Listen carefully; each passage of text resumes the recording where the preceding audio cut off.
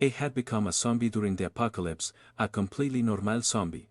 To increase his chances of survival, A decided he would become even stronger, getting a body he could have never had in life. And with that, he ended up becoming the king of all the undead. His next step now is to deal with humanity. The multi-car train moves calmly along its track. Many people are crossing the tracks as if they don't know that a collision with a locomotive is fatal. The desperate train conductor tries to warn the fools to get out of the way, as he has lost control of the train. Finally, the clueless people realize the huge locomotive is out of control. Desperate to survive, people start running, but a stroller will get stuck. A mother with a baby in her arms, reluctant to abandon the stroller, refuses to let it go, unwilling to lose something that is practically useless. The others try to warn her that she's running out of time, while another woman closes her eyes, unable to watch the impending tragedy. In just a few moments, that woman would have been reduced to a pile of human paste. Her luck was that a mysterious figure was in the crowd. In the blink of an eye, everything became a blur. Instead of saving the woman, the protagonist thought it would be easier to destroy the locomotive, stopping it by force. The train cars derailed with the potential to cause an even greater catastrophe. However, the woman and her child were alive, struggling to understand what had just happened. Standing before her was that mysterious man, his face hidden from view. Turning to the woman, the protagonist asked if she was okay. Still in shock, the woman was deeply grateful for being saved, but her gratitude quickly gave way to an expression of pure terror. Even the baby in her arms was petrified. That being, definitely, looked like a zombie. The woman's desperate scream echoed through the air. The protagonist's name is Zombie. His name is, literally, what defines him, a zombie. A had just woken up and was getting out of bed, unsure of his own existence, or when he had become such a creature. Despite everything, A had a dream just like anyone else. A wished to befriend humans so that the discrimination would end. With that goal in mind, A had been working tirelessly every day, believing that one day, after much effort, A would succeed. His confidence was unshakable, and A truly believed it in his dream. While brushing his teeth, A lost another one because, after all, he was a zombie. In pursuit of his dream, A had lost count of how many people A had helped. An out-of-control plane was on a collision course with a crowded stadium. The crowd panicked, scrambling to evacuate, creating chaos and disorder, until a little boy pointed out the unthinkable. The plane hadn't crashed as expected. That massive object had been stopped by a single being, leaving the entire crowd in stunned silence. The building was engulfed in flames. The fire raged uncontrollably as a woman screamed that her children were still inside. To the complete astonishment of the firefighters, a zombie emerged from the building carrying 5 children. He wasn't that strong, or at least not as he remembered being in life. It all started with a zombie pandemic. This was the beginning of the apocalypse. At that time, he was still a student. Everything happened so fast that he didn't have a chance to escape it. This led to him becoming a completely normal zombie, just like everyone else. He was just another one following the crowd, moving only as directed by the larger mass. One fateful day, armed humans appeared, aiming their weapons at everyone. The zombies were exterminated in large numbers, treated like pests. Their bodies were burned and used as fuel. While the survivors became the engines of infinite energy mechanisms, the zombies had become a source of electricity for humanity. However, the protagonist didn't understand why humans hated zombies or why zombies crave human flesh.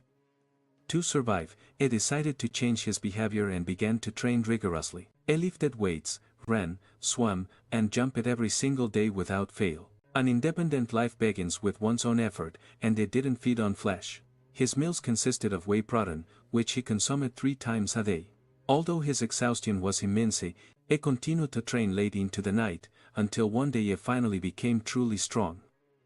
He had become practically invincible, with an aesthetic yet monstrously powerful body. After gaining strength and knowledge, he decided to approach the nearest human city. He tried to get them to see zombies in a different light. His wish was to live within the human walls to be a good zombie. Inside his house, he continued with his daily chores, realizing that his food supplies had run out. With that, it was time to go to the market to restock. It was a beautiful day outside. The sky was clear and bright.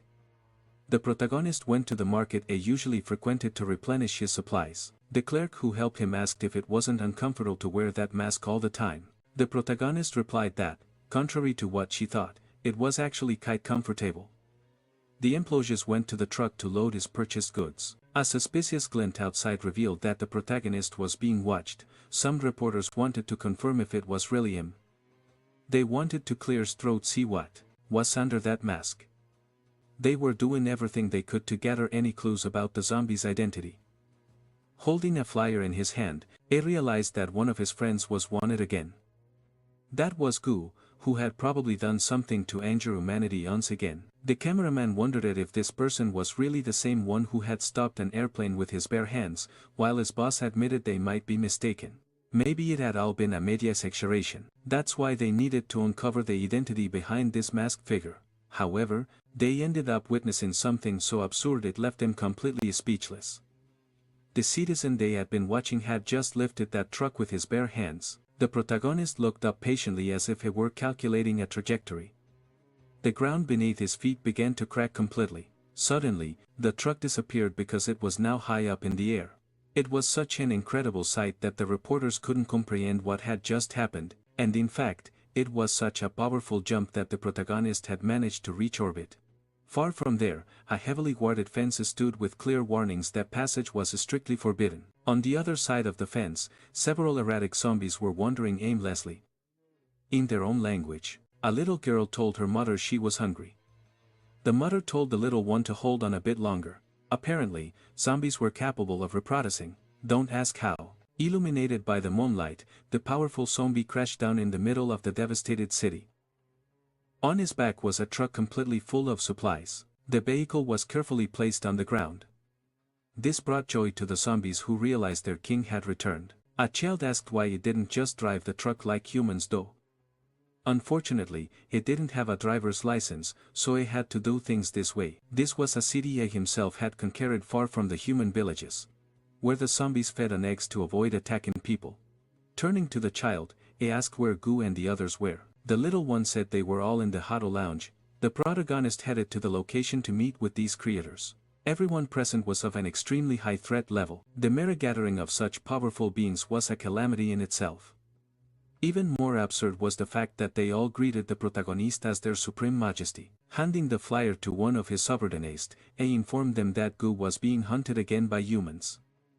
The powerful creature apologized, saying that he always lost control whenever he saw a human.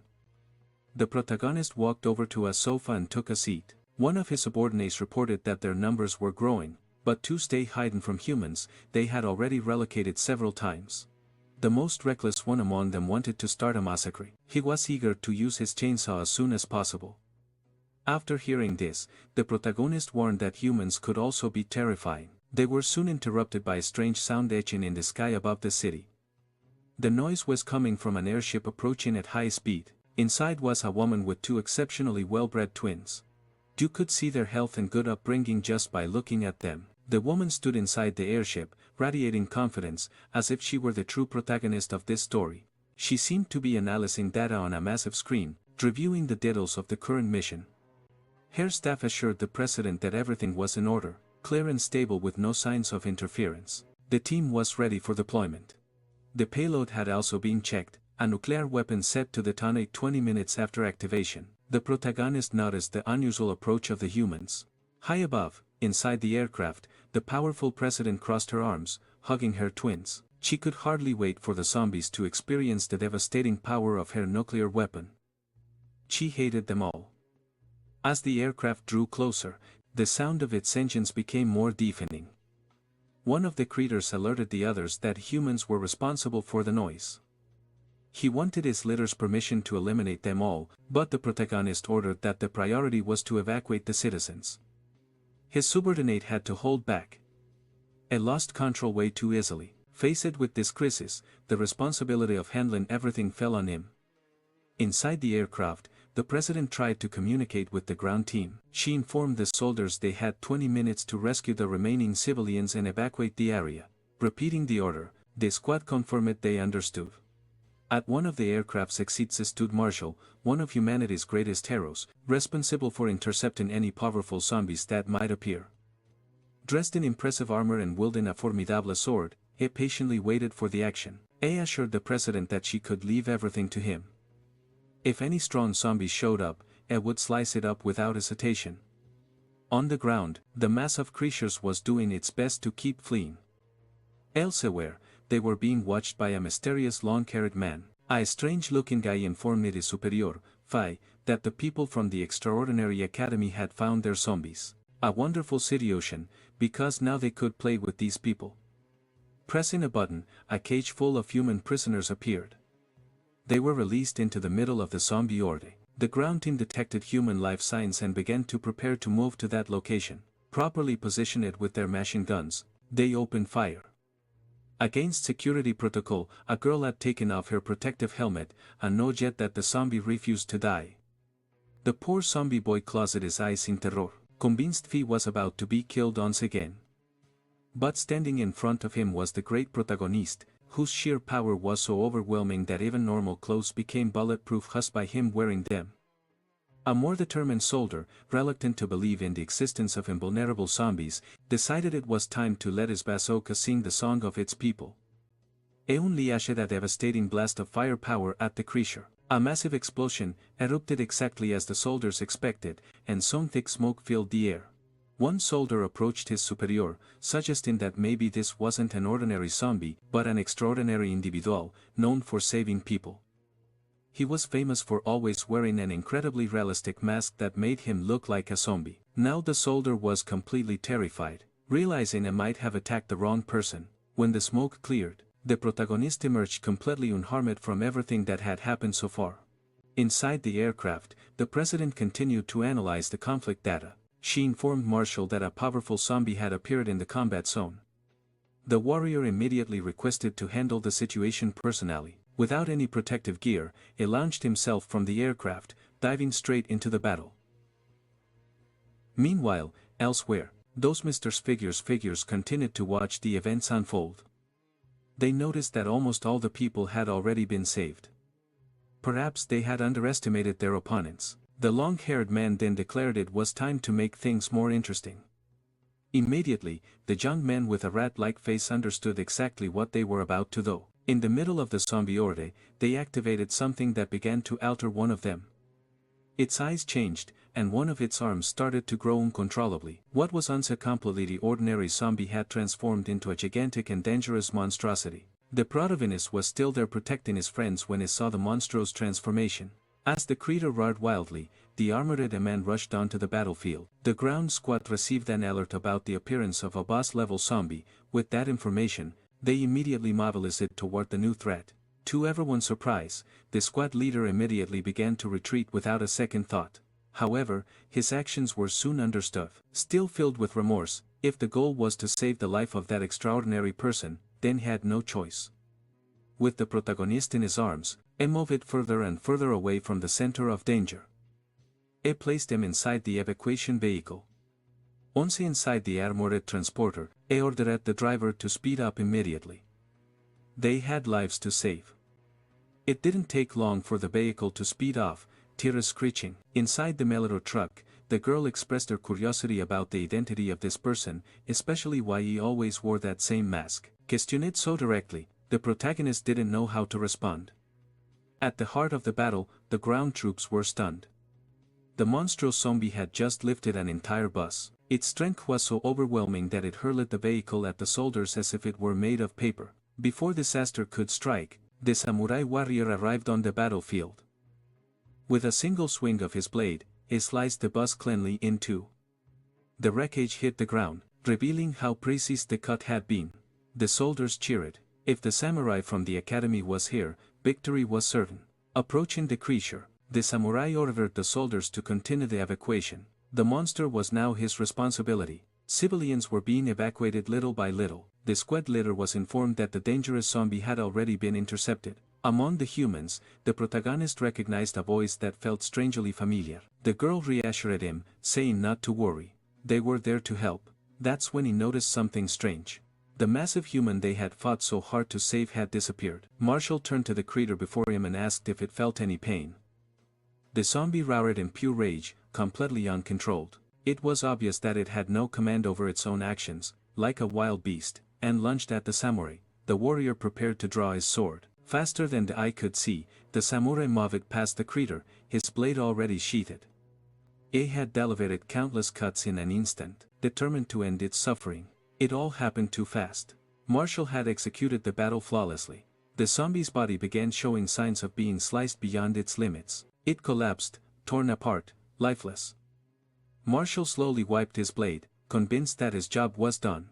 Looking at the remains on the ground, he wished the poor creature could finally rest in peace. But then, faint footsteps caught his attention. Someone else was there. Seeing the unknown figure approach the fallen creature, he wondered if this was another zombie. The protagonist gazed at his former companion, grief evident in his eyes as if mourning a loss. Inside the separate aircraft, the rest of the team received confirmation that the zombie had been completely eliminated. The president congratulated Marshall on his achievement, suggesting they record the event as part of his legacy. The protagonist apologized for what had happened. Not all of them were capable of controlling themselves. Hearing the mysterious figure speak in the plural, Marshall immediately assumed he was a zombie as well. Without a shred of hesitation, he had already unleashed his first strike against the protagonist. At that moment, the support team detected the emergence of yet another boss-level zombie. The young officer shrugged it off, saying there was no need to worry. Just give Marshall the order and he would finish the job. But the girl was already terrified. The samurai's signal had completely vanished. It had happened so quickly that even the president grew apprehensive about what might have occurred. Marshall's face was wounded as if had been struck. His body was now hanging from the top of a streetlight, and the armure on Sagor was gone. His life signals were faint. He had suffered severe damage. The situation was becoming dire for the humans as the evacuation had not yet been completed. Looking at the unfolding crisis, the president grew deeply and genuinely enraged. Someone needed to take action to prevent the worst from happening. Shocking her entire team, she descended from the aircraft, heading straight into the battle. Her team, alarmed, called out that she was being reckless. She couldn't just go down there all alone. She was already preparing her first strike, determined to gouge this creator's strength for herself. The protagonist was taken by surprise, not expecting another human to show up so quickly. The president, however, was even more astonished. Her sword had shattered as if it were made of glass.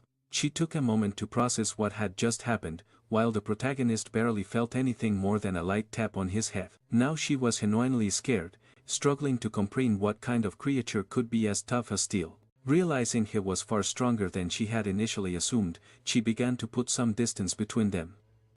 Her team warned her that due to the force of her initial strike, they couldn't apply reinforcements to help her. With what was left of her broken sword, the president assured them she was fine. Taking advantage of this brief window of opportunity, the protagonist tried to apologize, saying he'd already done so with the samurai. She was stunned by his ability to speak, realizing this creature had to be some kind of mutant. This only made her draw an even more powerful weapon. With her enchanted sword in hand, the president prepared for another devastating attack. The protagonist grew despaired. He didn't want to fight and wished she would just listen. Brimming with aggression, the president declared she could do her talking with the edge of her sword. Her first attack missed, as he dodged it with ease. But that didn't end the battle. She had already repositioned herself. She was now behind him. It turned to find her ready to strike once more. Executing one of her signature moves, the president unleashed a sweeping slash. Everything around her was cleanly cut by her blade, but the protagonist managed to evade the attack in true Matrix style. The blow was so powerful that even the surrounding buildings were heavily damaged. Everything was happening too fast, and the protagonist was genuinely impressed by her combat skill. However, the president was growing more and more enraged, assuming the creator was just toying with her. Nearby, the soldiers were retrieving the injured samurai. His brutal beatdown had been so severe that he could barely speak. Finally, the president received word that the evacuation had been successfully completed. Now, she too could retreat. Deeply focused in the heat of battle, one of her aides urgently asked if she had heard the order, but by then, she and the protagonist were already racing through the abandoned city, moving like two ninjas. The protagonist did everything he could to get away from the furious woman. Meanwhile, the president grew even more infuriated, realizing the creator had no intention of engaging in combat. It pointed out that if he didn't try to run, she would never stop trying to slice him up. With just a few leaps, the protagonist managed to create an efficient distance between them. This only fueled her fury even more. This time, she was determined to show him the second extension of her techniques. At that moment, her legs were revealed to be prosthetics, and steam began to vent from her body. Now at full power, the president covered a massive distance with a single leap. The protagonist, who had thought he was comfortably getting away, was suddenly caught off guard by the president's reappearance. With rage overflowing in her eyes, she launched another devastating attack. She landed hard on the ground after executing her strike. Moments later, the protagonist also came crashing down, hitting the ground like a sack of potatoes. Believing her target was completely eliminated, the president sheathed her sword. She then ordered the airship to begin lowering its altitude so they could ready-aim him. The person most disappointed with this outcome was the rat-faced man. After all, every single one of the citizens had been safely evacuated, but the story was far from over, as they still had a spy within the organization. The rescued civilians were celebrating, relieved to have been successfully saved. Inside the cockpit, the pilot suddenly heard something suspicious. Turning to the side, Faye was met with a disturbing sight. Someone had pressed a button that posed an extreme danger to them all. The nuclear warhead inside the airship had been launched. It was now falling, heading straight for the survivors. Unaware of this, the civilians continued to celebrate, assuming the mission was over. The pilot quickly informed the crew that they shouldn't be celebrating. There was a spy among them, and the warhead had been deployed. Upon hearing these grim words, the crew was in complete shock. The rescued civilians were now overcome with absolute terror. It was time to inform the president that there was a threat among them and she needed to escape immediately. Unfortunately, she was paralyzed by the sheer horror of the situation. The nuclear bomb was descending toward the city and nothing could stop it now. They were taking the necessary measures to minimize the damage, as extracting the president was now a top priority. She tried to use her prosthetic enhancements, but immediately realized something was terribly wrong. Time was running out, and fast. The president was still outside the plane. At that moment, she struggled to activate the acceleration on her prosthetics. She had completely drained the battery while fighting a mutant she hadn't managed to defeat. Apparently, she had forgotten to change the power cells in her prosthetics before going into battle, a truly regrettable mistake. Still distracted by her depleted batteries, she suddenly realized the zombie was standing right next to her, completely alive. Without a word, he grabbed her roughly, offering no explanation. He began to spin her around like a centrifuge while the president desperately screamed for him to let her go. Then, with tremendous force, the zombie threw the woman toward the plane. She crashed into the cargo bay, landing safely inside. Now, with her crew by her side and secreted inside the plane, it was time to escape immediately. Realizing what the mutant had just done for her, the president was suddenly overcome with anguish. Meanwhile, the nuclear warhead continued its descent toward the abandoned city. The protagonist remained calm and confident, patiently waiting for its approach. Once again, gathering a considerable amount of his strength, he shattered the ground beneath his feet. Launching himself into the sky with a powerful leap, he soared toward the ballistic missile. The two were now on a direct collision course. Holding up one hand, the protagonist already knew exactly what he was going to do. As if it were nothing more than a simple baseball, he caught the projectile with a single hand.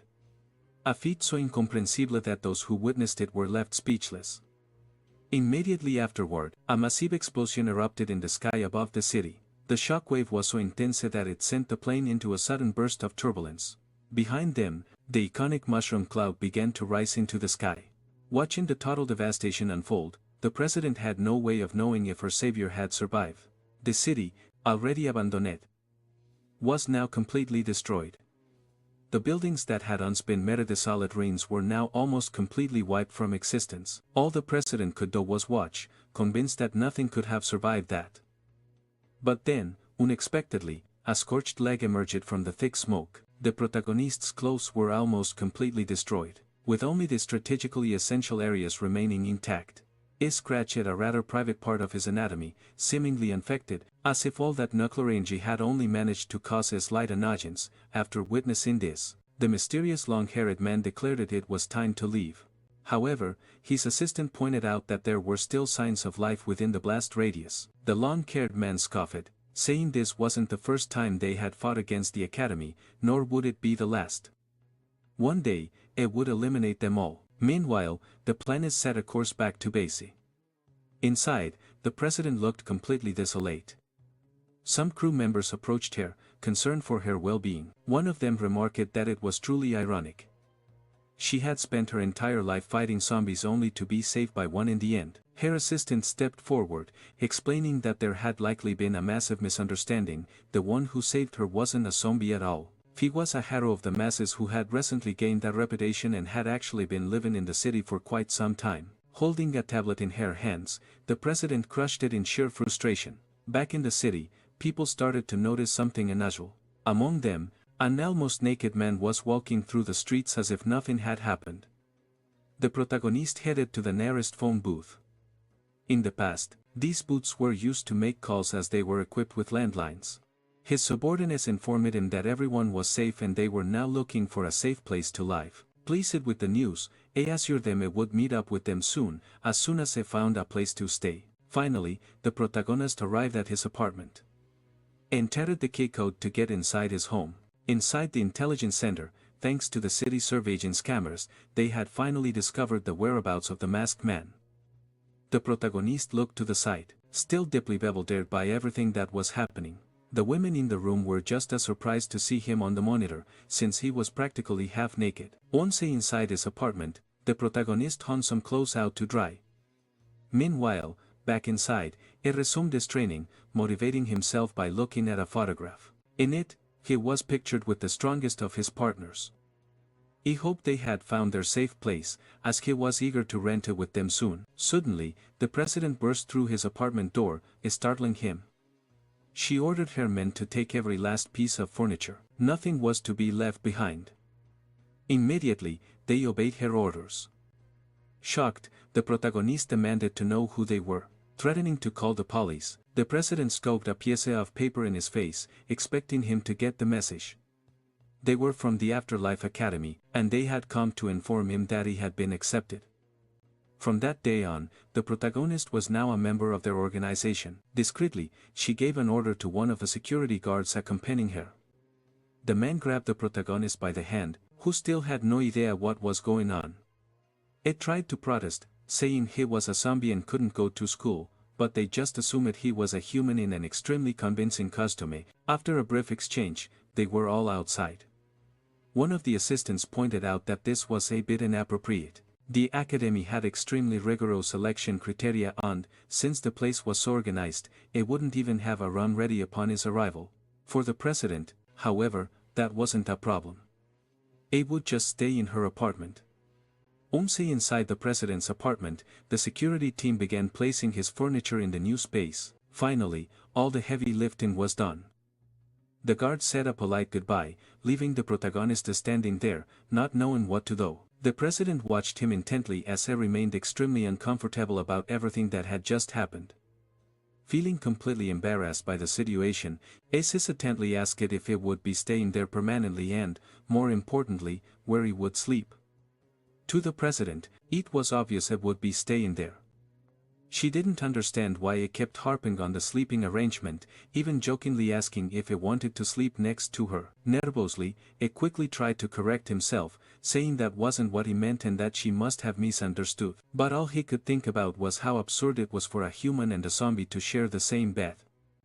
Sensing his discomfort, the powerful president assured him he would sleep in the guest room. After that clarification, he tried once more to explain his identity, insisting that he was actually a zombie. As he was speaking, the president began to adjust her prosthetic legs.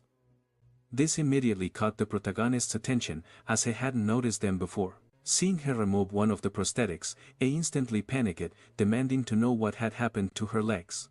With complete indifference, she casually replied that she had cut them off herself.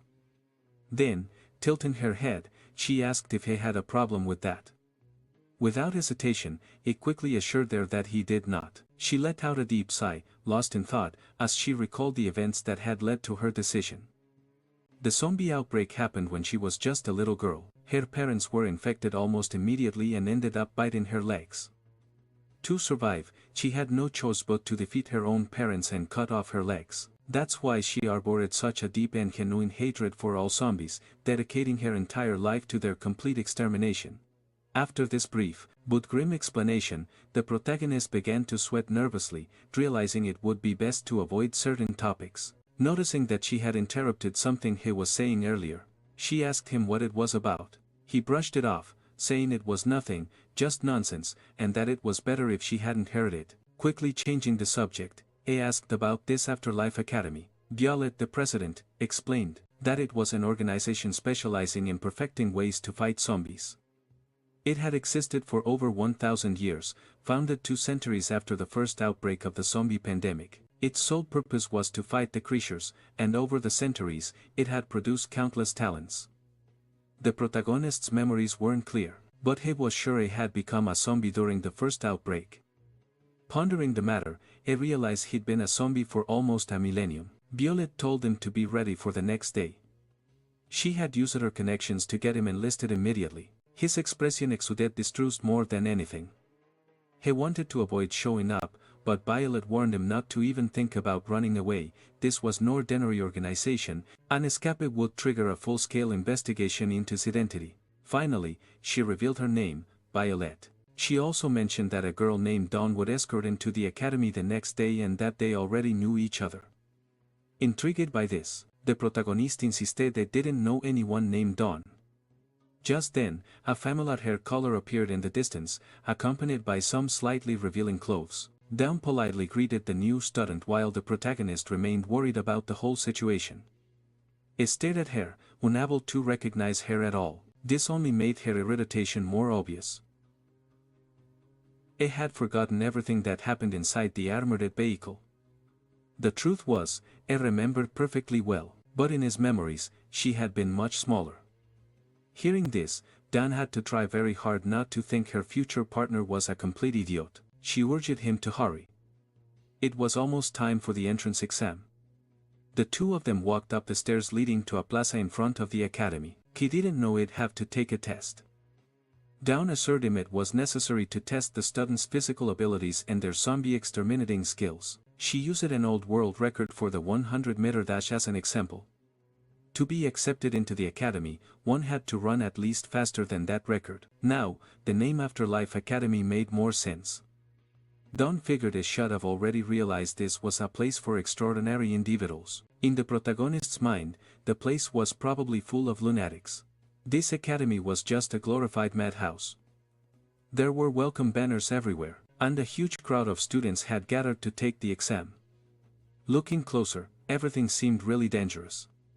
Since there were so many people, Dawn had to get on her partner's shoulders to get a better view. An angry man, possibly because he was bald, yelled at her to shut up and that trash like them should stay away. As they argued, the protagonist wondered if someone capable of holding up an entire plane should even be taking the test. But it wasn't that simple. Many people there were capable of feats like that. Not to mention, there was one small detail. Almost no one at the academy watched the TV news. A man with a wooden leg started walking up the stairs, asking everyone to calm down. Clearing his throat, he spoke into the microphone. Welcoming everyone, he announced that it would be the examiner for the day. His name was Chen, and he was the chairman of the sports department. The academy had existed for 800 years, and many great talents had joined its ranks. In the old days, its founders could split entire mountains in half. Today, however, he didn't expect the candidates to do the same. In the middle of the crowd, someone called out to Chairman Chen. It was none other than our beloved protagonist, timidly raising his hand to ask a question. He asked nervously, what would happen if a zombie was inside the academy? The answer was simple. It would be completely dismembered and its body hunt from the academy gates after being neutralized. The protagonist didn't get that last part. What did neutralized mean? Professor Chen clarified that it would separate the zombie's smaller head from its larger body. Just imagining such suffering made the protagonist freeze in horror. Finally, the exams began, starting with the 100-meter dash. The students took their positions, waiting for the referee's signal. The examiner fired the starting pistol, signaling the beginning of the race. The wind caused by the students' movement was so powerful it distorted the referee's facial features. Among them was an exceptionally fast student who was clearly leading the race. The guy moved like lightning, finishing in just 3 seconds. As he crossed the finish line, he had to make a considerable effort to slow down, tearing up the ground in the process, while the protagonist ran as discreetly as possible. Next up was the marksmanship exam, where they had to hit designated targets. Shooting was considered the most basic survival skill in this zombie-infested world. Somehow, the protagonist found himself dragged into the evaluation despite not knowing how they'd ended up in this mess. Getting ready to aim, he observed his classmates' techniques. Dawn demonstrated incredible expertise with weapons, showing a skill far above the average level. She threw several knives toward the targets. Each blade found its mark, slicing through the heads with extreme precision as if guided by an unseen force. After achieving such a flawless result, she flashed a small smile. She had passed the exam with flying colors. Meanwhile, the protagonist was struggling to figure out how to properly use a firearm. He couldn't help but notice how energetic the other examiners were, and he felt a growing sense of unease. He had to remember Director Chen's words. After all, he was almost certainly the only zombie in the entire city. The next test was a simple throwing event. Candidates had to throw objects at least 80 meters to pass, while a 100 meters or more would place them in the top tier. The first few candidates stepped up to throw. This test proved to be more difficult than the others, and some started to fail. The director called up the next group. The protagonist found himself stuck between these lunatics. To avoid drawing too much attention, he carefully controlled his own strength. While he was completing the tests, Director Chen was analyzing the protagonist's stats, noticing that he was only doing the bare minimum to pass. However, he had received a direct message from Violet. She had assured him that this kid was incredibly strong. Knowing the president's word, Director Chen was sure this guy had to be phenomenal. The only explanation for his mediocre results was that he was deliberately pretending to be weak. One of the candidates stepped forward for the final test, ready to throw a spear. He threw it with the force of a projectile, and the spear cut through the sky like a bullet. It traveled at an incredible speed toward its target. Unfortunately, it hit the training dummy in a very fragile and delicate part of its anatomy. Seeing that scene only made the protagonist more anxious about being found out. The force of the throw was so immense that the spear dragged several dummies along with it. They all ended up impaled against a traffic sign in the city center. People who had no idea this was part of an exam were stunned by the sudden appearance of flying training dummies. Even Director Chen was impressed. This candidate's spear had traveled an astonishing 32 kilometers. That performance was definitely enough to qualify. Now it was the protagonist's turn. As he approached the testing area, the promising candidate who had just thrown his spear tried to intimidate him. The protagonist calmly picked up the spear. He looked up, mentally preparing for his throw. But before he could do anything, Director Chen ordered him to stop, even though he hadn't interrupted anyone else during the entire exam. This immediately caught the other candidate's attention. The director wanted to confirm something. Was this really the man known as Zombie, personally recommended by the fencing president? According to her, Forquibble sat in flame. Free was the same person he, and that wasn't reflected in the exam stats. The director wanted to know if he was hiding his true power. Besides, he was the same person who had asked about zombies earlier. Everyone here was given their all to pass. So the director wanted to know if he was given it his all too. Panicking under the scrutiny, the protagonist desperately tried to convince them that he was definitely a person. Absolutely, without a doubt, a real human being. If that were true, then the director ordered him to show his full potential. He didn't need to surpass 32 kilometers. If he could throw at least 10% of that, he would qualify. If he failed, the director would assume he had deceived the president, which would make him a suspected spy, one who would be severely punished. Terrified, the protagonist started to think. He was still afraid of humans. After all, he had spent centuries running from them, and never wanted to be enslaved again. But had lived for so long with a clear goal in mind. They resolved to throw the spear as far as he possibly could. Because of this unusual interaction with the director, all eyes were on him. For the first time during the entire exam, he focused seriously. He remembered the suffering of his strength training. The pain of the bench press, the agony of countless failed bicep curls. The raw power inside his body began to build up so intensely that the ground beneath him started to crack. Then he threw the spear. A massive shockwave erupted from the force, sending a wave of intimidacy through the other candidates. His throw was so powerful that it destroyed a satellite in Earth's orbit. If it weren't for the moon acting as a barrier, the spear would have continued traveling into deep space. The sheer force of his throw violently launched multiple candidates across the field. The ground beneath them had been completely destroyed. Faced with such an overwhelming display of brute force, even Director Chen was left completely speechless. The fact was, if one could see the moon in greater detail, they would notice the damage left by the spear. All of this was caused by just a tiny fraction of the protagonist's power. In the wake of the shockwave, the other examiners started falling from the sky, as if it were raining failures. The protagonist needed a moment to recover, even his facile expression had changed from the sheer intensity of what had just happened. He stared at the moon, still fixed in the sky, certain that his spear had followed a direct path toward it. Finally, he returned to his usual demeanor. Around him, everyone remained completely stunned. Dawn approached him, excited about his results. Even the director was left speechless. She wanted to know how far the spear might have gone, but he couldn't answer. He had simply done his best. Meanwhile, in space, the piece broken off from the moon was now a drifting asteroid, floating aimlessly between the Earth and its satellite. He wasn't happy about the situation. Now that he had officially qualified, the protagonist hoped they could finally go home. Dawn, however, thought that was ridiculous. With that kind of power, he could become president someday. Completely thrilled by his potential, she asked if he had any idea how much power a president could wield. Pondering this, he realized he knew nothing about human society. The most direct example was Violet herself. Her authority allowed her to command a massive army, granting her access to even nuclear weapons. Not only that, but she was the ultimate authority over a city of 30 million people. Although there was technically an elected official, he was just a secretary. The real ruler was her. The protagonist tried to mention that he already had his own city, but Dawn completely ignored him, dragging him off to another location. They had now arrived at the biotechnology department, the place where special weapons were made, also known as the logistics department.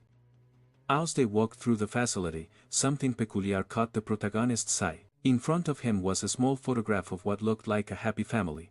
The photo belonged to Professor Jaime, who was presumed dead. He was the former head of this department. After losing his wife, he had become obsessed with crazy experiments, the kind that involved both humans and zombies. Because of this, he had been fired for going completely insane. Just then, a woman with glasses greeted them, asking if they were new students and if they had passed the academy's entrance exam. And, indeed, they had both been officially admitted. Zombie wanted to know who this woman was. Dawn explained that she was Professor Jaime's adopted daughter and was now the current head of the biotechnology department. Inviting them to sit, she asked what kind of equipment they would need. With a twinkle in her eye, Dawn eagerly asked for something that would let her carry even more weapons. Her childish imagination suggested a skirt that could hide a huge machine gun. In short, she would be joining the gunners group. Then, the scientist turned to the protagonist, wanting to know what he wanted. But after asking the question, she received no answer. Revealing his very low self-esteem, the zombie timidly asked if she had really been talking to him. Getting a better look at his face, the woman suddenly turned pale with terror. She immediately realized he was a zombie. Dawn, still smiling, brushed it off, insisting it was just a very convincing mask. The scientist, now completely alarmed, asked if Dawn was stupid or actively choosing to ignore the reality. That was clearly a zombie. At this point, the zombie was already trembling with fear. Dawn insisted she wasn't lying. She had seen part of his face during the last exam. Now, a little calmer, the scientist hesitated. If he really were a zombie, wouldn't they have attacked someone by now?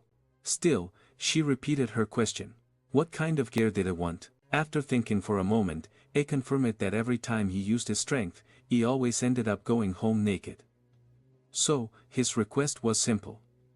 It wanted clothes that would never tear. An unusual request, which made the scientist pause to think. She jotted down the requests. A girl who wanted to carry more weapons and a zombie who simply didn't want to end up naked. Meanwhile, in the reserved fencing area, a group was gathered, deep in thought. Among them was Marshall, who had been completely annihilated by the protagonist. A woman was lying on a bench, a book covering her face, waiting to hear the report. The samurai explained that his opponent was truly powerful. The moment he attacked, his vision went completely black, and in the next second, his body was already hanging from a lamppost. The woman wanted to know if their division's president would be able to defeat this creature. Without hesitation, the samurai admitted that this being was even stronger than their own president. Finally, the woman sat up, slamming her book on the table. She wanted to know the name of the person who had defeated him. A blue-haired woman landed in, listening intently to the answer. After hearing it, she dismissed him, saying he was free to go. Her name was Jan Lankani and she was the president of the Sword Division. There was a fiercer rivalry between the Sword Division and the Blade Division. As he left, the samurai wished her a good day. During theory class, the students were learning about the habits of zombies. They discovered that zombies also like to eat eggs and that this knowledge could be used to set traps. Zombie seemed to be a very dedicated student, diligently taking notice on everything he heard. Dawn got curious about what he was writing and asked him what he was doing. It told her it wanted to share this knowledge with his family. Of all the things it could have said, this was definitely not what she expected. Suddenly, a loud announcement echoed throughout the school, summoning everyone to the gym immediately. Dawn found this sudden assembly strange. It hadn't been long since they last gathered. Slowly, the students began to fill the center of the gym. They just wanted to know what was going on. As they casually ate ice cream, Violet ordered them to be quiet. Meanwhile, Dawn was amazed that her partner could still eat with a mask on. It tried to explain how it was possible, but as was talking, a group of individuals began to approach. The blue-haired girl watched the protagonist from a distance. Facet, since he had already fallen in battle before, she figured it couldn't be that strong. She asked if she should go over and test this guy. Her president gave her approval. Immediately, she unsheathed her sword. But before anything could happen, a new group of individuals entered the gym. At the front was the chief, followed by an army of robots. His mere presence was enough to make all the students start moving. Dawn quickly ordered her partner to stop staring and bow. This was the mechanical life department. As the machines filled the room, everyone bowed in silence. The presidents exchanged brief glances. He warned the girl not to start any conflict in this place. At the reprimand, she said she would leave. But as she walked away, she asked if they still planned to test the guy's skills somehow. However, there was a quick change of plans. The chief was much more important than this guy, and she only respected the truly strong. The chief approached Violet, acknowledging that she had been working hard, but she simply replied that it was just her job. Zombie wondered if something was going on between the two of them. The atmosphere had completely changed. Looking at his partner, he asked if the chief was really such a powerful figure. Dawn was then reminded of Professor Jaime, the man who had been exiled from the academy.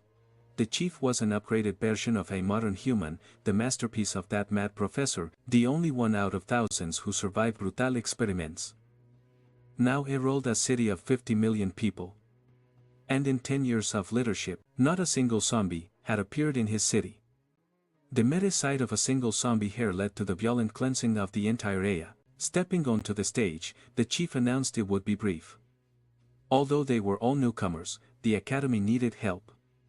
The students listened in complete silence, looking at one of his machines. He ordered a projection to be displayed immediately. From what appeared to be the eye on his face, a hologram of a seated person was projected. This was a spy they had captured months ago. Because of him, a nuclear disaster almost occurred. Zombie immediately seethed with rage. This was the man who had fired the nuclear weapon at him. Although the spy deserved to be punished, he possessed information too valuable to get rid of him. He was a loyal subordinate of Professor Jaime. The protagonist realized there was more than one enemy threatening humanity. Currently, the threat of zombies had diminished. The greatest danger to humanity was humanity itself. Clearly, there were still people who just wanted to watch the world burn. They had tried countless interrogation methods, but none had succeeded. Not even the senior students had been able to break him. So far, no method, no matter how cruel, had managed to make the spy talk. That's why the chief had turned to the newcomers. Any help would be welcome. Whoever managed to make him talk would be immediately promoted to the position of vice president. The newcomers lit up at the promise of power. A large crowd of them eagerly volunteered to interrogate the spy. Looking at them, the chief announced that the prisoner was in a room outside and wished them luck. 2 hours passed, and the situation remained unchanged. The newcomers had gotten creative, trying unorthodox interrogation methods. Violet watched with her hand on her face, unimpressed by their ineffective tactics. Dawn wondered if her new friend could make the prisoner talk. The truth was, if he wanted to, ZOMBI could make the man sing like a bird. Hearing those words didn't make Dawn doubt him. On the contrary, she was even more excited. Raising her hand, she caught the chief's attention, announcing that her friend had a way to make the spy talk. Since they had nothing to lose, the chief immediately directed them to the interrogation room. Although she was excited, Dawn found ZOMBI's sudden willingness strange. Until now, he had been trying to fly under the radar. ZOMBI's obedientes were always obedient, but for some reason, some have been losing control lately. Perhaps this year will provide some answers. Entered the room, coming face to face with the prisoner. On the other side, the spy wasn't surprised at all. He simply saw that another person had arrived. The protagonist approached him as the prisoner watched him cautiously. They stared at each other for a brief moment without saying a word. Assuming the academy had run out of interrogators, the spy made it clear that he would never betray his brother Faye. The moment he finished speaking, ZOMBI moved fast. In a split second, he made a small cut on the spy's arm. After enduring countless interrogation sessions, the spy had no idea what such a small wound could mean. He laughed hysterically. He wasn't afraid of anything. This was nothing more than a mosquito bite. ZOMBI then gave a simple command. He ordered the spy to stand up. Without even thinking, the spy obeyed. This immediately caught the attention of all the important figures in the room. Something inside that small wound had forced him to obey. Tiny cells had entered the spy's bloodstream. They were now traveling through his body and had already reached his brain. The spy's body was trembling, not because he was afraid, but because he had completely lost control of himself. He no longer had any say in his own existence. ZOMBI's first question was simple, his name. The answer came immediately. His name was Shock Kai. Dawn was shocked. She had just witnessed her friend's ability to control someone's mind. Assuming his Jaime subordinate, the spy must know a lot. The protagonist asked if that was the case. The young man confirmed that he knew almost everything. With that in mind, ZOMBI wanted to know why the zombies were losing control. The answer was a drug, one that had been secretly released in the city. The zombies who consumed it went crazy and, in some cases, could even be controlled remotely. They sent these zombies to attack humans, gathering combat data to annihilate the Afterlife Academy. The protagonist demanded to know why they were doing this. The spy didn't know the full answer, but he did know that his superior was excited. Jaime was collecting critical data for some unknown purpose. When asked where Jaime was now, the spy revealed that he was in a secret base 500 meters underground, beneath the city. After hearing the answer, ZOMBI ordered the spy to turn his back. As he left the room, he spoke in zombie language, saying that humans were hateful creatures, and that the virus inside the spy's brain could end his life, whenever ZOMBI wished, but instead, he hoped the man could change his ways. The spy understood the message, and the door closed behind the protagonist as he walked away. Meanwhile, Professor Jaime was exactly where the spy had said. They had already received information that their captured agent had revealed important information. The Afterlife Academy probably knew their exact location. Still, Jaime remained calm and thought this wasn't important to him. They had to continue their research. In fact, he was glad the Academy was coming to him. His assistant panicked. This was too dangerous, but since the experiment was about to be completed, Jaime wasn't worried at all. Approaching one of his creations, he declared that the timing was perfect. He wanted his enemies to witness this historic moment, the birth of a new life form. ZOMBI walked out of the interrogation room as if nothing had happened. Outside, he was watched with fear by the other students. Whispers spread among those who had seen what he had done. Even Violet seemed uneasy. The true scale of his power was beginning to sink in. The blue-haired woman was equally intrigued by what had happened. It was unanimous, everyone now believed that he somehow had the ability to control minds. The boss started clapping, saying that ZOMBI had done an excellent job. He declared that this new generation would surpass the previous one. He didn't expect such talent to appear among the rookies. Since he had promised to make him vice president, he would do it immediately as long as ZOMBI was officially registered. ZOMBI, however, was more concerned about Jaime's whereabouts. The boss, however, knew he wouldn't run away. They continued walking, being watched closely by the blue-haired woman. Her subordinate found it strange, there wasn't supposed to be a procedure to become vice-president. They decided to follow them. The group entered an isolated area, an industrial zone. ZOMBI had no idea why they had gone there. He had assumed they were heading off to complete his registration. The boss suddenly asked him, "When did you learn to speak human language?" Because he knew that ZOMBI was a zombie. ZOMBI looked confused. Was the boss really talking to him? Turning towards him, the boss raised his weapon. "Yes," he said, "I'm talking to you." Then he fired. A powerful shot hit ZOMBI directly. The blue-haired woman and her subordinate, watching in secret, were almost caught in the blast. By some miracle, they were unharmed. The weapon used was the boss's Taken cannon, a weapon capable of disintegrating any form of matter. The boss declared that he would never be fooled by a zombie. He wanted to know what the idiots at the academy were thinking. How had something like this gone unnoticed? But in the end, it didn't matter, because all zombies had the same weakness, their heads. And with their heads destroyed, they stopped moving. The zombie had entered a place he should have never gone. The protagonist's hand was already reaching for the boss's face. A series of fast movements followed until a wall was destroyed, sending debris flying everywhere. The boss suddenly found a zombie hand gripping his throat. At that very moment, other figures emerged. The robots that always followed the boss appeared instantly. They fired their powerful beams without hesitation. A massive explosion erupted, engulfing the entire area. When the smoke cleared, the protagonist was standing there holding a destroyed combat drone. Taking advantage of the chaos, the boss had escaped, jumping to safety, shuffling across the cold concrete. He was still in shock, unable to comprehend what had just happened. His robots had been completely destroyed. That zombie should be dead. No headless body should be able to move, and yet, the headless body was still active. The blue-haired woman and her subordinate were just as stunned as the boss. Without a word, the zombie kept on fighting. The boss had to stay completely focused, because he had barely avoided being decapitated himself. Somehow, he managed to dodge every attack thrown at him. Managing to buy some time, the boss readied his cannon once more. He fired another shot, but this time he failed to hit his target. He was completely unable to understand why the zombie was so agile, even without a head. But there was no time to think, he needed to focus on keeping his own head. Once again, he gained some distance to avoid being hit by the zombie. The subordinate assumed he was in trouble, but the blue-haired woman claimed the boss was just getting started. People like him preferred to show off overwhelming power. It was better to back off before they got caught in the conflict. Finally, something began to form on the zombie's body. His head had completely regenerated. Watching it grow back left everyone stunned. The protagonist suggested they talk, since it had no intention of harming anyone present.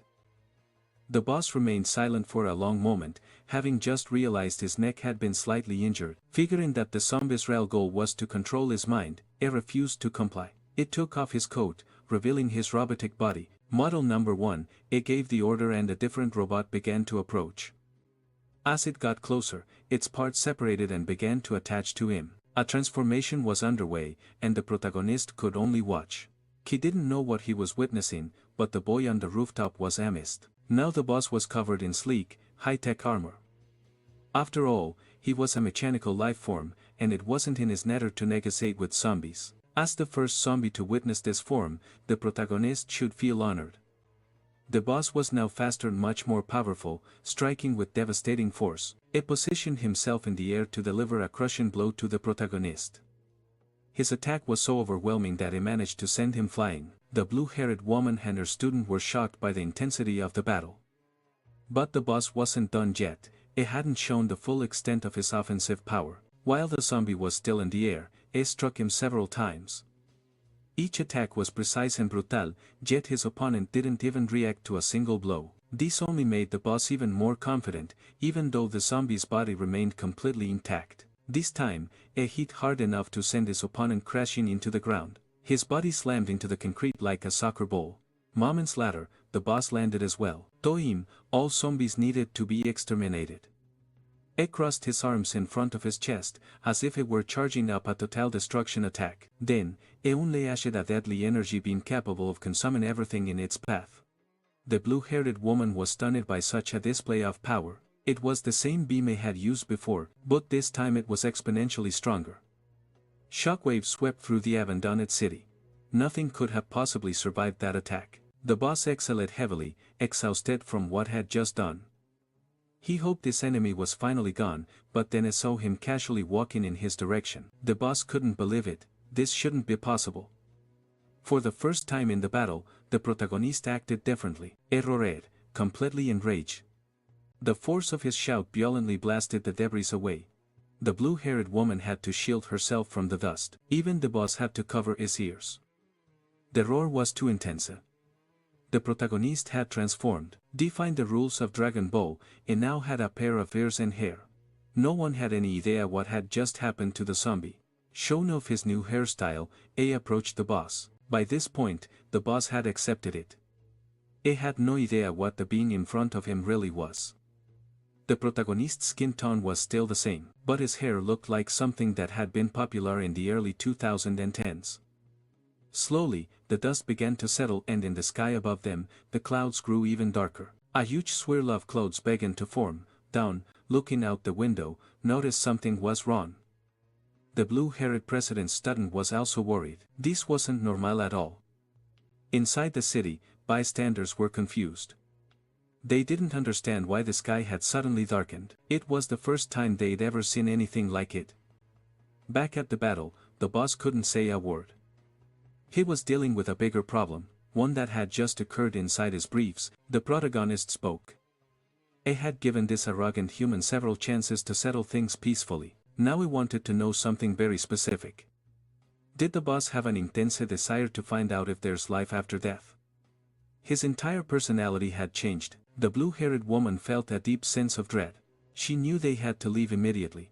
The boss, despite his fear, refused to back down. Since the day he was born, he had never felt threatened by any living being, and there was no way some bad guy was going to be the first. Bracing himself, he dared the creature to try something. Meanwhile, the blue-haired woman and her student continued their escape. There was no record of a zombie like this in the Academy's database, and they didn't even know if they were far enough away yet. Before she could say anything, an object suddenly flew past them. The danger level of the battle was beyond anything seen so far. The boss's body had seen better days. Now he was nothing more than a broken, overconfident paperweight. The bald protagonist simply watched calmly. He knew this human was no longer a threat. Even in his weakened state, the boss was still trying. He called for more of his robot models. They marched into battle without fear. They felt nothing. Multiple explosions erupted immediately after. Somehow, the blue-haired woman had managed to rescue the boss. That zombie was seriously dangerous. She would need help to defeat him. Realizing how serious the situation was, the blue-haired woman scolded the boss. He was insane, and never should have provoked him. They decided to split up and escape. But let's give the boss a round of applause. He still managed to do something stupid, even as a paperweight. The protagonist noticed the humans had started to run. It was time to show them something truly interesting. The blue-haired woman had no idea what was about to happen. Suddenly, huge cracks started spreading across the ground. It was the protagonist's hand that had caused it right under their feet. An earthquake had started. It happened too fast. There was already an obstacle in their path. Everything unfolding before their eyes was just surreal. With a single hand, the zombie was doing something truly unbelievable. Even the paperweight found his escape completely cut off, defying both the laws of physics and common sense. Half of the city rose into the air, as if it were a wall. The massive structure now dominated the horizon. Inside the city, bystanders couldn't comprehend what they were seeing. Dawn realized it was as if the city itself was floating. Even though she was far from the battle, it was obvious that something extraordinary was happening. All of this was caused by the protagonist's sheer strength. With the human's escape completely blocked, it resumed his pursuit of the paperweight. Grabbing his face with one hand, it dragged him to the edge of the city. With the paperweight in his grasp, he asked, "Now, do you feel threatened?" Holding the mangled man in his hand, the protagonist was not impressed at all. In the end, A confirmed something. He was right. He couldn't control a robot's mind. But since the boss was still part human, his brain must still be intact. He tightened his grip on the paperweight's skull, sending a command to the vital cells in his bloodstream. The virus had reached his brain. Suddenly, the protagonist saw his memories. Ever since he was a child, he had been an orphan. He had undergone numerous body modifications. So many that there was almost nothing human left of him. The protagonist was sure this paperweight's life was miserable. Staying alive was more painful than dying, dropping him off the edge of the cliff. Spared him. Seeing those memories had ruined his mood. Luckily, Ed didn't die from the fall. He was saved by the blue-haired woman. She had witnessed the entire final interaction. She was stunned that the zombie could read memories. With nothing left to do there, he vanished in a flash. The next morning, he woke up in a panic. He knew he had lost control of his emotions again.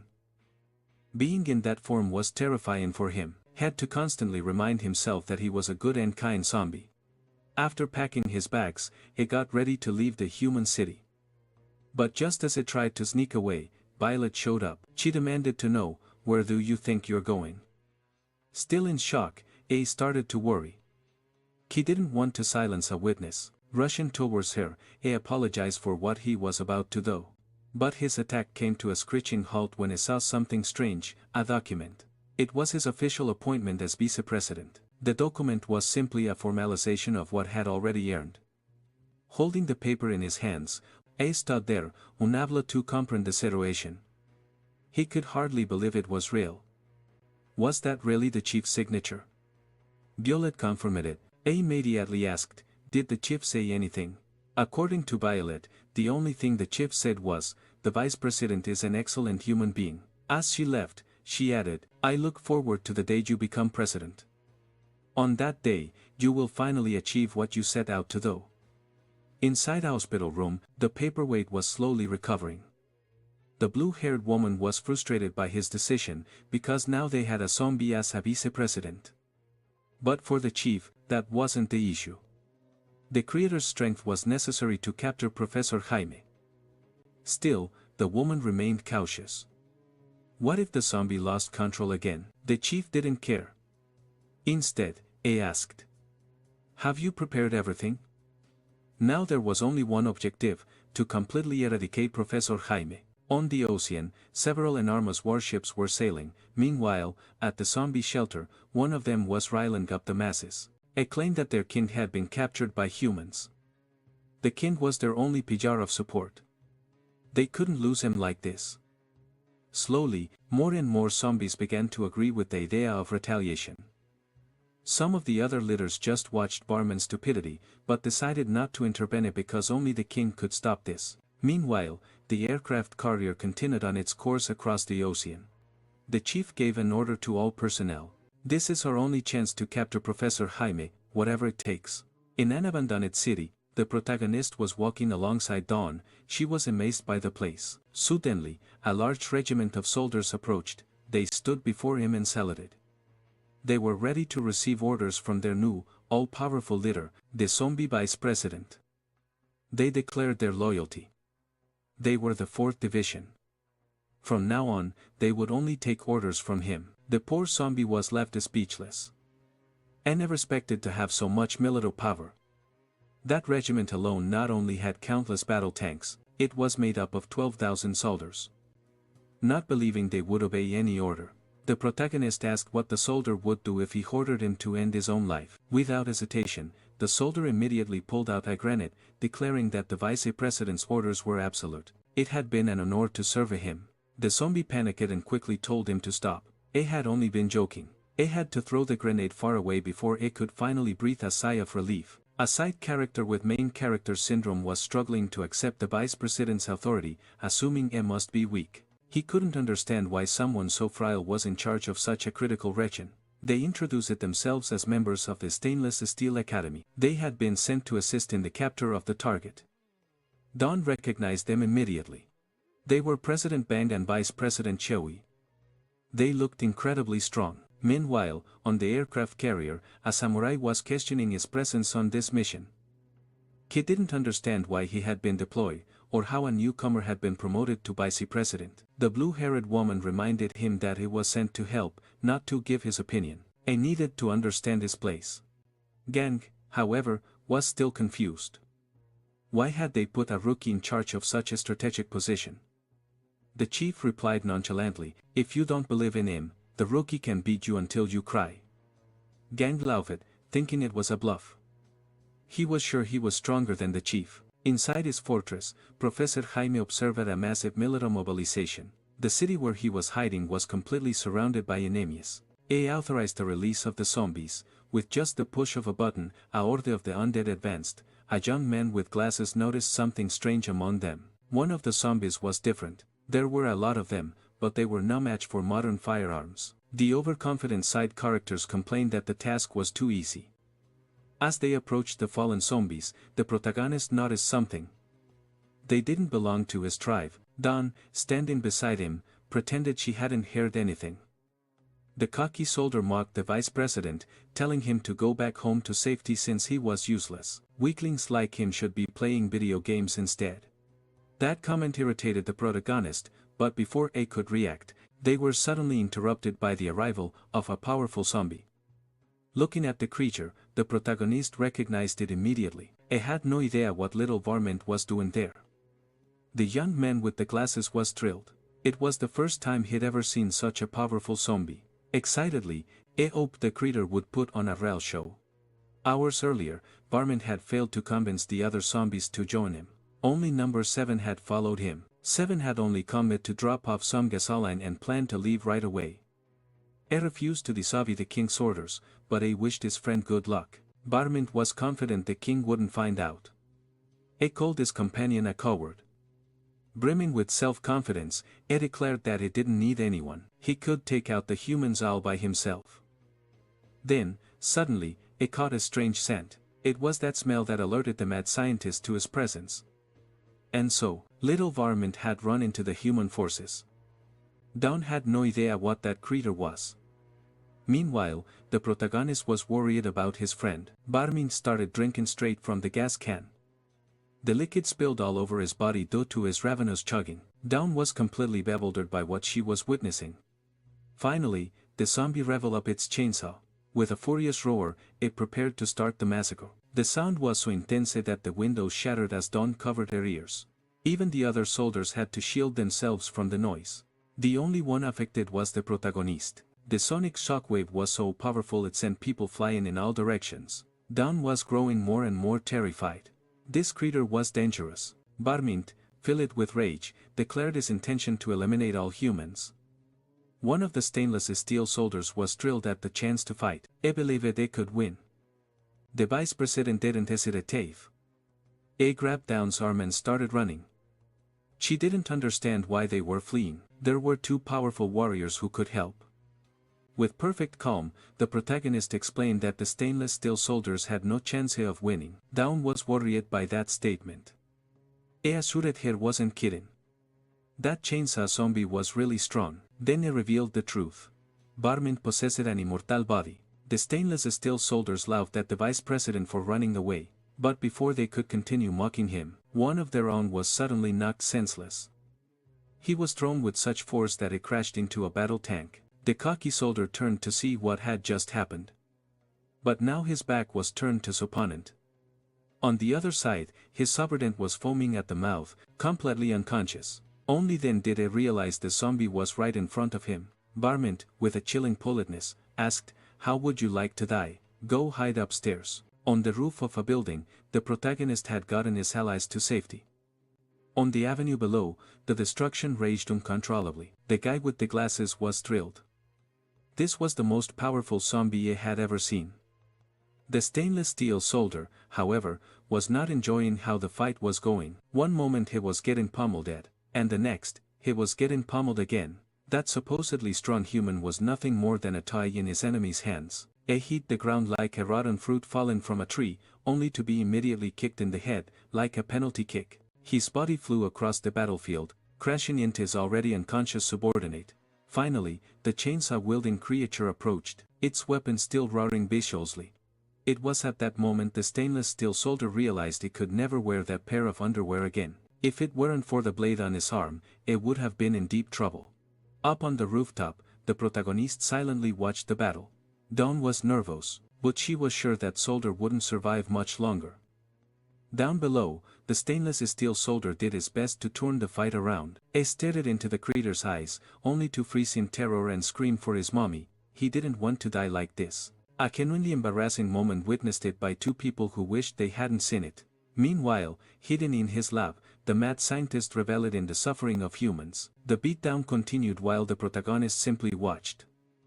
Regular soldiers couldn't be deployed, it would be completely useless. Filled with fear, one of them asked the vice president, "What are you actually going to do?" The protagonist didn't understand why his own subordinate hadn't recognized him. Turning to Dawn, it told her, "You'll be responsible for beating some sense into that thing." Dawn immediately panicked. She was sure she wasn't capable of doing anything. Then, the vice president held out his hand, asked her to extend her arm, and then bit her. Dawn screamed in shock. It took her a moment to process what had just happened. She thought it was about to control her mind and turn her into a puppet, but the zombie reassured her, "I'm not that kind of guy. All he asked was, just don't hit it too hard." On the battlefield, the stainless steel soldier was still squirming for his life. The chainsaw zombie was enjoying his suffering. Then, a voice interrupted, "That doesn't look like any fun at all." The zombie turned, hearing the sound of a mocking laugh. Dawn stepped forward, dragging a massive machine gun.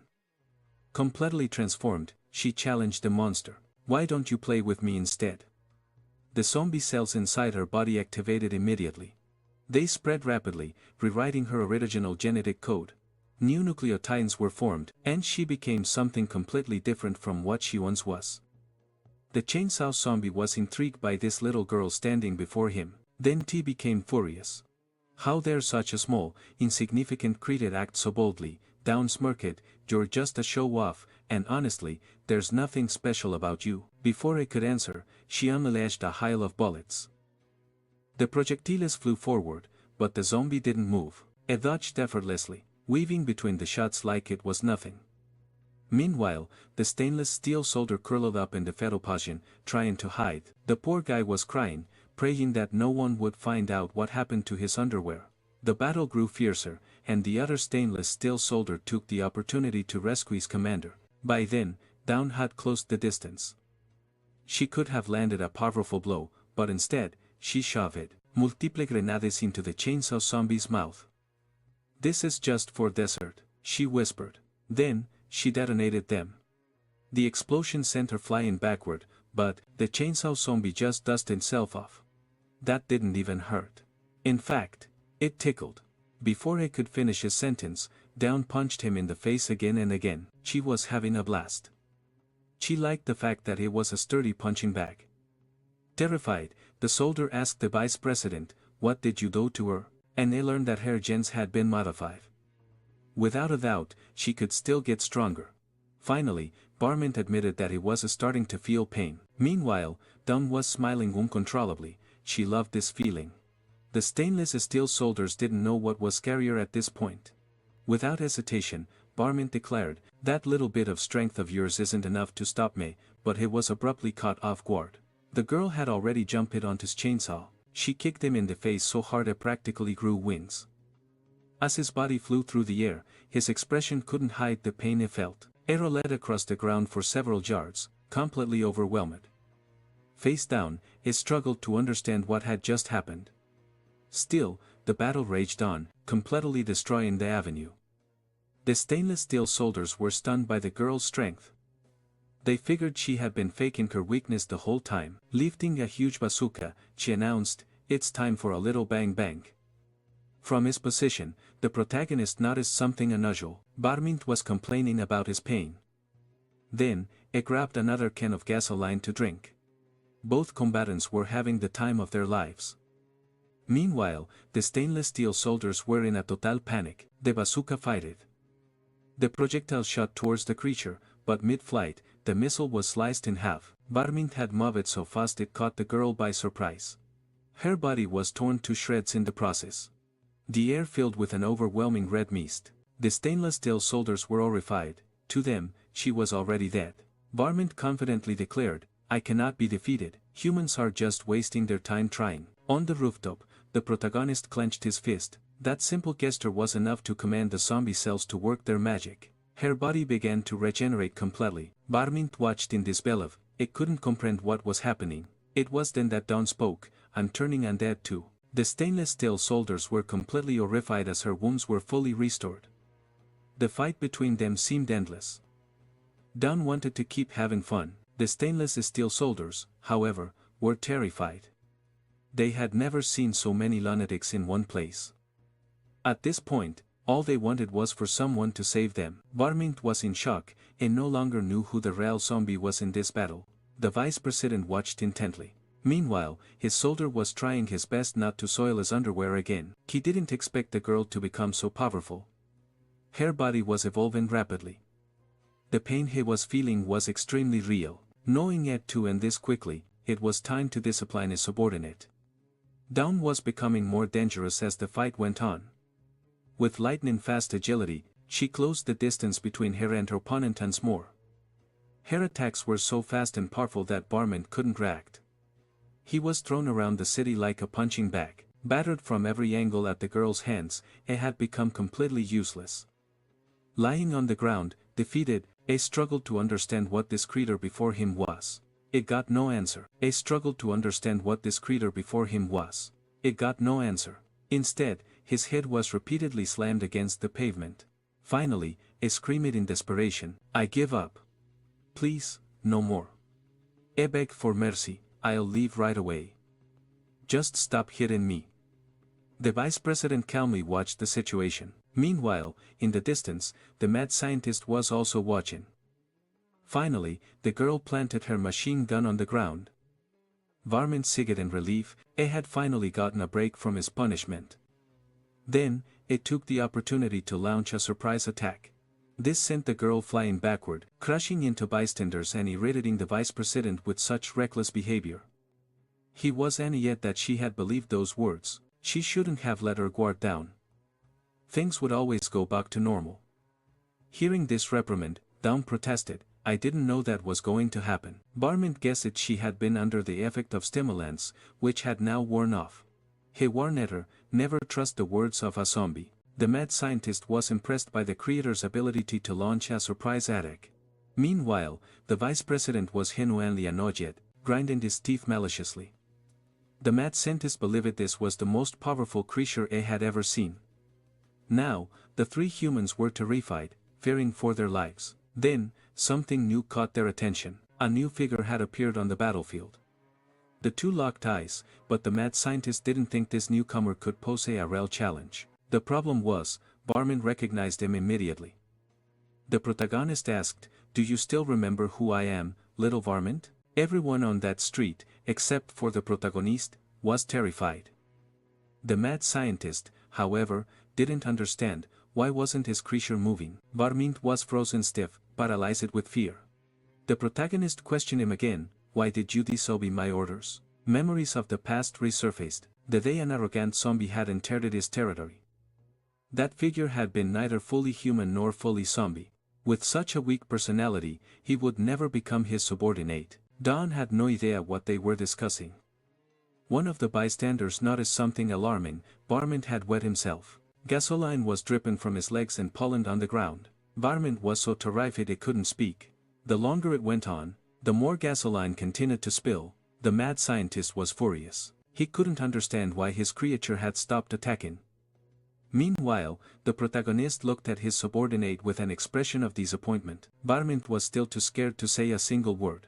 In the past, he had been completely defeated by the king. His former subordinates had been shocked by the battle. Now, the protagonist demanded answers. Why are you so quiet? Taking advantage of the silence, it was his turn to speak. He explained why he had to be obeyed. This terrified Varmint even more, and the mad scientist had an absolute meltdown. He couldn't understand why his creature was so scared, but it didn't know the full story. Varmint had an immortal body, yet he was dismembered and hung from a tree for 300 years. Now, frustrated with the fight, the mad scientist tried everything to force his creature to respond to commands. Finally, Varmint spoke. I never, ever forgot the orders I received? The mad scientist's control panel shattered, and Varman turned and fled. As ran, shouted, if someone wants to fight the king, fight him yourselves. The mad scientist was speechless. Dawn and the stainless steel soldiers were equally dumbfounded. Even the protagonist himself admitted that reaction had been a bit over the top. The battle against the zombies was finally over. This was the first time the mad scientist had lost control of a zombie, but he had plenty more critters and was ready to use them, until the professor interrupted. The main forces were almost at their hideout. Above the city, a helicopter was flying overhead. They were finally able to reach the underground hideout. The blue-eyed woman turned to the spy and asked, is this the place? The spy confirmed, yes. It's 6 stories deep and spans 11,000 square meters. Not exactly good news, they would have to search every inch of the hideout. The overconfident samurai declared, sometimes, the best way to solve a problem is to use overwhelming force. Then he jumped out of the helicopter, straight towards the hideout, stealing the aircraft. The blue-haired woman called him an irresponsible idiot. The faster he fell, the more powerful his attack would be. He didn't care about strategy, he just wanted to show off the sheer force of his attack. Then, a massive explosion erupted in the city. It was so powerful that it destroyed a large part of the ground. He now had access to the underground hideout. Sheathing his sword, he said, this is faster than taking the elevator. The blue-haired woman scoffed. She found his show of force ridiculous and told him, you should use your earpiece, you might set off a trap. The boss corrected her, in the face of absolute power, there's no such thing as a successful trap. Then he also jumped from the helicopter, leaving the 2nd Defense Unit behind with her remaining subordinates. To the blue-haired woman, they're all the same. On the ground, the troops continued to advance. They entered the hideout and searched for any resistance, but in the area they were in, there was no one. The more they searched, the more they realized the place was empty. Escaping wasn't an option, the routes were blocked. They had detection systems so precise they could catch even a mosquito in midair. The blue-haired woman wanted to join the action. She wasn't happy about having to stay behind. Her subordinate tried to calm her down, saying it was an order from their superiors. Still furious, she cursed them out, wishing them bad luck. Far away, the professor was safe. Knowing that the humans had entered his old hideout, it was time to execute Plan A. Inside a large containment chamber, the being that was meant to be the zombie king was stored. The samurai picked up the note and began to read. It was a taunt, a challenge to release the zombie king if you're brave enough. Hal ordered a soldier to blow up the glass, but the boss suddenly stopped him. Their mission was to capture people, not take unnecessary risks. Saying that plan had failed, the professor's team immediately moved on to the next plan. A countdown began, and with barely any time to react, a massive explosion went off. The soldiers did their best to protect themselves. As the smoke cleared, the boss watched intently. The smoke samurai was unimpressed by the trap. Then the mad scientist announced, the containment chamber has been opened. The professor smiled. Finally, humanity would meet its end, the dawn of a new species. He wanted his creation to annihilate all life, including his own. The steel samurai waited to see what kind of creature would emerge. I never expected the zombie king to be just a small child. Both the boss and the steel samurai were confused. The boss warned the samurai to be cautious. It may look fragile, but it could be extremely dangerous. The samurai attacked immediately, but the creature was even faster. The boss was in shock. It's powerful, he confirmed. He immediately ordered everyone to evacuate. The top priority was ensuring his soldiers escaped. The foolish masses desperately ran for the exit, but the steel samurai wasn't satisfied with the result. He launched another attack. This time, he managed to split the creature in two. Literally each half of the zombie spawned a new one. Of all the possible outcomes, this was the worst. Now, they had 2 creatures to fight, but it didn't take long for them to merge back into one. The little zombie waited, watching how the humans would move. The mad scientist ordered the release of more zombies. This would create enough of a distraction for them to escape. Following the plan, the hordes of zombies began to flood the city. Both the president and the blue-haired woman watch as the chaos unfolds. The young officer reported, there are too many of them. The situation is going to get worse soon. He wanted to set up a defensive line, but his commander ordered him to fall back and just observe. Letting down her magnificent hair, she said, "This is just a warm-up." With her sword in hand, she was ready to start annihilating zombies with a perfect stance. Her threatening aura became apparent. In the blink of an eye, the blue-haired woman was already engaged in battle. Her strikes were precise, swift, powerful, and so strong they sent the zombies flying. Her strength was incredible. She sliced through the trunk of a tree, causing it to bend from the force. Using the elastic energy, she launched herself into the air. Her subordinate couldn't believe what he was seeing. Up there, she glided through the horde, cutting down every zombie in her path. Her sword was the first thing to touch the ground. Then she landed gracefully, balancing perfectly on the tip of the blade. Then, a light drizzle of zombie remains began to fall over the city. The young officer was completely stunned, and never imagined his commander was so strong. Looking at the foot on his blade, he realized something. She was truly amazing. If their enemies wanted to use the cows as a distraction to escape, they needed to rethink that strategy. The mad scientist was frustrated. That crazy woman had eliminated all the zombies they had released. He was sure this wouldn't have happened if they still had the chainsaw zombie. However, more zombies were discreetly spreading throughout the city. Two of the main characters' subordinates were watching the movement. They were wearing masks to protect themselves from the airborne agent that made the zombies lose control. The man who looked like a lawn shark approached a nearby zombie to ask if it had seen his colleague, but the creature was very rude to him, telling him to get lost.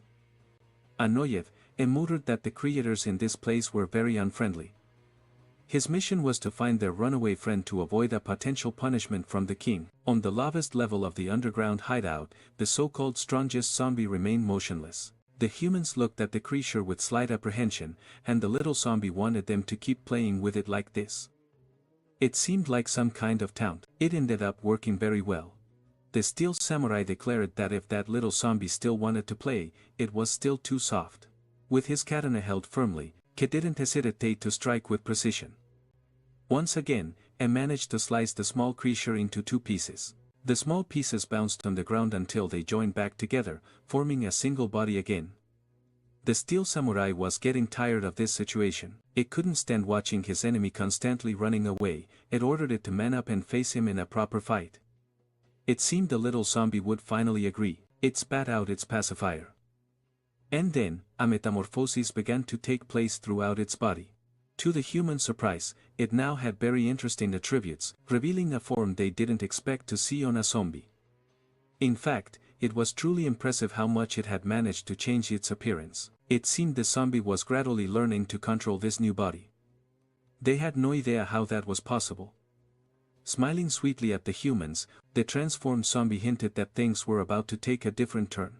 Using all the charm she had just gained from her transformation, she playfully asked the men to keep playing with her. The steel samurai declared it would cut her to pieces until nothing was left. He launched one of his most powerful attacks at her, but even at the peak of his strength, it was useless. His sword was stopped with just one of her fingers. He kept pushing against her, but the zombies weren't even trying. Faced with this problem, he realized his enemy was far more powerful than had imagined. Looking back, he called the boss to help him in the battle. Understanding the gravity of the situation, the boss was already equipped with his most powerful armor, but he never got a chance to attack. He was suddenly struck by the zombie. He was sent flying hundreds of yards from that spot. The impact was so strong that even the protagonist's zombie underlings wondered what it was. The same sound was heard by the presidents on the city's surface. His body had become a projectile, crashing into the top of a building and causing a massive explosion. After that, his body bounced around the city until it finally landed at the feet of the vice president's subordinates. They didn't know what to do with the human, and they thought about helping him, but since they were zombies, they decided to just leave him be. From beneath the city, smoke and debris began to rise. The blue-bearded woman noticed that another projectile had been launched. She recognized him immediately. It was the boss of the Stainless Steel Academy. The samurai had been overwhelmed by his enemy, and now he could barely move.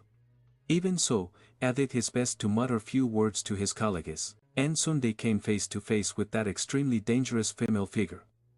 On the other side of the city, a barbecue was being patiently prepared. They said it was the first time they'd ever seen a barbecue that also included eggs. The extras were much friendlier now, and one of them had prepared a special tea for the vice president. After tasting it, he commented that it wasn't sweet enough.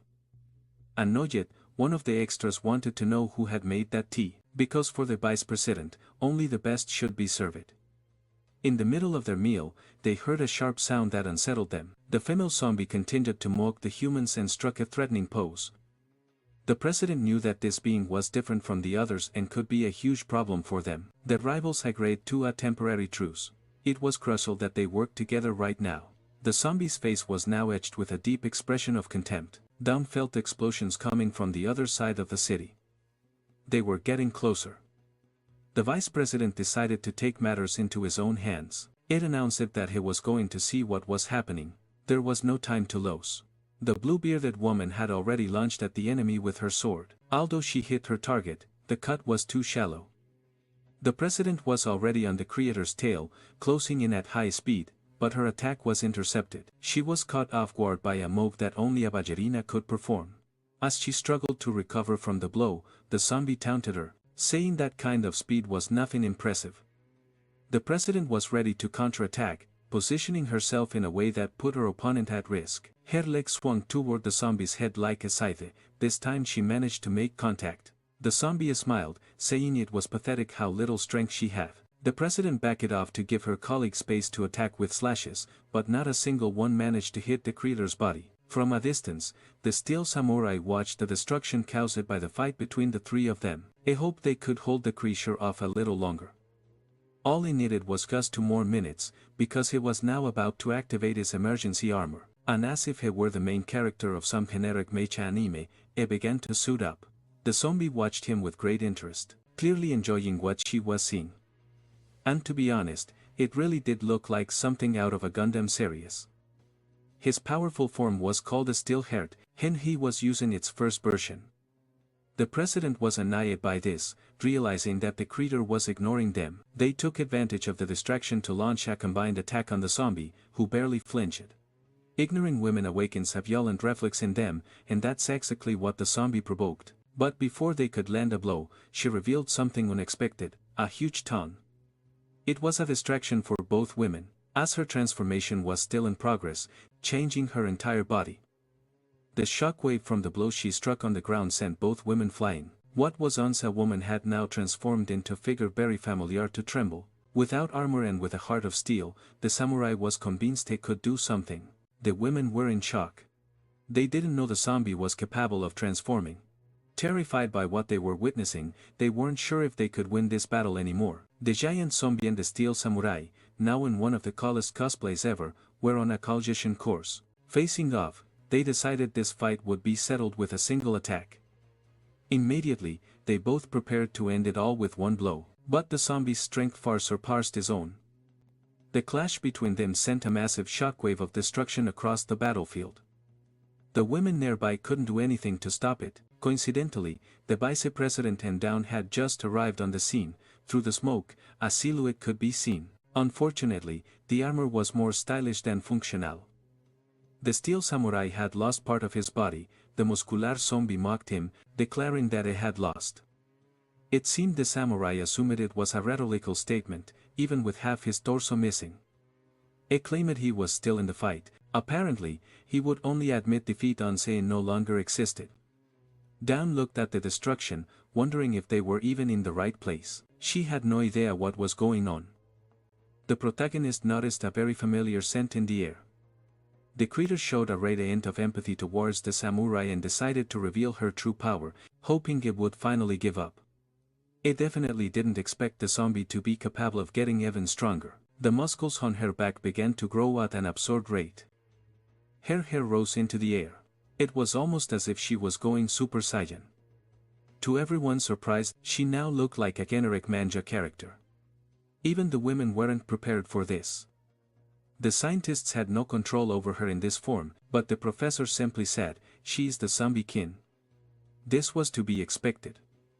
The creator announced there was no reason to continue the battle, but the samurai was too proud to accept it. The women also moved in, preparing to attack her together. Smiling, Nasami warned them that swift attacks were useless. All it took was a simple flick of her finger and the armless samurai went flying. Everyone was sent flying, and the samurai lost his armor completely. The force of the impact shattered all the windows in the nearest building.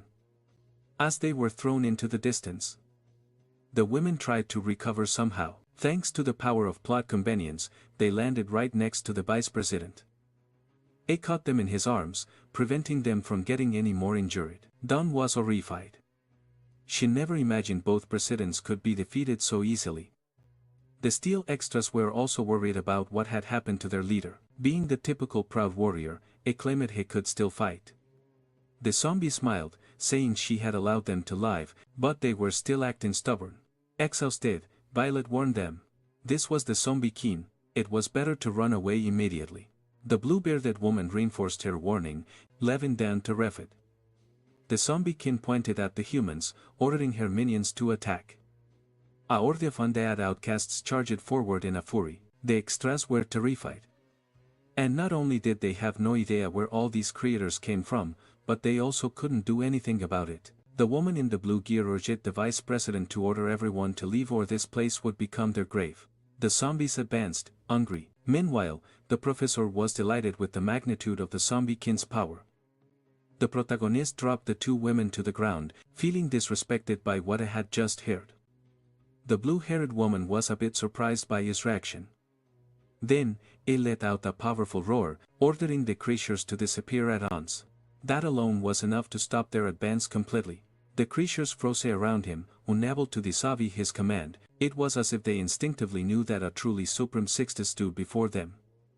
Even the one who called herself the true zombie king was stunned by what was happening. Now she was intrigued by this mysterious figure who had caused the protagonist to lose control of his emotions once again. Walking over the zombies as if they were mere stepping stones, he demanded to know what title he should claim for himself, since an imposter had already proclaimed herself king. An idiot silence fell over the entire city, and the poor zombies instinctively parted to clear a path for the protagonist. The armless samurai could barely process what he was witnessing.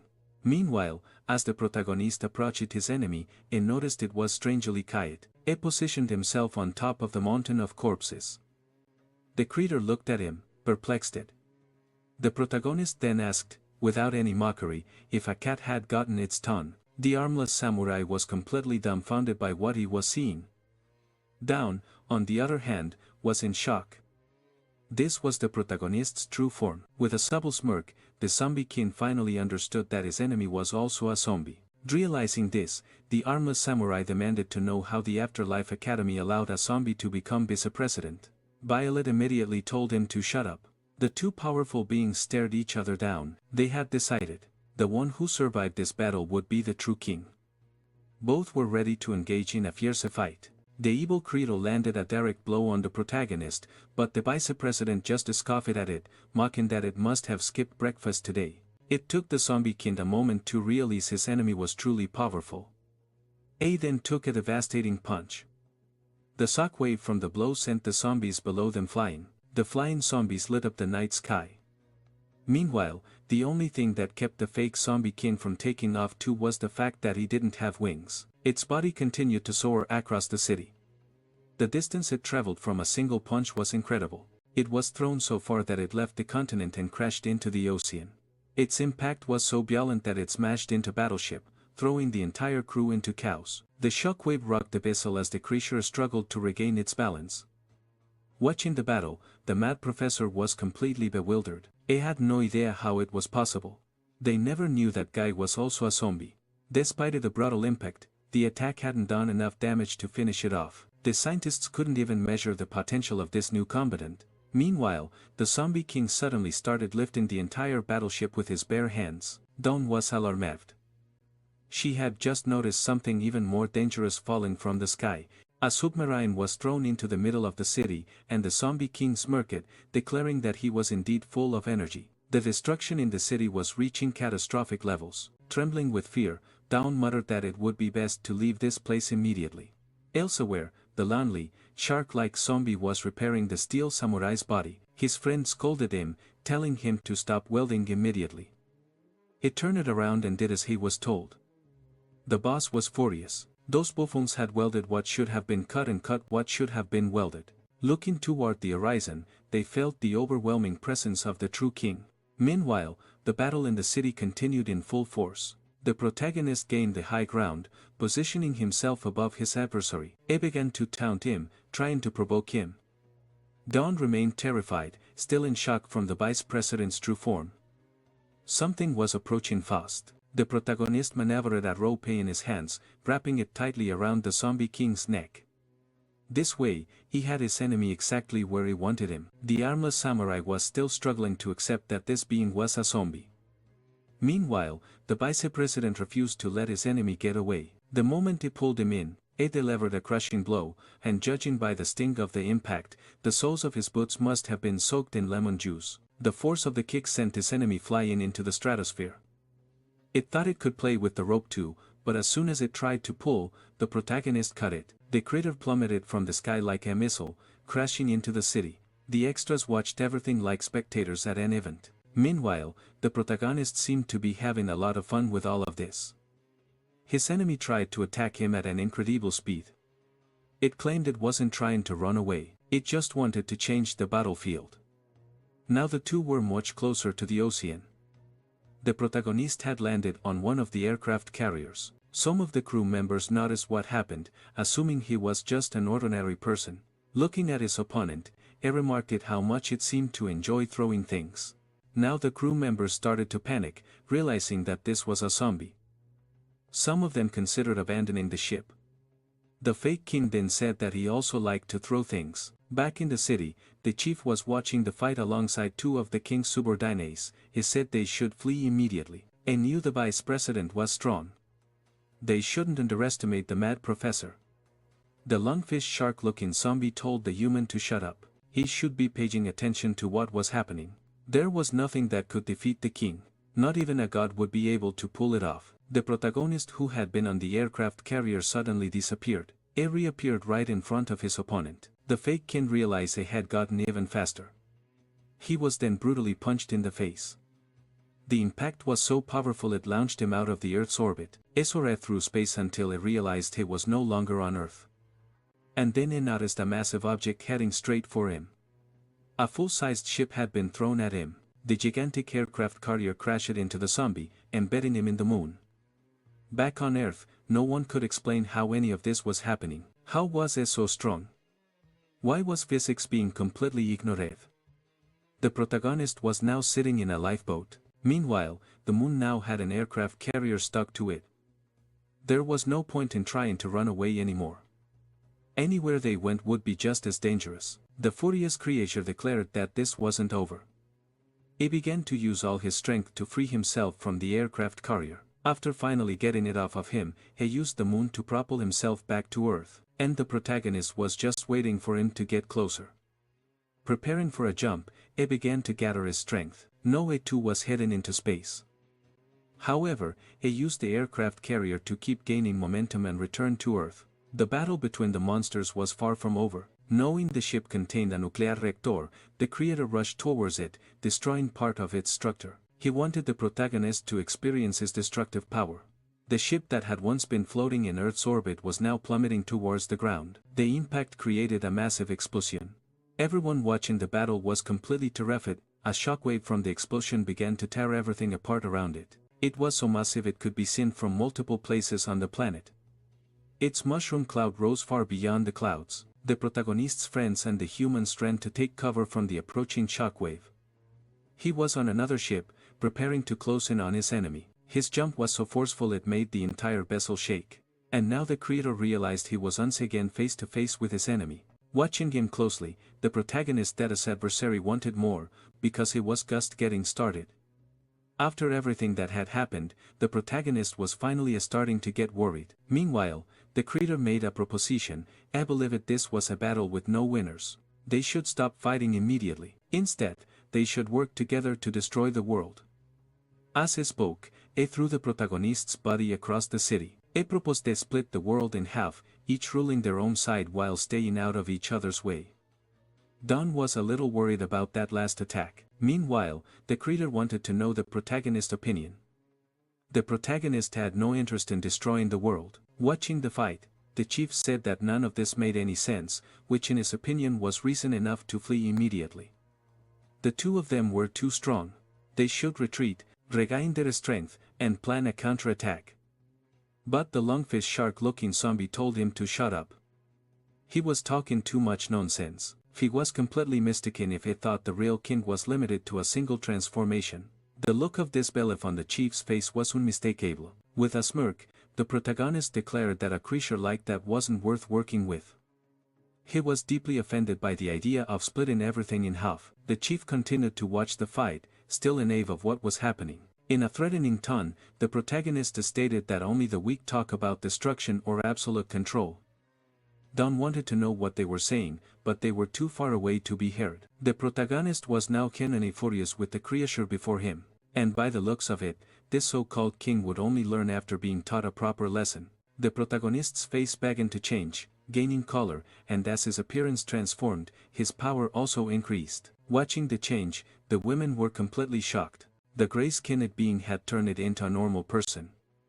Was it really possible that he had transformed back? The protagonist now had a human appearance, but a rather generic one. His eyes looked a lot like those of a certain character from a story where the protagonist gets rid of people by writing their names in a notebook. His menacing aura could be felt from miles away, and aboard the ship, the fake king was terrified. Meanwhile, back with the protagonist's subordinates, the chief was with them. One of them hurriedly woke him up, telling him to see for himself what was happening, and needed to witness with his own eyes the being they called their god. Although the protagonist still had long nails, he had become a normal human. No one could explain why he now had a completely human body. As the battle continued, rain began to fall from the sky, and the fake king grew even more frustrated. He was unable to comprehend what kind of existence stood before him. It was impossible for someone to be a zombie and a human at the same time. His attack was about to strike the face of this new entity. But the protagonist did nothing until, suddenly, even the raindrops stopped moving. All had to do was raise one hand, and just like that, the body of the so-called zombie king was lifted into the air. Finally, the raindrops began to move again, but in reverse, rising up into the sky. People were also caught in this reversal of gravity, and Dawn tried to grab onto something to keep from floating away. She wondered if a zombie should have this much power. Not even the huge warships were spared from this force, and even sea creatures began to rise from the ocean. It was a terrifying sight. The creature, completely subdued, still glared defiantly at its opponent. Once it was close enough, the protagonist told it that from now on, it should call him daddy. Even from space, you could see the cataclysm that was forming, a massive tornado. Debris crashed to the ground, and the fish that had been thrown into the air also began to fall. Recovering from the shock, Violetta stated that no zombie should be capable of all this. A gigantic whale crashed onto the roof of a building, and everything was so absurd that even the mad professor was stunned. In his fragile state, the fake zombie king had no idea how any of this was possible. Still holding the lifeless creature in his hand, the babbling seemed to finally come to a conclusion. Those who witnessed everything had no idea what had happened. The protagonist casually dropped the zombie. Its body crumpled to the ground. It landed completely lifeless, revealing it was nothing more than an empty shell. The boss was curious.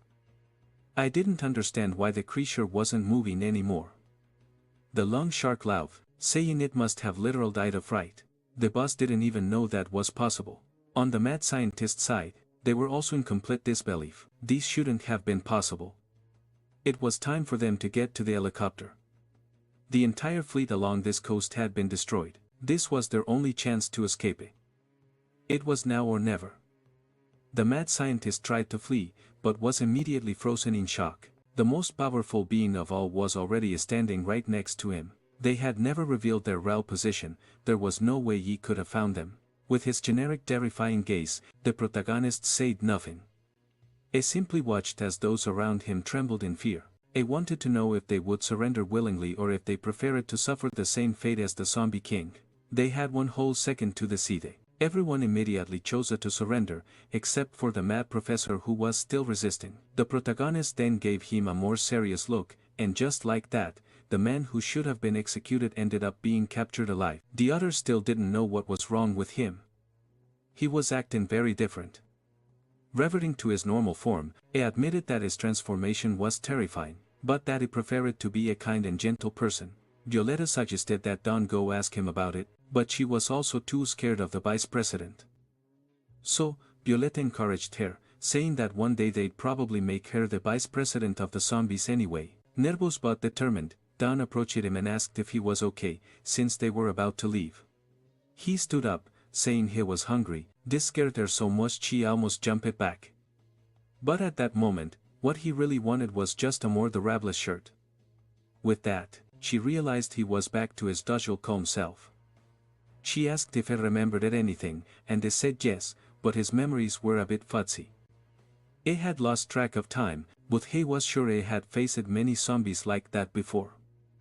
However, since they were all too weak, and never bothered to remember each of those encounters. Inside the prison transport vehicle, the mad scientist wanted to know what the professor was thinking. The professor smiled. He never expected such a powerful being could exist, but he was sure that he would eventually get a sample of his genius and create an even stronger entity. The zombie king had been defeated and Professor Jaime was finally in custody. With that, the protagonist was thrust into the spotlight. People wanted to become president too. He would need to manage and protect his cities. If he failed to expand his population, he would lose the title. He chose the city of H even though it was completely abandoned. This worried his superiors, who assumed he would lose his position quickly. But the protagonist was unshakable. He was determined to rule that place.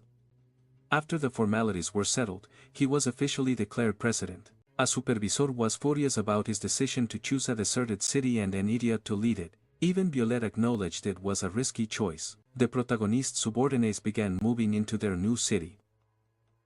The scene was unprecedented. Human soldiers were actively helping zombies relocate to their new home. Alongside the new president stood the elite of his subordinates. The loan shark confirmed that everything had been done as ordered. All the citizens had been transferred and that was exactly what he wanted. Asking the soldiers to get into formation, a little zombie shuddered. It wasn't used to humans yet, believing they might be dangerous. The soldier reasserted, saying the president's orders were like the commands of a god and that the president's people were its people too. The little zombies struggled to believe those words, but finally, after so long, they had a place to call home. Sometimes, for a race to prosper, war is necessary. In fact, besides being powerful, the protagonist was an extremely wise being. They wanted to know what should be done with Varmint, since he had been hanging there for several months as punishment, but the protagonist insisted should stay there. His punishment spot was at the very top of the Sea Hall building.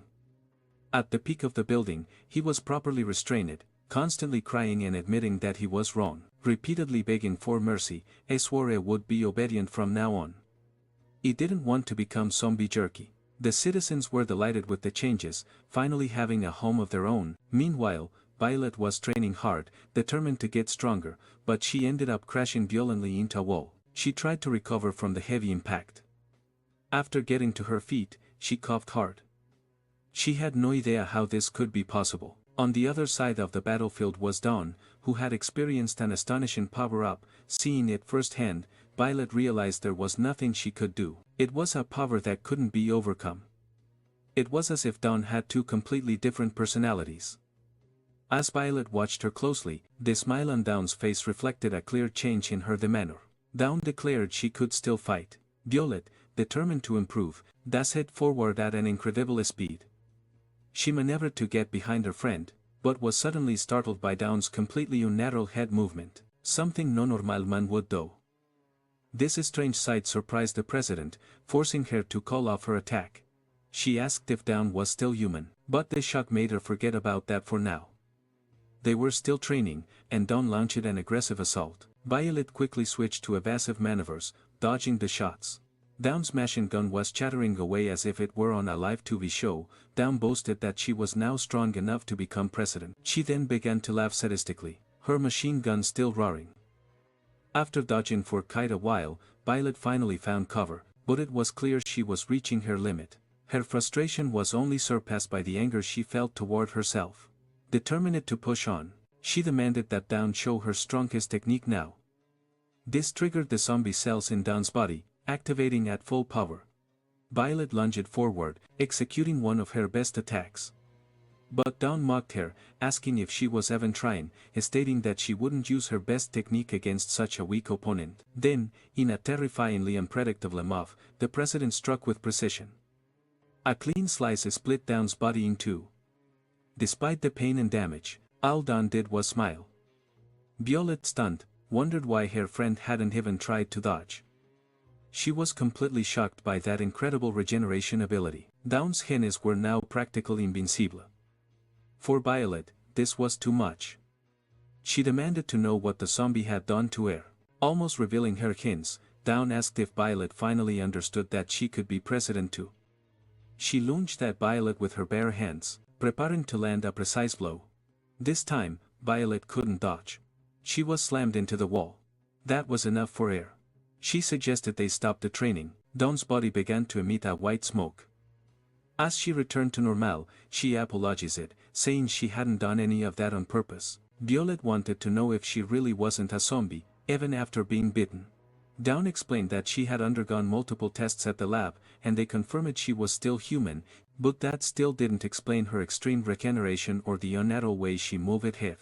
Dawn felt like she could transform whenever she wanted, but she didn't feel any different physical, and whenever she felt exhausted, she could take stimulants without any side effects. Hearing this, Violet's expression turned to pure frustration. She demanded that Dawn get out of her way.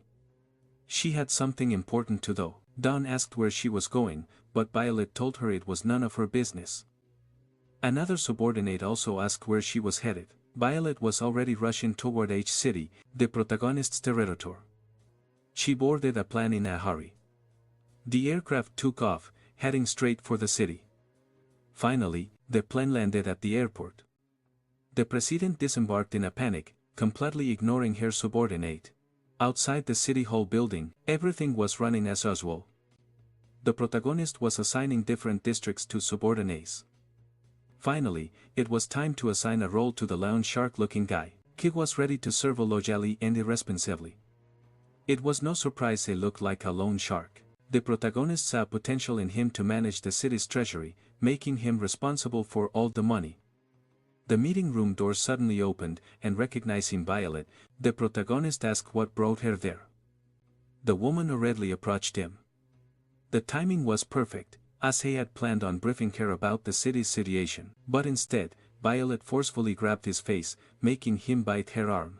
Thanking him for what he had done, she told him he could do whatever he wanted with the city. Now she was gone, heading back to her own city. As I left City Hall, I ran into subordinate. Fa was worried about the bite, fearing that the protagonist might now be under her control. If the protagonist ever decided to betray humanity, they would be in serious trouble. But the idea of gaining all that strength and regeneration ability was too tempting. It was worth the risk. He didn't even care if he had to dance for him. Meanwhile, back in the meeting room, the protagonist was trying to figure out what had just happened. After assigning roles to his subordinates, the city slowly began to flourish.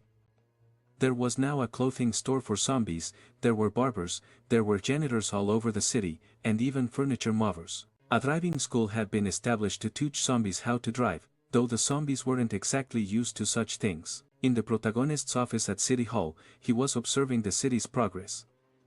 It gave him an incredible sense of satisfaction. Meanwhile, his file was being reviewed by a supervisor. She wasn't impressed by this new chairman's credentials. She couldn't understand what had motivated the Afterlife Academy to appoint him. She soon learned that he was also a zombie, or at least that's what the chairman of the Stainless Steel Academy claimed. But she assumed it was just slander, since rival academies often spread false rumors about each other. Regardless, she didn't like this new chairman. She doubted he had the right personality for the job. Zombie or not, she would check it out for herself in person. Meanwhile, at the North Pole, an expedition was underway. A helicopter was approaching its landing site. In the middle of the sea, a huge ship was breaking its way through the ice. A man greeted Professor Strange. It seemed they had discovered the remnants of an ancient civilization, a desiccated body that was thousands of years old. They made the discovery while conducting some experiments. The body was buried under 500 meters of ice. The professor stressed the importance of being careful, as they couldn't afford to damage it. If it truly belonged to an ancient civilization, this would be one of the greatest discoveries in human history. Slowly, the block of ice was being carefully removed. The professor hoped this would be a major breakthrough for technological advancements. Among them, there were a few suspicious-looking individuals, with their faces hidden under hoods. As the chairman of the archaeology department, it was the first time he had felt so nervous about his work. The crane finally lifted the block of ice. It was carefully lowered to the ground. Inside, a human silhouette could be seen, and it was clearly a female figure, and despite it being severely desiccated, it held immense potential. Staring at her, the professor couldn't believe it was real. He was completely mesmerized. While was distracted, one of the team members was suddenly attacked. A bite to the neck. As they feasted on him, the man next to him demanded to know who was responsible. The professor realized these people were not part of his team. Panic broke out and they started screaming for help, but there was little they could do. The professor was thrown to the ground by one of the mysterious figures. They declared that he was simply a necessary sacrifice. They told him to stop struggling. They just needed a little of his life juice. These strange figures had unusually long canine teeth, and they enjoyed biting necks. The block of ice fell to the ground. Immediately, one of the men began to smash it open. It wasn't long before they reached the desiccated body inside. She was almost completely free from her icy prison. Once she was freed, they covered the woman with a coat. After so long, she was finally free. Herr Superdanis greeted her. They hailed the Blood King. They wished her a long life and eternal youth, and her first question for them was simple: is that cursed zombie still alive? The Blood King gazed out at the horizon. Herr Superdanis informed her that the zombie was still alive, even after a millennium. But for some reason, after destroying human civilization, he'd allied with them and was now rebuilding his clan. One of the women urged the queen to be cautious. But in her eyes, there was immense hatred and resentment. She was determined not to lose to him again. Back at headquarters, everything was going smoothly. The zombies were enjoying their lives, drinking some delicious tea, until one of them was informed that someone had come to visit. At the headquarters, everyone interested in the new president had gathered. The man who had been bitten earlier was writhing in immense pain. No one had ever seen anything like it before. It didn't look like a zombie bite. They knew he had been on the archaeological expedition, and his team was now missing. Despite it being an ordinary person, he had managed to injure 2 presidents. It seemed they needed a professional opinion on the matter. A heavily armored vehicle parked in front of the building. Inside it was the protagonist. The soldiers greeted him instantly. He still wasn't used to it. Then, he was led inside the building to examine the case. Several well-drawn side characters were already waiting for him. The first one stepped forward to welcome him. That president belonged to the Iron Academy. He was very excited to meet the man responsible for capturing the mad scientist. After greeting him, he went on his way. Apparently, that side character was extremely envious, assuming the protagonist was a nobody. Meanwhile, a zombie was delighted to shake hands with the humans. Another foolish character scoffed, saying he could tell just by looking at him that the protagonist was weak. At the same time, the Iron Samurai wondered if the side characters had a death wish. After making this comment, he suddenly realized the Iron Samurai had disappeared. Wisely, he had decided to hide. He didn't expect the zombie to come. The doctor asked the zombie to take a look at the case, hoping it could recognize the type of monster. But the zombie barely knew his own age. How was he supposed to know what kind of creature it was? However, he noticed some very peculiar marks on the man's neck. It unlocked a distant memory in his mind. A little nervous, Violet asked if he had discovered anything. The man was becoming more and more aggressive. Then, he finally realized who he was dealing with. The first rule of being a scoundrel is to be smart. It ensures longevity. The protagonist was absolutely thrilled with this discovery. He knew the man belonged to the Blood tribe. A massive wave of energy radiated from his hand, so powerful it sent shockwaves throughout the room. The vampire, who had been acting aggressively, instantly curled up into a fetal fission, trembling with fear. The humans went flying across the room. Not even the foolish side character was spared. No one knew what had caused that sudden explosion. Something was happening. On the other hand, the girls were already used to this kind of situation. Looking at the creature, the protagonist was sure he had wiped them off the face of the earth a long time ago, but clearly, had been mistaken. He wanted to know where that girl who loved poisoning him was. The vampire insisted and knew nothing. He had only been in this form for one day and desperately wanted his life to be spared.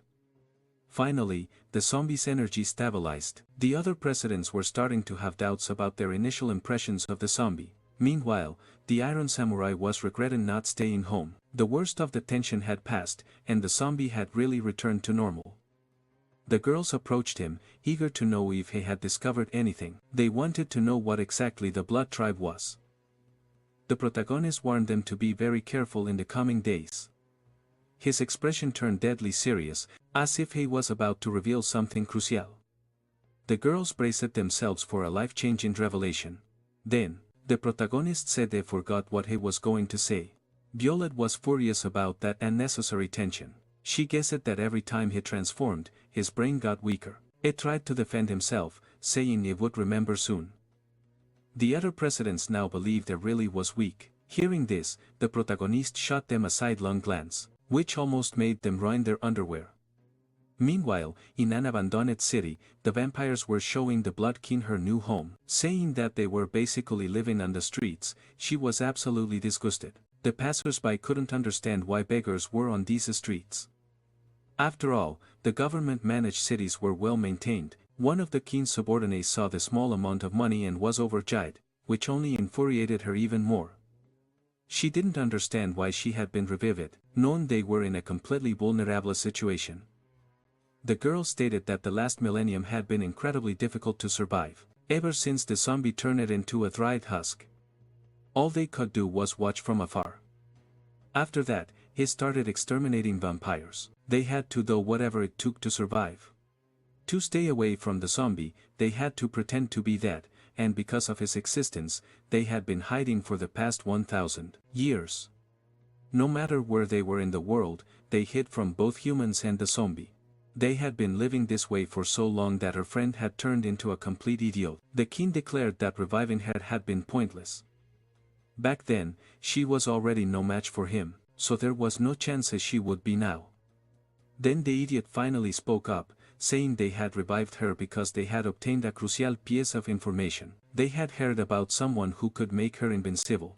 The girl confirmed that it was true. Now, the queen was interested. She wanted to know who this person was. "It's that man," the idiot said, showing her a photo of the mad professor. Inside the headquarters, the humans were still gathered.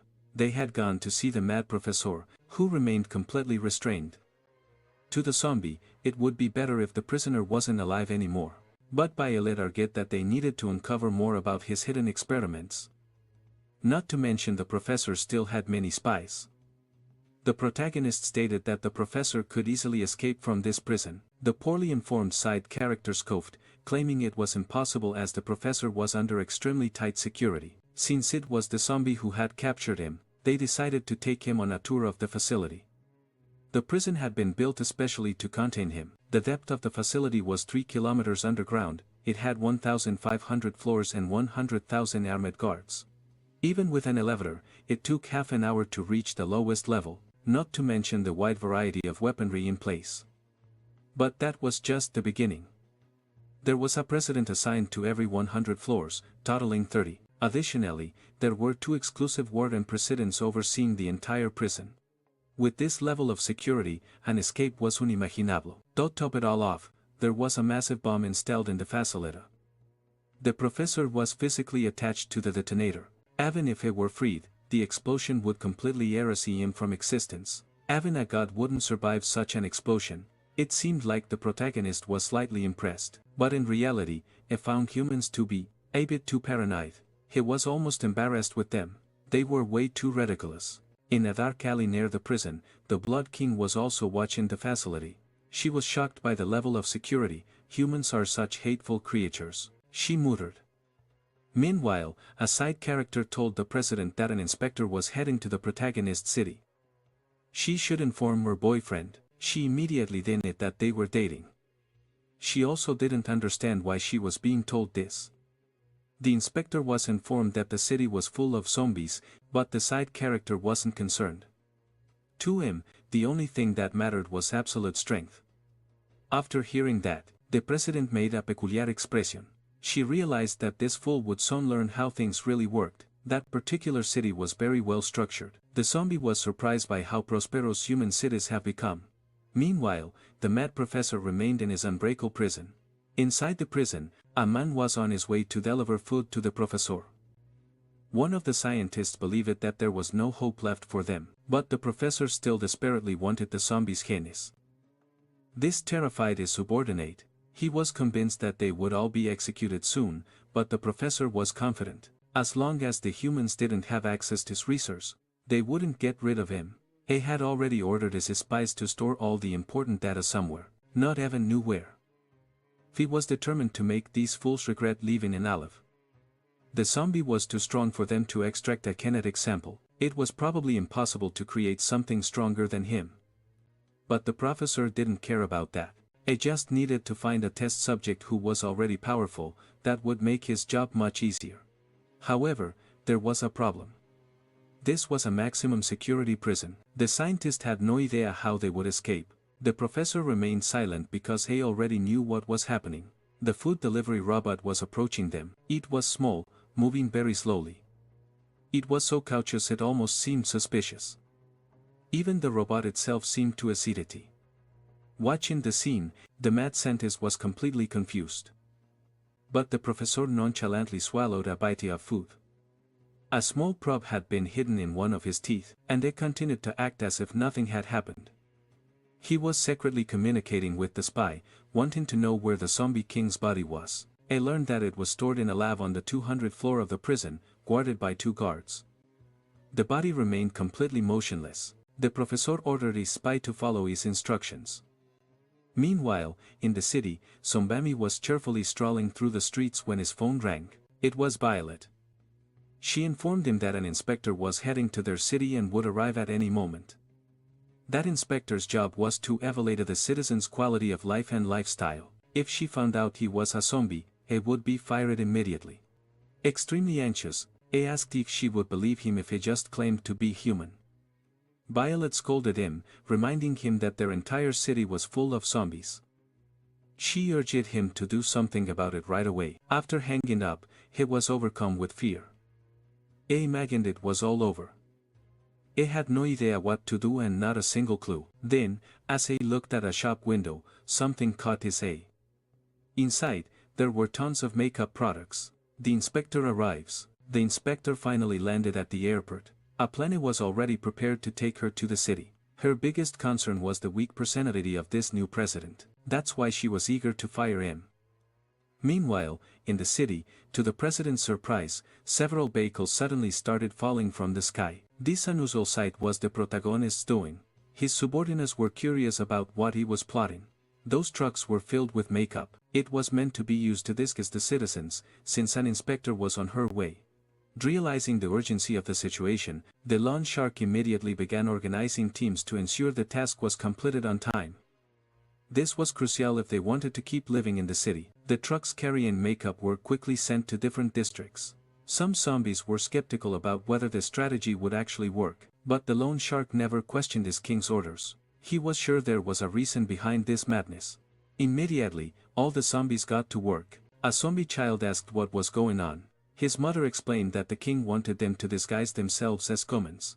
She went up to a distribution point and picked up some makeup. Herr Jungson was very excited about the task. After asking him to wait a moment, she completely transformed herself. City-wide makeover. Finally, all the makeup was distributed. Of course, some zombies had trouble with their disguises. They pointed out that Goo's disguise wasn't very convincing. The zombies snapped back that it was none of their business. Those 2 specific cases were going to be a problem. The solution? They turned them into dogs. Meanwhile, the inspector should have already arrived. The 2 zombies didn't like their new dog costumes, but the loan shark reminded them that when they were alive, that's exactly what they were. The inspector's deception. Finally, the inspector's plane landed, but what the zombies didn't know was that she had actually arrived in the city by train. She deliberately avoided official transport, believing that information about her trip had been leaked. By arriving this way, she could investigate more effectively. A prejudice against the new president. One of the supporting characters wanted to know why she hated the new president so much. Apparently, she believed he was weak and unqualified. Besides this, very few people ever impressed her, and in this particular case, she was already biased against him. However, overhearing the conversation, she asked what was wrong with having an opinion beforehand. Ever since the high superintendent gave up his authority, she believed any fool could become president. She firmly believed that only the superintendent could guide humanity to a prosperous and glorious future. Back in the city, the protagonist was still eating his plate of eggs. Now that the inspector had arrived, it was time to get to work. As they discussed the matter, a supporting character mentioned that they hadn't seen the high superintendent in a long time. He had gone on an expedition and was expected to return soon. At the airport, the city's team was still waiting for the inspector to arrive. They started to find her tardiness suspicious, but they decided to keep waiting. The first inspections began. Two of the inspector's assistants headed to a shop to start the evaluation process. There, they noticed something unusual. Every single product in the store was made from eggs. This deeply disturbed one of them. He declared they couldn't stand to see or even hear about eggs, which confused the inspector, since the man was both blind and deaf. Interviewing the citizens. Meanwhile, another assistant interviewed a citizen about the zombie king's administration. I asked if the citizen had any complaints. The citizen replied that the king was wonderful. He gives out free houses and eggs. Right in the middle of the interview, the citizen's arms suddenly fell off. This was not something the inspector had expected. He panicked, deeply concerned about the man's condition, but the citizen simply picked up his arm and walked away. He nonchalantly explained it was just a prosthetic and the inspector shouldn't worry. Still, the assistant was extremely confused. They couldn't find a single sane person in the entire city. It was the inspector's first time dealing with such ridiculous humans. It was almost as if they were zombies. He began to assume the zombie king had built a city for weirdos and lunatics, a dangerous mill. Meanwhile, the zombie king was staring at something on top of a building. One of his soldiers noticed something was wrong. Another subordinate asked what was going on. He explained that the king had been acting strangely ever since 80. He was muttering things and trembling. His assistant asked if there was something wrong with the food. The soldier wasn't sure. All he knew was that the president was hungry. So, they decided to make him some spicy scrambled eggs. It was a huge mistake. The king couldn't eat that kind of food. The soldier, confused, asked why. Then he learned the terrifying truth. Spicy food activates his uncontrollable mode, and once it's activated, it stays in that state for at least a month. Spreading the bad news, this had to be reported immediately. He called Blackie and explained the situation. At first, Blackie was confused. They had already banned all spicy food from the city. He had no idea how this had happened. Unfortunately, the lone shark was just as clueless. Now, everyone was on edge. The guy who looked like Pickle speculated that the king might exterminate the inspection team. And, honestly, that was a real possibility. The inspection team's journey continues. Since there wasn't much else to see at their current location, the inspection team decided to move on. That's when they saw a strange object in the sky. It was a truck. It crashed near them, sending debris flying everywhere. Moments later, the zombie king himself arrived. The inspectors were baffled. There wasn't supposed to be a truck there. Now, standing before them, the president looked excited. He declared that he would personally take the inspector on a tour of his city. The inspection team was struggling to recover from the shockwave. They had no idea what had just happened. Even more concerning, they didn't know who this man was. An oppressive presence. The zombie king's gaze locked onto the inspector. His eyes were piercing. His presence exuded an overwhelming pressure. For some reason, she felt an intense fear. She didn't recognize this man, which disappointed him. He expressed his frustration that she had forgotten him. After all, he was the zombie she had been looking for. That revelation horrified her. This wasn't the image she had of him at all. In fact, she could have sworn it didn't look like that before. He explained that he had simply taken off his mask. That was the only difference. As he got closer, she instinctively backed away. A generous gift, since as she had traveled a long way, he had prepared a special gift, the best deviled eggs she would ever taste. Dozens of his citizens were already prepared to serve the food. The protagonist assured it not to worry, they don't eat people. Then, without any warning, he grabbed her by her clothes and lifted her off the ground. The city school district wasn't that interesting, so he decided to take her somewhere else. A terrifying, devastating leap, he soared through the air, carrying the inspector with him. Her entire body was paralyzed with fear and her assistants could only watch helplessly. They had no idea how to keep up. Meanwhile, his subordinates saw what was happening and knew they had to move, immediately. The grand tour begins. They descended toward the ground at a dangerous speed. The protagonist landed on the rooftop of a building, completely shattering the ground on impact. Still holding the inspector, it told her to take a look. "This is my city," it declared, "and we're already starting to expand it." There were all sorts of professionals, even white-collar workers. There were cleaning crews, business operators, and people working hard to generate income. Fi was about to explain the city's laws and regulations, but the inspector was still paralyzed with fear. Since she wasn't moving, he continued to drag her through the streets. Zombie edition of Law and Order. He pointed out how everyone obeyed the traffic laws, there were no violations. Then, a truck driver suddenly panicked. Only his leg was visible, as if the rest of his body had been removed. The zombie king calmly explained how lawbreakers were dealt with. They are launched into the sky. To prove his point, he made the truck fly. Even though it didn't have wings, it soared through the air like a rocket. The inspection team witnesses the madness. The team was about to grab a cab when they noticed what had just happened. They could now clearly see a truck embedded in one of the siege buildings. Blackie had acted quickly to save the driver's life. The inspector assumed the driver had been executed, but the zombie king confidently denied it. "That's impossible," he declared, "my subordinates possess unparalleled power." A sudden interruption, just as the inspector's assistants arrived to help her. The protagonist casually tossed her in their direction. Although the driver had been rescued, a bus remained stuck in the building. Once again, the protagonist reminded them that if they thought they had lived long enough, they just had to get in his way. After that brief explanation, all they could do was leave in fear. With nothing left to say, silence filled the entire intersection. One of the assistants urged the chief inspector to leave quickly, as his own legs were already getting weak. They didn't know if one person could do all that. There was definitely something wrong with that chairman. Compared to the strongest people they knew, that man definitely didn't seem human. Seeing that they still hadn't left, the protagonist continued to watch them intently. One thing was for sure now, whoever reported him as weak needed to be fired immediately. Just they were about to leave, the chief inspector unexpectedly requested to stay a little longer. She admitted that he was doing an excellent job managing the city, but the chairman had to do more than that. He needed to have at least decent combat power. The protagonist's subordinates fell into complete despair. That sentence sounded like a huge provocation. The woman stated that she hadn't seen the full extent of his power yet and wasn't sure if he was truly capable of protecting the entire city. Fearing what might happen next, the protagonist's subordinates immediately held her back, completely terrified. They were now genuinely worried that he might have heard those words. The zombie stopped his departure and remained silent for a long moment. He became very interested in the woman's statement.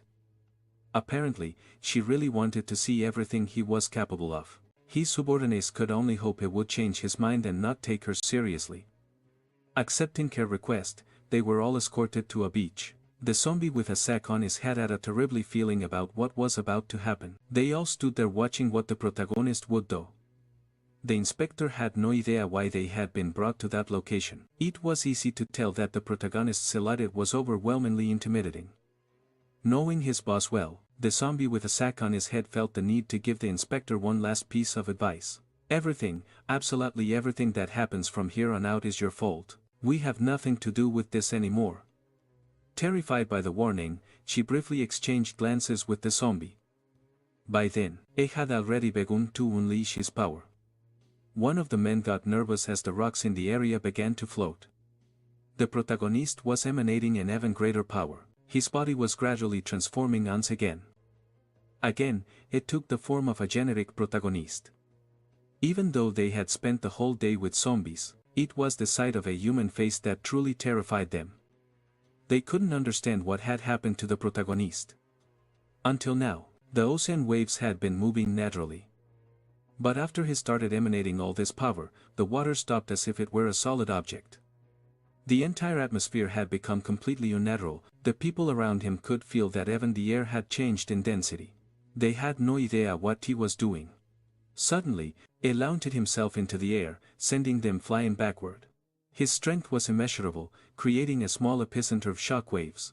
If it hadn't been for the kindness of the zombies present, the inspector's assistant would still be in the air.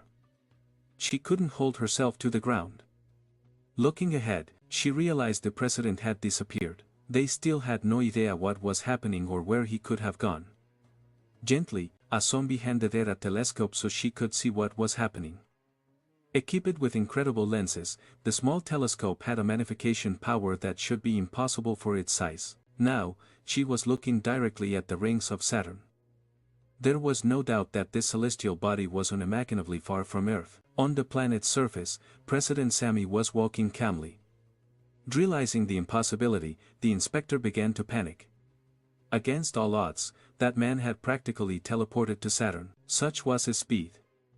A distance thousands of times greater than the Earth's circumference, a feat still impossible even with the most advanced technology. For them, this was the absolute limit. Even if he were human, what he had done was beyond human capabilities. Determined to show off a bit more of his power, the protagonist reached out his hand. Slowly, he began to clench his hand into a fist, as if preparing to throw a punch, assuming an offensive and well-prepared stance. Once ready, he began to move his entire arm, unleashing an incredible powerful blow. Even from Earth, they could feel that he had crossed the threshold of danger. Terrified, the lone shark ordered everyone to take cover immediately. The wind generated by that simple movement turned out to be monumental, creating a small cataclysm in the middle of the ocean. Giant waves worthy of an apocalyptic scenario began to advance toward the continent. On the beach where everyone was, the humans could do nothing but panic and soil themselves. Back at headquarters, a violent earthquake began to shake the building. A loud alarm blared throughout the city. A level 12 tsunami had been detected. Violet, after hearing that, was in complete disbelief. It was truly terrifying. That massive movement of water was more than enough to annihilate the entire human race. Dawn could done nothing but scream in terror. The truth was, even if they wanted to do something, they would never be able to. The city's defense system activated at its initial level. Massive walls began to rise in an attempt to contain the advancing water. Meanwhile, in the middle of the ocean, there was something like a clearing. The water had been forced away from the area. At the epicenter of the impact stood the protagonist, wanting to know if that demonstration of power was proof enough of his strength. From outside the Earth's atmosphere, it was possible to see its full magnitude. After witnessing that, the inspector was left speechless as the protagonist watched them like ants. Transforming once more, he began to return to city with his subordinates. Meanwhile, the inspection team had reached a logical conclusion. Even monsters were more human than that person. Their taxi drove away toward the place they should have never left. Despite its excessive display of power, it was certain that the city would not be taken from them. While all of that was happening on the other side of the planet, inside the prison, interesting developments were unfolding. The soldiers remained vigilant, analyzing the body of the zombie king. They still couldn't comprehend how the zombie had managed to defeat him. It was impressive that the mad professor had created a life form like that. Basically, he had tried to create a god. It was a shame that the creature wasn't alive. After what had happened, it hadn't shown any vital signs. Behind them, manipulating a test tube, an undercover spy was carrying out his task, following the precise instructions given by the professor. He was carefully mixing the ingredients in the correct proportion so that the zombie could be revived again. He had to wait for a window of opportunity to inject the solution into the dormant body. As soon as the patrol guard announced he would step out for his round, the spy began his mission. He managed to strike the creator's neck with the injection.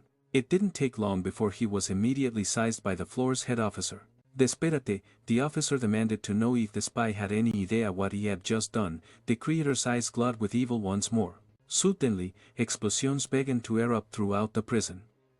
The president, who had previously underestimated the zombie, was now completely terrified. Throughout the prison, alarms blared loudly. A smoke billowed across the corridors from the rubble and destruction. The zombie king was awake once again. It was as if had returned from a long nightmare. It received orders from the professor to get them out of there. The professor promised to make him even stronger than that other monster. In the air, an aircraft was approaching the prison. Inside, someone was furiously kicking the hatch, keeping them locked in. With one final kick, the door was sent flying outside, putting all passengers in danger. The plane had been hijacked, and the hijackers ordered everyone to remain still. As long as they cooperated, no one would get hurt. Given decisional, the crew members decided to comply. The Blood King was now dressed properly. Air access was the only way in. Her subordinate reminded her about the bomb attached to the professor's body. She knew that, but there were no other options. She believed it was nothing more than a human trick. If she couldn't handle it herself, she wouldn't be worthy of being called a king. As soon as they flew over the target location, they jumped from the aircraft toward the prison. The Queen's orders were clear. They must be even more brutal than the humans. Inside the prison, several presidents were alerted to the invasion. It all seemed like a grand conspiracy to trigger a mass breakout. Everyone needed to be on high alert. The vampires had already entered the facility, encountering heavy resistance from the soldiers. One of the humans told everyone to stay calm since there were still 30 presidents inside the facility. In the lower levels, they realized the prison break might be underway. The Blood King didn't seem impressed by anything happening around her. She was in the upper levels. In between her and the professor, all the presidents were stationed to secure the facility. Down in the lowest level, where the true prisoner was held, one of the presidents had already received his fair share of beatings. The zombie king had done it with ease. He hated the professor, and his true intention was to leave him there to rot, giving the cell a smirk. The professor seemed like had expected this reaction. His bespectacled lackey began to panic. The professor said that this was his creation. It wasn't just some zombie capable of defeating him. It was better not to try anything foolish in his presence. Provoked by those words, the creature started to become hostile, but before it could act, the professor calmly reasserted. As long as he was helped to achieve his dreams, he had no interest in staying alive. The zombie king acknowledged that humans were terrifying and admitted that he was interested in becoming even stronger. With that, the professor assured him that he never went back on his word. Outside the prison walls, they could hear the tremors and explosions. The presidents were struggling to hold back the invaders. They had no idea who these people were, nor did they care. The Blood King had no intention of explaining herself to mere extras. With unwavering confidence, she advanced towards them. She gave them two options, either hand over the professor or find out how strong she really was. Determined to do duty, the first president decided to attack. Despite the hostility, the queen remained motionless. These presidents were resolute. They wouldn't let her do as she pleased inside the prison, but the fight ended faster than expected. Pieces of cyborgs were scattered all over the floor. It had all happened so fast that no one even saw what occurred. The soldiers, being metahumans, were terrified. Still, they opened fire. The queen knew their human weaponry posed zero threat to her. The assault rifles began to sing their song of violence, but the bullets just hit her skin and fell to the ground. They couldn't even tear her clothes. She was completely unfazed, not even a single blink was necessary. One of the vampires reached out her hand, mocking human technology. More explosions erupted inside the prison. Meanwhile, on the lower levels, the professor's rescue mission continued. The mad scientist was surprised the bomb hadn't activated. That's when the mad professor revealed they had a 2-second window after the lights went out. Now they could continue with their escape. The scientist was worried about making that creature even stronger, but the professor had 2 more bodies, even more powerful than that one. Finally, they managed to free the professor from his prison cell. The initial sight intrigued the zombie king. The humans there already looked defeated, and judging by their condition, the enemy was truly strong. Something else was going on here. A mysterious figure estaba among the bodies. The Blood King finally revealed herself. She had come to meet the professor. She told him that anyone who couldn't even touch the zombie in its second form was unworthy as an experiment. The scientist panicked, wondering how she knew that. Meanwhile, the zombie king wondered who this woman was. Since they shared a common enemy, she suggested using his body for her cause. Showcasing all her scientific and technical expertise, she awaited the professor's response. Feeling challenged yet, the zombie king wanted to know if this barely clothed woman thought she was stronger than him. She confirmed it and even added that it wasn't just by a small margin. If he wanted, she could prove it right then and there. Immediately, the two clashed. The queen emerged victorious. Her blow landed, a completely unexpected outcome for those who didn't know her. She demonstrated overwhelming power. If the zombie had wings, it would have flown away because it now looked like a projectile, smashing through everything in his path. Having already been defeated by the protagonist, he could tell from experience that her power was on par with his, but he refused to let the fight end like this. Looking at the prison's nuclear reactor, he suddenly had a brilliant idea, an idea worthy of a true genius. If he couldn't win, then everyone would turn to dust with him. Striking the reactor with all his might, the mad scientist took the opportunity to say this guy was never trustworthy. A chain reaction started, and it was only a matter of time before everything exploded. With a simple gesture of her hand, the queen looked at the reactor. Then she lowered her hand, fingers outstretched. She had given an order to reality itself, reversing the explosion, a display of power none of them expected. As if that wasn't enough, it was as if she had controlled gravity itself, crushing the immortal creature under the weight of that massive weapon. His ashen body now resembled a piece of gum stuck to the pavement. The Kumans struggled to comprehend what they were witnessing. That sight was undeniably terrifying. The queen mocked the creature for being so weak yet arrogant enough to bear the title of king. It was time to teach him a little lesson. With the creature in her grasp, she wanted to know how the protagonist had defeated it. Although he heard the question, the defeated creature was still processing its brutal loss. The queen's gaze showed no patience. It was then that he realized how far he was from true power. He had seen this before. These two creatures were monsters from a civilization that no longer existed. A deep terror began to consume his mind until he stood completely still before her. The king had shown him his true place, dropping his lifeless body to the ground. The zombie king, once revived, stopped breathing yet again. With that, she also demonstrated her power to everyone present. She had subjugated a powerful being as if it were nothing. The zombie king before her was nothing more than an insect. The presidents who had been defeated by that creature were now certain that this woman was in a league of her own. Even the mad scientist struggled to believe what he had just witnessed. Finally, she turned her attention to the professor. She wanted to know if he was good enough to be her experiment, and she was waiting for a positive response, but the professor was too stunned to answer immediately after what he had just seen. She was more than enough. High atop City Hall, the misbehaving zombie was still being punished. Violet arrived to speak with the protagonist. She had an urgent matter. They warned it wasn't a good time, but since it was an emergency, she couldn't delay. Her subordinate tried to warn her that it was dangerous. Hitting those words, Violet said she had no idea what he was talking about. She entered the president's office, saying she had terrible news.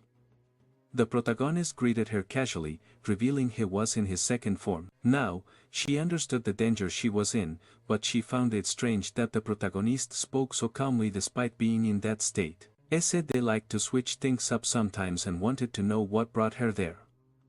Without hesitation, she reported that the professor had escaped from prison. He already knew, because Cummins could never contain that red-haired woman. It had happened about 10 minutes ago, and Violet couldn't understand how he already knew. The king had used her bloodline power. He had sensed the energy.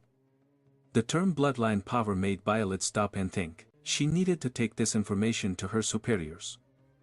Since she was already there, the protagonist asked her not to rush off. It had been a while since he had peacefully interacted with a human.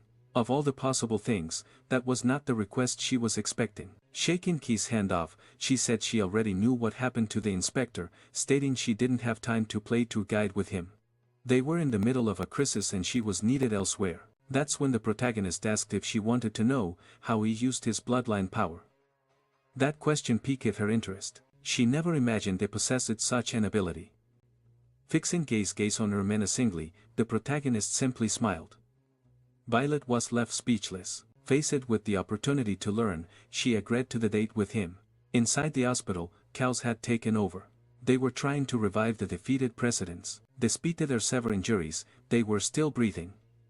The doctor noticed the chief wanted to say something. Approaching him, learned in to listen.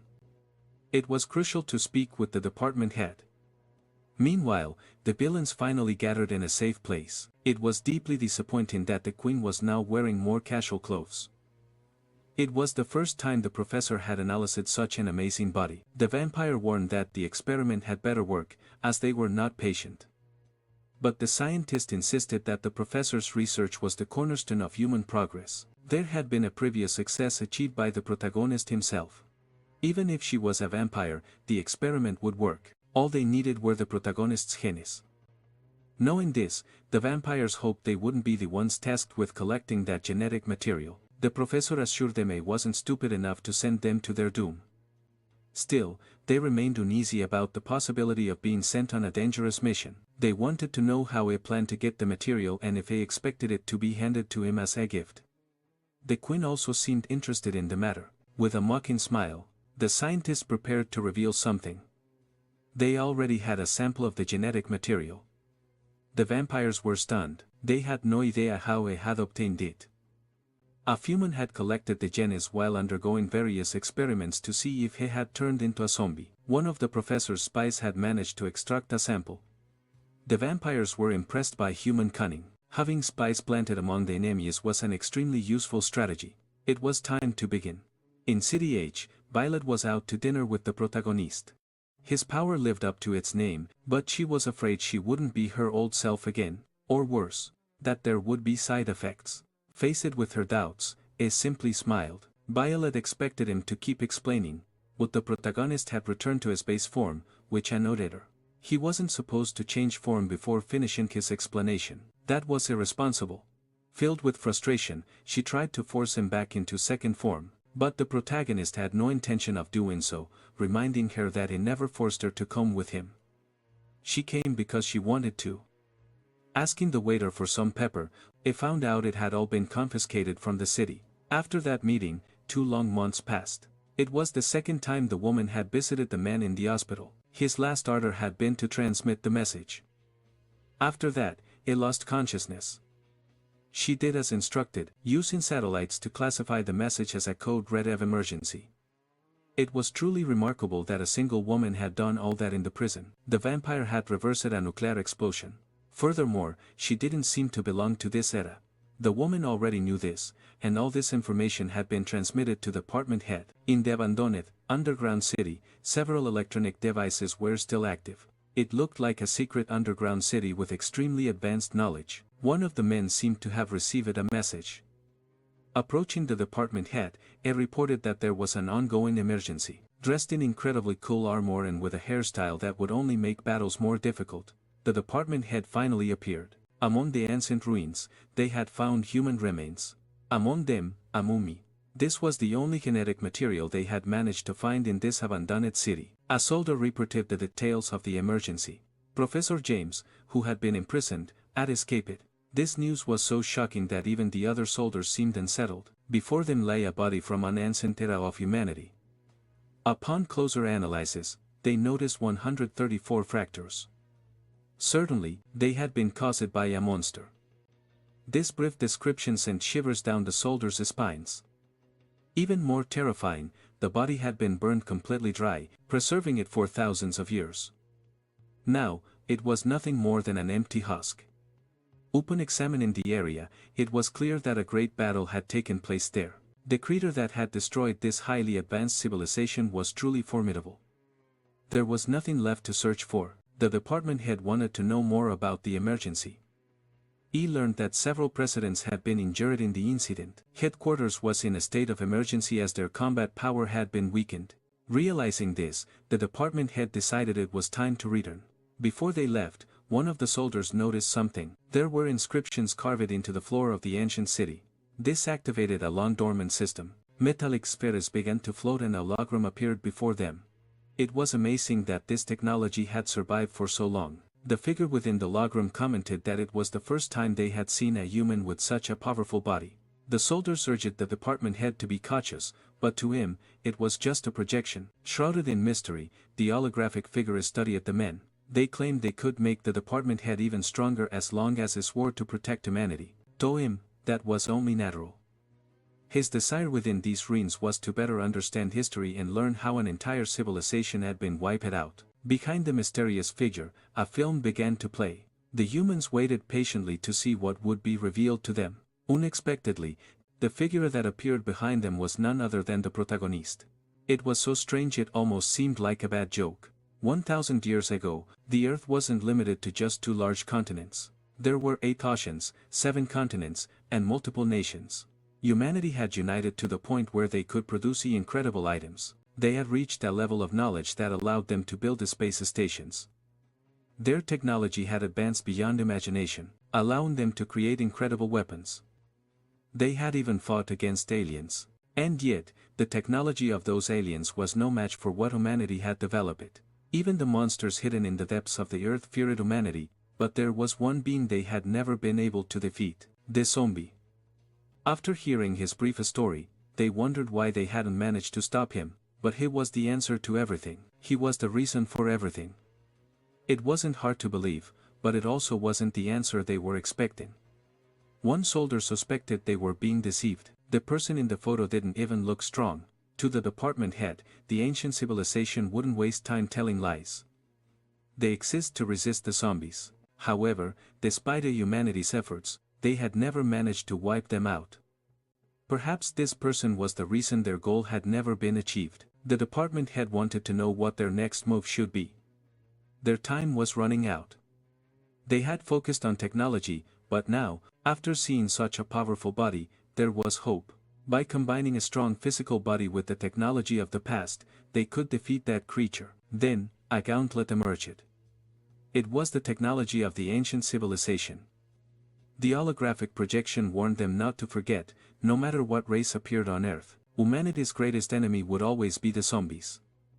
The department had ordered a soldier to take the artifact, but hesitated, holding the object. It promised that humanity would not let them down. All that remained in that place was the desiccated corpse. There was nothing else of value to collect. A soldier asked if they were going to hunt down the person in the photo, but their immediate priority was to deal with the professor's escape. The world was too big. Finding a single zombie would be like looking for a needle in a haystack. Over the phone, Violet received an important call. Finally, the department head had returned and was calling a meeting with all the presidents. The zombie was surprised that he was also required to attend. He had no idea who the department head was. In the professor's lab, his experiment seemed to be progressing successfully. He smiled enthusiastically, believing he had finally reached his goal. The queen's body was being enhanced. Little by little, the protagonist's genes were being assimilated into her. Meanwhile, the queen's vampire subordinates were getting tired of waiting. Their tribe's entire wealth was down to a single coin. Even if they worked in jobs, they couldn't feed their people. They had even gotten that one coin by begging. Their lives had become so miserable they wished it would just end. A companion reminded them that they were strong, that they should find another way to make a living. The idea seemed like a joke. They couldn't think of anything profitable. Then, their companion suggested something simple: let's rob a bank. On their way, they passed by a bank. Inside, the people seemed incredibly slow. A simple withdrawal took almost an hour. They had never seen people move so slowly. With their skills, they could rob the place in 10 seconds. They would never get caught. All they had to do was take the money and leave. That was all it took to convince the vampire to commit a little crime. Meanwhile, at headquarters, everyone was gathering. A soldier informed the chief that all the presidents were present. The meeting could finally begin. The department head put on his extremely cool helmet.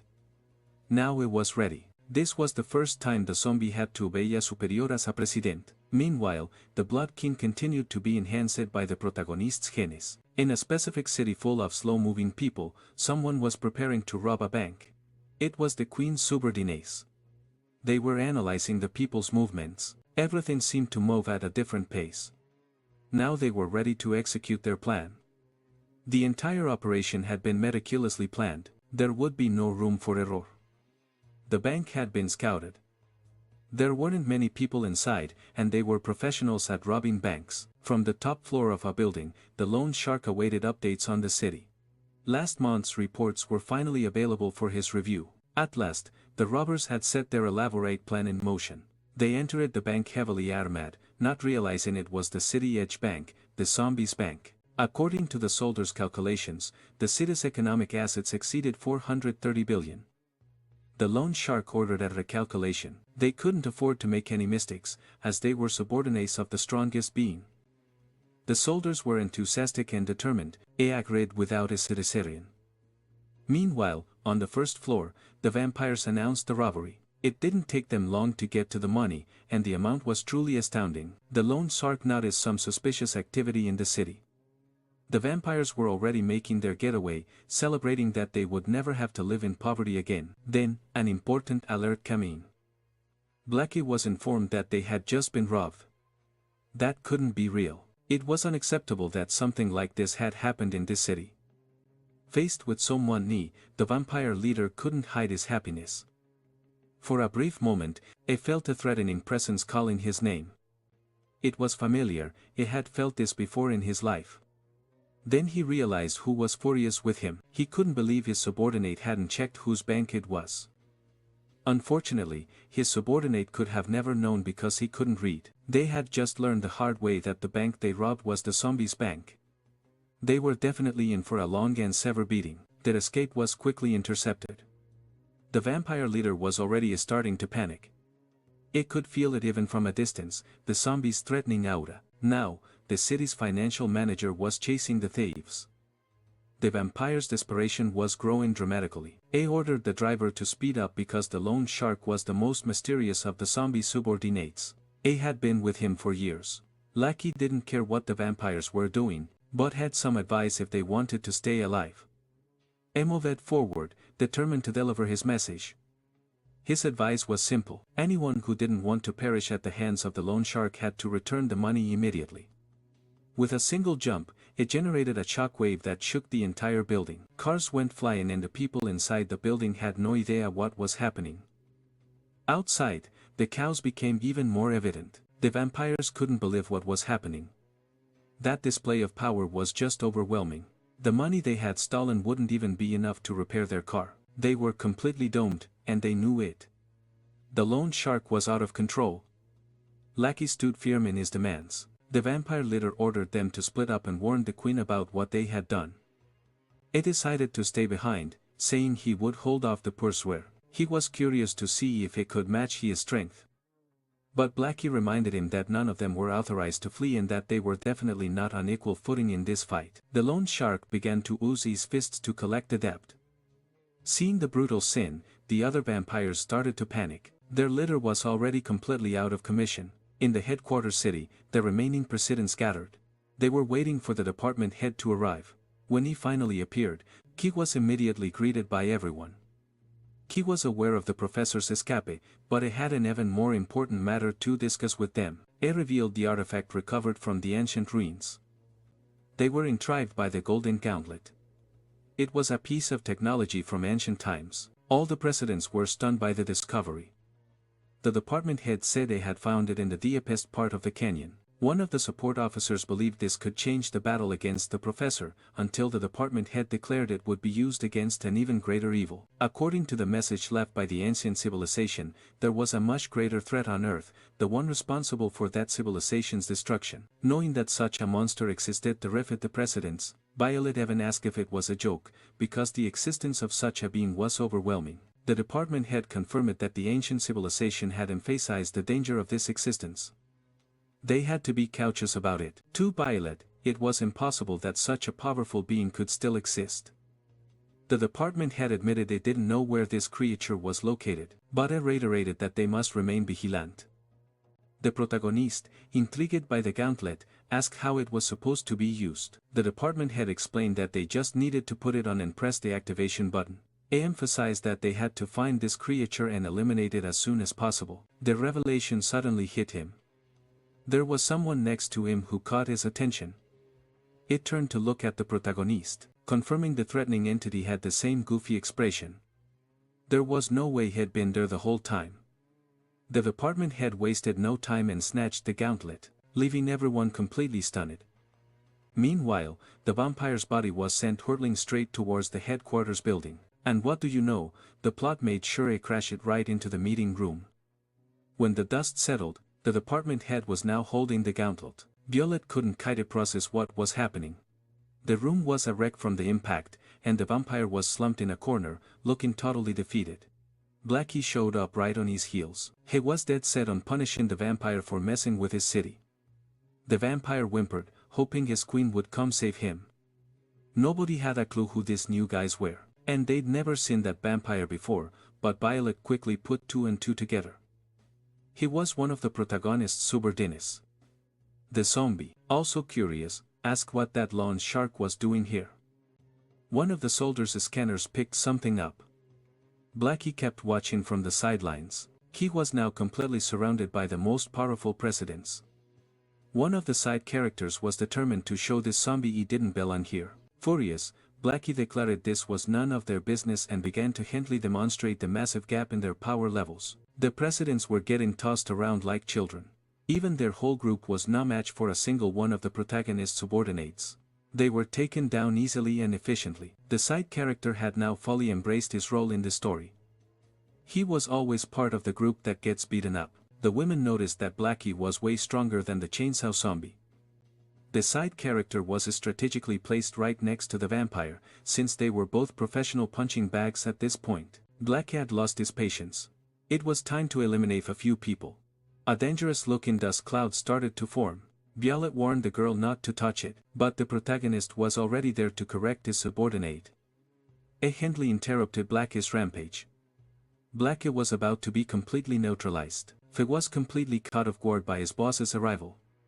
Another shockwave erupted, sending everyone else flying. A soldier updated the department head on the newcomer's strength. The presidents standing before him were like ants. The ancient civilization was right. He was the real deal. After stopping his subordinate, the protagonist took him to the roof of the building. Blackie demanded to know what was going on. The protagonist reminded him that he wasn't allowed to kill people. Meanwhile, the department head activated the gauntlet. The protagonist was explaining to his subordinate that this was the headquarters of the very people who gave them the city. His little speech was cut short. A solar eclipse started forming in the sky. This was completely unexpected. None of the humans could explain where it came from. The sky went completely dark.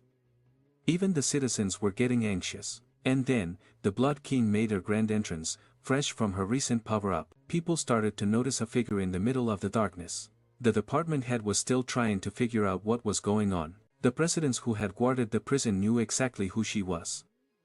With a wicked grin, the king declared that she was now completely invincible.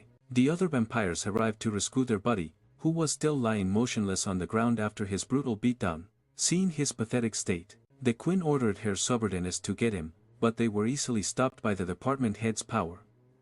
They couldn't do a thing against that human. The queen noticed this immediately, but she didn't seem to care one bit. Knowing things were about to get ugly, the department head ordered the city's evacuation. The queen smirked and told the human to mind his own business.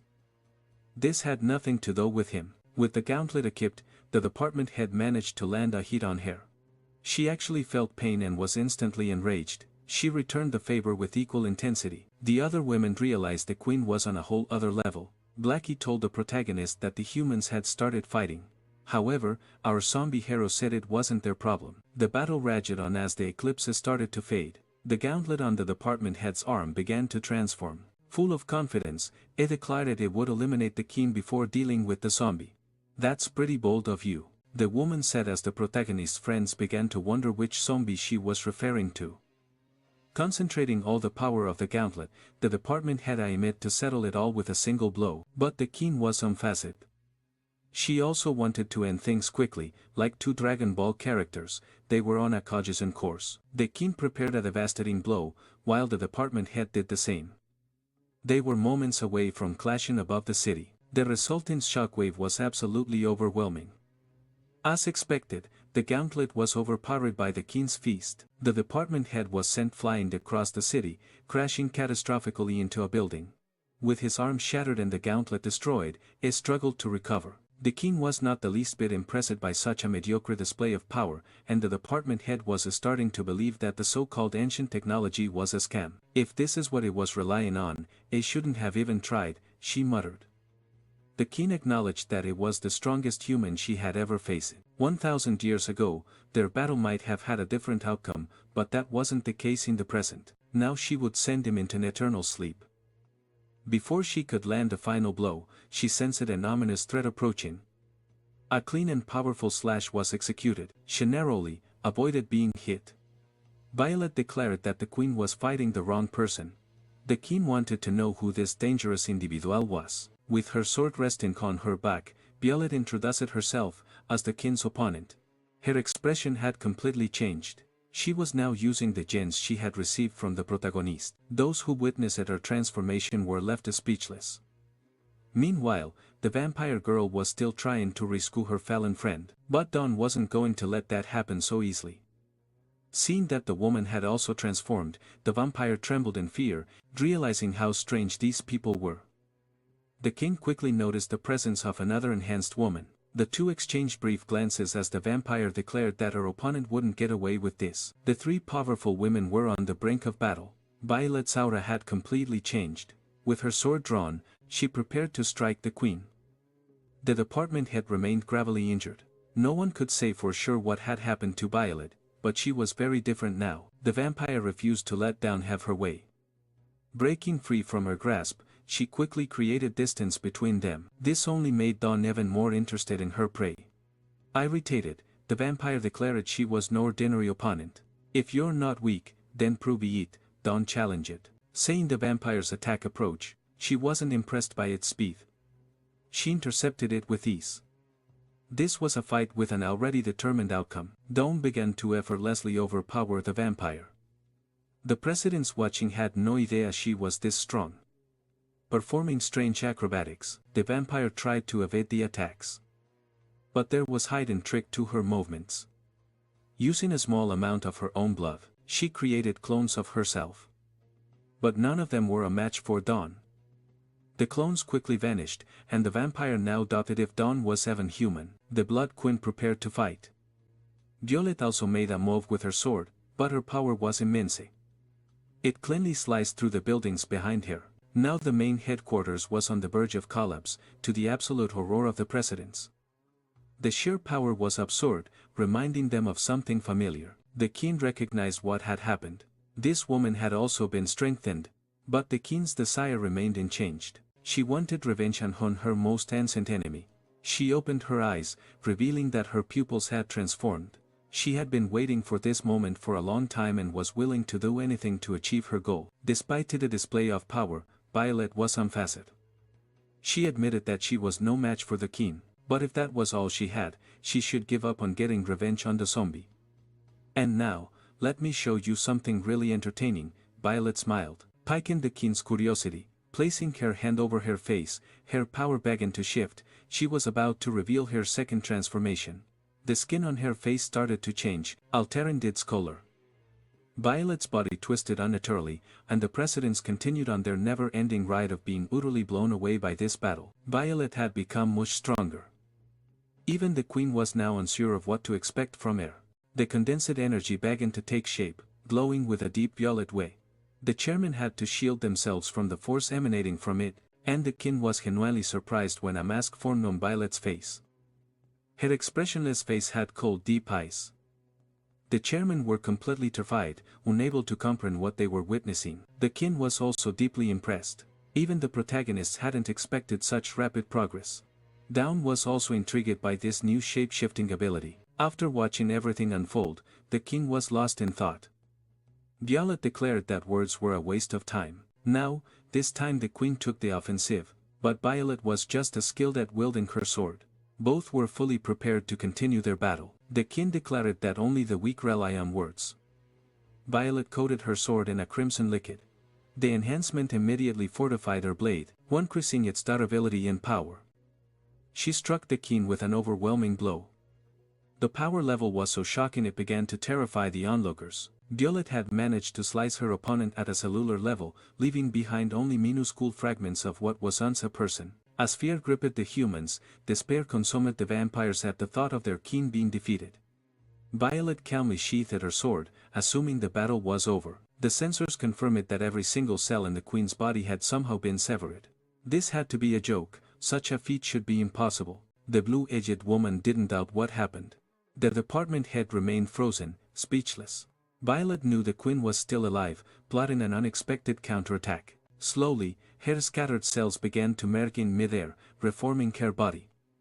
Violet stood by and waited, allowing the queen to fully restore herself. Her reconstruction was happening at a molecular level.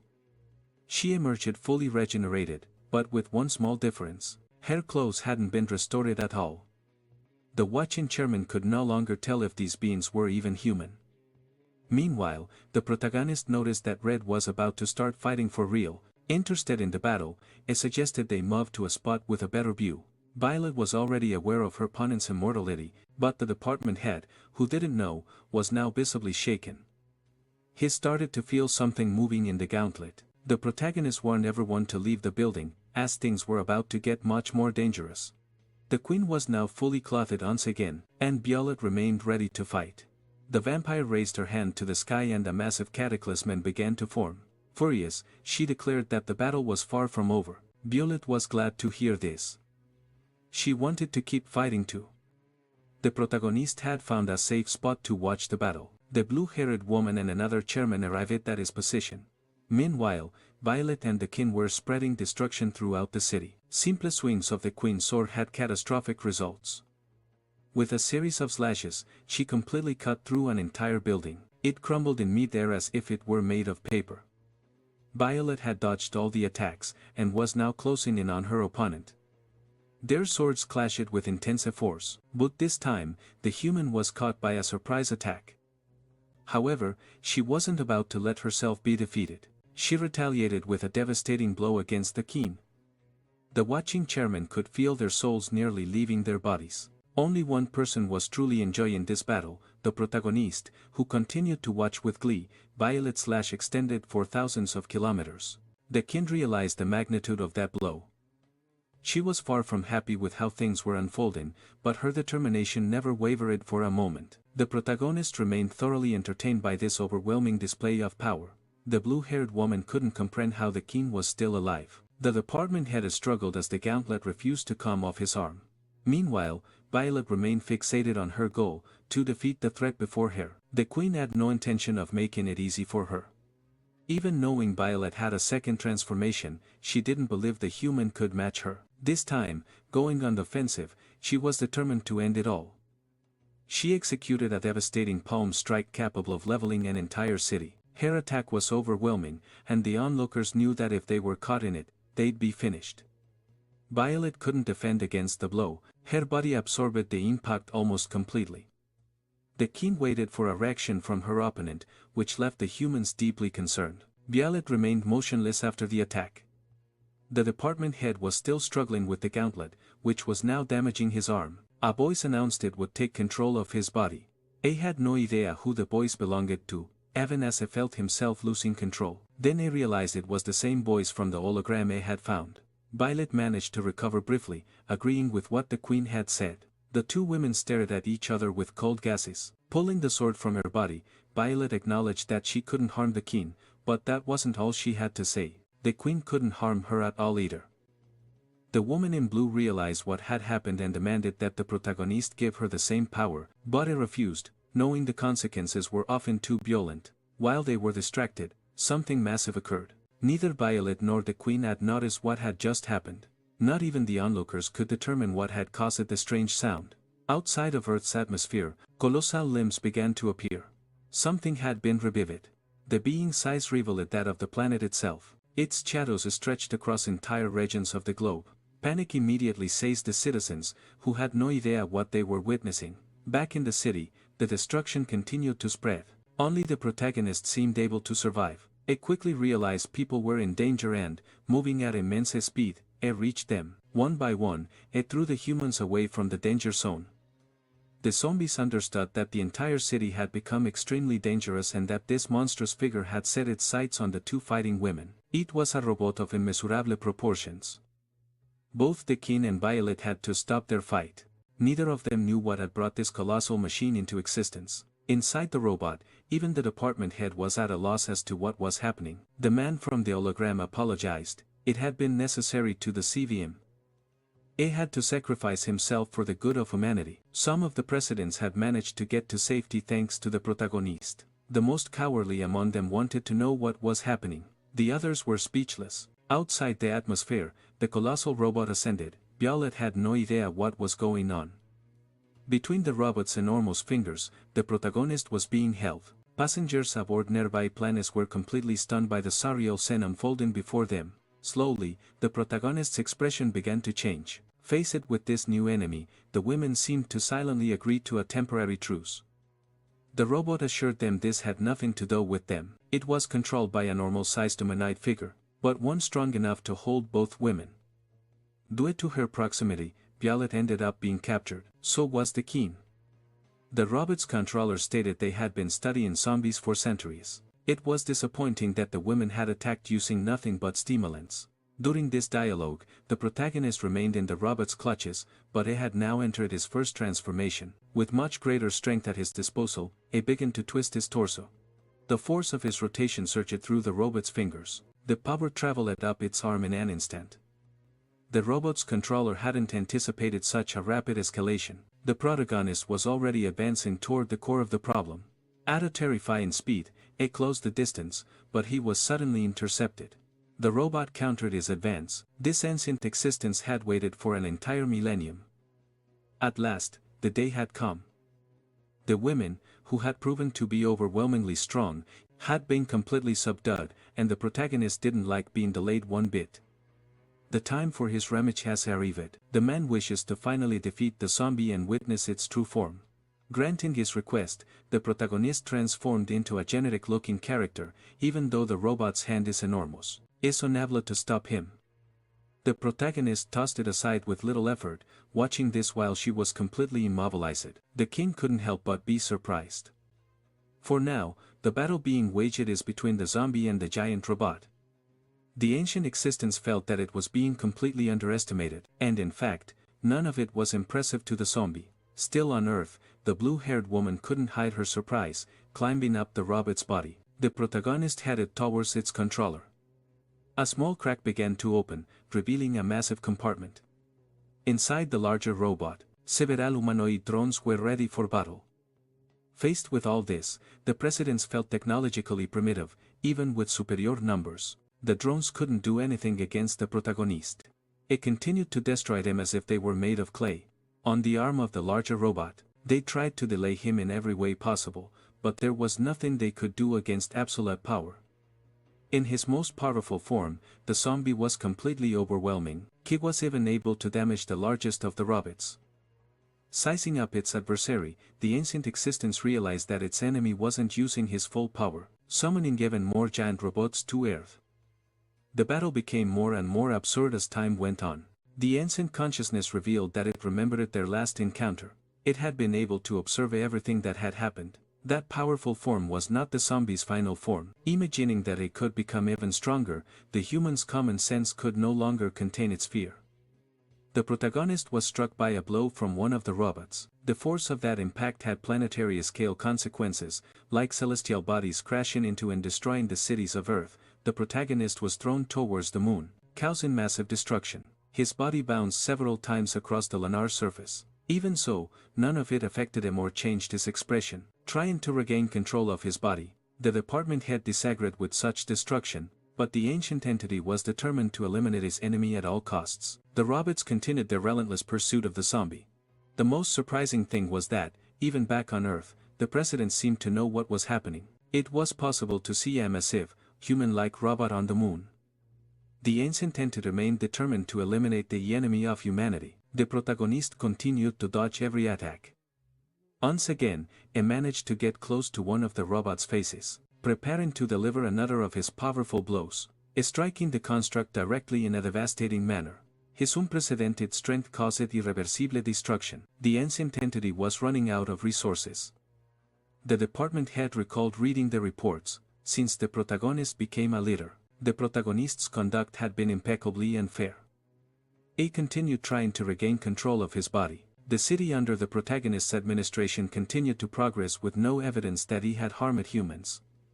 In fact, it helped them quite often. This made the department head consider the possibility of coexistence, but the ancient entity seemed accept such a thing, redirecting its violent impulse to attack the protagonist. It claimed that they had already tried peaceful coexistence in past eras, but just looking at the protagonist was enough to understand the reality. There was no way to coexist peacefully with someone so powerful. Zombies were supposed to be an insignificant race and always have been, until the protagonist appeared out of nowhere. Since then, humanity's fate had depended on this one person's move. An entity like that could not be allowed to continue existing. It did not belong to humanity and therefore deserved to be destroyed immediately. Changing its form, the robot now prepared to unleash its most powerful attack, divine punishment. Several robots like it began to appear in the lunar atmosphere. Their swords pierced through the entire moon. Massive waves of electrical energy surged from the surface. Even so, none of it could stop the protagonist, who acknowledged that the human had been striving to obtain strength, but just because it was bigger or had greater numbers didn't mean it had achieved it. This revelation left the ancient entity terrified. All the protagonist needed was a simple snap of his fingers. Immediately, the robots were destroyed, turning to dust. Massive earthquakes spread across the lunar surface. The effects of this magnificent battle were already reaching Earth. Faced with the imminent danger, the presidents decided they had to help evacuate the citizens. Finally, the protagonist had closed in on the main body, landing an indefensibly blow to its face. It directed its enemy towards Earth. It fell into the ocean like a mere projectile. Meanwhile, the protagonist decided to land on the continent. Using his hands, he began to split the land beneath his feet. In truth, there wasn't much that could be done against all that power. Inside the city, the presidents were already focused on the full evacuation. The citizens were frantically seeking shelter. The blue-eyed woman noticed a crack that kept growing, having no idea what it could mean. The protagonist continued to split the continent with his hands. Soon, all the humans were overwhelmed by sheer terror. Once again, something of planetary proportions was happening. The sensors detected that the earthquake had already reached 20 points on the measurement scale. As simply as tearing a sheet of paper, it had split the continent in two. Not even a feat of this magnitude required any effort from the protagonist. Now, in the middle of the city, a massive crack separated it into two halves. Completely overwhelmed, distracted by the imminent danger, the blue-haired woman fell into the abyss. It was so deep that its bottom couldn't be seen. Her fall was stopped by the brave intervention of one of the extras. It was simply unthinkable that any life form could accomplish all this. The extra told the woman to hold on to him tightly. She was still worried about what was happening in the city. Meanwhile, the consciousness of that ancient human was struggling to recover. His body was being brutally beaten by the protagonist, and his hair had grown significantly. That man's body was thrown towards a distant mountain. Almost out of strength, it tried to heal his wounds. Turning to the department head, he asked if he now understood the magnet of that destructive power, but it couldn't give an answer upon seeing the approach of a colossal tsunami. The protagonist now had hair as long as Goku's older brother. It was hard to imagine what kind of life form he really was. Having been free from her restraints for some time, Violet was watching the ongoing battle.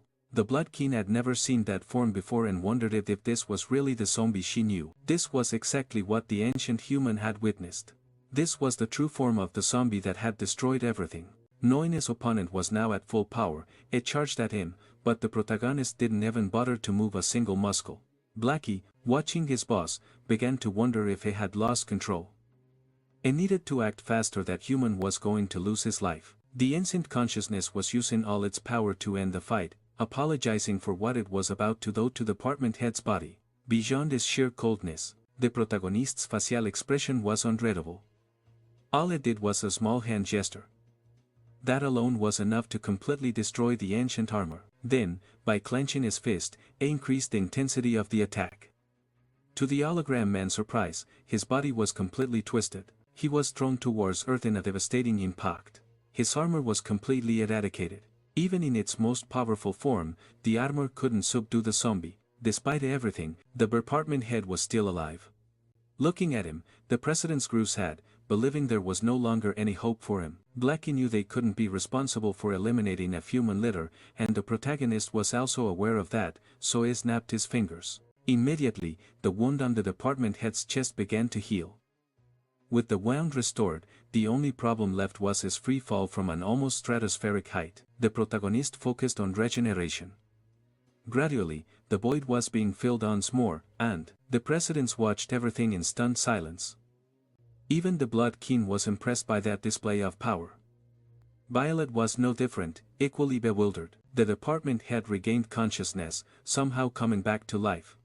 Looking to his side, he realized who had done it. The protagonist remained focused, doing everything he could to complete the regeneration.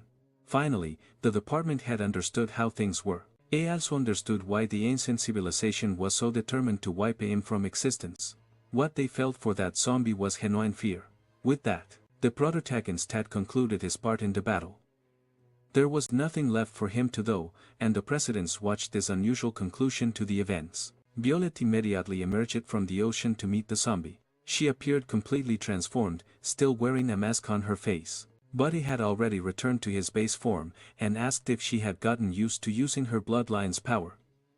She sighed deeply, saying that thanks to him, everyone's home had been completely wiped from existence. If he could have finished it in a single blow, why didn't he do it from the start?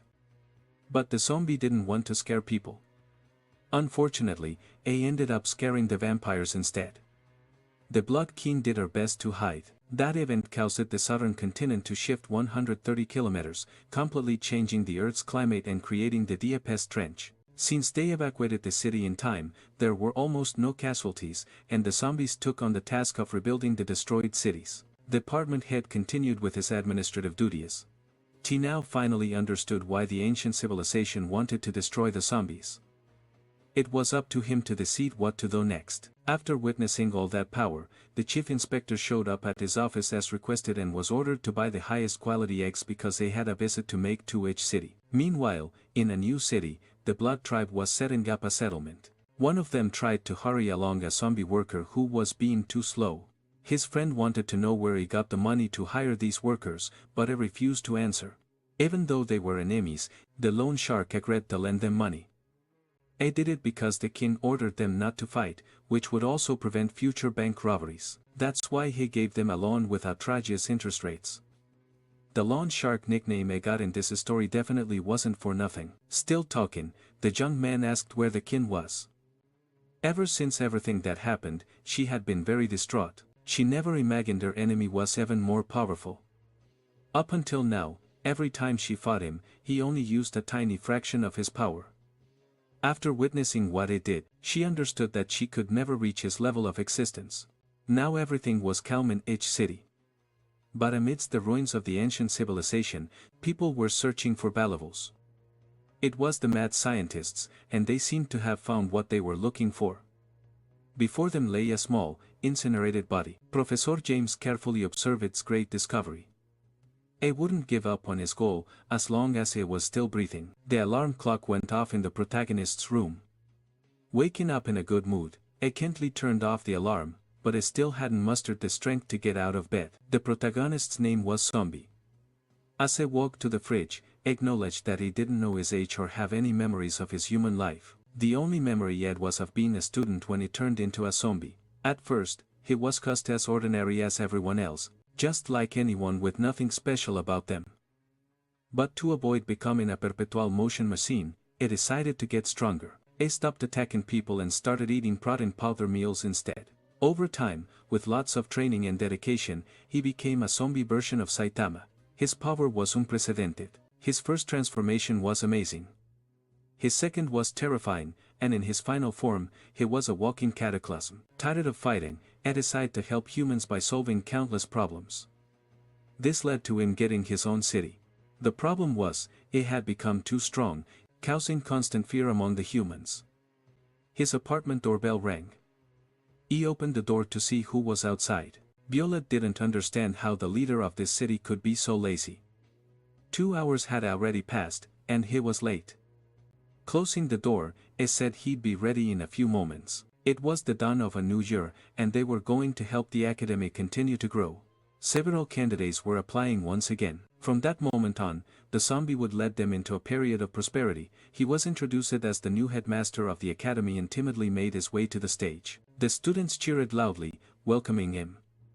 On stage, he just observed their obedience and, thinking the students must be hungry, he brought out some eggs for them to eat. That wasn't exactly what they were expecting. The former boss was now just a president, and despite the taunts, he said that no one could defeat a zombie. The department head was sitting quietly, sipping tea. The inspector tried to approach him, saying that an emergency was in progress.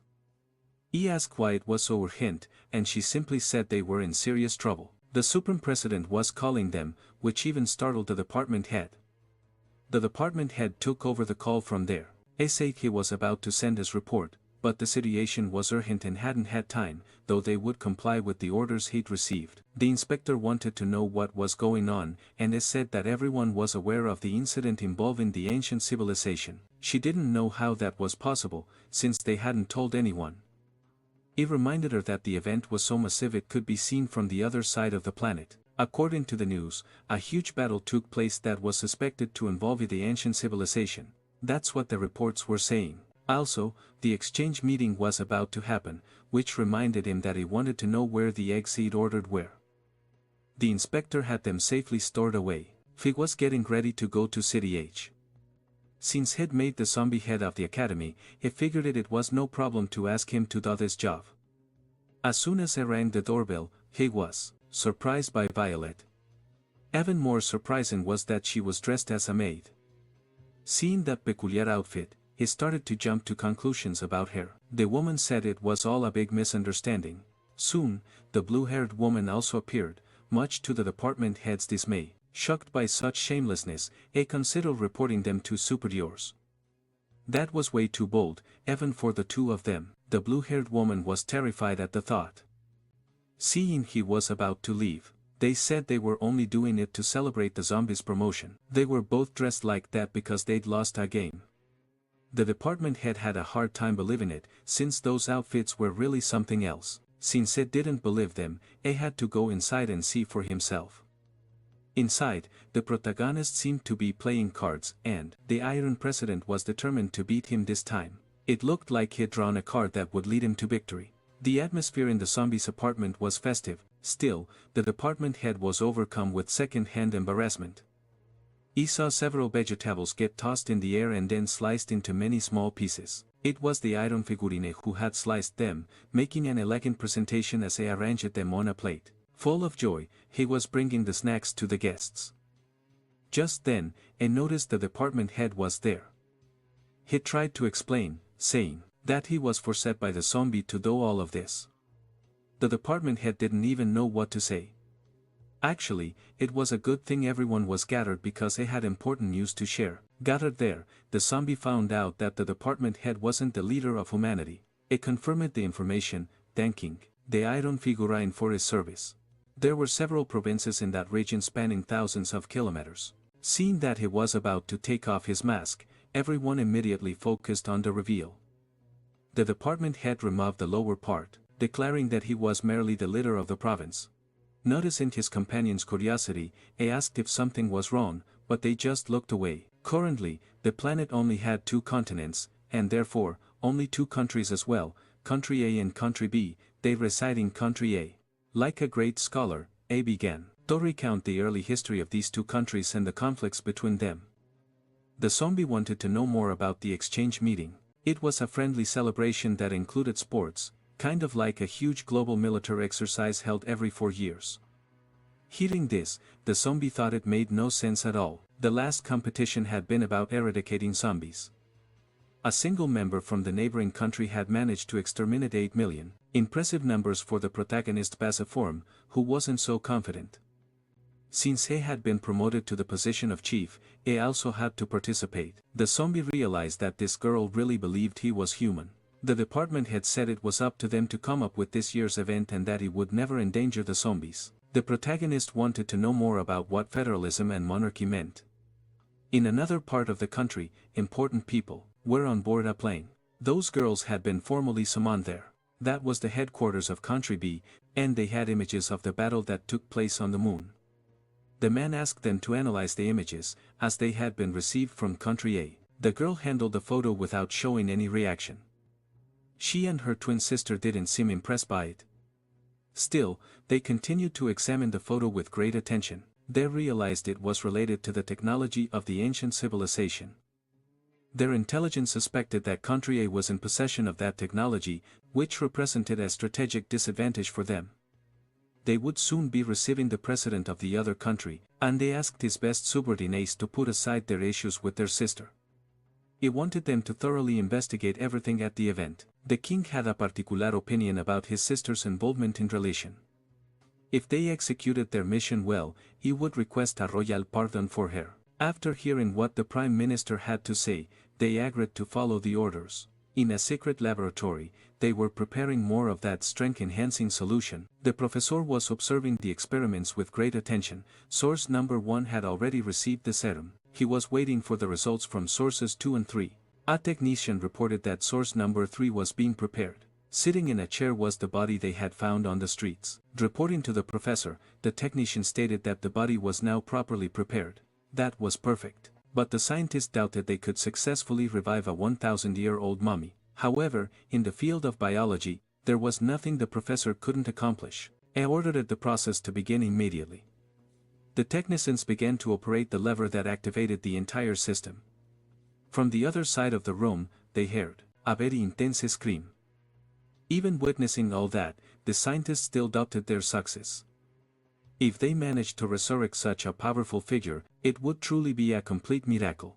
The energy and serum began to flow into that desiccated body until the process was finally complete. With great curiosity in their eyes, they waited to see the results of their actions. A faint cough was heard, and the small scientist was extremely excited. Contrary to what he had imagined, the revived person appeared to be extremely ordinary and unremarkable. His expectations were shattered, and they thought the process had failed. They had hoped to resurrect an ancient and powerful figure, but all they had was a bald, middle-aged man. The scientists wasted no time in approaching the newly revived man. They wanted to know who he was and what had happened to the powerful figure. The bald man said that he was indeed from the ancient civilization and asked them to spare his life. The scientists called him a liar since he looked nothing like the image they had. The man said he was just an engineer. He didn't know how to fight. He designed armor and there was nothing wrong with making cool armor. Outside the lab, the professor continued to observe it with great interest. It seemed that even he was taken by surprise by this. Seeing that the professor had turned his back on him, the bald man suggested they have a conversation, since they were both men of science. That piqued the professor's interest a little. The two briefly exchanged glances as if they were analyzing each other. Approaching him, the professor asked what he wanted. Although their starting points were different, they could work together. But having already been defeated by the zombie, the professor wasn't interested. The man said that they had already analyzed the zombie's genes. The professor's method was flawed. What was truly terrifying wasn't its strength, but its ability to become indefinitely stronger. Upon hearing that, the professor showed more interest. For all intents and purposes, these were the two smartest men on Earth. The professor was a master of biology and already had the zombie's genome. Meanwhile, that man had extensive knowledge of engineering and also knew how to use the zombie's genome. That was enough for them to create a new form of life. After presenting his proposal, I wanted to know what the professor thought about it. The professor took a moment to respond, but they had no reason to refuse that suggestion. That marked the beginning of a great and promising collaboration between the two. The head of the department's proposal was not well received. No one believed they would send the zombie as the president's bodyguard. After all, that charming figure with multiple personalities could be a danger, but the head of the department had no choice.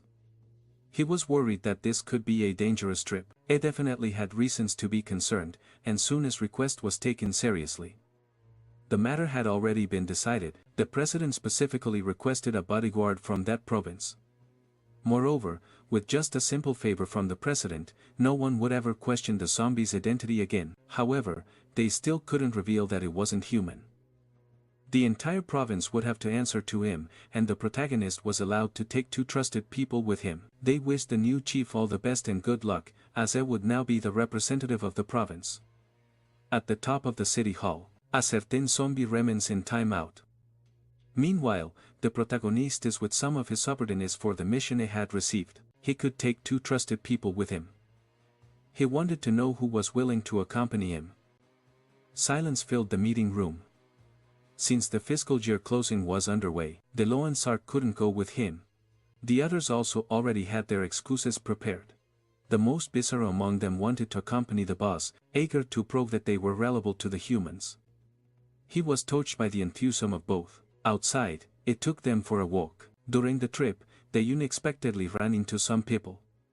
The women were already waiting for the zombie, and the blue-haired woman found those dogs extremely adorable. She approached one of them to give it some affectionate pats. The grotesque dog responded that if she did that again, it would chew her up until there was nothing left. She was immediately startled by the animal's words. She never imagined a dog could talk. Violet had to explain to her that it was in fact a zombie. It was time for him to follow her now, as the president of the country wanted to see him. Finally, they appeared to be in another location. Other bodyguards had already arrived as well. Like all provocative extras, they assumed they would give up on the responsibility. They couldn't believe how the former chief had been replaced by some nobody like him. But what was even more bizarre was that the president had so much trust in such a small province. After all, they could easily beat that new chief with their hands tied. The protagonist made sure to demonstrate who was actually the strongest in the room. The impact was devastating. That extra had now become part of the decoration. Violet placed her hand on her forehead in disappointment. Meanwhile, the other bodyguards were also very impressed. The blue-haired woman already knew something like this would happen. In the presence of the president, fee was finally received. Even so, it still felt kinda shy about the situation. The president had received good recommendations about the new chief, who was supposedly the perfect bodyguard. He asked what the bodyguard would do in case of danger. The protagonist confidently stated that as far as Faye was concerned, nothing was truly dangerous. Faced with such exaggerated confidence, the president said he liked what he heard. Meanwhile, someone was exploring ruins located in Country B. Damn, something new is coming for the guys. It must be the sister of those crazy girls from before, and she's spicy. Someone else appears by her side, the older sister. Damn. She looks over and says, "This right here is your team. The zombie army is ready." Wah. Is she the zombie king of another country? Damn, is she the baddest of the bad? She says, "All right, good work. You can lead the rest for me, the world is so beautiful." Why do humans like to fight among themselves so much? The guy replies, "I don't know. I'm a human, Mac, but maybe it's for resources." "No, I think it's because of selfishness." "Brothers, I'm sure you all heard that the president of Country A is coming. Our mission is to kill that dog. You're probably wondering why we're doing this. I admit that zombies used to cause trouble for humans for a while, but nowadays with technology, we're nothing. Humans have controlled zombies for hundreds of years. So, I ask, why are your armies still trying to eradicate us today? It's all a scheme because Country A and Country B are hiding the fact that zombies also have consciousness. The extermination of zombies is just a conflict they created to throw us into internal chaos. Hundreds of innocent people are living in the dark, hundreds of families have been destroyed by these conflicts, and even hundreds of conscious zombies were murdered in cold blood. When in reality, zombies and humans could have coexisted a long time ago. We will overthrow Country A and Country B and unify the entire world in the name of coexistence. Damn. The main character is gonna like that offer. And he's already arriving in the city, bro. Ladies and gentlemen, the exchange summit is about to happen. The president of Country A is arriving for a 7-day visit. The place is already packed with a sea of people. This is your reporter from Country B, bringing you the news. At the same time, the reporter from Country A is also breaking the news. Our president will be staying at this hotel and will meet with the prime minister of Country B tomorrow morning. A kid is watching the news. Someone calls out to him. "Hey kid, come and eat." "Okay. Why are you watching that news?" "I just want to see what our president looks like." The father says, "It's such a big event, but I heard some weird things are happening." The woman replies, "Yeah, our country is still too weak." Another huge plane arrives. Look at the sisters arriving. What did the prime minister ask for? Just for us to protect the president. We can't let him get hurt the moment he arrives. Heather asks, "Wait, Are you saying our sister might try something? Considering her personality, she won't even let the plane touch the ground. Down below, some guys are talking. All preparations are ready, we're going to send the president straight to hell. Everything is shaking. Hey man. What's going on? Wait, are you hurt? We can't make any mistakes. The guy inside that plane, there's something terrifying and familiar about him at the same time. Oh, damn. Is that the main character putting on a suit? The guy reports over the radio. We're fine. Continue with the plan. It just feels off. The reporter says the plane has arrived in our capital. The governor of the state of Ray has come to welcome the president. Let's all welcome the arrival of peace. Look at that. The president is about to come out. Someone steps out first. Whoa. It's the main character in a big suit and a hood. Damn, the man looks dangerous. I say grab someone, stop now. Don't do anything. Don't attack the people below. But what do you mean? Hey, you stubborn idiot. Didn't you sense that guy? Calm down. I don't get it. The girl says, nobody make a mob for now, everyone, stand down. That guy is not the president. All the cameras broadcast the main character into everyone's homes. People are in shock. And just like that, Zombie was introduced to the entire world for the first time. Considering all the plans between the two countries, what's going to happen? The girls are watching. Who is that guy? Well, according to the list we received, he's one of the president's bodyguards. His name is Zombie. But why does it look so strange? Inside the plane, the boss says, very good, Zombie. That's the exact effect I wanted. You're the perfect shield. Only someone with a death wish would try to attack now. Violet says to them, President, you weren't like this. You sent him out just to be a meat shield.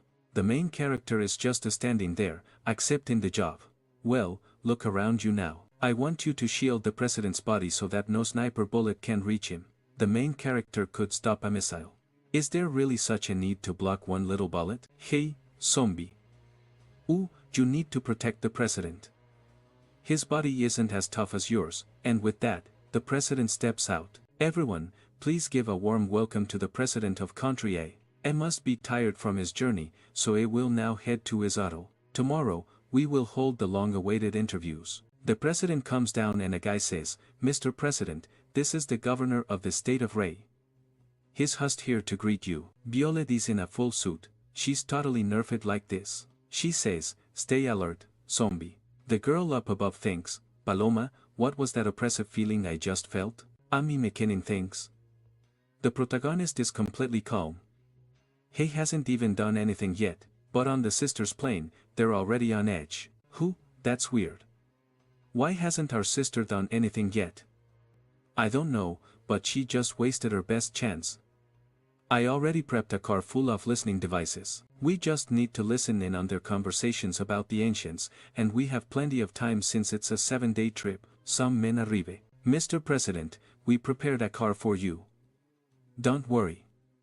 We have our own private vehicle for transport.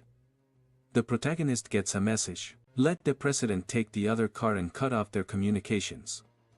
One sister says, hey, they didn't bring that many bodyguards. Do we really need this much prep? How can you be so careless knowing that country's military strength? I saw Violet and Lank with him. Did you forget what happened at the last meeting? A guy reports. The car we prepped didn't work, they got into another one. She asks, wait, which car did the president get into?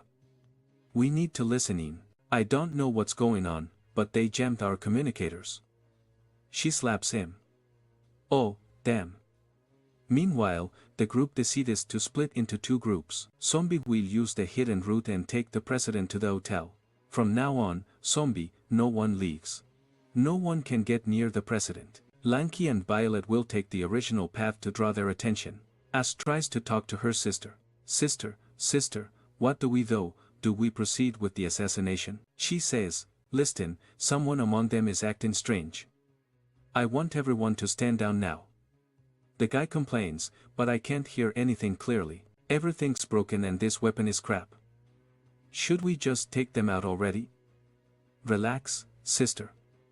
I'll kill everyone. You're gonna get your butt kicked in 2 seconds. Back on the plane, the president lands safely. Do we really need to be this cautious and even cut off communication? Yes, we have our own secrets. And do you really think the situation is safe? Just like we have problems with Dr. James, they also have hidden organizations that might try something. Inside the car, the protagonist, the president, and another man are riding. The president asks, "Zombie, you're a zombie, right? You'll protect me." "Correct." The guy says, "Yes." "Haha. Interesting. Then I'll be counting on you. I just have one question. You wouldn't suddenly get the idea to destroy everyone and rule the planet, would you?" The protagonist replies, "No, I'm not interested in that at all." "Oh, wow."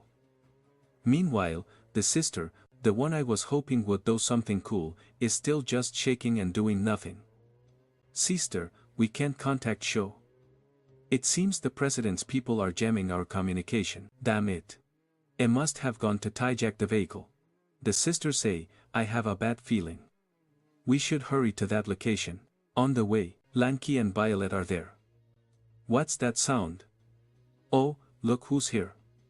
I can't tell who's strong or weak anymore." Now, the question is, will the girls win or will they be defeated?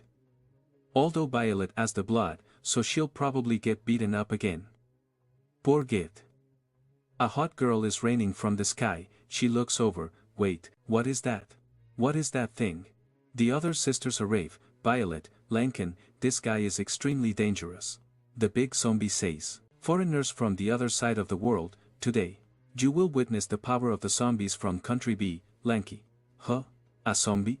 "Yes, a zombie under my sister's control." The guy forms some black matter in his hand, something like an egg or a lump, then lights it like a lighter and unleashes a stream of flames. But honestly, that doesn't look very intimidating. The girl warns, "Be careful of that fire. It never goes out." Violet, "Off, snow, rain. What are you two doing here?" He walks into the fire. "Girl, you haven't been bitten, so if you're not immune, you're going to get burned." The older sister speaks. "You two need to bring Axel back. If he keeps causing destruction, the president will have a reason to capture everyone." "All right, we're leaving." The guy says, "You can let me go. I'm feeling better now." The protagonist is still sitting in the car. Elle looks at the guy passing by, and the man freezes. Back to the fight. Look at Lankin's big sword. Now he has several of them. "You're underestimating us." A guy with a grenade on his back jumps out. Then, boom, smoke grenade. She gets disoriented. When she opens her eyes, something is in her face. Damn, she got caught, hit, and smashed. "Lanky, I told you to be careful." Ouch. The blade is already dripping. "Hey, who's next?" He says, "Yeah, she's completely wrecked. Good thing she drank the protagonist's blood, otherwise, she'd be done for." Violet is in shock. The sisters are already coming to help, swords electrify around them. The sisters get in front. "Go now and take her." "What are you doing here, Violet?" "Take her to the infirmary, you still have a chance to save her." "Damn it, in the end, we're going to have to use our own power." "We don't want to kill you, leave this place immediately." "Stop talking nonsense. If you weren't our leader's younger sisters, you would have been torn to pieces a long time ago. A lesson will be good for young ladies like you, don't blame me for not warning you." Whoa, it spreads oil around, forms that thing again, and lights the lighter. Damn, has turned into a man on fire, into the Ghost Rider. The little sisters are surprised, they're not used to seeing zombies transform, but Violet in the back is unfazed. The big zombie, what's wrong? They've never seen anything like this. They were favored by their sister and now they think they're invincible. The girl looks back. "Why are you still here?" And Violet is already laughing with her hand over her face, but Lanky next to her says, "Violet, step aside. You helped me last time too."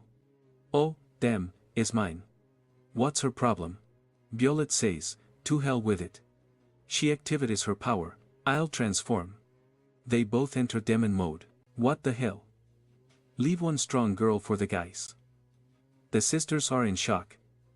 What the hell are you two? Are you even human anymore? Ghost Rider, hey, what's going on here? Why do I feel this familiarity? No, wait, we're not the same kind. Ese is them. Why are you taking so long? Didn't you say you were going to kill us? The guy charges. You're just bluffing, I'll finish you, boom. A flaming flower bullet flies right at her, but she absorbs it. Holy cow, she has the absorption talent. This girl is crazy, you want to use that on me? The sisters, what? She absorbed it all. That's insane. This skull guy. Who, you're pretty tough. Take this flying kick. He didn't even finish talking. Somehow, is getting a call. Chow, can you hear me? Hey, is that really the strength of a human's kick? The sister tries to contact him. If you can hear me, answer immediately. You need to come back, I'm very, very busy right now.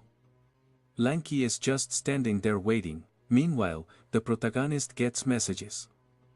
Zombie, Violet, and Lanky seem to be in trouble. Alright. Has the president arrived safely at the hotel? Our colleague replies, yes, we've just arrived at the destination. Could you go to Violet's location to help and see what's up? Alright, I'll go check if everything's okay. Are you sure you can guide the president here? Don't worry, this is our territory now, it's safe. Okay, I'm leaving then. Lanky is still there. Flashback. Don says, Lanky, what are you doing? You don't care about anything anymore. She's a department head just like me, how can she be so much stronger? Don tries to warn her. We haven't investigated this properly yet, you don't know what could happen. Shut up. Slam. She takes the blood.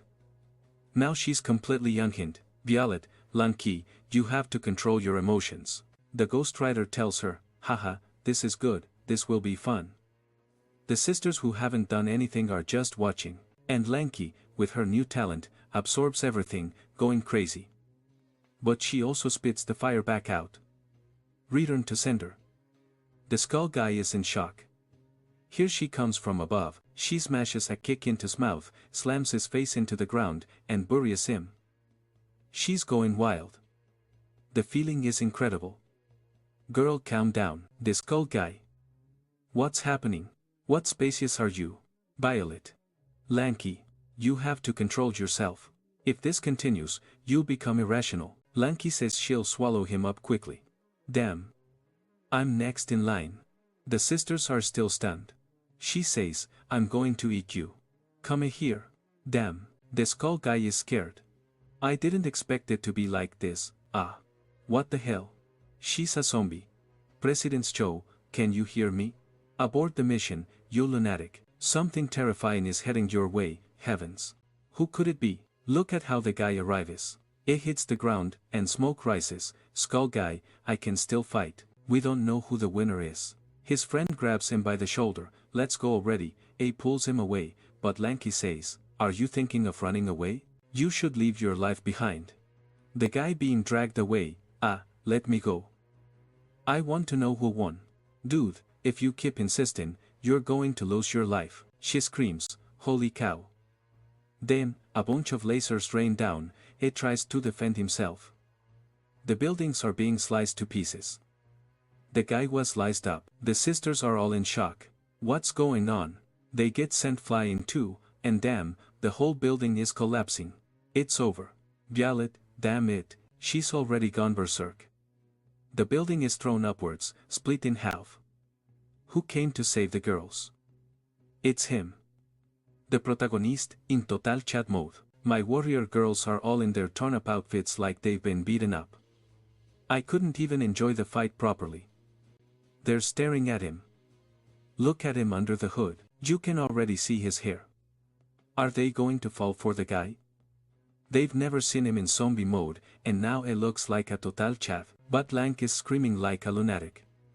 The protagonist looks over, opens his hand, what's happening? Closes his hand, breaking her mask, game over. The sisters are shocked. It nullified everyone's powers. Not even Violet is spared, she almost faints. The protagonist returns to his normal self, the girls are confused. Back to Big Zombie again. He approaches. Didn't I tell you to control your emotions? Sorry. I got too excited. The sisters rubbed their eyes. Wait, are my eyes broken? I swear he was a handsome guy just a moment ago. The protagonist transforms again real quick just to show off. The sisters are talking. I think what we saw was an illusion. We've been single for too long, but who was that person? The protagonist goes to talk to Violet. The sisters continue. Snow, you've been investigating Country for a long time. Have you ever seen that person? No, I've never heard of him. Apparently, they started to understand the technology of the ancient civilization. Damn, he was so strong and made us look like amateurs. One of the sisters gets a message. The president has arrived at the hotel. Well, at least everything turned out okay. Let's relax a bit. The president is safe now, she tells the guy on the call. City, listen. I need you to help me find information on the hooded man from Country A. A just says, understood. Meanwhile, the fire guy who was saved, Dalu, what did you do? I wasn't done with my fight yet. The long-haired guy says, shut up, if I hadn't saved you, you would have died back there. And with that mysterious guy, we lost our best chance to assassinate them, and I'm sensing unknown auras up ahead. Two powerful zombies are entering our territory. Back on the plane, she checks the pet compartment. Damn, the animals are there. Poor guys, they were brought in cages. Lank opens them. You'd better behave, okay? If not, I'll tell the boss. The guys remember the chainsaw fight. Trapped, they start barking, playing their part perfectly. The sisters arrive. These pets of yours seem special, don't they? Yes. Yes. They're very special. Well, it seems we don't have any more problems, right? None at all. The summit starts in 2 days. I'm hoping for good cooperation. She looks at them. These women are too cunning and they couldn't handle them at all. It seems they won't be able to discover the origin of their powers. If that's the case, they'll have to move on to the other plan. The professional you hired is already here. According to the schedule, it should be arriving now. 2 days later, the president of country officially begins his 7-day visit. The reporter is there again. The people are excited. The president is arriving. The man Evan went to see the country's queen. The meeting took place, A arrived, and now we're with the protagonist. Phew, the conference finally ended. That was exhausting. The sisters are watching him on the screen. Are you sure you saw him transform into that handsome guy? Yes, I'm absolutely sure. A man enters the room out of nowhere. Good evening. The Prime Minister asked me to come and cooperate with you. There they are. Welcome. Department head. Oh, wow. If the other boss who was already stylish got beaten and this guy looks like a side character. But then A asks, tell me whose memories you want me to extract. And they answer, his. Damn, bro. If you try to see what he saw, your brain might break. The conference is over, so we must act fast. This guy is extremely mysterious. We found zero information on him, even after an extensive investigation in Country A, but I'm sure that if he's related to the ancient civilization, the guy. Alright, understood. There's nothing I can't do with my talent. Transformation. Oh, damn, it transforms into the president. So, what do you think? Perfect. We'll leave the job to you. I don't know if this will work, bro. I think the protagonist will notice instantly. Back with him. Violet gives him a soda. Sometimes I wonder how long you've been alive, bro. I have no idea. 800 years? 1,000? 2,000? Ah, forget it, it's pointless to ask if you don't even know, the protagonist. Alright, I'm going to sleep. 2 guys are following him. Hey, do you really need to come here? He just wanted to see if it's exactly what I saw that day. This guy isn't human. They're watching the protagonist silently. When he turns around to look, I already sensed the danger. Run. I give up on this. The protagonist didn't even do anything. Violeta, the president is calling for you. Confused, A asks, who? Aren't you going to sleep? It's none of your business. The president wants to talk to you, he's in room 614. Room 614. Oh, damn, did the girl use a voice changer to convince him? Lanky arrives and asks, Violeta, what are you doing here? The president is looking for us. Oh, boy. What are they planning? A 200 IQ plan is in motion. The protagonist arrives at the door. There you are. Oh damn, is that the fake president? There's something I want to ask you. Meanwhile, Lanky says, did you manage to contact the zombie? No. The sisters are obviously messing with the communications again. They pass by where the pets are with the real president. President, were you looking for us? I need to pee. What can you do, right? Go to stay safe. They take him to the bathroom and come to a silly conclusion. Alright, I guess we don't need to go in. Hey, this is our territory, isn't it? And, of course, the guy is inside.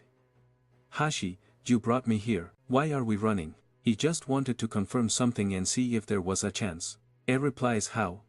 Didn't you see that scary guy was here? We already lost our best chance. There's no chance left. But that's when the little president arrives. Wow. I looks around. Don't worry, big brother. The two girls outside are just watching. Boom. The president gets kidnapped. Who would have thought? Remember how in the last chapter everyone was in that building? The president had just gone to the bathroom to take a leak when suddenly someone appeared out of nowhere and took the guy. The guy started jumping from rooftop to rooftop celebrating, saying they were way too lucky. Those guys volunteered themselves. That's when Lanke and Violeta went to check on the bathroom, curious about what the president was doing in a place that was making so much noise. But when they got there, they found the wall exploding and got a scare. An alarm went off. Everyone was on high alert and Violeta was already trying to contact the zombie. Nobody knew where he was. Violeta was in shock and Lanky was ready to transform. But Violeta said, hold on, dude. Are you crazy? Did you forget what happened a few days ago? Without the zombie here, you could end up killing everyone, including the president. She warned that not even she can control his power. In other words, it's extremely dangerous for them to transform when he's not around. Lanky asked, so what do we do, Violeta? The scene shifts to the two huge monsters trapped inside, sweating all over. Lanky asks if she's sure, and Violeta says, well, they belong to the president. Maybe they can find him. The beasts, however, just reply that they'll talk when they get out of there. Meanwhile, the two of them are sitting on this weird couch, and the girls ask if they're really dogs. Out of nowhere, one of them grabs the other's leash and throws him against the wall, blowing up the building and obviously creating a path through. But the beasts apparently go after him because one says, leave it to us. Then it bursts out in a massive explosion, flying away. Immediately, Lanky asks the obvious, how is that any less risky than us transforming? At that moment, the guys who had kidnapped the president see something approaching and those hellhounds, who are really ugly as seen, tell them to leave that man if they don't want to die. The masked guy is surprised, thinking that the people of the country are raising zombies to hunt them. The two of them charge forward like Goku and Vegeta. Lanke wants to know what they're going to do now. Without many options, they start chasing them and the fight begins. Night falls and there we are among the zombie ruins. The guys who kidnapped the president ask, hey, are you sure that's the president? He just tells the bastard to stop standing there and get ready because people are coming to cause trouble. Then two massive zombies land. Everyone is surprised, wondering if these are the bosses from Base A. I keep calling them dogs because in theory they're the protagonist's pets, but obviously these aren't dogs. One of them says, hand over that person if you want to avoid a war. Otherwise, you'll have to deal with an attack from a foreign zombie nation. The guy in the bandana says, a war? Why would that happen? Humans haven't even started fighting among themselves, so why would we do that? Why are you helping the zombies? The beast replies, me. You're helping humans too, you idiot. Look at yourself. The masked guy tells him to shut up, while the long-haired guy says he's only working for the survival of the zombie community. He has a grand plan in motion, but the dog just laughs. Then, we get a flashback of the protagonist wandering through a desolate world. The first half of the dog's life was like that of an ordinary bird. That sentence makes no sense, right? But hey, originally, he was a crow who lived in his community cleaning up corpses for the humans. Since they consumed the bodies, they actually helped reduce how many humans got infected, but the crow hated humans, because it wanted to become one himself. It wanted a pair of feet and to be like them. Basically, to lose his wings, his freedom, and work all day. Honestly, I'd rather stay a crow. Actually, forget that, because he and his friends got shot down. Yeah, being human is better after all. The protagonist was walking around in tattered clothes when he lifted a rock and felt a strange trace of life. That's when he found the crow, took it in his hands, and said that from now on, his name would be Lang. Then it told him straight up to learn that hatred and destruction are never the answer. Okay, so now we know his name is Lang. I don't have to keep calling him the dog anymore. It says the zombies' plan is far more magnificent than anything they could come up with. The long-haired guy just says it seems like they'll never see eye to eye. Just then, Lan Kei and Violet are arriving, while the guy who looks like Ghost Rider is already there, warning that this isn't their territory and that the zombies from Country B aren't going to just stand by. But smoke starts coming off of Lang, and Lan Kei and Violet are stunned. A human face begins to form. Then we cut back to the zombie. There's barely anything left of him. Damn, he's really torn to pieces. The protagonist says that if Lang wants to become any other type of creature, it just has to say the word. Holy cow, it turned it all cool, like a dark elf super saiyan, has standing there with total arrogance while the two girls are confused. Technically, even they want to know, wasn't it supposed to be a dog? The guys from the other country say that bastard is trying to disguise himself as a human. Lang stands completely still, and one of them says he's about to get vaporized for acting so arrogant. Eun releases a huge barrage of fire, while the girls know this guy is no pushover. The attack heads straight for Lang, who doesn't move. Suddenly, a tornado rises up. Flames everywhere. But apparently, he's still standing there in the middle of it, because Ghost Rider charges at him. Lang stomps the ground and punches him right in the gut. Everyone is in shock. The fool goes flying, blowing up the entire city. The long-haired guy can't believe the power he's seen. Lang moves forward as the other zombies tremble. It looks like he took down all the buildings with a single punch. Zombies are flying everywhere. In the distance, Ghost Rider has already taken down 4 of them, and the long-haired guy says something is wrong, that this power is off the charts. Lang is just charging up his aura while the guy orders everyone to get ready. All the zombies from Country B have to attack and drive him out. Then he uses the art of the 1000-blade dagger. All those blades fly towards Lang, but most of them either shatter against his body or he easily destroys them. The guy goes to strike him, but Lang just sticks out his arm and blocks again. The long-haired guy is in shock. Nothing he's doing is working. Meanwhile, Lan Kei and Violet say they need to find the president. A masked guy tries to escape while the long-haired guy orders everyone to stop the two of them. Zombies swarm in from all sides, but then dog number 2 suddenly sprouts wings out of nowhere. The guy pulls out a gigantic hand, what the heck, and it smashes the entire city. The two girls are frozen in shock.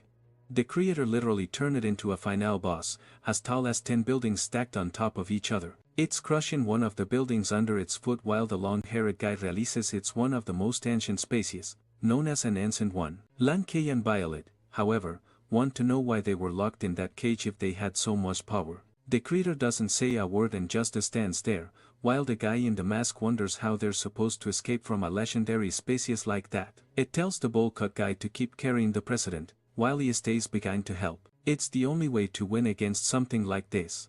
If the zombies from Country B didn't win this battle, it would be the end for everyone. The long-haired guy can't believe that monsters from an ancient era still exist. And on top of the giant creator's head, whose name I still don't know, Lang lands. Meanwhile, the bowl-cut guy reaches the base and talks to the female boss, who looks perfectly healthy, telling her he brought the president and that they were under attack. She immediately orders him to kill the man, demanding to know why he brought him to her. But he explains that Aogi and Aishi were in danger, so he had to help them as fast as possible. He's asking something about how much he needs to open this thing. If you release everything, everyone would turn back into normal zombies. Apparently, it presses some kind of button to activate something, and the long-haired guy starts screaming, in pain, as every creature begins to get stronger. Lang, however, says he didn't expect them to combine their powers with technology, but it doesn't matter, because they only obey one person. Then, a single punch from the giant sends the entire city into oblivion. The poor zombies are thrown everywhere, while everyone frantically presses buttons trying to do something in the middle of the total chaos. Meanwhile, the long-haired guy confronts Aug head-on. The poor guy tries to hit Aug's shoulder, but is blocked and gets slammed right into the ground. The bowl-cut guy yells for everyone to hang on, as someone else steps up, eats the masked man, heading straight for the giant. Damn, this guy pulled an attack on Titan Mauve and transformed too, becoming a huge titan himself. The giant looks impressed, realizing there's actually someone of the same race as him. Then the monster charges, swinging its arm and slamming it into the ground, while Lang gets his face slashed. The long-haired guy, spinning in the air, shouts, wanting to know why someone so strong would choose to help humanity. They're the same race, the same species. They should be together. Lang simply replies that, unfortunately, it can't explain it. That's the order I received from the president. Then he punches him right in the face. The poor guy floats helplessly in the air, saying this is the end of the zombie race. Meanwhile, in the Battle of Giants, the one that looks like a minotaur tries to push the other one, saying he's not welcome here. But the twitting monster just stands there, completely unfazed, saying that unfortunately, everyone in this place will die today. The poor guy is grabbed by the neck, while the two girls watch in shock. The giant starts charging red energy in its hand and fires it right at his head. The bowl-cut guy calls out to Aishi, but the poor guy is already completely defeated, being lifted by the neck again. Hishionse again asks, "You have incredible power, why are you a prisoner of the human race? You could be worshipped as a god and destroy them all." The giant, whose name I'm still trying to figure out, replies that the reason he doesn't want to destroy humans is pretty obvious. Then comes a flashback to when he was just a little zombie, living with an alien family. His alien race wasn't like the undead. They had consciousness and their own food. All they wanted was their own territory to live in peace. But then the humans came with their so-called technology and destroyed their home. Bombs were dropped with the excuse that anything not of the human race must be annihilated. All his comrades were wiped out, no one survived. To protect him, his parents hid him among some ruins, trying to make sure he could at least escape the humans' hunt. The women's called them monsters, but in his eyes, what were the woman's? With his own eyes, he watched as they completely wiped out his race. At that moment, he began to hate humans more than any other creature. He wanted revenge, but even more than that, he hated himself. It is beset his own cowardice and weakness for not being able to protect the ones he loved.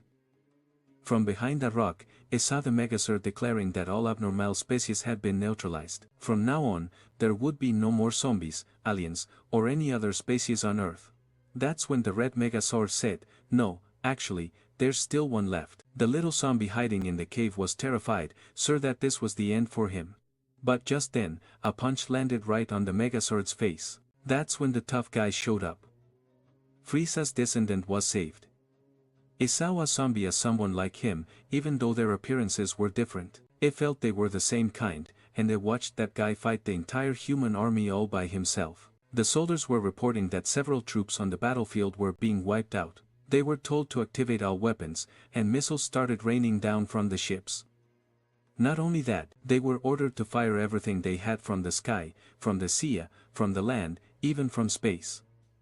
Everything was to be aimed at that one spot. But the alien just watched as that guy took down the entire human army using nothing but his bare hands. With a single slap, he evaporated an entire lake. A plasma cannon started charging a huge ball of energy and fired it, but zombie didn't move. "Dude, look at the size of that explosion on the planet. That's the kind of explosion that wiped out the dinosaurs, but the protagonist is no dinosaur." He stood there completely untouched. The alien was stunned. Right in front of the same type of laser that had wiped out his tribe, that guy stood there unharmed. Then came the most powerful mechanical warrior ever created by humans, but not even one survived a single punch. That being had achieved everything he himself had ever dreamed of. He saw in the faces of the humans the same despair Eonse saw on the faces of his fallen allies. The truth is, he was lucky to survive that war that lasted for decades. Unfortunately, most of the other living beings weren't so lucky. That single being single-handedly wiped out the entire human civilization and of course, as a result, all other life forms perished as well. The battle was so fierce that all the planet's oceans evaporated, the continents were split in two, and that man achieved something he never thought possible. The humans were gone, and I realized that this person felt as much hatred for them as I did. But seeing that lifeless planet didn't make him happy. In theory, that was the feeling he was supposed to have once his revenge was complete, but the only thing he felt while looking at that man standing there was infinite loneliness. Zombie bent down, picked up his jacket, put it on, covered his head with the hood, and started to walk away. The little alien watched from the corner in silence. That's when Zombie sensed someone's presence. It wasn't the aliens, it was at the moment he saved Lang. That's when he started to learn from the boss that hatred and destruction never solve anything. He learned that hate and destruction would bring nothing good to this world. So, he decided to follow the boss and obey him, choosing not to become a threat to humanity. Back in the present, he asks Aishi if she understood everything he said. The two girls are watching everything as the creature is smashed into buildings, but Aishi says he's lying. Something that powerful couldn't possibly exist in this world. Then the scene changes to Zombie standing face to face with the president. Naturally, the man is in shock and reverts to his normal form. The cap-wearing sisters want to know what's going on. He snapped out of the hypnosis. They tell him to answer that he doesn't know why he transformed back, but the guy just says that all the ancestors have been killed. They tell him that makes no sense. He orders someone to call an ambulance and immediately runs off, saying they have to save him. Zombie suddenly wakes up. Wait, was he asleep? Where's the president? Meanwhile, the medics are rushing the unconscious man away with the sisters, saying they have to save him. He can't die now. Then someone calls the protagonist, asking if he can talk, and he tells them to go ahead. That's when he gets the news that the president has been kidnapped. Confused, Zombie says the president was right there in front of him, wasn't he? Where did he go? The guy on the line tells him he must be crazy. The president was kidnapped 30 minutes ago. That's when Zombie realizes what happened, runs out of the building, and takes off. The scene changes to the emergency room, where the girl in the cap asks about the man's condition. The doctors say it's not good at all. She says that bastard has to at least be able to talk. But the doctor replies, "Miss, that's asking for too much. If he manages to stay alive, that's something." He's in a vegetative state. The two of them stand there in shock. Then it cuts back to Aishi saying, "You're lying. If a zombie that strong really existed, why do we have to suffer so much just to survive? If he wiped out human civilization, so, why are there still humans today?" The giant says he'll have to ask the humans himself if he really wants to know, but it seems Aishi has no intention of backing down unless he does. Aishi yells that he won't back in no matter what. If anyone wants him to move, they'll have to go through him first. The ground starts to shake and Lanfi says he's completely lost his mind. Then the giant says, "Fine, I'll make sure Aishi disappears from the face of the earth." He starts forming a huge sphere of energy above his head like a damn spirit bomb. Naturally, even his allies are yelling at him to stop before he vaporizes the entire city. That's when Zombie extends his hand toward the attack. The long-haired guy just stares, wondering who the hooded man is. Turns out, is right on top of Aishi's head, telling his friend to stop already. All the running zombies suddenly freeze and start to tremble. Even Aishi collapses, drenched in a cold sweat. Zombie turns around without a word. All the zombies there kneel, bowing before their king. Lanfi looks confused. Suddenly, everything goes silent, then the giant says that he's now allowed to talk to him. Aishi, shocked, says it's impossible, that guy couldn't be one of them. Seeing Zombie with that huge aura behind him, he asks if he's the predecessor, the progenitor of them all. But Zombie just asks, "Where is the human president?" "He's down there, on the ground. We took him to the east gate." Meanwhile, the long-headed guy falls to the ground, trying to understand how someone can radiate a presence stronger than all of them combined. At the same time, the beauty in the short skirt points her Glock at the president, saying she'll never show mercy to an enemy, but asks her to calm down and wonders if she's the leader of the rebels from Country B. She's really someone who's made a name for herself, a visionary and incredible woman. She cuts him off, warning him that he won't get away with that cheap flattery. Then he says, "What if I told you I have information about the ancient civilization? If you're human like me, it should interest you." In the flashback, she takes off her hood and tells him to get to the point, because her patience is running out. Then the president explains that country B has been acting suspiciously, because his nation discovered the remains of an ancient civilization. Although they only found fragments, they managed to learn some of that technology. And the reason country B is making such a big deal about his arrival is precisely because it possesses that information. So, instead of forcing a war that would weaken both countries, she should focus on getting that technology and defeating them both with her own hands. That seems to grab her attention for a second, but the next moment she's already pointing her gun and asking if he really thinks she's stupid.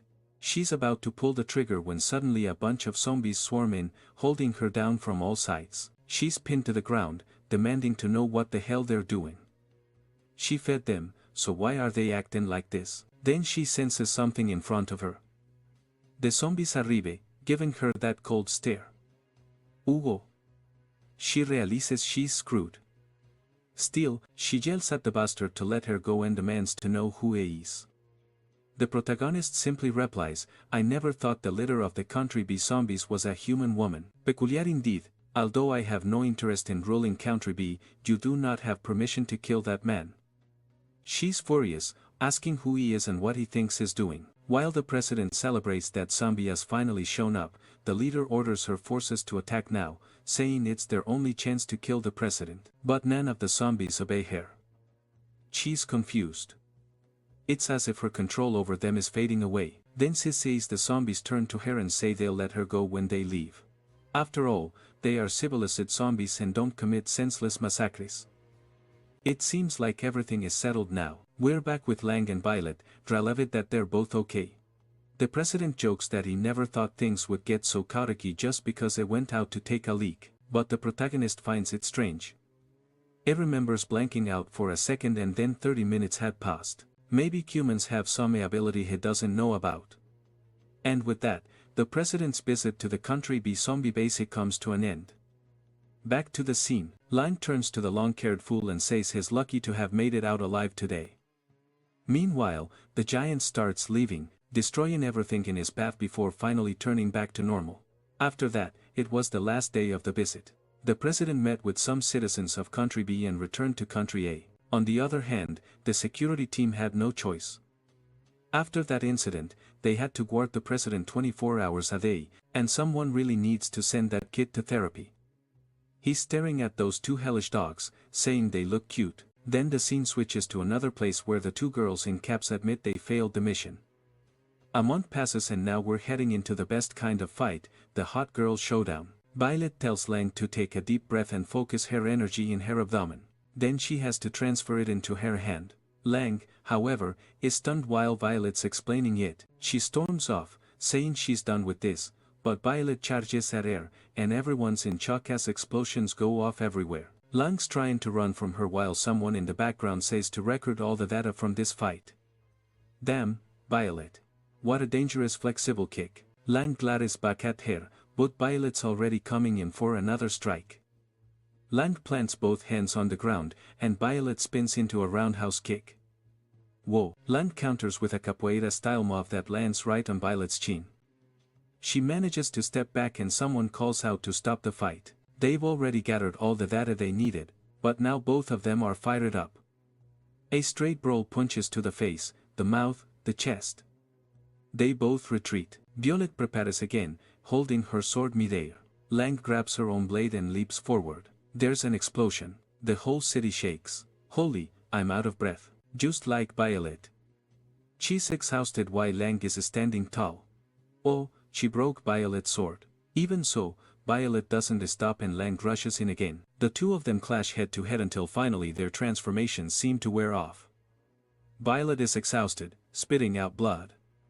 And after running some analysis, the little Lou says that apparently they're about 20 times stronger than normal when they're transformed. It seems the number of times your strength increases is directly related to how strong you already are by nature, which is exactly why, well, the portal doesn't stand a chance against them at all. On top of that, she's also curious because both of them just had their hearts pierced, yet regenerated, even without being transformed. That basically proves that neither of them are human anymore. Looking through the documents, Lang immediately realizes that this is the price of obtaining such power, but Violet refuses to accept that. She insists she still has her consciousness and her body is alive. She's not like those mindless creatures that can't think for themselves. As far as she remembers, only those without consciousness were called zombies. Her friend says, well, based on the DNA, she's not completely wrong.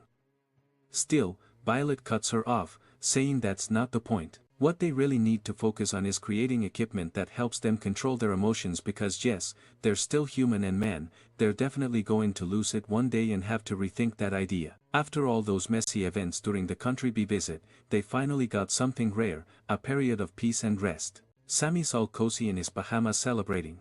Then the doorbell rings and Violet walks in saying the president's been looking for him. It's time for his meeting. Great. And in the next panel, that damn doctor's up to more nonsense again. Is there celebrating with a group of scientists?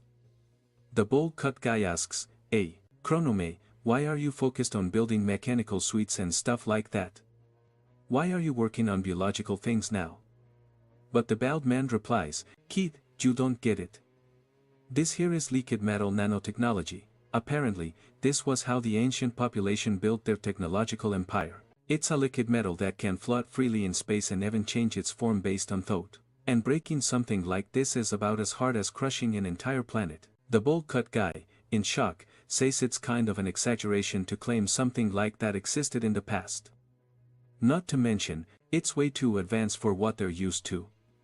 Could the people of the past have really been that advanced?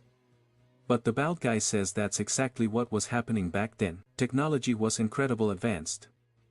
Whatever they wanted, they had artificial intelligence machines to make it happen. Basically, everyone was just a giant, pampered baby. Yeah. Honestly, I wouldn't be surprised if that's how things go in our own timeline. The problem is, even after reaching the pinnacle of technology, they still couldn't beat him. The bowl-cut guy says if he's that powerful, how are they supposed to beat him? How was a being like zombie even created? The bald guy says they didn't create him. Apparently, zombie is a creature that's been evolving since the very beginning of the planet. Just like humans. He's been walking this earth for far longer than they could ever imagine. But asks if there was really another civilization before theirs. And here comes the bald guy with the story, saying he'll explain. Like every civilization, it all started with agriculture. But one day, out of nowhere, a virus infected one of the farmers and they turned into zombie. Back then, they looked a lot like humans and they used weapons to stop them. But to completely eliminate the zombie threat, humanity took a very different path. They didn't have powerful bodies, so they pushed technology to the absolute limit.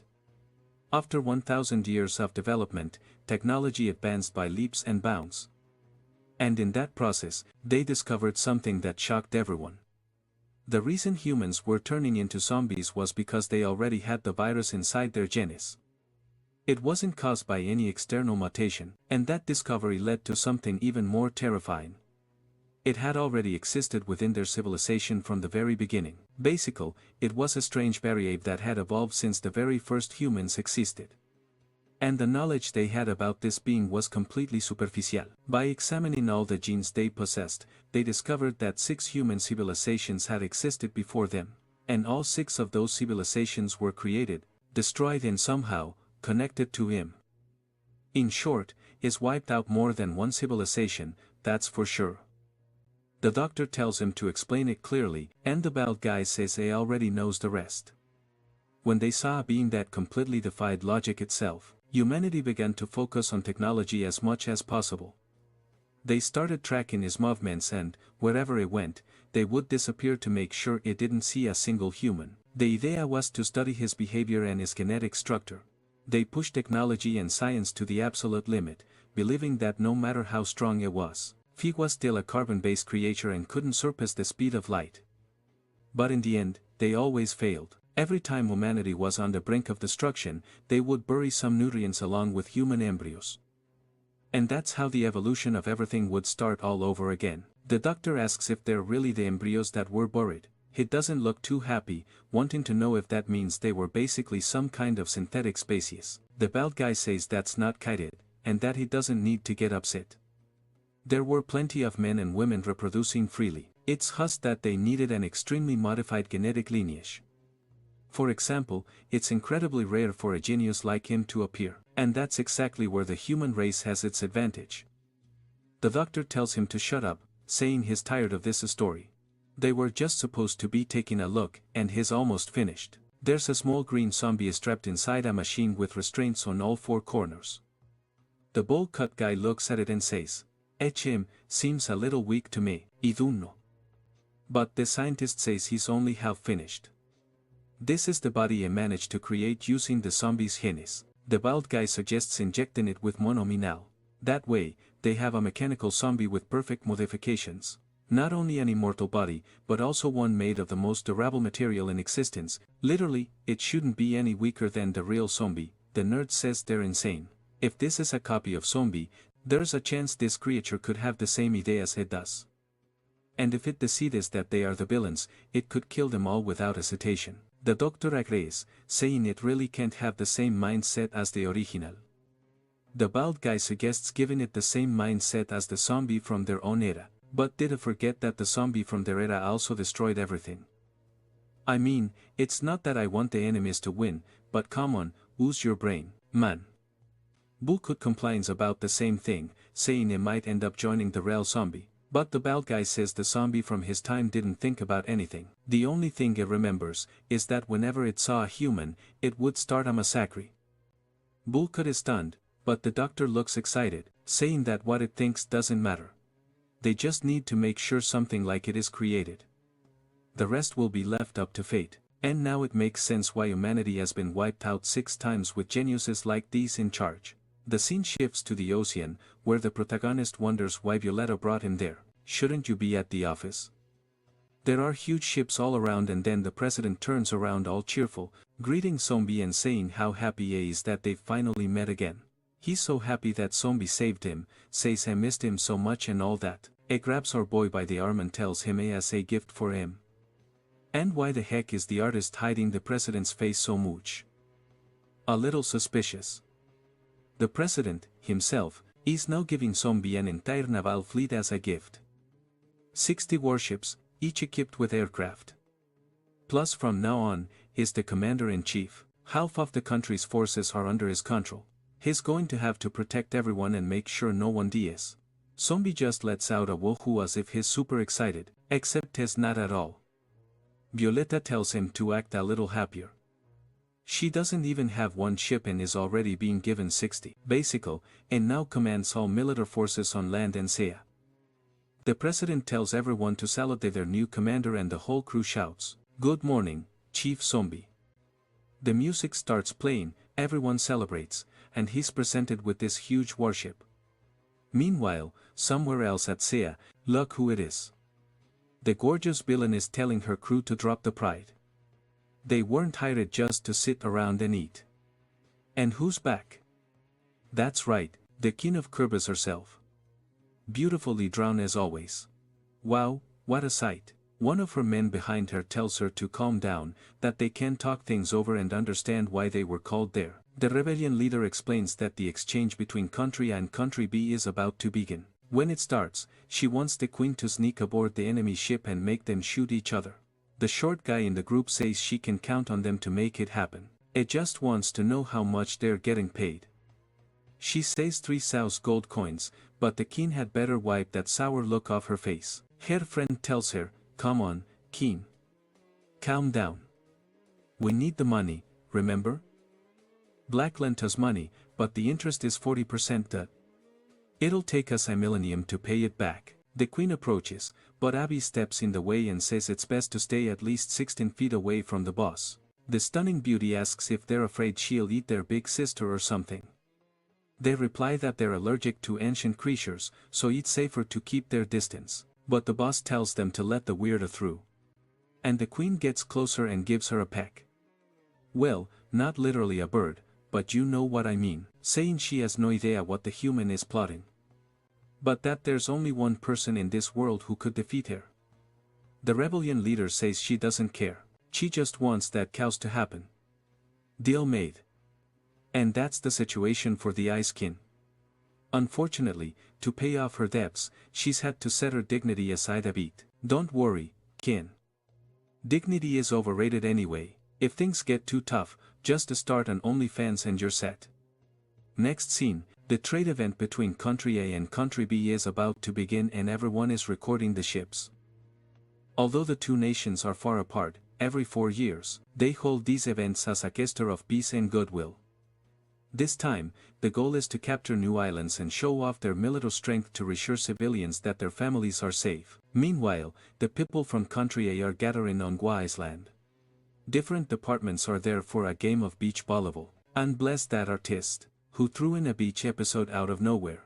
Lank K is fully geared up while the Cap sisters declare that even though it's just an exhibition match, they won't accept defeat.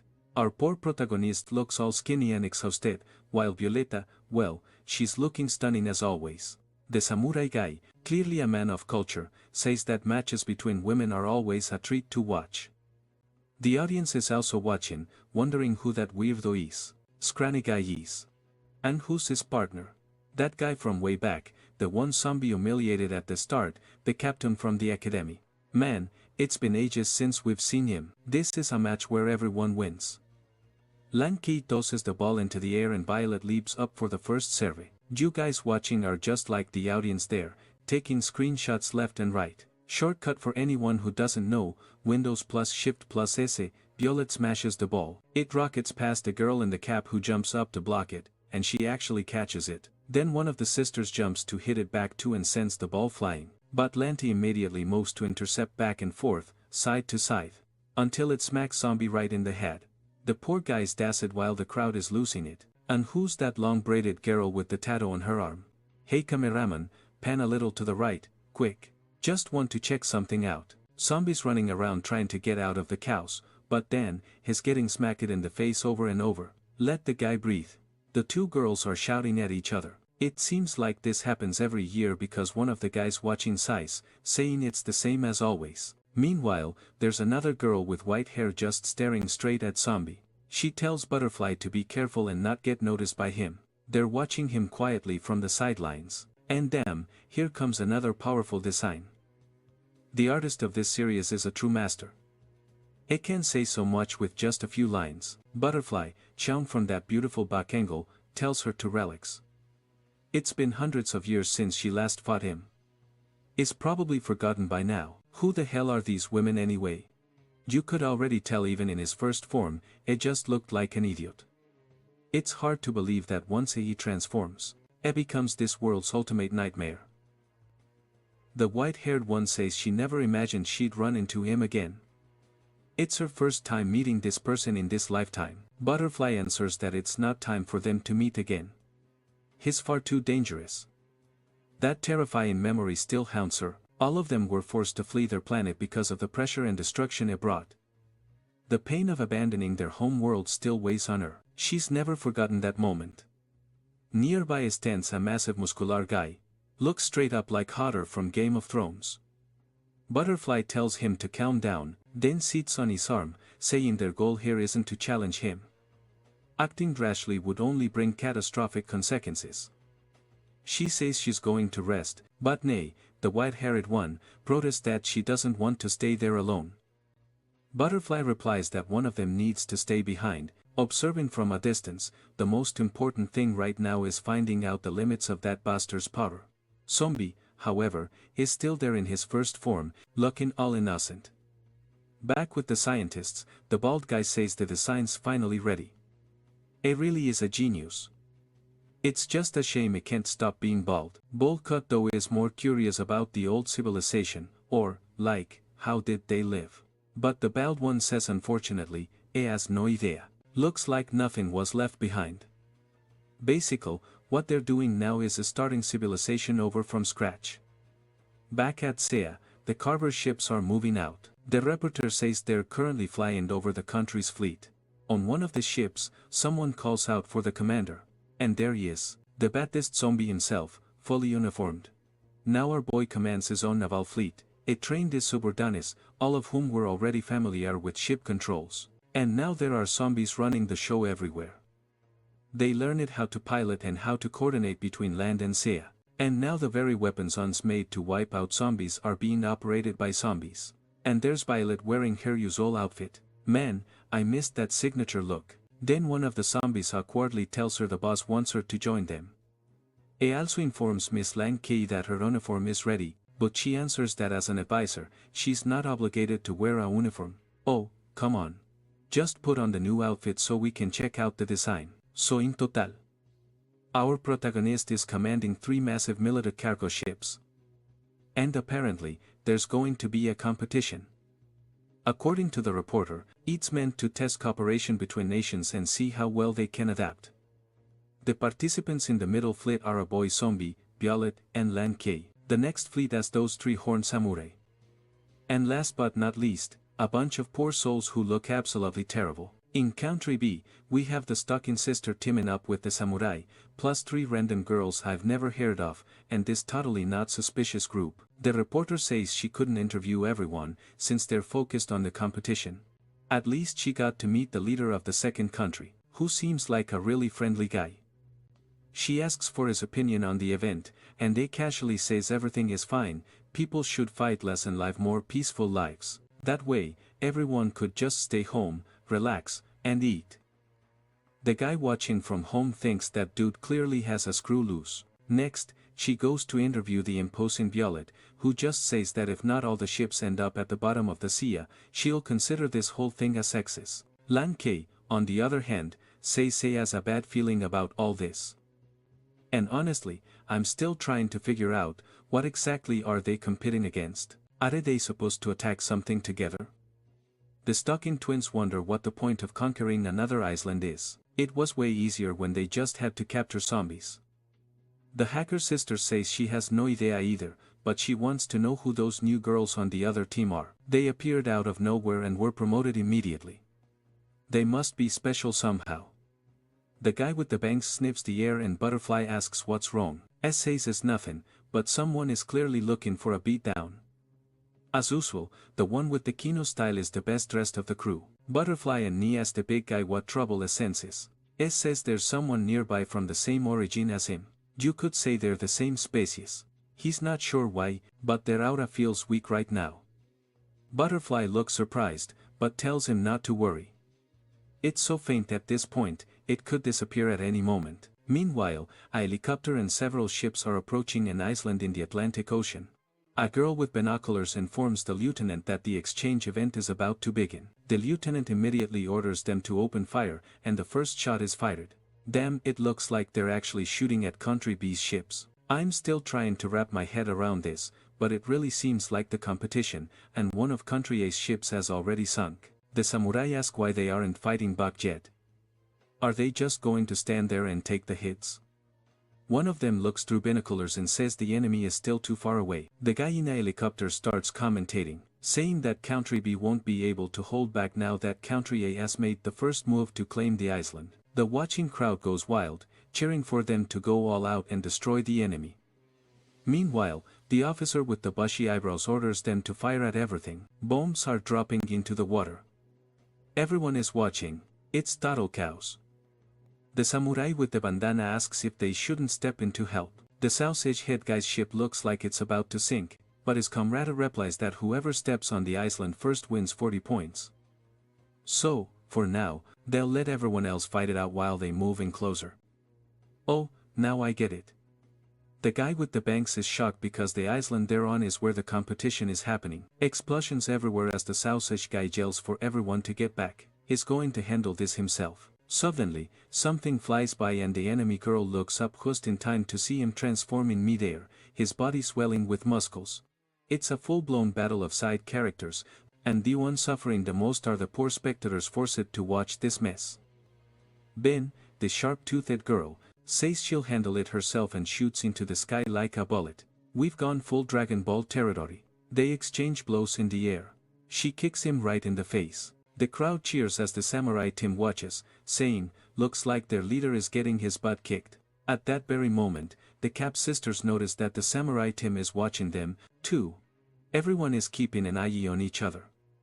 One of them tells the others to hurry, since whoever steps on the island first gets those 40 points. Meanwhile, on the island, the nerds are banging on the door, yelling that they have a problem.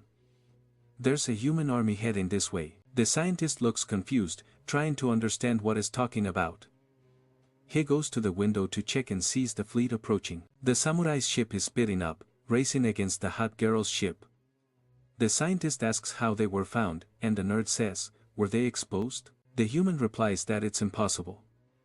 A shows the safest island on the planet, a totally isolated, random spot. No one would be interested in it. Then we flash back a few months, to the Prime Minister of Country B talking with the President of Country A about where to hold the next event.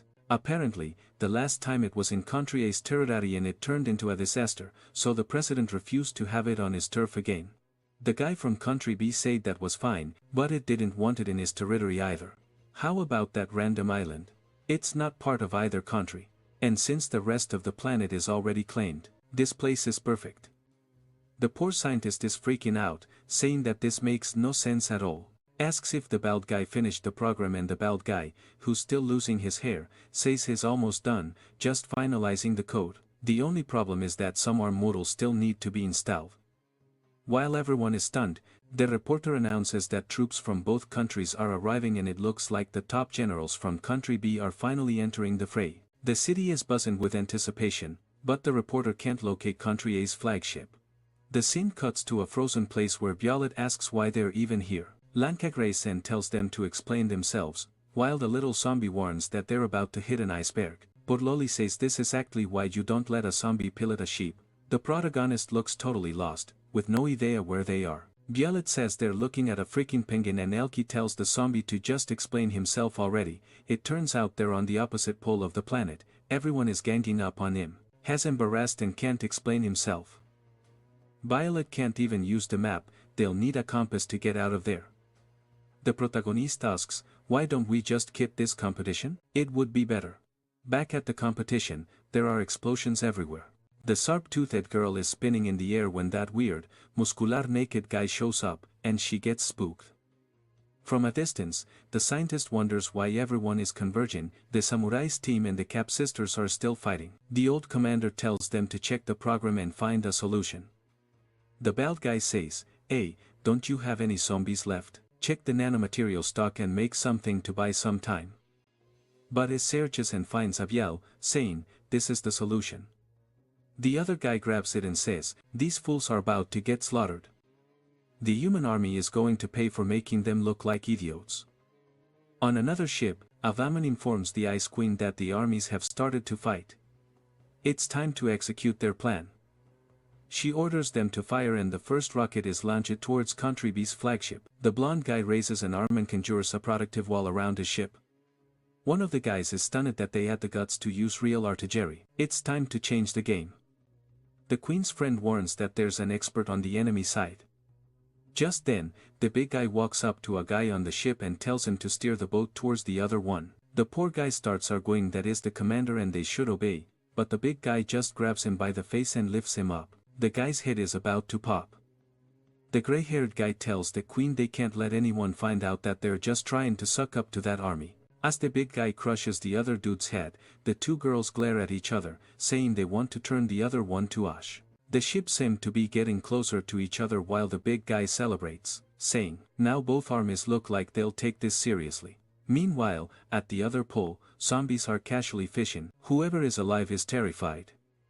The poor people who think the ships are about to crash know they're going to die and are freaking out. Then the Queen gracefully stretches while the other lunatic leaps. She comes in with a flexible flying kick. Wait, how did she even hit him? The guy had already been launched super high. She gives him a look, he lands on his feet right in front of her ship, which is already cracking all over. The reporter is homicide, saying, you don't even need the captain's fight.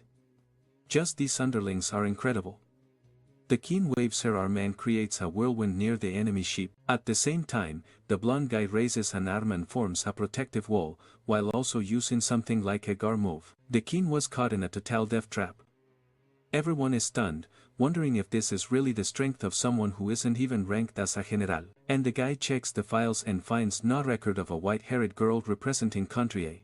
Meanwhile, other ships are rushing over at full speed. But the samurai crew knows something is wrong with that island. The ninja asks what's going on, and when he looks, a giant leg and a horde of zombies are approaching. It's about to be an attack on Tirenkente-style rumbling. The scientist tells the bastards to charge. Meanwhile, the protagonist finally catches a little fish. The samurai are now in shock trying to figure out what's happening on the island. This doesn't seem like part of the test. Their friend just tells everyone to retreat. The hackers are screaming at their partner to slow down, but it's already too late. The giant zombie threw a mountain-sized mass at the shore and launched it straight at the ship, hitting them both dead center. The samurai wonder if this is part of the test. These people are taking things seriously this year. The scientist stands with his arms crossed, feeling proud. Even a helicopter commentator says the performance looked realistic. The villain yells that everyone should die. Sam goes to the Prime Minister of Country B asking if he planned this. The President of Country A says, "No way, he doesn't have that kind of technology." Back in the fray, the samurai tells everyone to prepare the counterattack. No country wants to destroy its own military weapons, so now they're all enemies on that island. The scene cuts to the protagonist, where the hell are Violet and Lang? His friend replies, "I don't know. They disappeared." Out on the ocean, they're both running at full speed. Violet is furious, saying, "That bastard, doesn't he know how hard I train for this event every 4 years? My plan was to beat those two sisters senseless, and now I'm afraid I'll get there and it'll all be over." Her friend says, "Ooh, Captain, we're out of fuel to get back." She yells, "No way." She refuses to give up now. So, they drum 1, 2, 3, 4 and the zombies pull that giant freighter with sheer rowing power to the other side of the planet. Got it? Meanwhile, Baldi yells, "All right, all done." Finally, Bulk Cut says, "Hey, you better not let that thing get here alive or we'll be the ones to die." Baldi replies, "I already kicked it straight into the ocean." Google Maps image. The scene cuts to a warplane where Abby says, "Hey, bro, what do you think those hired guys are doing down there?" As she replies, "I don't know. Maybe they've reached the enemy. But wait, what's that thing up ahead?" On the beach, there's a strange pod. Inside the pod, someone with a robotic arm slams their hand against the wall, forcing it open. Outside, the two of them are trembling. The figure steps out, casting a dark and ominous glare. Then, the scene cuts to the protagonist's face where the vampire-looking guy is stunned as everyone arrives pale and terrified. For some reason, everyone is breaking out in a cold sweat. What the hell is that? Is that the guy who came out of the pod? The two brothers are frozen in shock. The newcomer really looks like the darkest final boss form of a zombie. It's like Dark Goku just showed up. He starts walking towards them as the scientists cheer. It worked. That bastard is about to show his true power. He stops in front of them, looming like a giant, even though he is actually the same height.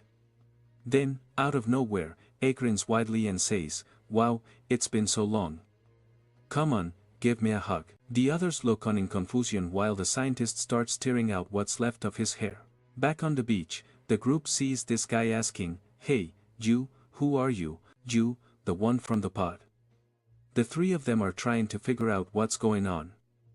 But, Dark Zombie grabs one of their arms, saying, "Finally, I found someone of my own kind. I've been alone for so long." The AI in the background says the guy's aura suddenly vanished.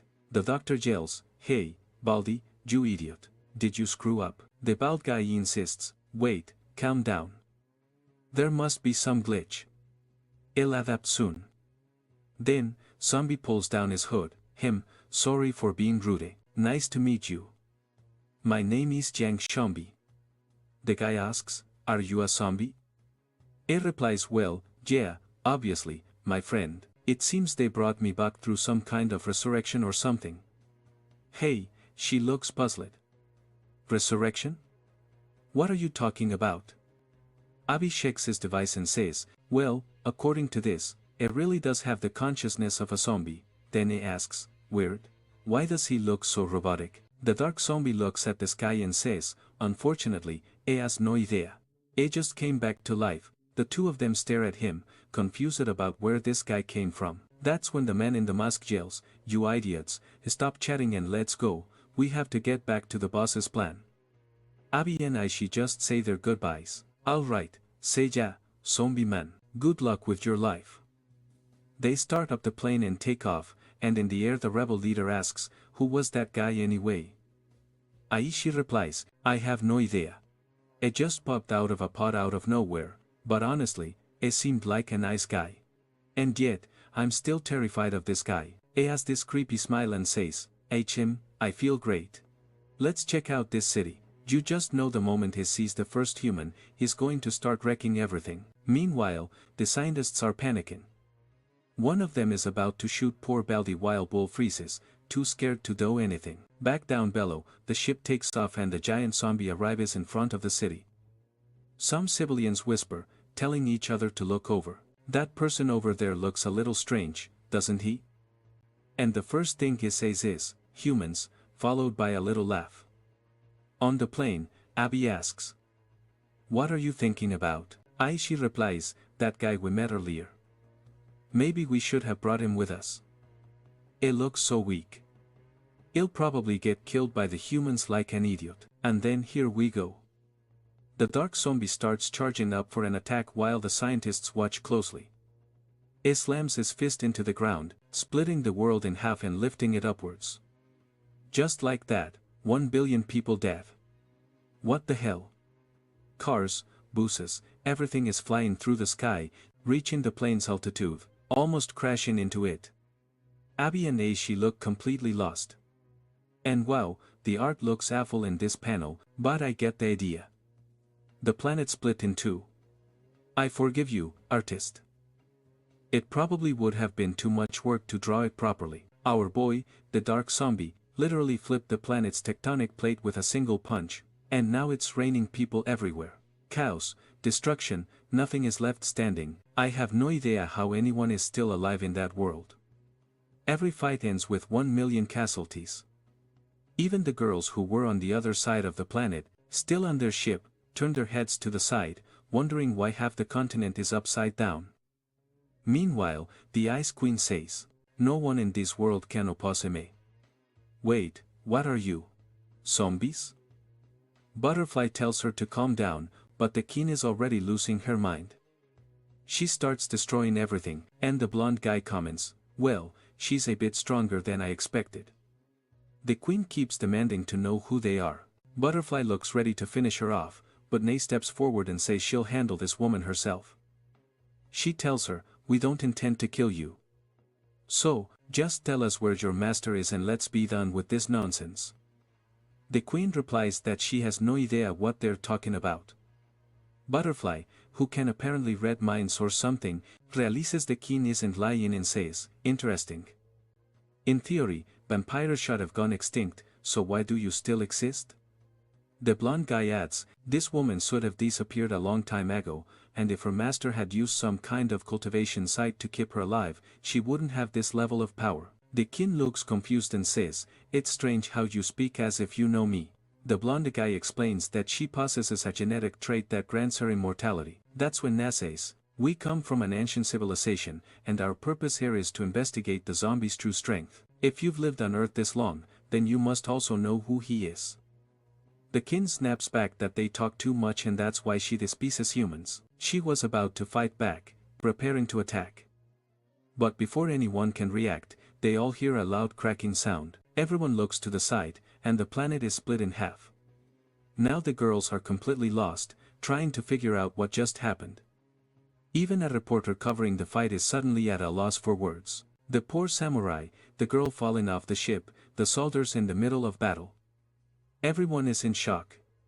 Meanwhile, Dark Zombie just stands there, watching as humans rain down from the sky. The narrator says both sides are tense and the battle is fierce, but the people on the airship are trying to figure out what just happened. Then, an explosion shoots up into the sky. It's the Dark Zombie, heading straight for the stars. And, damn, the guy just activated bleach mode. He's entered his second form. Everyone's freaking out, trying to understand what kind of monster this is as it prepares for another attack. You don't know if it fell back to the ground or just jumped it that high, but the entire city was split in two. It looks like it's back on the surface now, fully transformed, with more cars floating in the air than are left on the ground. The brothers desperately try to shield the rebel King from the falling debris, while Abby tells everyone to get ready, because a huge energy bubble is forming in the middle of what's left of the city, which has already been completely annihilated. Por Bio and Lang, they don't stand a chance. The dark zombie stands motionless in the center of the crater, staring down everything around him.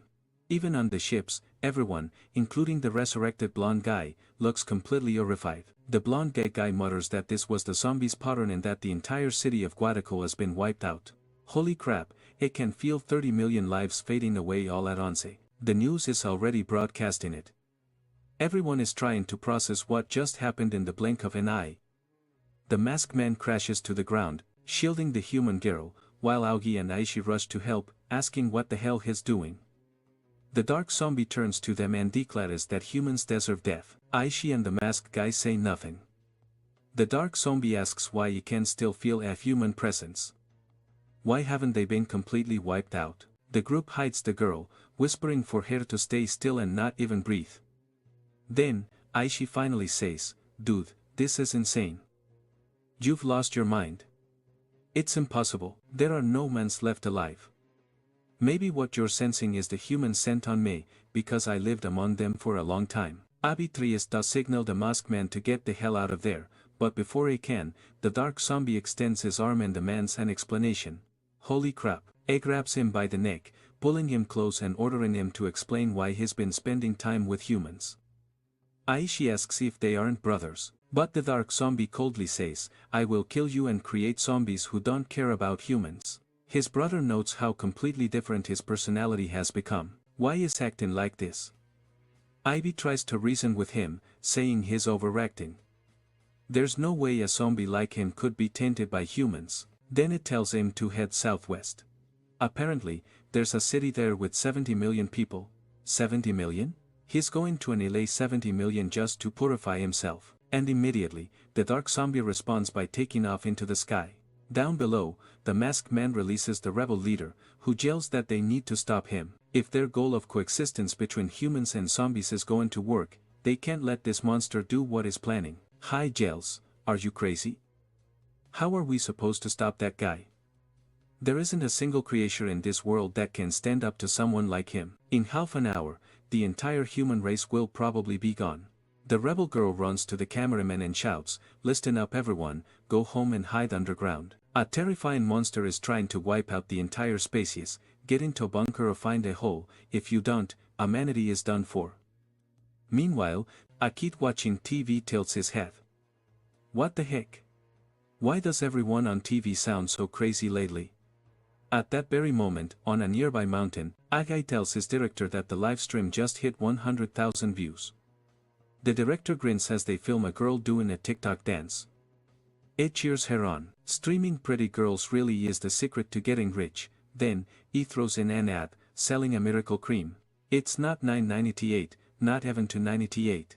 Today, this cream that made this lady glow like a goddess is only 98 cents. And just then, the dark zombie appears.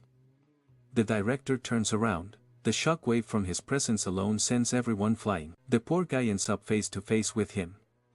The live stream is still recording as the orange-haired girl stammers, asking who he is and what he wants. He just stares at her, raises his hand, and bam, a single flick of his finger completely vaporizes her. The director is frozen in a roar while his friend desperately looks for a place to hide. Bude gets grabbed by the shirt and dragged to the edge of a cliff. The TikTok camera is still recording everything. The dark zombie raises his hand, gathering black energy in his palm. The director trembles, trying to understand what's happening. Meanwhile, back at the zombie's base, someone comments, "That's his power. In theory, that guy is supposed to be the king." On TV, the news anchors are also panicking. No one understands what's going on. It seems to be somewhere in country B, but who is that dark figure?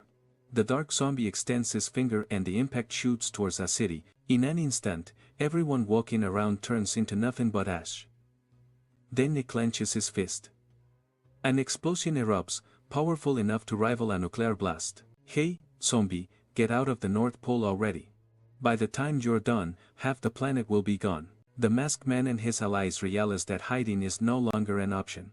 The blonde guy tells the Ice Queen that they all must stop him. If not, he'll annihilate every living human. Just then, one of the Ice Queen's subordinates runs in, shouting that someone is wiping out the entire city. And there's no doubt it's the zombie. The blonde man warns that if things continue like this, once he's done with the humans, it'll come for everyone. At that moment, a global broadcast begins to announce that a psychopath is massacring the entire country B, and because of that, this year's summit was officially cancelled and a state of emergency was declared. The entire country was put on level 1 alert. Researchers also reported that the disappearance of an entire city seemed to be related to that guy. Back with the blonde man, the Ice Queen's ally asks why the zombie ate humans so much. Since he's from the past, maybe you know something about it. The queen explains that it's because humans killed his family and all his friends. It's not an unfounded hatred at all. The problem now is that the dark zombie is the one destroying everything. The zombie subordinates are confused and that poor guy filming his TikTok was completely vaporized as the dark zombie launches into the air again. The scientist is in shock and B-Cut says, "At this rate, there's not going to be anything left on Earth. Are you sure you're on our side?" The bald man replies, "Kid, you don't understand anything, but let me explain." It turns on the microphone and says, "Hello, world, allow me to introduce myself.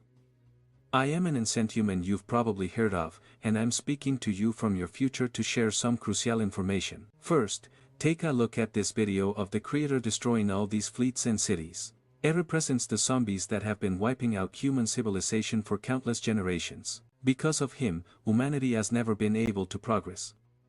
He still lives among you, watching, making sure no human race ever truly prospers. That's why we developed a being capable of fighting him on equal terms. But don't worry, I have already sent countless human embryos and fertilized cells into space so that in a few million years, humanity will re-emerge without the existence of zombies. For the sake of humanity and the future of this planet, everyone should say goodbye to their families and die in peace." The entire population is stunned. Meanwhile, our beloved zombies are sitting keenly up north in the Arctic. Dark Zombie remains motionless, staring blankly as TV anchors report that the statistics are still incomplete, but it seems countless cities have already been completely wiped out. Looting and violent incidents are breaking out all over the world and society is collapsing. Holy cow, people still have time to fight each other in the middle of this. The police struggle to contain the riots, while presidents tell people not to lose hope, that there's still a chance. But clearly there isn't. The story says some humans refuse to give up. Good for them. Just stay alive until the zombie shows up and leaves the frozen wasteland. A helicopter lands nearby, with Nee getting out, and the soldiers ask where the commander is. She tells them he'll take a little longer to arrive because, apparently, the blonde guy took him out. She orders them to explain the situation. The soldier reports that just ahead is Chi City, which has already been completely annihilated by Dark Zombie. They had sent thousands of troops to try and slow him down, but they still have no idea how things are unfolding. Nye orders them to fall back and let her squad handle it. The soldier insists they wait for the commander, but the blonde guy cuts him off, saying he's wasting everyone's time. Meanwhile, our lovely Lang and Violet finally arrive as well. The soldiers cheer when they realize it's country-ass team. The protocols are activated immediately. Violet sees the Ice Queen and Gladys at her, asking what the hell she's doing there. The queen snaps back, saying she was about to ask the same thing. Why has Violet's leader gone completely insane? Violet says something like, "What the hell are you talking about, crazy?" Butterfly steps in, asking how they know each other.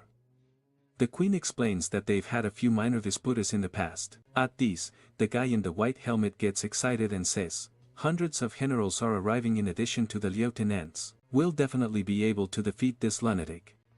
Violet is impressed. Wow, they have over 1,000 generals. This country B is really powerful. However, at that moment, Lambi tells her to shut up and look at that. In front of the fools, all those supposed 1,000 generals and whatnot were already defeated in a pile. The poor guys are all scared as they carry the samurai away. Dark Zombie looks back. The two of them jump as helicopter arrives with even more generals. The guy in the white uniform tells everyone to stay away from this fight if they have a low-ranking general, because they'll take it from here. Ba asks if they're really sure and they says yes. The country's number one was with them, so they don't have to worry. Besides, their country was supposed to stay out of it and stop causing trouble. However, standing over all the dead bodies, Dark Zombie was just standing there, calm. He gives them all a look, letting out a Joker-like laugh. Meanwhile, the heroes say, "Everyone back. Our specialty is killing monsters." The crowd cheers loudly. Everyone is recording, telling them to kill this guy. On the other hand, Butterfly is scared. She can feel the zombie's aura. The queen's friend is also trembling. And then, Dark Zombie gives a look, expands his aura, and suddenly, the clouds over the entire city turn black. The sea begins to churn and everyone wants to know what's happening. A white whirl appears. Everyone holds on, and wow, the guy has transformed into the hero, pulling out that futuristic armor. Now the albino ant is already scared, not knowing how they'll solve this. However, it tries to cheer on the team, saying, "Don't be afraid. This guy is just bluffing. This transformation is nothing." Violet and Langi try to warn that this transformation is dangerous, but the group of heroes doesn't listen, and they all charge. Albino Ant is about to throw a punch while Dark Zombie just stands there. Suddenly, the guy seems to shatter into glass-like space and in a split second is completely compressed. Everyone attacking starts getting reduced to mangled covers as blood gushes out. The townspeople try to understand what happened. At that moment, the beautiful Kin tells her friend they don't stand a chance, they need to get out of there. Wow. However, the guy opened a wound on her chest. Oh, what a waste, zombie. Dark Zombie doesn't do that, man.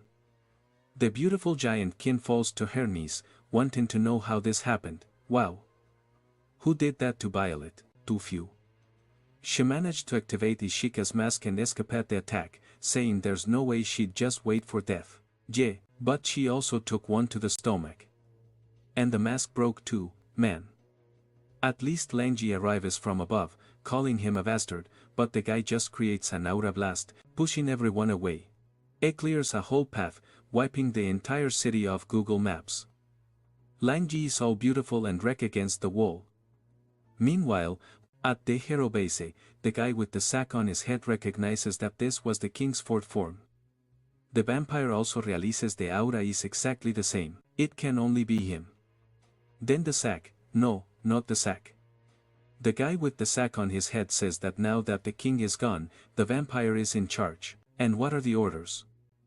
He, a bit confused, says that well, if it really is the king, they have to support him, especially since they follow that guy. Besides, the zombie had already done this whole evaporating the earth thing more than once or twice. The Dragon Ball lizard agrees and the sack guy says okay then. However, at that moment, Lang appears saying they don't agree. Did they really think this guy was the king? What kind of stupid joke is that? This guy clearly just took some of his genius and his appearance.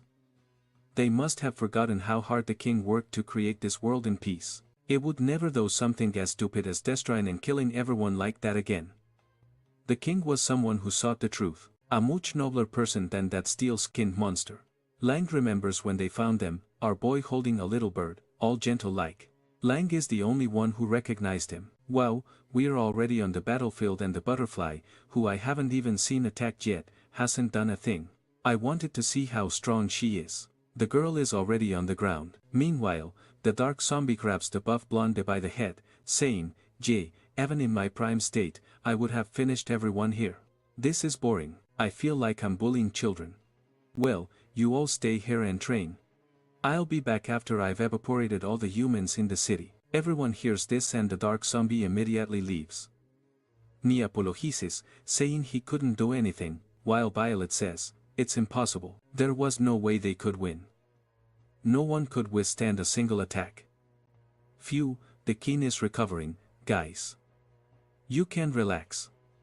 We're back in Antarctica. The little hero is her calm when something flickers, but that's when a message through a SpaceX satellite starts telling all viewers that the world is going through an unprecedented crisis. In half an hour, thousands of cities had already been destroyed and the next target was city number 3 on the northern parallel. Actually, number 30, a city that's in H City, which is our hero zombie city, and the dark zombie has just landed there. Lang immediately appears, telling the vampire, "Dude, are you really going to let this guy destroy the king's entire city? If you don't do it, we will." The one who's trembling says, "Him, they're a little crazy." And the vampire says, "It's fine. They'll soon understand what's going to happen because they're too young." Meanwhile, that giant is already transformed, casting a shadow over the entire continent. As the message continues, half of the world's population has already been wiped out. This is the most serious disaster humanity has ever faced. Meanwhile, observing the city, the dark zombie finds it interesting that humans and zombies live together. Then, Lang appears and asks, "King, did you forget about us?" The dark zombie, confused, asks, "Who are you? I don't even know you." As Violet tries to get up, the country's president tries to inform all of humanity that as long as they can hold on to the light of victory, they will not be exterminated. One of the refugees tells them to take a look, and then Lang charges at the dark zombie, but they just expands his aura and the guy gets knocked down. At the same time, something lands on top of another building and Diaz arrive, military uniform and all. The president is saying that in the face of disaster, everyone is equal. They didn't have time to mourn those who died. All they had to do now was not lose hope that they could survive this. Lang was thrown and the little hero caught him from behind while something hit the giant's face. The poor guy fell and probably killed about 30 million citizens. Truly useless. But then the dark zombie starts walking, saying that the guy is really interesting. Lang calls out to his majesty, and the king just tells him to evacuate everyone from this city and get out of there, because he was going to take care of this. He immediately charges and the dark zombie is there laughing, saying it's interesting that he has arrived. Now it was time for him to eliminate the entire city. The vampire is a little confused because they both have the same genus. So what were they going to do? The original Truman just tells him to evacuate the entire population, so the vampire leaves while the Dragon Ball guy wants to know who they're going to listen to. It just tells them to evacuate the country anyway because it seems the real one has arrived.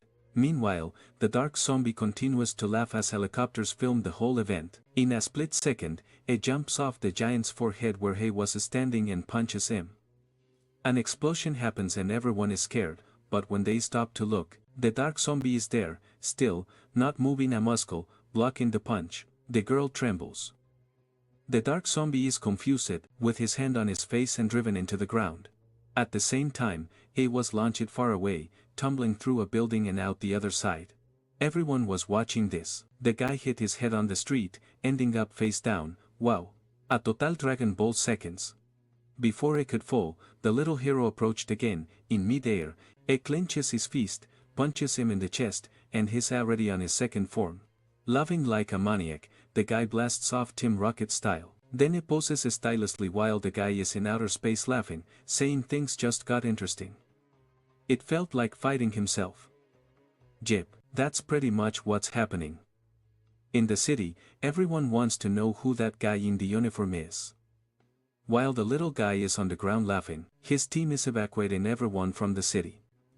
Just then, one of the guys points out that he remembers now. That guy was the former president of Country A's bodyguard. The people in the helicopter keep saying it looks like a fight between monsters has started. At that moment, from high up in outer space, the dark zombie comes down like a comet. However, the little guy runs towards him. The guy comes in, burning through the atmosphere, and our boy meets him in midair. They both stare each other down. It's straight up Dragon Ball with an honest-to-goodness exchange of punches to the face. They're both pushed back while the entire population watches, confused. The dark zombie readies another attack. Our little guy counters, and now it's blow for blow. The L blast. Wah, half the city disappears with that.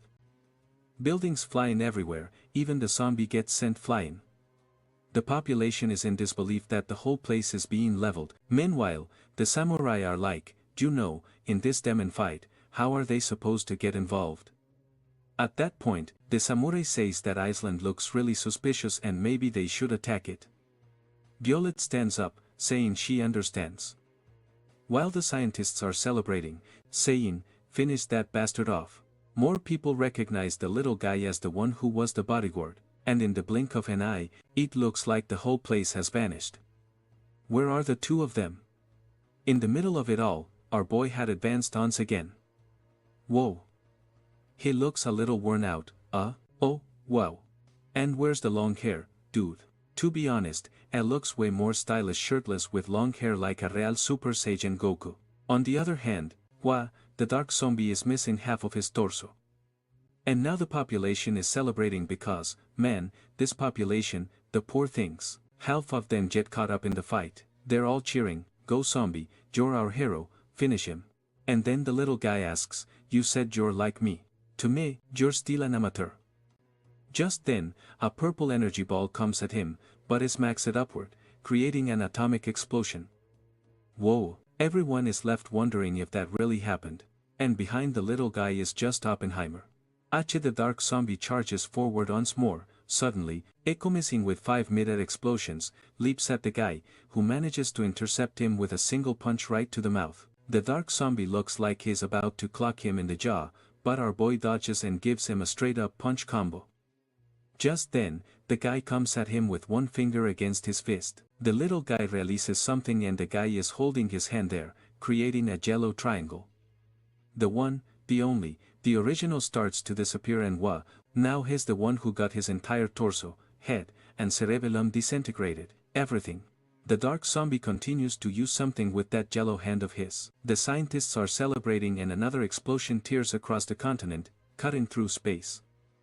In front of the dark zombie, only the crater of everything that was destroyed remains. Everyone is wondering if the guy who was fighting has been disintegrated, while the scientists celebrate, saying it's a good thing the zombie couldn't advance to the next form. However, the lad scientist tells them to look at the air and zoom in 1000 times to see those tiny particles. The people, on the other hand, are already falling into despair, as the fusion particles and cells begin to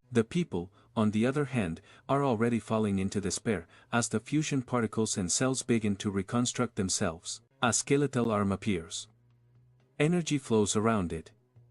And just like that, the little guy is back. Wah!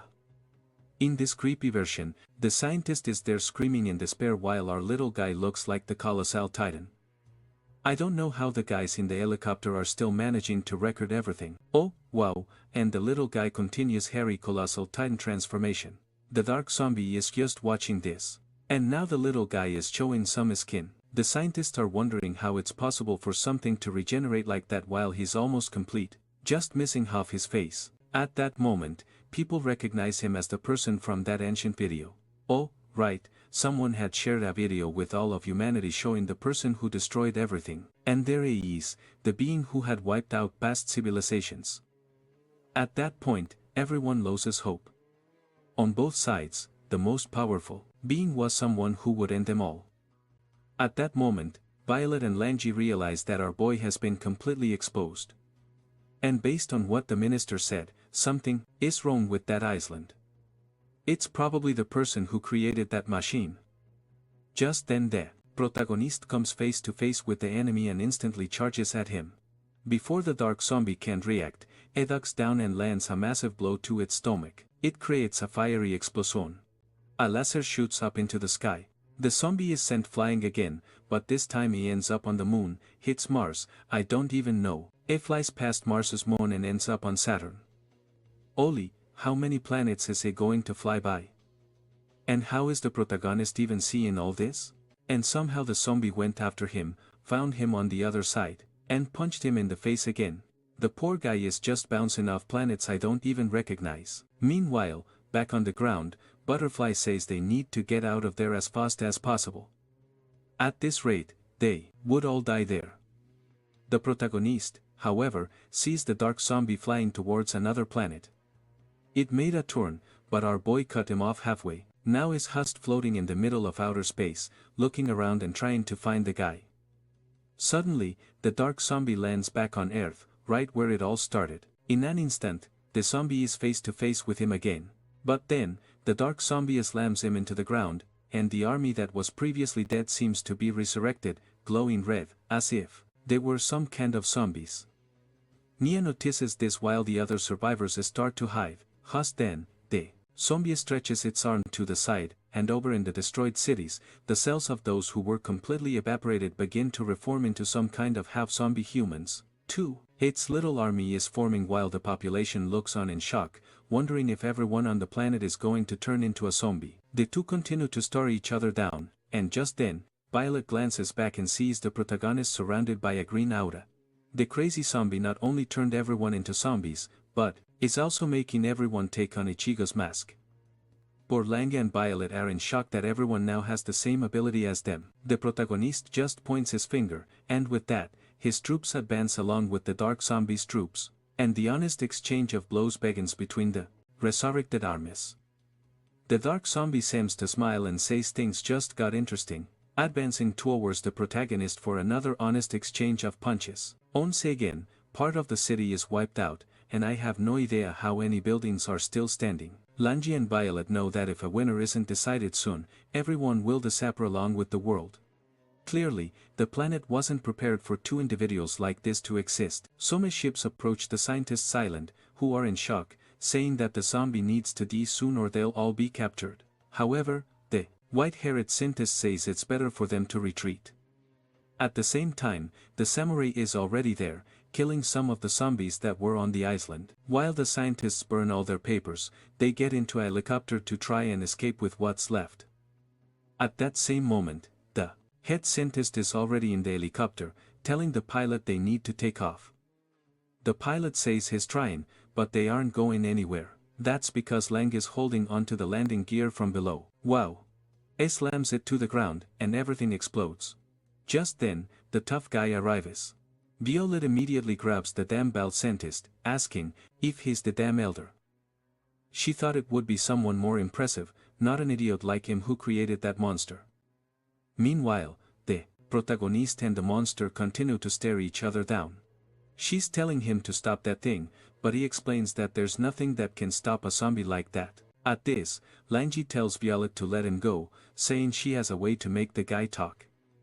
The scientist is in shock as she approaches, and honestly, I'm a little scared, too. What is she going to do?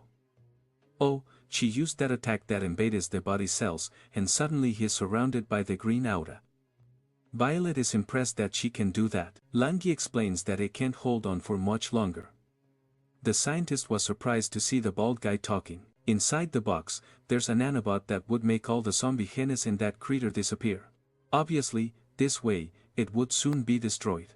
In an instant, Violet finds the button and says this must be it, and that she's going to press it. I'm thinking it's a trap. The guy is there screaming, telling her not to do it, while Violet, now out of nowhere, instead of pressing it says she's admiring this research. The two of them continue to stare at each other while the fight rages on in the skies. The protagonist is right there, in front of the fight, when at that moment the button is pressed. At that moment, the dark zombie is saying, "So this is the feeling of overpowering everyone. I get it now, but nothing happened."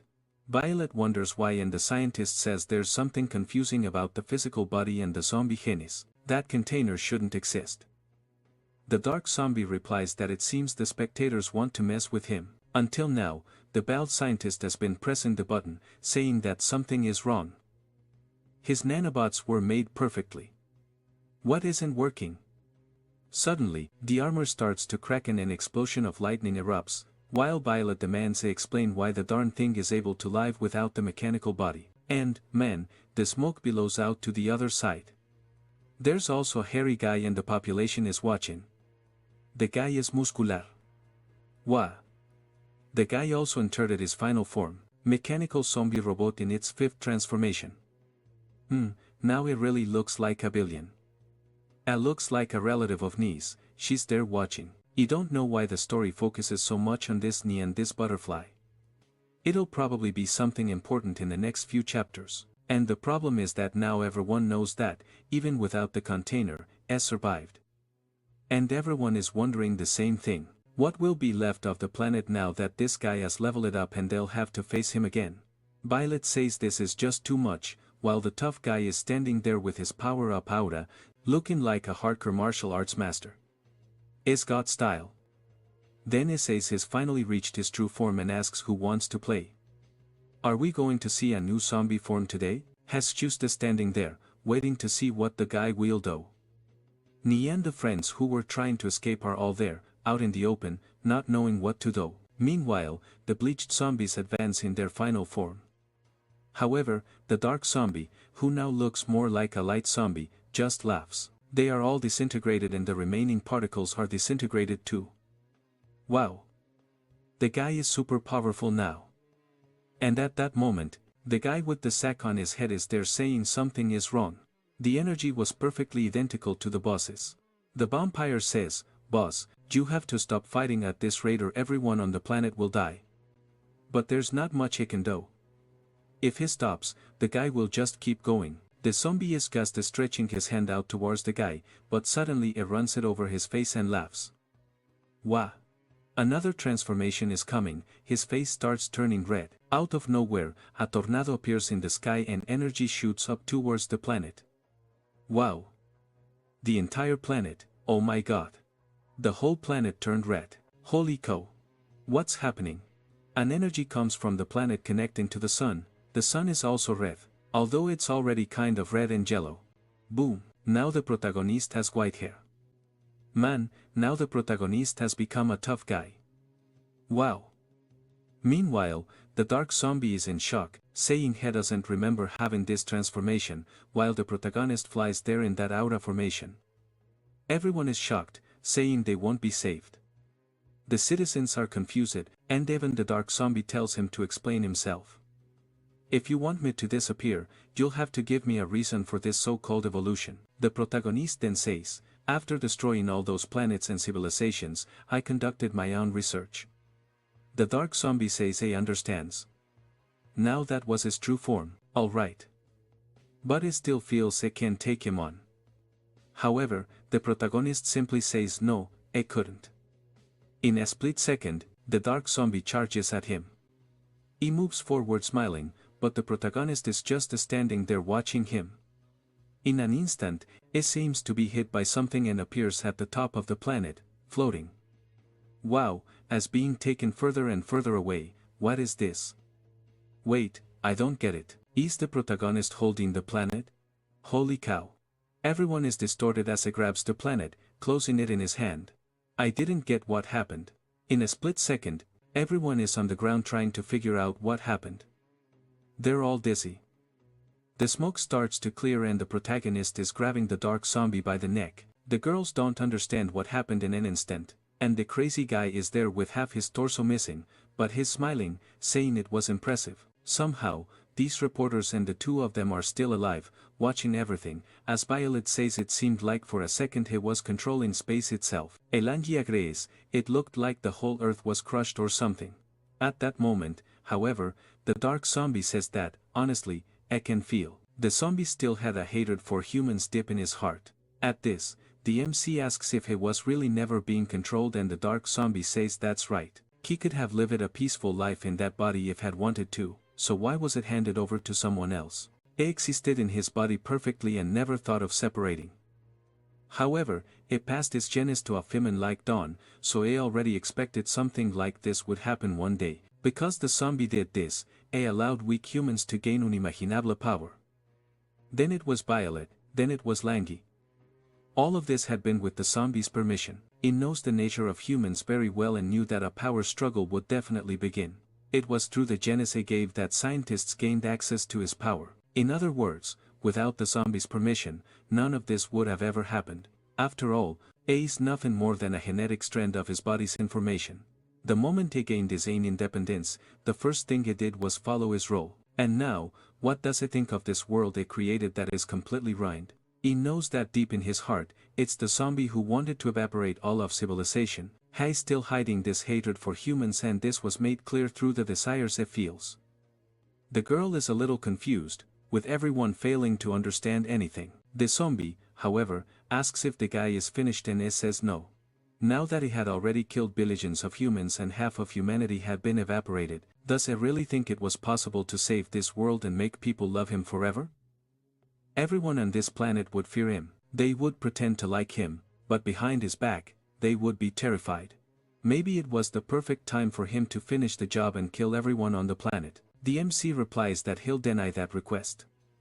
The guy laughs and asks what he'll do then. Countless people have already died.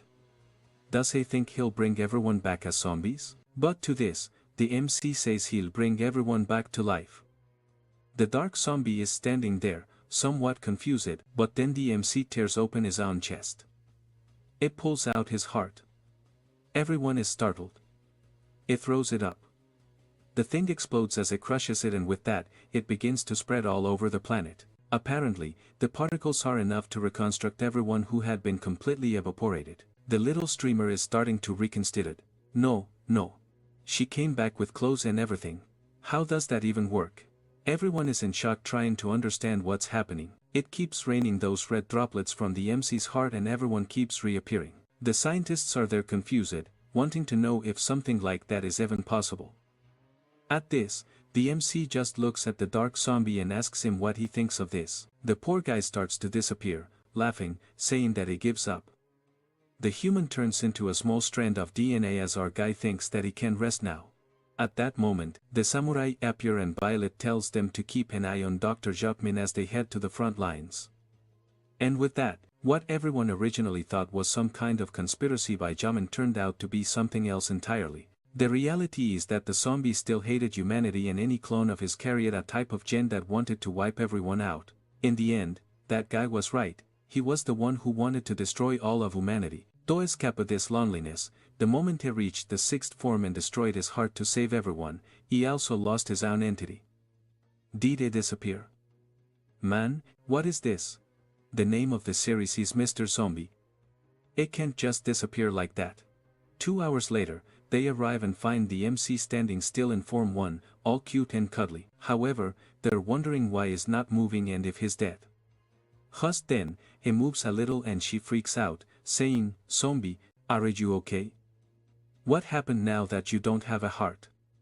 Did you turn into a regular zombie?" However, the guy shows them his chest, revealing that his heart grew back in a flash. It totally had them folded into thinking he was going to die. And now they're just standing there like a couple of dorks. They start chewing him out, telling him to just finish the fight as fast as possible, next time and not put them through all that drama. Our protagonist, however, wants to figure out what this thing on his hand is. Violet seems to recognize it as that nanotechnology. Ozie, on the other hand, notices that whatever it is, it seems to have taken a real liking to him and now says he's just going to keep it. Who knows, maybe something interesting will happen down the line. And just like that, the world entered another brief period of peace. With the zombies' identities completely out in the open, all of humanity would have to adjust. After that huge battle, our protagonist, the stubborn general, is still just hanging out on top of the building. The president is on a plane heading back to city. Violet approaches him, having been summoned. The president wants to know where our guy is, but his close friend can't tell him. He hasn't been back since that incident. The president knows that after everything that went down, things have gotten chaotic. Everything could turn dangerous in a matter of seconds, and society itself could collapse because of that battle. Meanwhile, locked up in a van, Professor Fiz's assistant asks him to take a look outside.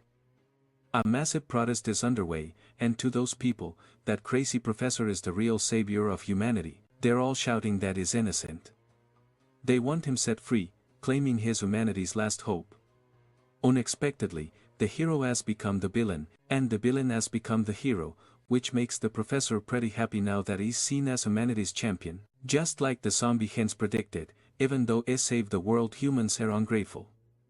In fact, now they're even more afraid of him. So many angry people don't even have the courage to speak up. But there are also those who believe our zombie is a messenger from God, showing the way to evolution. In the middle of all this chaos, our guy is just chilling at home, enjoying his favorite games, until one of his generals shows up with news that the humans are rebelling. Saying Blackie arrive, the protagonist wants to know if something serious is going on. Blackie explains that 2 of his subordinates are there to speak with him. The 2 low-class zombies are welcomed in, though they look pretty uncomfortable, immediately chugging the tea they were offered. After that, our guy steps in to talk to them and recognizes them from earlier chapters, asking why they came looking for him. The 2 side characters just look at each other silently. Now that they're face to face with the king, they immediately ask for his blessing. Country B and Country A have signed a zombie management pact, turning the moon into a high-tech prison. The reason is clear for both sides: to contain our protagonist. An agency was created specifically for this, with full authority to make the pact a reality and execute their plans. Soon enough, several warplanes start flying over the protagonist's city. Down below, troops are taking positions all over the place. A zombie officer notices the humans approaching. Humanity's strongest warriors are gathering on the other side. Because of fear and discrimination, all the sentient zombies have been forced into that city, though luckily for them, they're protected by the king. One of the side characters says that while he's grilling some skewers on the roof, it feels like they're living peacefully among humans. One of them is hanging up laundry, grateful that I managed to rent that rooftop. It didn't want his boss to have to sleep under a bridge, that would have been way too embarrassing. The older sister knows that humans are afraid of zombies, but there's nothing they can do about our protagonist. They should have listened to her earlier. That's when one of the zombies says something is going on. A lot of humans are gathering to attack. Their mission is clear: capture our protagonist. After looking through his binoculars, the older sister comes to the obvious conclusion. Those people are idiots. Meanwhile, in the same city, Violet is already on the move. Using her agility, she leaps across the buildings, heading straight for the center of the conflict. As she zips through the city, destruction is visible everywhere. And something comes straight for her face. It looks like an attack. A massive explosion happened right after that, and the one behind it was Dawn. Armed with her machine gun, she demanded to know why Violet brought so many people to that place. While the girl with mannequin legs kept dodging, Dawn asked if she even knew who was responsible for saving the planet, but our friend didn't answer. Instead, she chose violence. After landing several hits on Dawn, she said it was all for the survival of humanity and that she had no time to waste. Dawn's arms started to regenerate and she got ready to dish out more violence. Although she didn't expect others to show up, the impact of their arrival on top of that building was brutal. They were our protagonist's subordinates. That sudden intervention left Dawn completely confused. All the other powerful humans were there too, asking her to calm down so no one else would get hurt. Several of our protagonist's subordinates seemed to be getting captured. Using his communicator, Langi informed his superiors that phase 1 was complete. Having been imprisoned, Langi asked how these people dared to betray their king. Elsewhere, Blackie appeared. He knows the world is always on the brink of another war. Only through cooperation can they fulfill the king's wishes. Back in his apartment, our protagonist was struggling with his favorite games. He had no idea how he'd ended up in this situation and thought about starting everything from scratch. Many months before the pact between the two nations was made, a meeting was held. Everyone had to memorize their roles. Violet would appear in the city center, Lion would come next, and after that, she would be intercepted by Dawn, who would then be contained by Blackie and the others. Every line of that plan had to be memorized perfectly. Meanwhile, they were testing the efficiency of the Supreme Prison. Our protagonist was about to unleash an incredibly destructive blow. He threw his punches with nuclear-level force, leaving all the extras absolutely terrified. The shockwave from his power ended up destroying part of the room. Violet, along with her beautiful twin assets, couldn't withstand that pressure. After the catastrophe, she could barely believe her eyes. Our protagonist had destroyed everything with a single punch, leaving everyone speechless once again. And as if that wasn't enough, it went on to cause destruction on a planetary scale. Our protagonist was amazed by this technology. It seemed that humanity had completely absorbed the nanotechnology of the lost civilization. Perhaps this was the first step for humanity to stop fearing him. But those who had witnessed his power again disagreed. Violet started yelling at him furiously, saying that no defense could withstand that. That's when the samurai said there was no point in trying to eliminate fear. If that footage ever got out to the public, people would be even more terrified. Someone then mentioned that they would need a thicker material and that the moon would be the perfect source of raw material. That was the only way humans could change their perception of zombies. Looking at the king's subordinates, Violet realized that the task ahead of her would be extremely difficult. On the day of the zombie management operation, Violet gave a special statement announcing the mission's success. A device had been developed, designed specifically to contain our protagonist. Using the knowledge of the ancient civilization, they confirmed the material was indestructible, marking the first step towards coexistence between the two species. Our protagonist watched his generals closely as they put on the whole performance. He was deeply impressed by their talent. It all seemed so real. Now had a bunch of books to read. This was the beginning of our protagonist's grand plan to change his public image in the eyes of humanity. All he needs to do is gather the necessary items for his personal growth and finally go to prison. A proud extra said that the people of the country are cowardly and weak, even though they already have powerful technology. Now that our protagonist's subordinates have betrayed him, he no longer wants humans and zombies to coexist. Unfortunately, he died too early in the last great battle and ended up missing the key points of that story arc. Our guy's disobedient general is still being punished, wishing he could get out of that place as soon as possible. That's when it noticed something happening on top of the building. That arrogant extra wanted to take advantage of the situation to eliminate all those threats once and for all, and decided to shoot at the general. The bullet caused massive destruction to the building, accidentally freeing our protagonist, the general, who immediately dropped down and started apologizing, saying he'd done nothing to deserve being set free. That's when they noticed Blackie was gone. Else were in the city. Blackie was explaining that the zombies would now cooperate with humans and take their litter to prison. The poor guy who was locked up was furious, thinking our protagonist had been betrayed. Violet also wanted to know who the idiot was that opened fire, since they had reached an agreement on everything that was supposed to happen. Dawn quickly reminded her that the camera was still rolling, so Violet tried to cover it up by saying she was talking about the peace treaty between the two countries. Near our protagonist's feet, a few stones fell. He looked closely at the huge hole that had been blown in his wall. He managed to catch the projectile with his bare hand, which was insane, considering just few frames ago it had torn through the building. For our protagonist, however, it was just a minor setback. He believed everything would turn out fine, but before he could finish speaking, someone blew up the plane flying over the city. It was his stubborn general, now completely enraged. As soon as our guy saw what happened, he was visibly annoyed because now, once again, a zombie was attacking humans. Blackie immediately recognized that attack pattern. Only one person could have done it, Behrman the fool. They saw someone get thrown from a distance right at them. It was that same arrogant extra, now lying on the ground completely knocked out. Since no one knew why Behrman was doing all this, Blackie decided to observe a little longer. Our protagonist remembered that his general had been hanging there the whole time and didn't know about the plan they were trying to pull off. With his dog-like loyalty, Behrman couldn't accept that his litter had been betrayed, even after cooperating with the humans, and now he was determined to wipe them all out. That's when our protagonist's friends realized he was completely out of control. In a matter of seconds, the poor guy caused massive destruction, and the team that was supposed to take our protagonist to prison started falling from the sky. He needed to act fast before things got worse. Now caught up in all that excitement, I ended up feeling a little thrilled.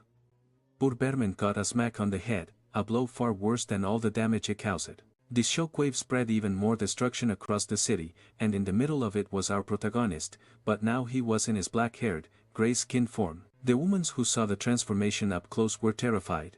Our guy asked what they were looking at. It was time for them to try and capture him. After all that chaos, our protagonist finally surrendered. Just like that, he was already being sent to the moon. That day would go down in the history of civilization. Reporters from all over were eager to cover what would happen next. They wanted to know if the law could regulate this new situation. Blackie announced that they had chosen to side with humanity and that, from now on, zombies will have to follow the law. Everyone will be able to keep an eye on our protagonist, as peace is a dream shared by all. Right after that, he left the press conference, leaving the reporters buzzing with anticipation. Inside that place is our protagonist, now accompanied by his most loyal subordinates. They're apologizing for what they just did. Since there were a lot of people outside, they ended up acting a little rough with him, but for our guy, all is forgiven. In fact, has completely into the act and asks if he looked helpless and friendly. Showing them the footage of what happened, Down disagrees with the helpless part. Honestly, our guy is the very embodiment of violence. He had thrown himself on the ground earlier, acting like he wanted to know what would happen next, basically daring the humans to capture him. Naturally, they were terrified by that. Dawn said they were lucky they weren't annihilated on the spot, and she wanted to know if he really thought people would buy the story that he'd been captured. Our protagonist apologized, saying there had been a few incidents that day, and they just hoped they weren't too serious. Violet pointed out that everyone already knows how strong he is, exerting an immense pressure on everyone around him. That whole act was just to hand out a little moral bread to the extras. At least, phase 1 is complete. Now they have to continue things on the moon. Everyone is already prepared and they're about to start filming a zombie reality show that broadcasts our protagonist's daily life to the world. Blackie has a list of everyone who will help, since the whole plan has been carefully crafted. There's a large team working behind the scenes. Our guy's only concern was that there might be haters online, but Blackie has already taken care of that. He has professionals for that sort of thing, people whose job it is to make those overly brave keyboard warriors disappear. He was immediately scolded by another general who told him to stop making that loan shark face. Meanwhile, Violet seemed kinda pleased with her new assignment. She's been put in charge of monitoring our protagonist, which means she'll be staying in prison with him. Our guy hopes she does her job well. The woman believes that once people get to know him, they'll realize he's just like everyone else. She barely had time to finish her sentence before our protagonist grabbed her by the arm, ready to head to the moon. All it took was a single jump. He completely ignored the friction that could have easily killed Violet on the way. Our guy landed safely on the lunar surface to Violet's complete astonishment. Eben managed to bring his luggage with him and seemed genuinely excited to have arrived at his new home. Since the ancient humans were wiped out long ago, it's been centuries since he's seen anything like it and he almost felt nostalgic. Before him stood a massive moon base. Then he noticed Violet signaling for him to hurry up. After all, she couldn't communicate very well in space. She then placed a pair of headphones on his head and, filled with rage, asked why that savage had jumped all the way to the moon like that, when they had literally prepared a spaceship for it. Embarrassed, our guy said that if she wanted to use the ship, it could just take her back. That immediately terrified Violet. She was now convinced that this Moran could accidentally kill her at any moment. Once their argument was over, she told him that the others were already on their way, the rest of his cellmates. As the ship approached, Violet explained that they were all very friendly and had great communication skills. Inside a high-tech facility, the bureaucrats already know that our guy has entered the prison. It's time to activate the defense systems now that they can contain the zombie. Powerful figures are deeply interested in this. The bald man from the ancient civilization doesn't believe our guy can be stopped. Humanity must have gone crazy. A wall 1,000 kilometers thick could only hold him for a little over 9 hours. That's old data. He's definitely stronger now. That's when the president revealed that he never intended to control him. In fact, the moon prison was our own protagonist's idea. Hearing that left the bald man from the ancient civilization completely confused. The president explained that they have been improving their technology. Soon they'll be able to travel through space and colonize new planets. If our guy ever loses control, the moon prison will buy them time. Another bureaucrat said he doesn't want to see the protagonist ever again. He wants to colonize the stars and leave that monster in the past. That made the bald man smile, saying that they thought the same way in the past and it led to their destruction. Those words made everyone pay attention. We now cut to a flashback. A little boy asked his mother what they were doing. She explained that humanity was looking for a new home. Those ships could reach the edge of the galaxy. Everyone was happy, believing they had finally left that cursed place, leaving the monster behind. But to their horror, the ships were suddenly attacked. They had no idea what was happening, and countless human lives were lost. A huge crystal sphere began to cover the entire solar system, and one by one, all the arcs were destroyed. Then something even more shocking happened. There was someone standing at the edge of the solar system, the one responsible for stopping their escape. The bald man said they lost everything in the blink of an eye. The last message they received said that the celestial prison remained intact. The Unclenons who tried to flee were purified. Meanwhile, back on Earth, someone was far from pleased.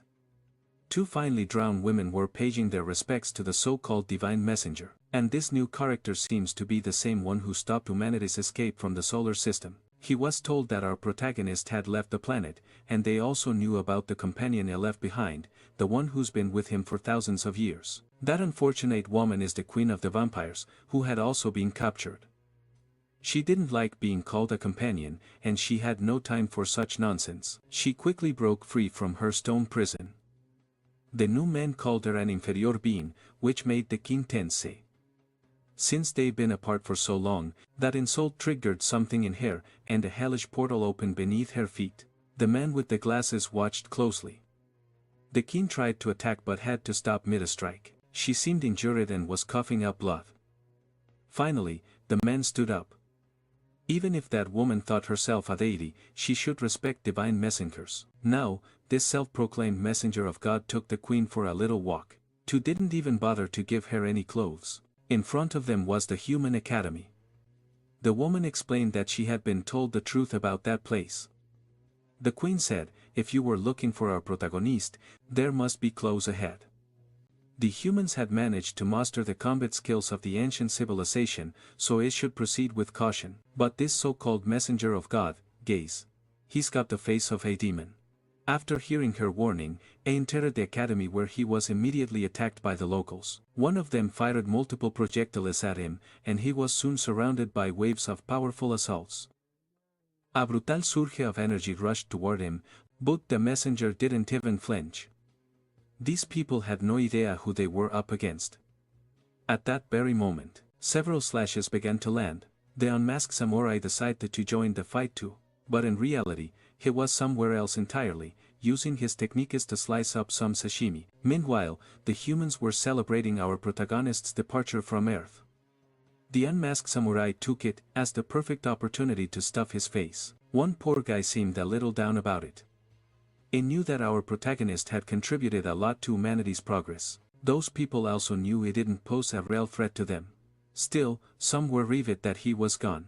Being near him was terrifying. All they could do now was trust that the president's plan would actually work. But all that celebrating was cut short when a huge cloud of smoke appeared. Sensing the danger, one of the hunters went to draw his weapon, only for a mysterious hand to land on the barrel, shattering it with a single snap. It was the messenger of God who had just crashed at the party. He seemed surprised that these were the most powerful humans on Earth, since they were all so weak.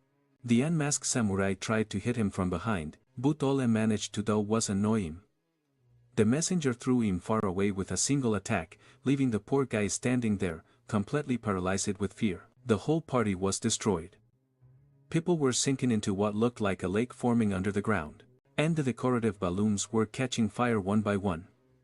The poor survivor was trapped in a horrible illusion, convinced they had fallen into hell. The captain, who had been knocked down, managed to get back up, saying, "Humanity should never be underestimated." Then he started transforming into Godzilla. Once the transformation was complete, his firepower had multiplied. That was the power of the ancient civilization's nanotechnology. The captain was ready to unleash some high-quality violence. Through the smoke, another massive hand appeared. A metallic, tiger-like creature was ready to fight, charging up energy in its mouth.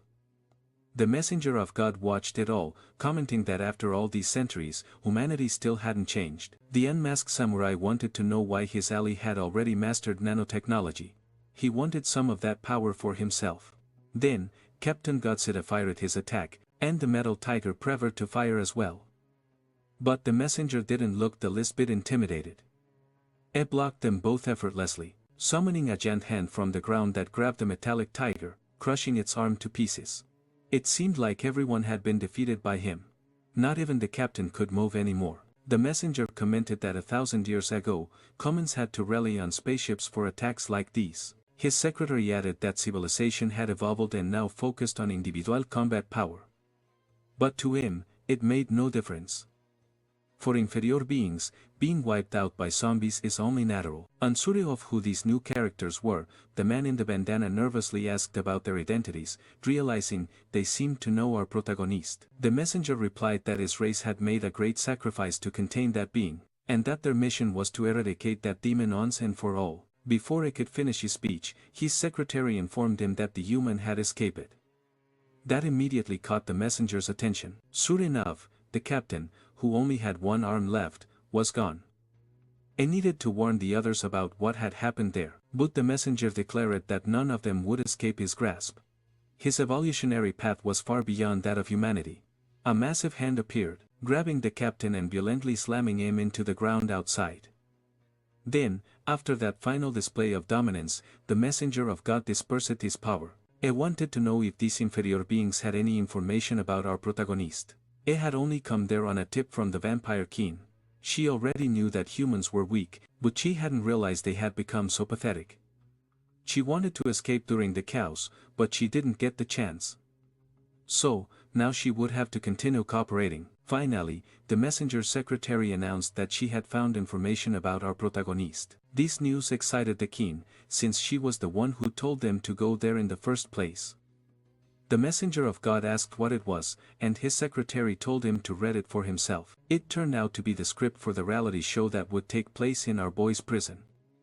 They had decided to broadcast it on television, live for the whole world to see. The host told the viewers that this was the best show on the air right now. Over 8,000 criminals had been moved to that prison, and this show would broadcast everything live, revealing the true nature of evil. While the Queen and the messenger secretaries were visibly uncomfortable with the show, they seemed completely focused on it. The host explained that these dangerous inmates would surely clash with our protagonist. Although it was said it could coexist peacefully with humans in the cafeteria, our boy asked for more eggs. He wanted to take the opportunity to relax and get some exercise. The public's reactions to the show were mixed. Some questioned its purpose, while others demanded that our protagonist be permanently banished from Earth. Just those few seconds were enough to infuriate the messenger of God. His secretary informed him that thousands of comments had already been made, tarnishing our boy's reputation. They did it to fight against the so-called enemies of God's tribe, but the messenger was annoyed at being interrupted. He was deep in thought. Watching that broadcast, he grew more and more irritated. Meanwhile, our boy thanked the cafeteria lady, completely oblivious to another inmate nearby who was fuming. Violet was running the entire production of the show, directing everything from behind the scenes. She ordered the cameras to change angles so our protagonist could get his makeup done. The moment he separated from the screen, a team appeared to touch up his look. But the messenger of God remained uneasy. He couldn't believe things were really this peaceful. That existence, someone capable of destroying worlds, caring about human opinions, impossible. A being who reveled in taking lives could never just play along. Perhaps thousands of years of confinement had finally driven him mad. That thought sparked an idea in the messenger's mind. I believe it our protagonist was using this whole setup as an experiment to discover the secret of the human soul, aiming to break the barriers imposed on him so it could continue destroying and exploiting generations. The messenger was terrified of what our protagonist might be capable of. To him, that creature was the true enemy of humanity. Now convinced they had uncovered the truth, the messenger swore it wouldn't let our boy get away so easily. It wanted to send him sincerest thanks. With that, his energy shot up toward the moon. The same inmate sitting near our protagonist suddenly clutched his head in pain. It felt like he was losing control of himself. The other prisoners noticed something was wrong. Meanwhile, our protagonist calmly continued eating his eggs until someone suddenly burst in, interrupting him. Violet immediately focused on the event. A strange man was staring directly into our guy's eyes. With a transformed appearance, he said it had been a long time since their last meeting. Meanwhile, inside the Lanar prison, the reality show was still broadcasting. Our protagonist's generals were watching closely and soon they started celebrating too. The show had been on for 3 days and so far our guy hadn't caused any trouble. Public opinion could finally start to change. Inside the prison, some inmates had to be disciplined. Bile was assigned the task of taking care of it. He was doing everything he could to keep our protagonist calm. That's when a guard came in to report that something was wrong. The messenger of God wanted to know if our guy still remembered them. But all our protagonist wanted right then was to finish his meal. He didn't seem to remember any of those people. At first, the messenger felt insulted, but then he realized it made sense.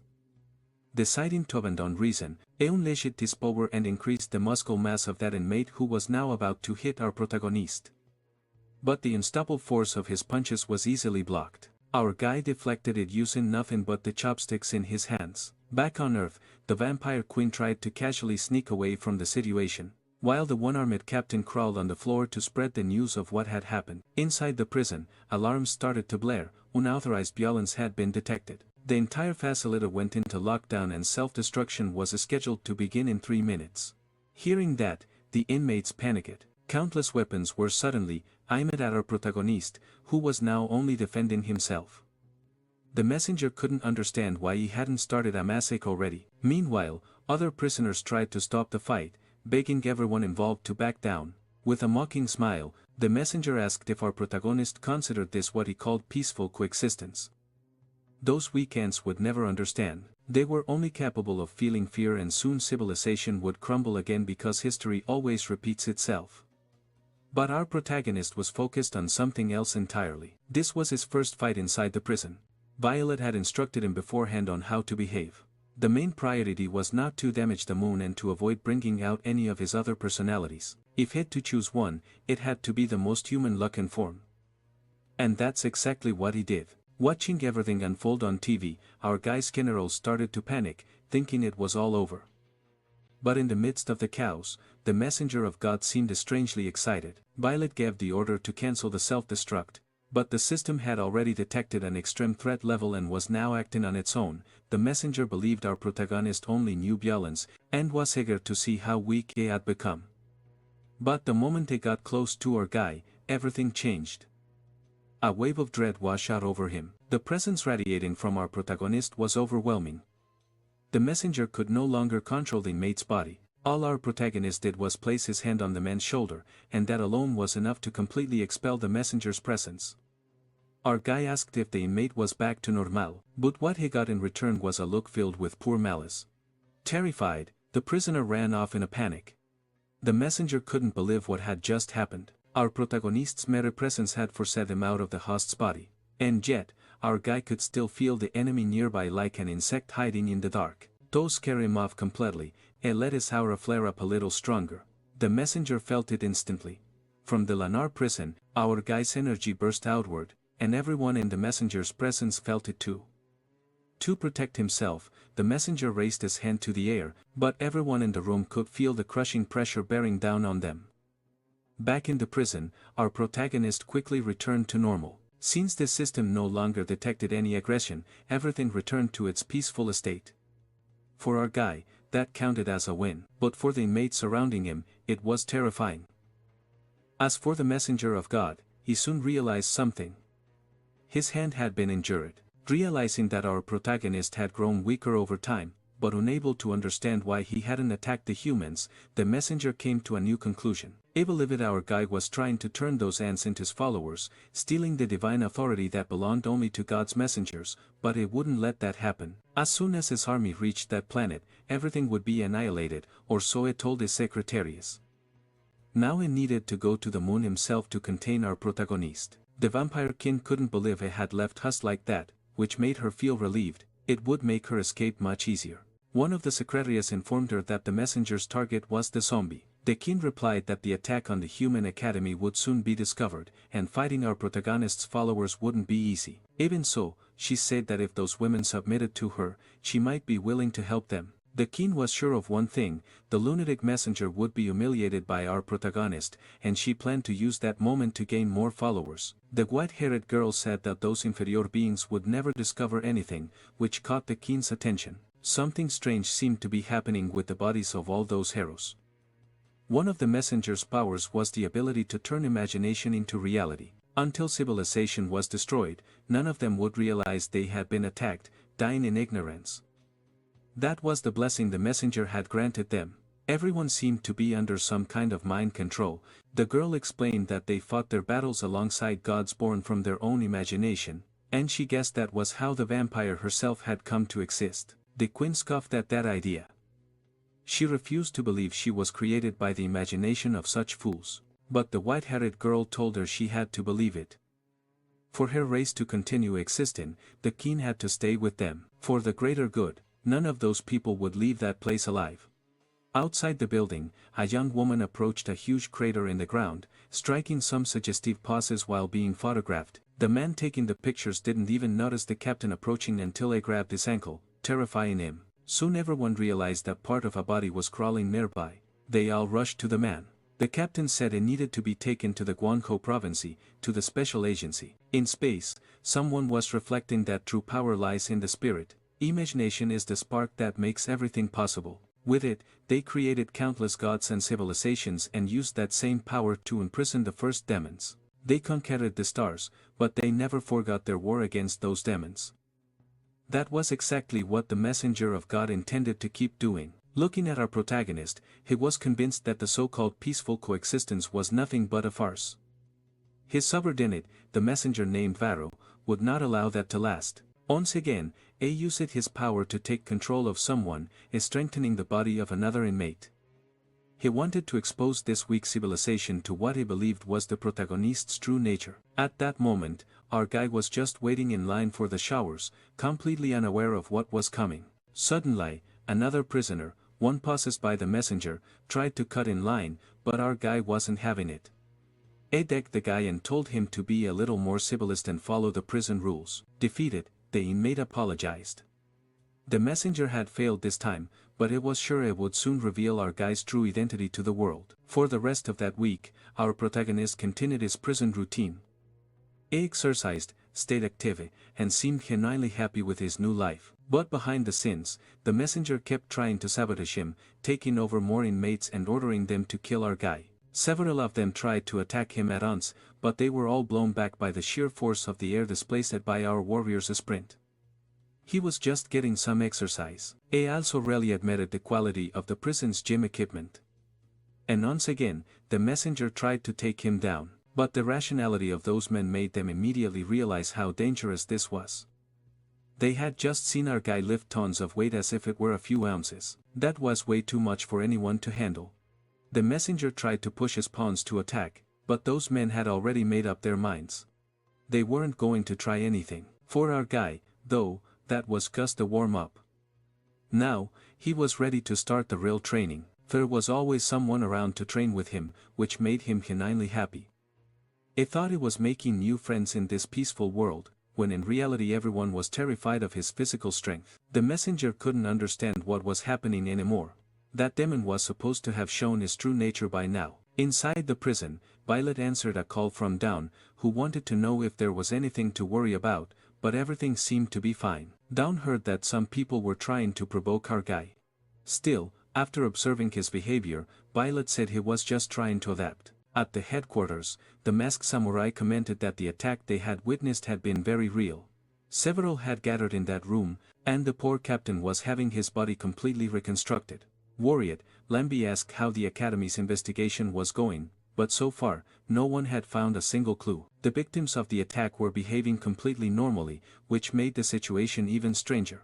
It was already weird enough that they got a visit from the Minister of Intestines. Yes, that was actually his name, the man in charge of the investigation. He reported to superiors that there were no signs of an attack, suggesting they might have overreacted, but as he was giving that report, the vampire king appeared there, completely invisible to everyone. After passing through the minister's body, she had to grab onto the floor to avoid being dragged away by an invisible force. She couldn't understand how no one had seen her. The messenger secretary explained that she had trapped the king inside her Elysian field. No one from the outside could see what was happening, even if she killed innocent people right there. They wondered why the queen was resisting so much, but the king refused to believe she was just a figment of someone's imagination. She had no master. The man with stone arms realized that this inferior being wouldn't listen, so he suggested crushing her to dust. That comment deeply offended the king, and she promised to grind him to dust instead. Meanwhile, someone told the minister to return to the main building. Right after that, the battle between the queen and the brute began. He managed to launch her far into the distance with his punches. When she hit the ground, a massive explosion erupted. The girl with colorful hair thought they were wasting their time there and decided to amplify the illusion's power to cover up everything that was happening. Meanwhile, a fierce battle was unfolding. The king's attacks were completely tearing the academy apart, as she genuinely seemed stronger than that guy. Another secretary said the king had lost her mind and that she would now be shown the true nature of psychic power. The stone, she said, gives birth to molten lava, and now the deities had decided to descend upon this world. After hearing that nonsense, the king realized things had gotten much more complicated. Her opponent had turned into a stone giant that towered higher than the entire city. In space, God's messenger was still furious about what was happening, while someone was trying to take control of the minister's body. The king stood her ground, watching carefully as she faced her new, colossal enemy. While the secretary said that this enormous lump would demonstrate the true power of a god, the queen declared they talked too much and instructed the block of stone to crush its enemy. Their fists collided in midair. The king felt the pressure from that blow. It was capable of devastating everything in its path, and it tore off the king's arm in the process. As she tried to recover, another blow came at her. Finally, the king restored her arm, and this time she chose to dodge the attack. Using the opportunity to climb onto the creator's arm, she quickly made her way toward the monster's head. The messenger secretary tried to stop her, ordering the creator to slam the ground with all its might. After that, numerous spikes sprouted from its back, preventing the king from getting any closer. Her entire body was pierced by the spikes, which spread across a vast expanse of land. The king was gravely injured.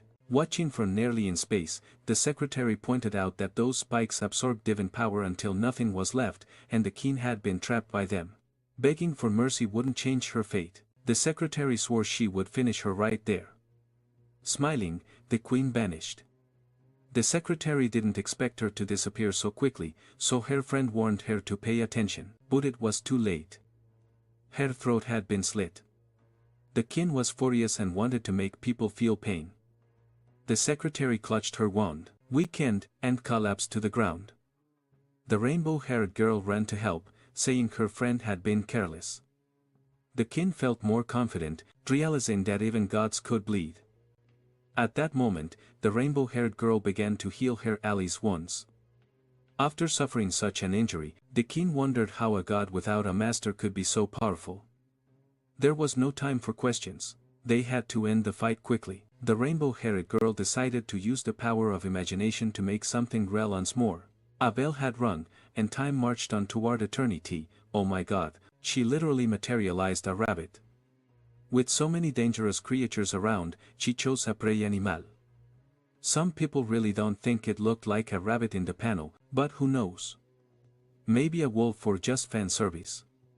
The secretary ordered the stone mountain to attack once more. From the rocks, a huge hand rose up. People flying in a nearby plane looked out the window, sensing that something terrible was happening below. Meanwhile, the rainbow-haired girl pushed the power of imagination to its limit. A massive energy concentrated in the air, reaching the plane so the passengers could no longer see reality. Everyone was trapped by her Jinjutsu. Even the vampire king was having trouble because the summoned creature decided to attack her.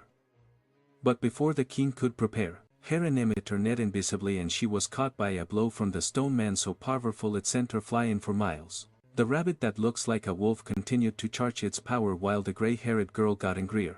The messengers believed they had won the fight, although they were surprised by the king's resilience. She was revealing herself to be a terrifying enemy. The queen seemed to be knocked out in the middle of the ocean. Having spent so much time on land, she should be much weaker by now. Then the rabbit said it sensed the strange energy sustaining that woman's life. After taking so many hits, a mysterious glow began to appear on the king's body. It was the power of our protagonist inside her. The rabbit warned that if the king managed to use that power, everyone would be dead. Now she rose from the ocean, unleashing a massive bloody storm.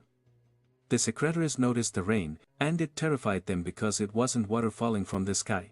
In the distance, the queen decided she would no longer be oppressed by these low-level side characters. She was at the peak of her power now, and the poor secretaries realized they were about to be completely crushed. The vampires launched nail-shaped blood directly at them. The girls understood they had to act fast to avoid being annihilated, but the attacks came relentlessly. The rabbit-wolf hybrid noticed the king was using all of her divine power.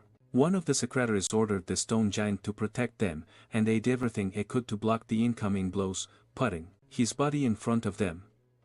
But instead, he chose to counterattack the queen with all his might. Still, she managed to contain that attack while hitting the secretaries at the same time, trying to keep his ladies from being annihilated. The fan service rabbit finally jumped into action. After the massive explosion, the stone man returned to his original form. His entire body had been destroyed. Huge chunks of debris flew toward the city, and, for the love of God, I could have sworn the city was already destroyed. But apparently, that's happening right now because those rocks have to land somewhere. The man who had sworn to defeat the king was now completely exhausted. The rainbow-haired girl tried to use a spell to turn back time, but her power had reached its limit. She could no longer store their bodies. She had used up every last drop of her energy. The creature she had summoned knew that once it disappeared, its remaining energy would return to its source. Once again, the secretaries wondered how the king could be so powerful. The only explanation was desperation. Since she had no master, she had burned through all her energy to destroy the stone man. The queen was pleased with her victory, but her body began to fade away. The rainbow-haired girl sensed someone approaching. When she turned around, she saw a figure glowing against the sunlight, someone approaching at an incredible speed and completely naked. She now knew who was behind all of this, and he was about to show them the warmth of humanity. The girls froze in sheer horror at the scene. The intestine minister almost hit them, but at the last second, the stone man stepped in to block the blow. His spiritual energy was almost depleted, and once that happened, his control over the illusion would also fade. They had to run, but the secretary was furious and ordered the stone man to beat that weirdo to death. Obeying his master's order, he began to strike with all his might, punching the minister over and over again. But the strange man was incredibly resilient. With just a few moves, he managed to immobilize his opponent. To make matters worse, Dawn was already prepared to add some chows to the battlefield, firing a powerful laser right at them and completely destroying the top of the building. Once again, the stone man prevented a total disaster. They were all about to be arrested for endangering innocent lives. The secretors believed this mysterious power must come from ancient technology. That was the only explanation for their defeat after being weakened by the king. As they were talking about it, molecules began to materialize in the air. The queen reappeared. Province C hadn't been destroyed. The messengers couldn't believe it. She didn't have a host, so regeneration should have been impossible. The king ignored their nonsense, saying once again that she didn't need such things. She was the king of empires who had fought against zombies for thousands of years, but she admitted that using their genes was truly fascinating and that it was time to take a little more. Meanwhile, something much worse was happening on the moon. Our protagonist's reality show was still being broadcast and seemed to be a huge hit with the viewers. And on that day, a live variety show was about to begin. The audience had to decide who the most likable participant was. Our protagonist was the first to perform. Outside the prison, the messenger of God was watching everything closely, realizing that our protagonist wanted to become a celebrity. But what really infuriated him was being ignored for so long. He had been taking control of the inmates to attack our guy, who had so far handled all the provocations with ease. He was even progressing through the show stages. The messenger finally decided to handle things personally, sending his power directly toward the prison. Approaching Violeta, our protagonist asked her if his performance was good. She told him he was becoming very popular, and little by little, humanity's perception of him was also improving. The host then announced the start of the second stage. It was time for our protagonist to go back on stage. As soon as he stepped into the spotlight, he felt something different. While he was being introduced to the audience, our guy looked up at the sky. Violeta took that moment to encourage him, telling him that if he did his part, she would do hers. That got him even more excited. After he left, Violeta put on her oxygen mask. Near the moon's orbit, the messenger of God began to launch multiple attacks toward the prison. But Violeta was already outside, sword in hand, intercepting every single one of them. She wouldn't let anything interrupt our protagonist's big moment. And she was fighting with complete focus and determination, something that ended up surprising the messenger. When they finally met face to face for the first time, Violeta realized that Langi's earlier warning might have been about this man. The messenger scoffed at the human who knew nothing of life or death, daring to challenge a messenger of God. Before he could finish his speech, Violeta threw a knife straight at him. The messenger dodged it. Not a single strand of his hair was cut in the process. Violeta finally took off her mask. It didn't matter who was on the other side, she wasn't going to let anyone interfere with our guy's plans. She wasn't doing it just for him, but for everyone's survival. At first, the messenger was irritated, but he managed to keep his composure. Since that woman would die anyway, he decided to demonstrate the power of his civilization, showcasing his ability to turn imagination into reality. His body began to undergo a brutal transformation. Violeta was shocked to see him transform into a monster, a crater so massive it looked like it could swallow entire planets. Meanwhile, several people gathered at the agency created to contain our protagonist. In the center of the room, someone was being held prisoner, and she wasn't happy about it. She was the messenger's assistant. Next to her, slightly injured, was the minister of the intestines. Blackie wanted to know if she was the one responsible for attacking the academy. The samurai knight warned everyone not to let their guard down around her. It took an elite team to defeat the stone man she had summoned. The gray-haired girl had been seriously injured, but she managed to escape, and even the vampire king was helping with the hunt. Now, Black knew the zombies couldn't take part in this operation, since fighting might damage their image in front of the humans, but when it came time for the interrogation, I'd be more than happy to help. The assistant, however, said she wouldn't talk. Just then, Dawn walked in carrying a stack of documents. Apparently, the girl had already cooperated quite a bit, revealing everything they wanted to know, which left Blackie completely stunned. He couldn't understand why she had pretended she wouldn't talk. The girl explained that she had learned the basics of human etiquette by reading some books, so she got confused. Curious, Dawn asked what kind of reading material she'd been studying and handed the report to Blackie. The divine civilization uses imagination to summon gods for battle, and their goal is to purify this world. The secretary said she hadn't done it out of kindness, allowing them to disappear in ignorance was a gesture of mercy to her. Mortals, after all, could never withstand the destruction the gods were capable of unleashing, but Dawn doubted that these so-called gods were stronger than our protagonist. The secretary explained that God's messenger had already gone to destroy him personally. All they needed to do was look up and then they would understand what was happening. Dawn immediately turned on the TV. So far, our protagonist's show was proceeding as normal. He was already preparing his 7-tech-based dish. The samurai warrior confirmed that nothing unusual had happened inside the prison. Everything was perfectly normal.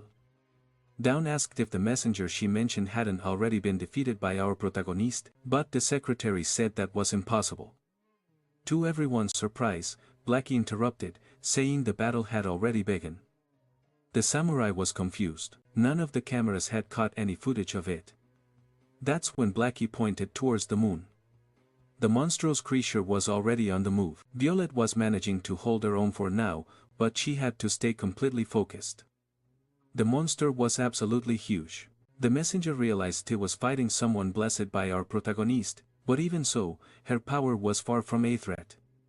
It confronted Violet without hesitation. Violet could no longer understand what this guy's motive was. Not even her advanced nanotechnology gear could break through those summoned beings. As she tried to come up with a defensive strategy, Dawn told her not to waste time on that creature. However, that was easier said than done. Those tentacles were a real problem. Dawn said they had located the monster's position via satellite tracking, so Violet needed to fall back and let the prison's defense system handle the rest. The first attack was launched, and the entire facility was now in battle against the creature. All Violet had to do was pull back a little. For just a few seconds, she could manage it, but our protagonist's hands were becoming more active inside her, weakening her body by the moment. Still, she had to keep trying, even if only for a short time. Then God's messenger realized she wasn't infected at all. She carried our guy's hands, and at that moment, they had become a burden to her. Furious, the messenger said they had wanted to end her life painlessly, but now that she had accepted the demon's hands, things would be different. It gathered all his power into one hand. The creature was about to wipe everything out in a single blow. The messenger was ready to destroy it all. His demonic summon began to draw energy directly from the sun, firing a massive attack straight at the moon. But Violet refused to let that place be destroyed. She positioned herself against the oncoming blast. However, the sheer force of that energy was too much, even for her transformed state. She was thrown violently aside as a devastating blow closed in. On Earth, people were trying to understand why the moon had exploded like that. All of the lunar prison's defense systems had been wiped out. Dawn was in a panic, desperate to know what had happened to her friend. Not even a master samurai could believe that the sun itself had been used as a weapon. Blackie told everyone to calm down. The moon hadn't been completely destroyed, but it was dangerously close to being destroyed. A huge wave of debris was heading towards the prison, sending countless extras into a state of panic. Violet was out of commission, but she had been saved by our protagonist. As she struggled to open her eyes, our guy told her to go back to resting, and knew exactly how to handle this guy now. And with that, our protagonist's hair powered up to level 3, clear proof that a hellish battle was about to begin. Thousands of years ago, that civilization was forced to abandon its planet and wander among the stars. During that time, they witnessed countless transformations throughout the universe, until imagination itself became their source of power. That was the dawn of the divine civilization. The messenger believed his level of existence was far beyond our guy's compressions, but now as stood before him, fully transformed into his level 3 form, something between Goku and Ichigo in his Mugetsu state. The messenger was convinced that this time, he would finally capture him for real and make sure he died completely inside that prison. On Earth, people were terrified by what was happening on the moon. They had been told that an alien civilization had launched an attack. Everywhere, bystanders were in a panic. The messenger ordered his beast to attack. A huge surge of power engulfed Earth's satellite and an ocean of flames rushed towards the lunar prison, plunging all the inmates into a total panic. None of them had ever imagined things would go this far. Violet demanded that the broadcast continue. Humanity needed to see its savior fighting to protect them. On the news, reporters were narrating our protagonist's bravery in real time. In space, a fierce battle was unfolding. Our guy decided it was time to go on the offensive, charging straight for his enemy without hesitation. It tore through that demonic creature as if it were made of paper, leaving God's messenger completely speechless. Even he had been hit by the blow. Meanwhile, our protagonist remained completely unharmed. When I looked back, he saw the massive destruction had dealt to the creator, and that same damage was reflected on the messenger's body. Wounded and stunned, the messenger could only come to one conclusion: a demon was still a demon. And now, our guy was holding the messenger's heart in his hand, but instead of crushing it, our protagonist calmly handed it back. The messenger, still disoriented, had no idea what was happening. His summoned monster suddenly awoke, but before it could act, it was shattered by another brutal blow. Our guy stood face to face with his opponent. With overwhelming strength, he grabbed the messenger by the mouth and slammed him straight into the lunar surface. As that battle raged, on Earth, humanity had begun to build a secret evacuation base. There was a ship there capable of transporting 30,000 people. The bald man from the past said it was pointless, but he still chose to help advance their technology. The mad professor had developed a drug to help humans hibernate during space travel, since time itself was their greatest enemy. The president celebrated, since all they wanted was to escape the cursed planet. They planned to make their move while our guy was busy on the moon. They were also told that the energy of a dying star had been detected, and it was coming from our protagonist's hands. Upon hearing that, the room fell silent. The dumbest one among them told the women present not to interfere with their plans. Back in space, the monstrous dragon was barely holding on, and the poor messenger couldn't take another hit. Finally, our guy dropped his transformation, reverting to social-friendly zombie self, and apologizing for hitting too hard. Defeated, the messenger still couldn't comprehend his words. Since our guy had urgent commitments with the reality show, he started heading back to the prison. But before he could leave, the messenger called out to him. In his civilization's records, the messenger said that our guy's power had been witnessed countless times. They had never stopped investigating it, and only after facing him directly did the messenger finally understand. He was far more terrifying than the myths had described. Struggling to his feet, the messenger began to regenerate his heart. Our protagonist couldn't understand why he hadn't run away yet. Then he saw it. A dark energy was gathering on the moon, bringing that dangerous dragon back to life once more.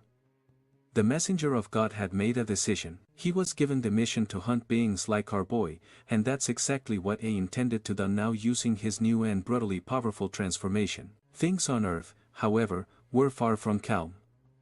After the news of the attack, panic spread throughout the population. The messenger's secretary was tasked with sowing chaos, and she was pleased that she no longer needed to. In her eyes, this fragile civilization would collapse on its own very soon. Breaking news started to spread everywhere.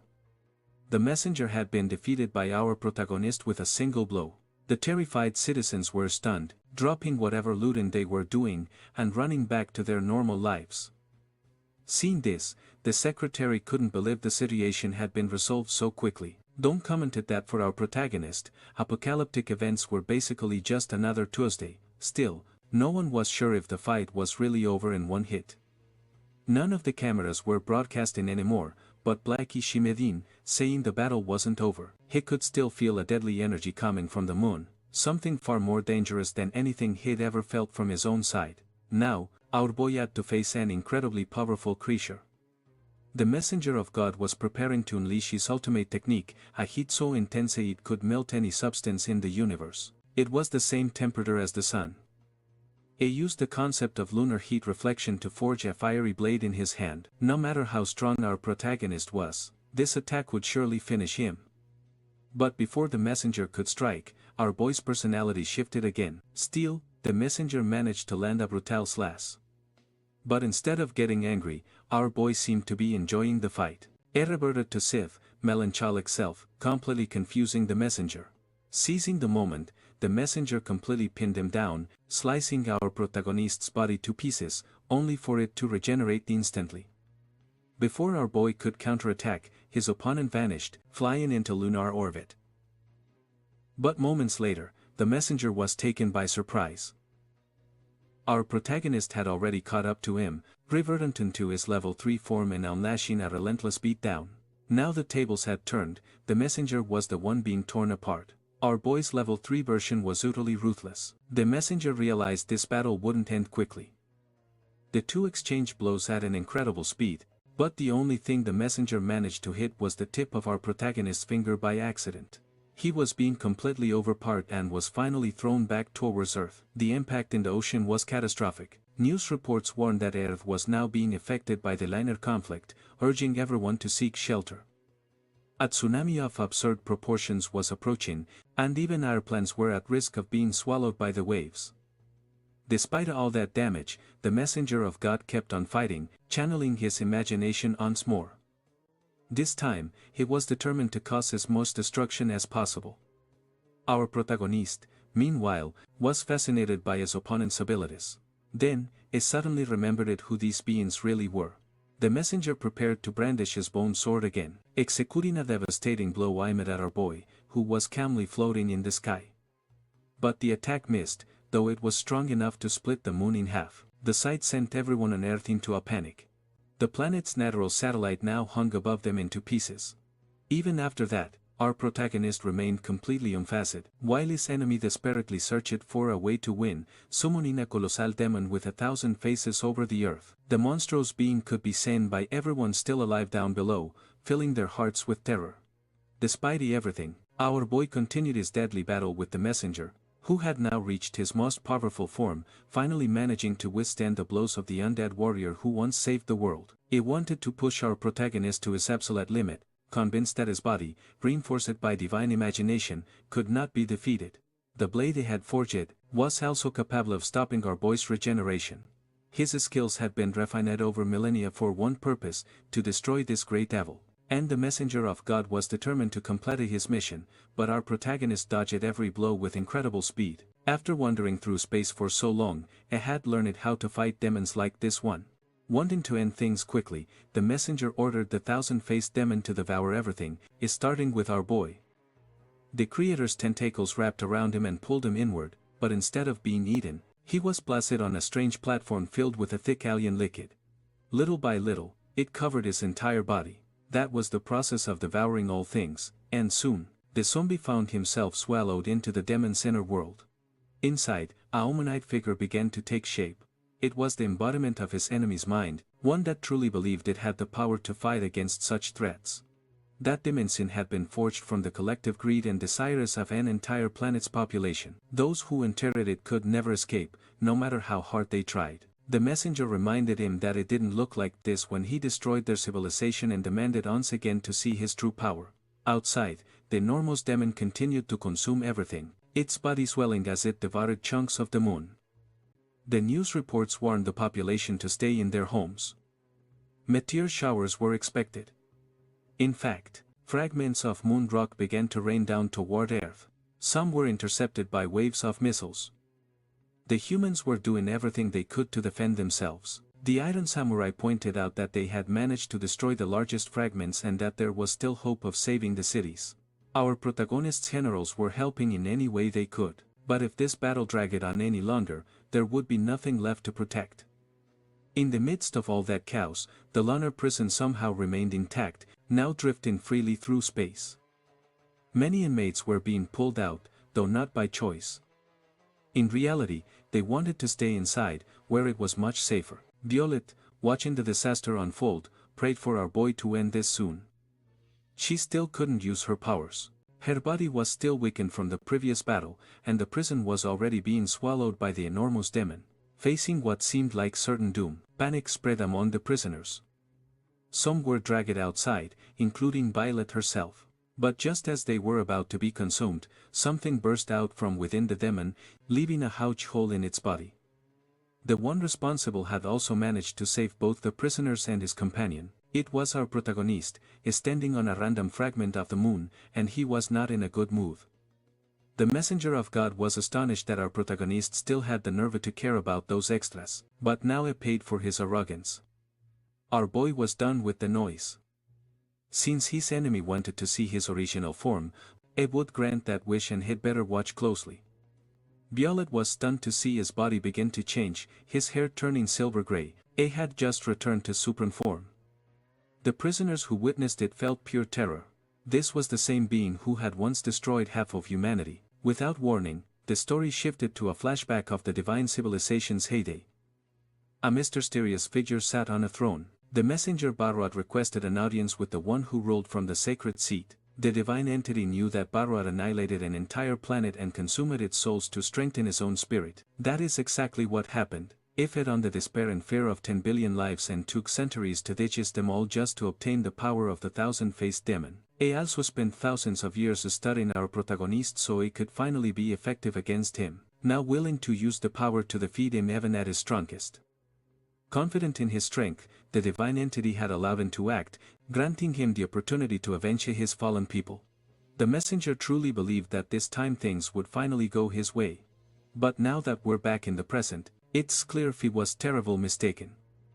His eyes were filled with terror. What he was seeing should have been impossible.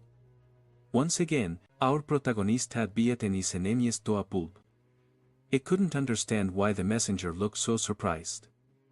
After all, it had always been his worst nightmare. However, the messenger stubbornly insisted that he was a genius, that he had trained for millennia. Refusing to accept defeat, his body began to swell. Violet noticed the sea of blood around her was starting to boil. Maybe this enemy was planning to self-destruct, but even that didn't scare our protagonist in his ultimate form. He decided to smash the fool's head instead, shattering a piece of its body and slamming what was left into the ground with a devastating impact. The shockwave was so powerful that, even though sound can't travel through the vacuum of space, the impact was somehow heard all the way on Earth. After that brutal beatdown, the messenger still had the audacity to claim he hadn't been defeated. His life wasn't truly over, his body and mind were one with the thousand-faced demon, and as long as it existed, so would he. Then, all around him, countless bodies began to rise from the ground. For our guy, it was pure arrogance to show its face again. Now he would vent his frustration by crushing that grotesque mass to avenge his fallen subordinates. The messenger realized that, even in his ultimate form, our protagonist cared deeply for his subordinates. He had only revealed his full power once before, after his followers were executed thousands of years ago. Apparently, this group also had an end in that tragedy. The messenger said the woman who once challenged their people was among the souls trapped. The messenger said the woman who once challenged their people was among the souls trapped inside the demon. That's why they couldn't be destroyed. Her consciousness was bound to it, inseparably, and they could feel her presence. To our protagonist, she had been a friend and, after destroying that civilization once before, he couldn't believe they still hadn't learned their lesson. With a single punch to the air, straight out of Saitama's playbook, he unleashed a path of pure destruction. To the messenger, his words sounded like pleading, noticing how much our guy cared for these so-called inferior beings. Now had a message for humanity. In 1 minute, that enormous blood-red moon would crash into Earth, completely annihilating all life. The people panicked. The Prime Minister, terrified, desperately tried to flee the planet. But others had a higher priority than him. Back in space, the messenger expected our guy to destroy him, ready to give up all hope of saving his old friend. He would have to choose, save Earth or lose the chance to rescue her consciousness, which was slowly dissolving in despair. The gigantic thousand-faced demon was closing in. The messenger couldn't understand why our protagonist cared so much for humanity until he suddenly vanished. He reappeared between the enormous demon and planet Earth. This time, he was ready to unleash some serious violence, punching the monstrous, red moon with such force that he knocked it back with his poor power alone. And in the process, he also destroyed a good chunk of the demon's mass. Violet could feel a shockwave and countless fragments of the creature scattered across space, struggling to pull themselves back together. Meanwhile, our protagonist floated in Earth's orbit. The messenger watched it all with a twisted smile. His friend was gone forever, and now all that was left was revenge. But our guy knew his destructive form couldn't grant that kind of salvation. His words began to unnerve the messenger, realizing he intended to handle things differently this time. A bright red mark appeared on our guy's forehead, and his form changed again, now resembling something. Ellen raised her hand toward the vast emptiness of space. Dozens of faint souls floated around her and, through her power, she brought them back to life. In his final moments, the messenger admitted he'd never seen that form before. The battle was finally over, though the damage left behind was immense. Our protagonist had not only resurrected his friends, but he had also restored the moon.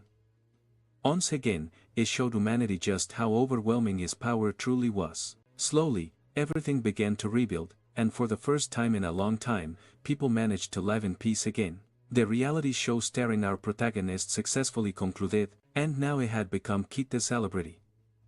A moment of celebration for his allies. High subordinates were thrilled that their king had finally been accepted by humans.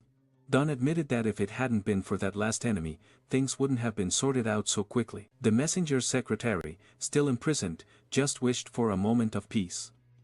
The Iron Samurai received an official document from Nation B, written in very diplomatic terms. The zombies were eager to know what it said. Apparently, the prime minister of that country had abandoned Earth, taking several influential figures with him and leaving the nation impoverished.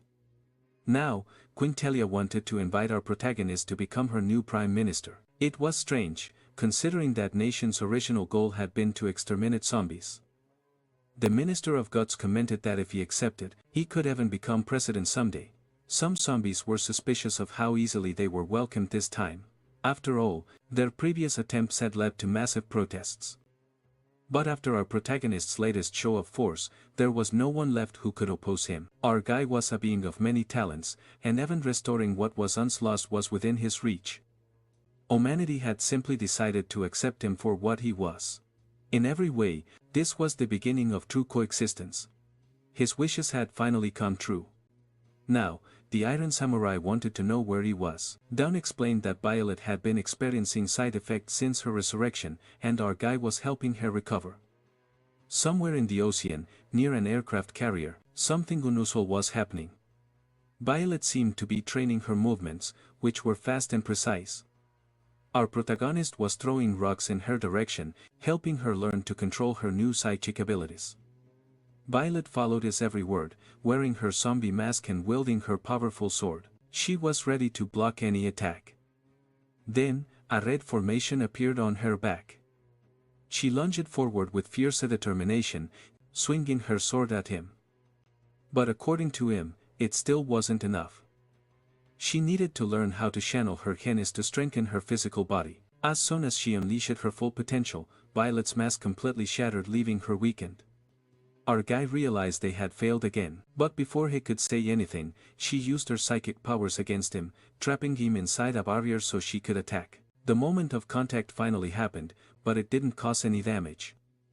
The sad boy version of our protagonist realized she had lost control and was attacking wildly. That was as far as they got that day. To restrain her, our guy switched to his level 3 form, bonking Violet on the head to calm her down. She ended up being thrown into the depths of the ocean. Sometime later, a few people arrived at the headquarters. It was our protagonist along with Violet. According to him, that day's treatment session was over. Violet was taken straight to the infirmary, where she was now being treated by Dawn, who already knew the training had failed again. Violet explained that every time she unleashes the power of the genes, her body starts to fall apart and she loses control. That's because of the 10 billion souls collected by Varro, which are now fused with her consciousness and can't be separated. If she doesn't strengthen her body to the level of a zombie boss, sooner or later she'll end up exploding, and the blast would be strong enough to engulf the entire Earth. Desperate, the captains begged her to keep trying, but only she knew that our guy had been beating her up every day. Faced with this problem, our protagonist came up with an interesting idea. He suggested they try using the divine civilization's technique to control the power, since he had already seen their cultivation methods before. He casually pulled his own brain out of his head, saying he was going to create a dream for her that would take her back to that lost era. Seeing everyone's horrified reactions, he asked if there was a problem with that, only to be told that yes, it wasn't exactly normal to just pull out your own brain like it was nothing. Meanwhile, something was happening in the palace of the divine civilization. The gray-haired girl was reporting what happened, pleading for help. The great entity wanted to know who she was and where Varro, its messenger, had gone. The girl explained that he had been defeated and scattered across the solar system. Another man in the room called him a fool for thinking he could defeat our guy alone, pointing out that he had only managed to prove that their enemy could manifest even greater forms of power. The girl told the Lord that, based on her observations, it seemed our protagonist truly wished to live in peace and had been saying as much this whole time. The entity directed its gaze toward the great throne. It seemed they had been abandoned by our protagonist, his name was even engraved on that throne. The Lord asked what they were supposed to be now. Back with our guy, gathered with his subordinates, they were getting ready to drink heavily. Some alcohol was poured onto his exposed brain, and it turned out it couldn't handle that kind of drink very well. So, he asked his subordinates for a little more and they began mixing stronger cocktails. Violet didn't understand why they were doing this, but since it had been so long, there were many things our boy couldn't remember. And whenever he got drunk, his memories became a bit clearer. The Iron Samurai thought the method was weird, but our protagonist assured him he wasn't a big drinker. Avoided alcohol because one time after waking up hungover, he discovered it accidentally destroyed a volcano. Dawn started feeling like things were about to get dangerous and asked if she could leave, but the Iron Samurai wouldn't allow it. They were there to record every important piece of information. Our boy Novice's brain was finally in the right condition. He began seeing flashes of memory of his past birthday celebration, of the time he had a disciplined vermin, and of a fight where he accidentally sank an entire continent. The humans who witnessed those last memories were understandably terrified. Finally, our boy found what he'd been looking for, the memories of the divine civilization. The world was in ruins. Zombies roamed everywhere. Yet, humanity wielded incredibly powerful psychic abilities. The problem back then was that many zombies lacked intelligence, even though they were extremely powerful. They constantly destroyed humanity's remaining shelters. One of the few ways humanity managed to survive was by gathering its arrows. Our boy's memories begin when he encountered a certain squad. They were all running for their lives from a rampaging dinosaur. The group had gone there to rescue from an old laboratory, but everything went wrong. Instead of treasure, they found a troublesome zombie, and that was our protagonist. Now he was running alongside the heroes, terrified of the zombie they were talking about, not realizing they were talking about him. In desperation, one of the girls asked why a zombie was running with them, leaving our boy confused since it didn't even know was one. Meanwhile, the dinosaur was closing in for the kill. The Reddit boy shouted for his team to stay alert, but the enormous creature's attack was already upon them. The girl was certain she'd be wiped out. A massive path of destruction followed the beast's strike, sending the survivors flying from the shockwave. The Reddit boy panicked, fearing the worst, but then something unexpected happened. The creature's attack had been stopped by something. The group couldn't believe what they were seeing. That small zombie had stood in the way of the attack to protect a life. Our boy remembered it vividly, the burning pain in his hands. Violet realized he'd had human companions in earlier eras and was now remembering them. He was also recalling the massive villain from back then. The zombies of that age were monstrously powerful, and they had been just one among many, a fact that terrified the humans even more. Finally, he found the right part of the dream to recover his lost memory. He wanted to figure out how to control psychic powers to help Violet. There was another way to experience dreams by living them fully. When he placed his hands on that small sphere, something strange happened to everyone. The giant dinosaur was charging again, and our protagonist stood before it. Now, Violet was inside the dream, too. At first, she could hardly believe it. Our boy had replaced himself within that memory, and she now had to play her role in it as well. They all had to prepare for the coming battle. That day, they had barely managed to defeat the creature, so Violet couldn't afford to be careless. Our protagonist planned to block the monster's attack and create an opening for his allies. The Reddit boy couldn't believe how reckless the zombie was being, but he decided to cooperate anyway. The whole team prepared for combat. Our boy was thrilled to face his old rival again, but the fight ended after the first strike. Everyone stood there stunned. Our protagonist immediately sensed something was off. That enemy wasn't nearly as formidable as he remembered. For those watching, it was hard to believe what had just happened. The zombie king had been obliterated with a single blow. Our boy struggled to understand if that was real.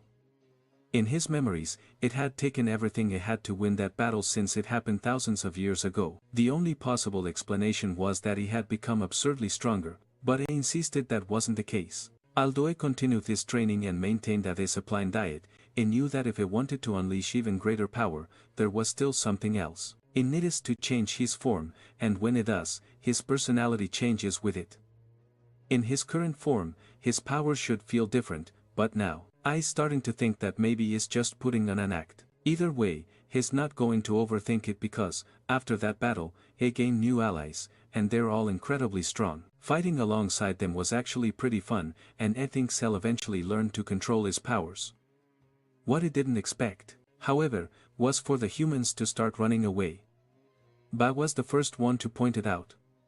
The people were panicking, completely terrified, which left our protagonist speechless. After their frantic escape, they found a place to rest.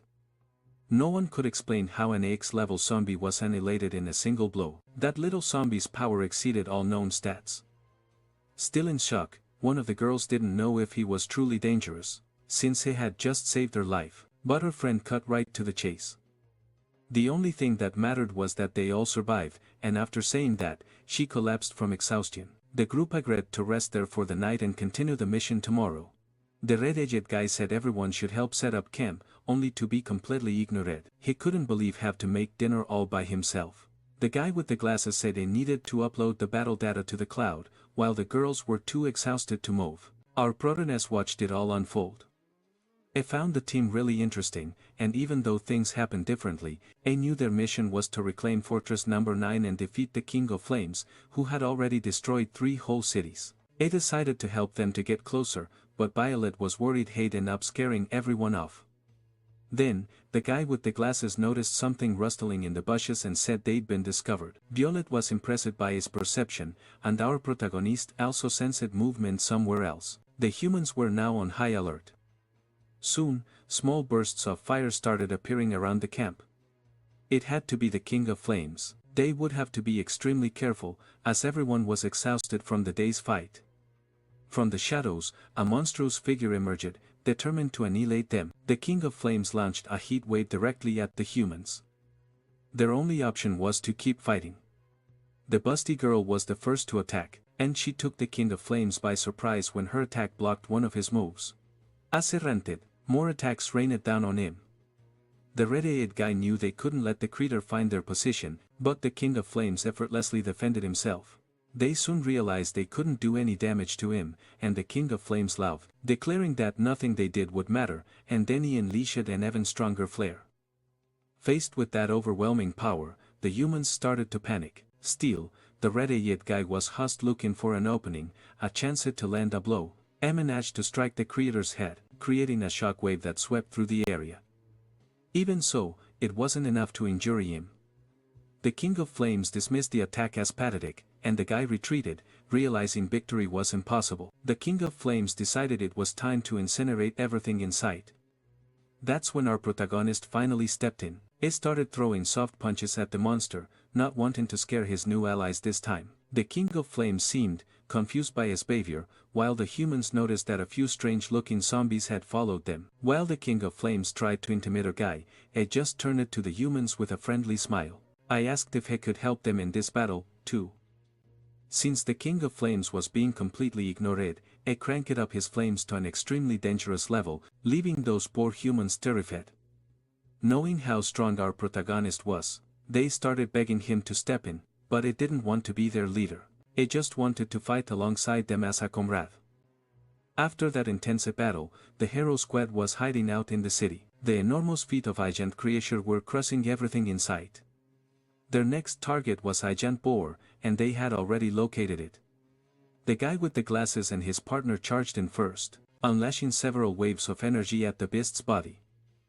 Its legs were pinned down, leaving it unable to dodge the guy's sword as it lunged forward. Even so, his sword couldn't pierce its thick hide. When he landed, he looked back, only to see the zombie had broken free from all those restraints. The creature charged forward frantically, ready to devour someone. The guy shouted a warning that it was coming, but Violetta remained calm, confident she could handle it. She waited patiently for the boar to get closer, gripping her massive sword tightly. The clash between her blade and its tusks was brutal. The creature's raw power was overwhelming. It pushed Violetta back several yards. She had to admit its brute strength was terrifying, on par with our protagonist's subordinate. While she held it back, the young man repositioned himself. A and his partner were ready to strike again, this time with full determination. They both struck the boar's head in a lethal blow. The beast stopped moving. The battle was over. Everyone returned to the ground safe and sound. The mission was a success, and the well-endowed girl praised Violetta, saying that letting her join was the best decision they'd ever made. She just couldn't understand how she'd never heard of Violetta before. As they were talking, the guy with the glasses sensed something strange. Something was approaching from the right. Another demonic boar appeared, and they immediately had to run for it. The creature charged, furiously, leaving a trail of destruction, but then it stopped, sniffing the air, and found the hero's party. This was a twin-bodied king. That's why the previous hero squad sent to fight it had disappeared. The red-edged guy ordered his team to retreat while he stayed behind to hold the creature off. He started to give a noble, heroic speech when our protagonist suddenly appeared by his side, ready to fight. With a single hand, he grabbed the giant boar, stopping it in its tracks. Behind him, the young man was still yelling at his team to run. But when they saw what was happening, they knew there was no point in explaining anything. The shockwave that followed said it all. Not even Violetta was sure if our protagonist's presence brought relief or worry to these new companions. Now that the mission was over, everyone returned to base. The red-eyed guy and his Kirby partner were S rank. The guy with the glasses was A rank and the smaller girl was B rank. The system also recognized that 2 additional members had joined them and congratulated them for helping humanity. That shelter was the Esper Association, the largest remaining human stronghold in that ruined world. They would soon meet its leader. Our protagonist was loving this new adventure. Violetta admitted that even though she was helping in the battle, she still couldn't control her new powers. She was relying poorly on her physical abilities. For now, that was enough to satisfy her, but our protagonist assured her that this was exactly why they'd come here. She needed to learn how to master that technique. After all, this place was where humanity researched psychic power, and while listening to that explanation, Violet started looking around at the people in that place. It looked like a normal hero academy, and she wanted to know if it was really okay for our protagonist to walk around there. The last time he'd shown up at an academy, things hadn't gone so smoothly. He'd gotten into some serious trouble. To be fair, he hadn't always known how to behave around humans. There was even a time he almost ended up as a lab rat, but his new companion saved him, and eventually the people accepted him. That was when they began a great journey to fight the zombies. In the end, they defeated the primordial demon that had caused the entire apocalypse. Now, our protagonist feels confident in his former companions and has decided to leave everything to them. But things began unfolding differently this time because his power is so immense, it had to be reported. They also shared details about his positive behavior, explaining how he's been helping humans up until now. To Violet, her suspicions turned into certainty. His overwhelming power is far more a reason for concern than comfort. I never wanted to be like this, but somehow that zombie kin disintegrated just from touching his fists. Frustrated, our protagonist decided he'd restart those memories from scratch, hoping the adventure would turn out differently. Determined, he closed his eyes and began to focus. After meditating for a moment, he opened them again, only to see Violet standing outside his cell. He was desperately trying to get back to reality, but nothing he did was working. Outside, Violet watched awkwardly as he kept shouting commands for his body to wake up. When she asked what was going on, he admitted that he couldn't wake up at all. At first, Violet didn't understand what that meant, but when it dawned on her, she panicked. They were trapped thousands of years in the past. Meanwhile, in the real world, his subordinates were still mixing drinks.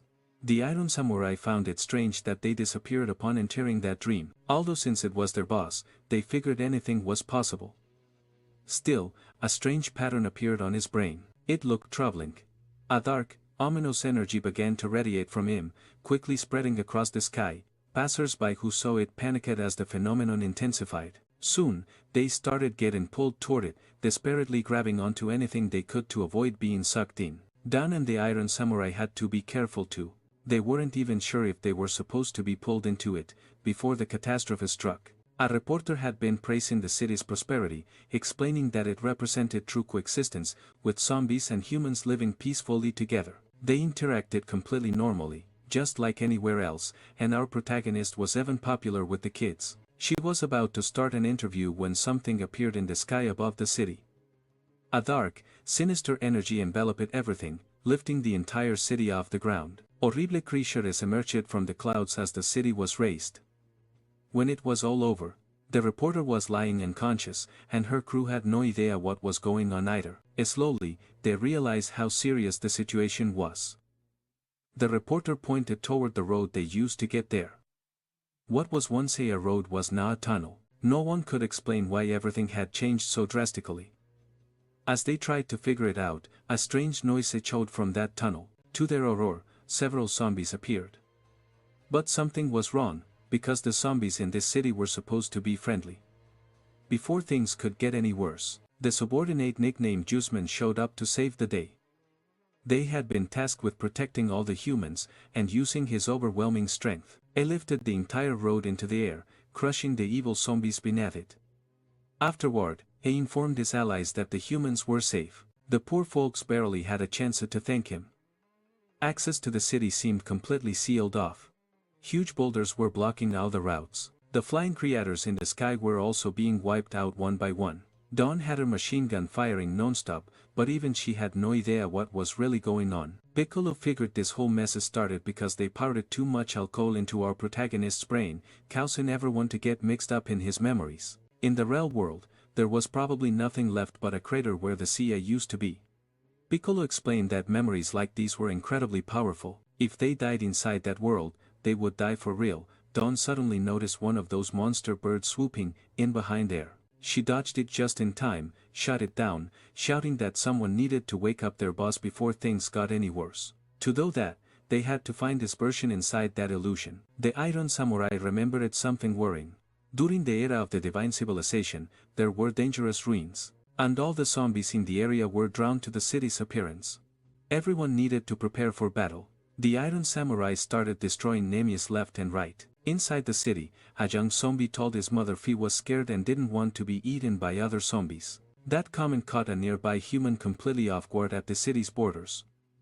As the Iron Samurai fought, he asked if it wasn't possible to talk to the zombies, but the situation was pure chaos. Zombies were running away from other zombies. Piccolo explained that talking wouldn't work right now. The zombies in the city were intelligent. Their own boss had taught them. Before he brought order, zombies were nothing but mindless beasts. The Iron Samurai didn't know what to do. There were very few in that city who could fight. But his leader's subordinates knew exactly how to handle this kind of battle. Huisman reached into his own chest and his entire body transformed into a huge, armored form. He was ready for war. In his second combat mode, he roared at the Orde and that roar triggered something. It woke up another zombie king nearby. Piccolo approached Dan and told her his hunch was right. Behind every swarm of zombies, there's always a zombie king. Once Huisman defeated that creature, he gained control over its minions. But Dan wasn't sure they could win. She knew how terrifyingly strong the zombies from that era were. Still, Juiceman was used to this kind of work. Meanwhile, our protagonist was panicking about his current situation, fearing the humans might start running painful experiments on him. As he was venting, a powerful woman entered the room to interrogate him. She was a security officer named Greta sent there to evaluate him. At first, he was delighted by her presence, assuming she was friendly. He knew she held a high rank within the association. He asked for a comfy place to stay, something to eat, and for his friend to receive guidance to develop her powers. But Greta didn't seem to like how casual he was being. She immediately slammed the bars of his cell and scolded him for acting so relaxed, asking if he'd grown tired of living. Violet realized that Greta called him by Juiceman's name, and she froze in disbelief, refusing to accept that it could be true. The citizens of that shelter were all gathered. After all, it was thanks to everyone's cooperation that peace even existed. The leader announced that it had something important to share. Sola, the president of the association, stepped forward with a major declaration, the one responsible for destroying 3 human shelters. The 6-armed zombie king who had terrorized them all had finally been captured, and now he would be personally executed by the president's own son. At that moment, the spoiled kid began to focus his energy, showing how confidently it could handle a huge sword. It lunged at the zombie, aiming right for its neck. The crowd cheered, convinced that victory was certain, but within seconds, everyone fell completely silent. The kid kept slashing and hacking away, but the blows did absolutely nothing. Even the zombies started to look embarrassed by such a pitiful display of strength. The more the boy flailed around, the more awkward the whole scene became. Our protagonist's former allies were already fed up with this ridiculous spectacle. After all, they were the ones who risked their lives to capture that creature in the first place. One of the girls muttered that the association's excuse for this kind of performance was to boost morale. The guy with the glasses said it was a hero's duty to keep fighting harder and harder no matter what. But with every strike from that dull blade, the zombie's rage only grew stronger until it finally broke free from its restraints, letting out a roar of poderoso. That's when the spoiled kid realized his life might end right then and there. But before he was torn to shreds, Greta appeared to save him. She stood her ground, clashing head-on with the creator. Not even the monster's 6 arms were enough to overpower her. Proving her strength, Greta took on the zombie all by herself. The beast radiated a brutal strike, but Greta countered with an incredible display. Using her psychic ability, she lifted the creator into the air and launched her sword straight for its head. The blow was devastating. The zombie was shattered into several pieces, and Greta calmly declared the execution complete. Her victory brought joy to the survivors who now placed even greater faith in the association. Our protagonist and Violet had been watching the whole thing unfold. They were both impressed by Greta's power, but Greta herself wanted to know why Violet had chosen a Jasmine-style form. A explained that it was her choice, and that it thought it looked cute. Violet couldn't help but question his entire sense of aesthetics. Meanwhile, the president's son was throwing a tantrum at the guards. Because of their incompetence, A had almost gotten hurt, and now he was demanding another execution target. Furious, A ordered our protagonist to be brought forward for immediate punishment. Since our guy was already a prisoner, that made things much easier for them. His allies were alarmed. They knew it could be trusted. Greta even came to his defense, confirming that despite his strange behavior, he wasn't violent. But the spoiled kid refused to listen, pointing his sword right at him. He smugly declared that if the zombie really wasn't hostile towards humans, he should willingly accept the execution as a test. The president agreed with that twisted logic. If he resists, the president said, the senior officers would execute him themselves. Geez, what kind of absurd reasoning is that? Greta hated it, but she couldn't intervene. The protagonist's friends panicked. This was the last thing they wanted. Full of confidence, the spoiled kid prepared for what he thought would be a clean and decisive blow, but instead, he received a solid slap across the face. The execution was over in a single move, delivered by our protagonist, who had finally run out of patience. His allies, who witnessed the whole thing, were frozen in shock. He didn't mean to start a fight, it was poor reflex. Those who truly knew his strength were stunned that the spoiled kid had survived. Following the president's order, a swarm of extras rushed into the arena to take our guy down. A, however, was seriously worried that if he fought for real, he might actually hurt someone. Outside the arena, a kid watched as bodies were sent flying. Inside, things had suddenly gotten a lot more exciting. One of our protagonist's other personalities noticed something peculiar. Only the zombies went down in one hit, and they couldn't figure out why. The humans, at least, weren't instantly wiped out. He took it as a good chance to blow off some steam, since he'd been itching to unleash some destruction anyway. But his allies jumped into the arena too, trying to keep things from getting out of hand. Greta screamed at the top of her lungs for everyone to stop. No one seemed to notice the obvious, even though he was just acting in self-defense. Our prototype hadn't taken a single life.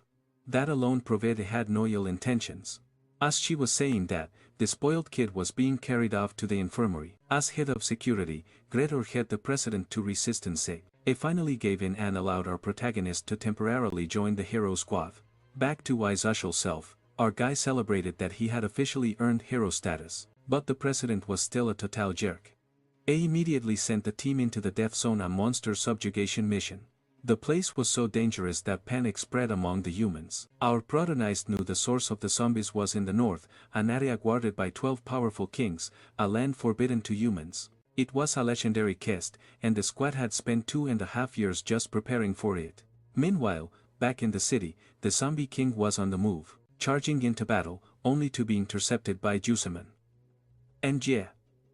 At this point, we're not even sure if they're a man or a woman. With a single punch, Juseman sent the enemy flying. Still, the creature somehow survived. But Juseman wasn't done, they threw an entire mountain on top of it, crushing its body completely. Piccolo was amazed that his ally still had so much strength after all this time. Looking toward the horizon, he realized more enemies were approaching. By defeating that king, Juseman had officially become the ruler of that region. A sinister eye floating in the sky appeared and invited her to an audience with the source. The hero squad had been sent to this forbidden northern zone, a fortress so impregnable that humans had never managed to breach it. Many expeditions had tried to conquer it, and all of them had failed. Among the creators lurking there, a strange energy began to manifest. It started to take over the body of one of the monsters, and it turned out to be Greta's doing. She unleashed her psychic powers, crushing the enemies under tons of rock. The sheer force of her attack left her ally speechless. While some celebrated, others grew uneasy. The guy with the glasses admitted her blow was powerful, but still not enough to clear the entire area. Even the biggest zombies here were terrifyingly strong, not to mention the Roman kings. They needed to stay on their guard. But to disbelief, their idea of preparation was to retreat. That wasn't what he had in mind at all. Greta, on the other hand, decided to hold her ground. Her psychic range covered 30 kilometers, and she promised to provide long-range support. The squad, grateful for help, was now fully motivated by her determination. The spoiled kid was also there, sent by his father to join the mission. He was convinced the squad would soon become zombie food, a thought that actually thrilled him. Honestly, it was a miracle his own teammates hadn't wiped them out yet. Since they were far from the association, they decided to beat him up right there, while Greta was completely oblivious to what was happening. After that well-deserved beating, the brat swore he wouldn't forget it. At least they were getting him out of the area. But the truth is, despair had already taken hold of the hero squad. The red-haired guy apologized for his mistake, admitting that bringing our protagonist to the association had been his decision. The guy with the glasses quickly clarified that none of this chows had anything to do with our protagonist. The association would have sent them to the death zone anyway. Even the girl agreed. Every squad that got too strong was sent there. It was rumored that this was all part of the association leader's plan to eliminate potential rivals before they became a threat. Faced with such corruption, things really looked bleak. Still, the red-haired guy decided to still himself. Once they cleared that region, everything would be fine again. All they needed was enough strength to do it. Near the fortress of that region, our guy decided to buy himself a house. The real estate agent seemed a little nervous, so he explained that he was just wearing a mask, that he only looked like a zombie. After counting the money, the man approved the purchase, but when he went to check on the property, he was surprised to see the house had been moved. It turns out our protagonist had placed his new home right on top of a skyscraper, with hot springs and restaurants nearby. He just wanted to live comfortably, since the pay for exploring the death zone was generous. Violet, on the other hand, found his calmness suspicious, but explained that he needed time to gather information and prepare for the mission, so he was setting up his own base. In the past, it had taken them months to prepare, and every day was filled with work. Still, he remembered those days fondly. He had also received some textbooks from the association. For Violet to study properly, she needed a quiet environment. They had been in this world for so long that he had almost forgotten why they were there to begin with. But since our guy practical ran on energy drinks and coffee, he was sure he would wake up soon. On his way to buy eggs at the market, it told her to study hard. But as he was walking through the city streets, he was almost hit by an attack from the red guy. It startled him so much that it triggered one of his personality changes. He figured that the guy must be in a bad mood, or maybe he didn't want eggs for dinner. The red-haired guy stopped mid-attack. He knew full well how much the protagonist's power changed between his forms. Using his speed, A vanished in front of him, trying to launch a surprise attack, but our guy easily blocked it. It really was a fighting machine. The red-eyed guy insisted it wasn't done yet. It lunged forward again with incredible speed. To our protagonist, it all seemed to be happening just because it was tired of eating eggs. It suggested they fry them this time and reminded him to be careful in the residential area. Still, the guy kept attacking. No matter how fast he moved, he couldn't land a blow. The difference in strength was terrifying. Finally, he admitted he had a request to make. When our guy looked him in the eye, he realized it wasn't a real fight, it was a friendly duel. In the past, the two of them had needed a fierce battle like this before they could truly respect each other. Now, our protagonist was getting excited again, thrilled by the adrenaline of combat. And so, he decided to switch to his ultimate power form. Now, they needed to go somewhere it could freely unleash all that pent-up desire for violence. The poor red-eyed guy had no idea what was in store for him. He was taken straight to the forest in the death zone, the perfect place for our protagonist, who was already hyped up and ready to fight with everything he had there. He didn't need to hold back. But the red-eyed guy just wanted to confirm the extent of the hero's strength. He wanted advice on how to become as powerful as him. The moment he said that, he was almost hit by a punch strong enough to disintegrate molecules. Still, he stood there waiting for an answer. Our protagonist returned to his base form. He really didn't know what kind of advice to give this guy.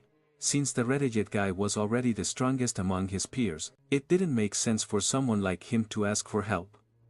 Now, maybe in this world of memories, the order of events had changed, altering the guy's personal development. Still, the boy kept begging for guidance until our protagonist finally put both hands on his shoulders, promising to help him recover the experience he'd lost. He pointed at a nearby zombie and ordered the kid to take it down, saying it would naturally make him stronger. But this wasn't just any old zombie, it was one of the forest lords, the Devourer King. The boy froze in terror, having no idea how he was supposed to fight a monster like that. He couldn't wrap his head around how a monster like that was lurking so close to the human fortress. Meanwhile, back in the new city where our protagonist was living, people were just going about their daily lives. Violet, while enjoying a nice hot bath, took the opportunity to study. She was slowly learning more about the theories behind psychic power, and how fluctuations of energy could manifest in countless ways. But the theory was tough, and honestly, it was still way easier for her to just slice things up with her sword. After finishing her reading, she decided to put her new knowledge to the test. She immediately sat up and focused on the bathwater around her. It was the first time she'd been able to truly relax since coming to this world. At least it was a good place to train. Closing her eyes, she started following the steps she'd memorized from the book, trying to make the water vibrate.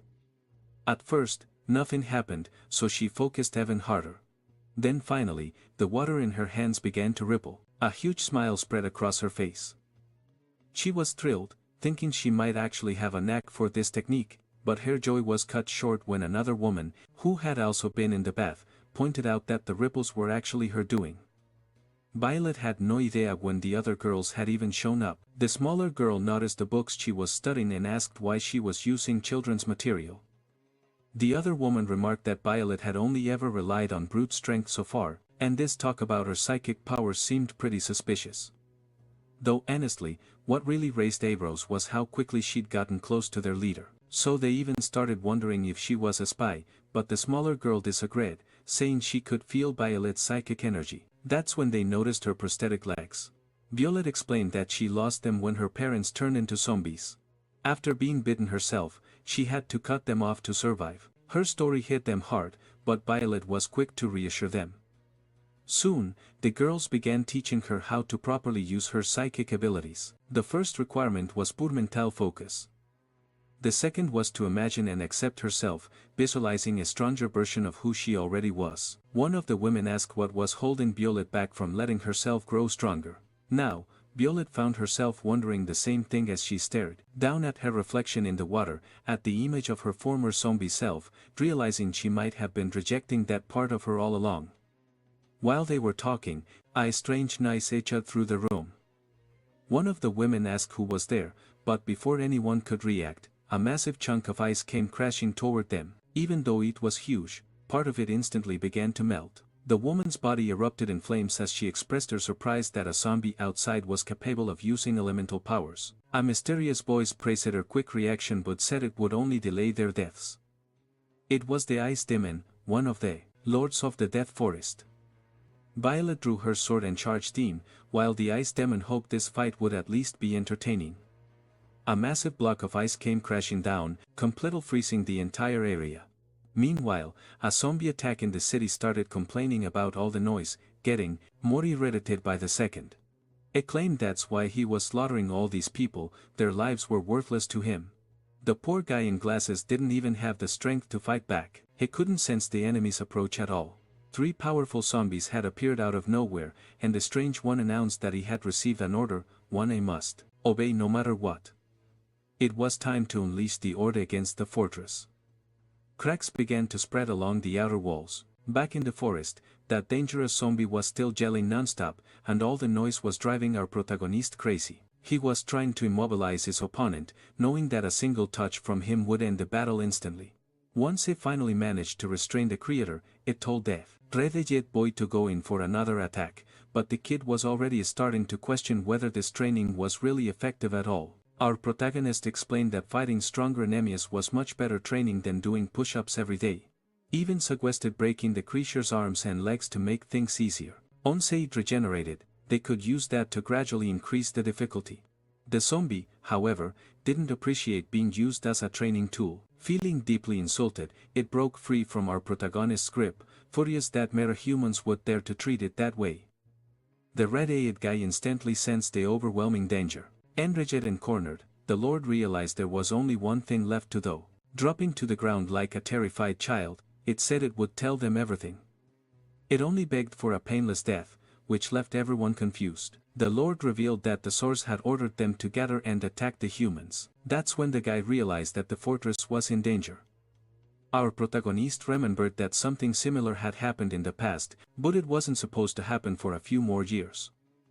With questions flooding his mind, the red-headed guy asked if the lords weren't supposed to be guarding the death zone. The creator then confessed that the source had sensed something descending upon their world and ordered them to find our protagonist. The moment he heard that, our hero was stunned. He hadn't imagined that he was the cause of all this. Inside the fortress, panic spread through the night as cracks widened along the walls. People were terrified, and despair began to spread through the crowd. The zombies had already invaded. Anyone who wanted to live had to flee. Cows consumed the fortress in seconds. In the middle of the escape, a little girl tripped and fell. A zombie pounced, ready to devour her, but nothing happened. Greta had intervened. She unleashed her power, lifting all the dangerous creatures into the air, smashing them against rocks until they were nothing but zombie paste. Greta was giving it her all, putting everything she had into it. The sky itself filled with a massive vortex of swirling stones, dragging every zombie to its destruction. But when it was over, she noticed something was wrong. Something was preventing her plan from being fully realized. It was that same twisted zombie that despised humanity. Furious at being interrupted, it launched its disgusting tentacles right at Greta. But she knew exactly what to do. Gripping her sword tightly, she prepared to strike. With her overwhelming power, she managed to paralyze the creature, trapping it within its own body. But Greta wasn't done yet. She summoned multiple blades that surrounded the massive monster. It was time to punish the one responsible for breaking the wall. The creature's body was violently torn apart, and even gravely wounded. It snarled that her ability was detestable. Something strange was happening to its body. Freed from its cocoon, it revealed its true form, one that looked suspiciously like something I won't even describe. But if you stop for a second and think about it, you'll probably get the picture. It also seemed capable of manipulating gravity somehow. One thing became clear during this battle: the fortress was being completely destroyed. Everything around them was being torn apart by the sheer power of both sides. Greta was finally forced back to the ground, realizing that one of her arms had been injured. The zombie poison infection was spreading quickly. This enemy was a lord the association had known about for years, one that deeply despised humans. For the survivors, the situation had become catastrophic. Everything was being annihilated. Greta told everyone not to panic. She was still standing and would hold the Lord at bay for as long as it took. but the president's son demanded that she leave the battlefield and protect him while he escaped. Using his father's position to save himself, he didn't care at all about the innocent people he was leaving behind. That only infuriated Greta even more. Even so, she turned back to the battlefield. She was the only officer left in the city, and her pride wouldn't let her retreat. However, the poison had already begun to take its toll. Her body was showing signs of exhaustion, just as her enemy had predicted. Greta's grip on her sword weakened. The toxin spread rapidly through her veins. She was becoming a prisoner inside her own body, fully conscious, but unable to move. The Lord taunted her, saying that soon her muscles and bones would melt, and assured her that if she somehow managed to escape with her life, it wouldn't pursue her. His orders were to find the one who enjoys living among humans and bring as much destruction to this place as possible. The city had fallen into chaos and that twisted zombie was finally completing its mission. Greta couldn't do anything, her strength was leaving her, but then she felt as if someone was calling out to her, urging her to keep protecting the people. A sudden burst of power erupted from her body, sending the zombie flying back. The creature was stunned that she could still move after being so badly corroded. Greta started vomiting profusely, her hands looking completely transformed. She didn't understand what was happening to her body, but she decided she would use the power of her mind to move if her body failed her, even with such severe injuries. Returning to the fight, she swore to wipe out every last one of them until nothing was left. A dangerous energy manifested around her, enraging the zombie, who complained that this was making his job harder.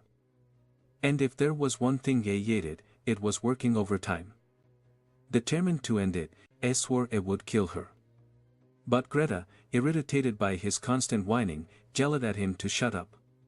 A huge explosion followed right after. She now moved with such a fierce energy that she managed to injure her opponent. Still, his regeneration was monstrous, but Greta didn't stop. She kept swinging her sword relentlessly, unleashing her techniques over and over again. However, to surprise, he saw a confident smile spread across Greta's face. Using her psychic power, she threw an entire building straight at him, crushing and pinning his body to the ground in one decisive blow. However, that still wasn't enough to decide the fight.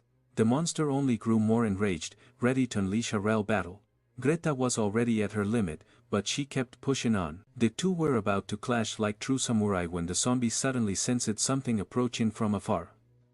It was our protagonist arriving on the scene, bringing another dangerous zombie lord with him. By sheer chance, he ended up hitting Greta's opponent, which instantly made her think she had just made things worse. The woman, watching it all unfold, was speechless at first but quickly realized what had actually happened. He was absolutely delighted to see her there. Even though the attack was over earlier, she was still infected and about to enter a decisive battle to defend the fortress. Our protagonist commented that it had been quite a show, but the woman cut him off, saying he had no idea what he was talking about. Besides this, her enemy had just been completely flattened by his attack, and the destruction was so massive that there was no fortress left to defend anymore. After that intense battle, the city was being rebuilt and the injured were receiving treatment. A random worker told the red-eyed guy that several sectors were at risk of collapsing, but he was focused on finding someone. He kept digging through the rubble non-stop, until he finally found the guy with the glasses buried underneath. The man had managed to avoid a fatal blow, which is why he'd survived for so long. He immediately asked about the others. It took the red-eyed guy a moment to answer before telling him that everyone was safe. But our protagonist had accidentally destroyed the fortress during the fight, which might complicate things a bit. They needed the smart guy's help to come up with an excuse quickly. Upon hearing that, the poor man instantly called for the rescue team, saying he'd rather be buried under the rubble again. The rescuer just looked at him, telling him to get a grip. Meanwhile, our hero had gained a new follower, that weird zombie, and was already trying to figure out how to take advantage of the destroyed fortress. His thoughts were suddenly interrupted by a massive pitcher of ice crashing down nearby. A battle was still in full swing. He recognized it instantly. The icy mist belonged to that same troublesome ice woman from the past. Worried, he thought Violet might be in danger and needed help right away, but Greta was out of commission. The previous fight Claire's throat had taken everything she had. The man with the glasses was wishing for death, and even the red-eyed guy was too exhausted to move. With everyone injured, it was up to our protagonist to save the day, and that's exactly what he planned to do. But as soon as they heard that, His companions panicked and rushed to block his path, desperate to stop him from making things even worse. They promised they would find someone else to provide backup for that fight. Meanwhile, deep in that frozen hell, the girls were running for their lives. Except for Violet, the other two were convinced they were about to die, which really bothered her, since she had believed these so-called heroines were supposed to be expert fighters. But the icy terrain gave them no strategic advantage, and even escaping seemed nearly impossible. Then, one of them noticed the enemy closing in. A huge ice spear shot out and reached Violet, but she managed to block it with her sword, telling to the others that she was still okay. Her icy opponent was truly menacing. She could tell Violet was human, but she sensed something strange emanating from her body, as if she were connected to the very being they were searching for. Deciding she would take Violet's head to the source itself, the demon prepared to strike. But Violet had no intention of letting that happen.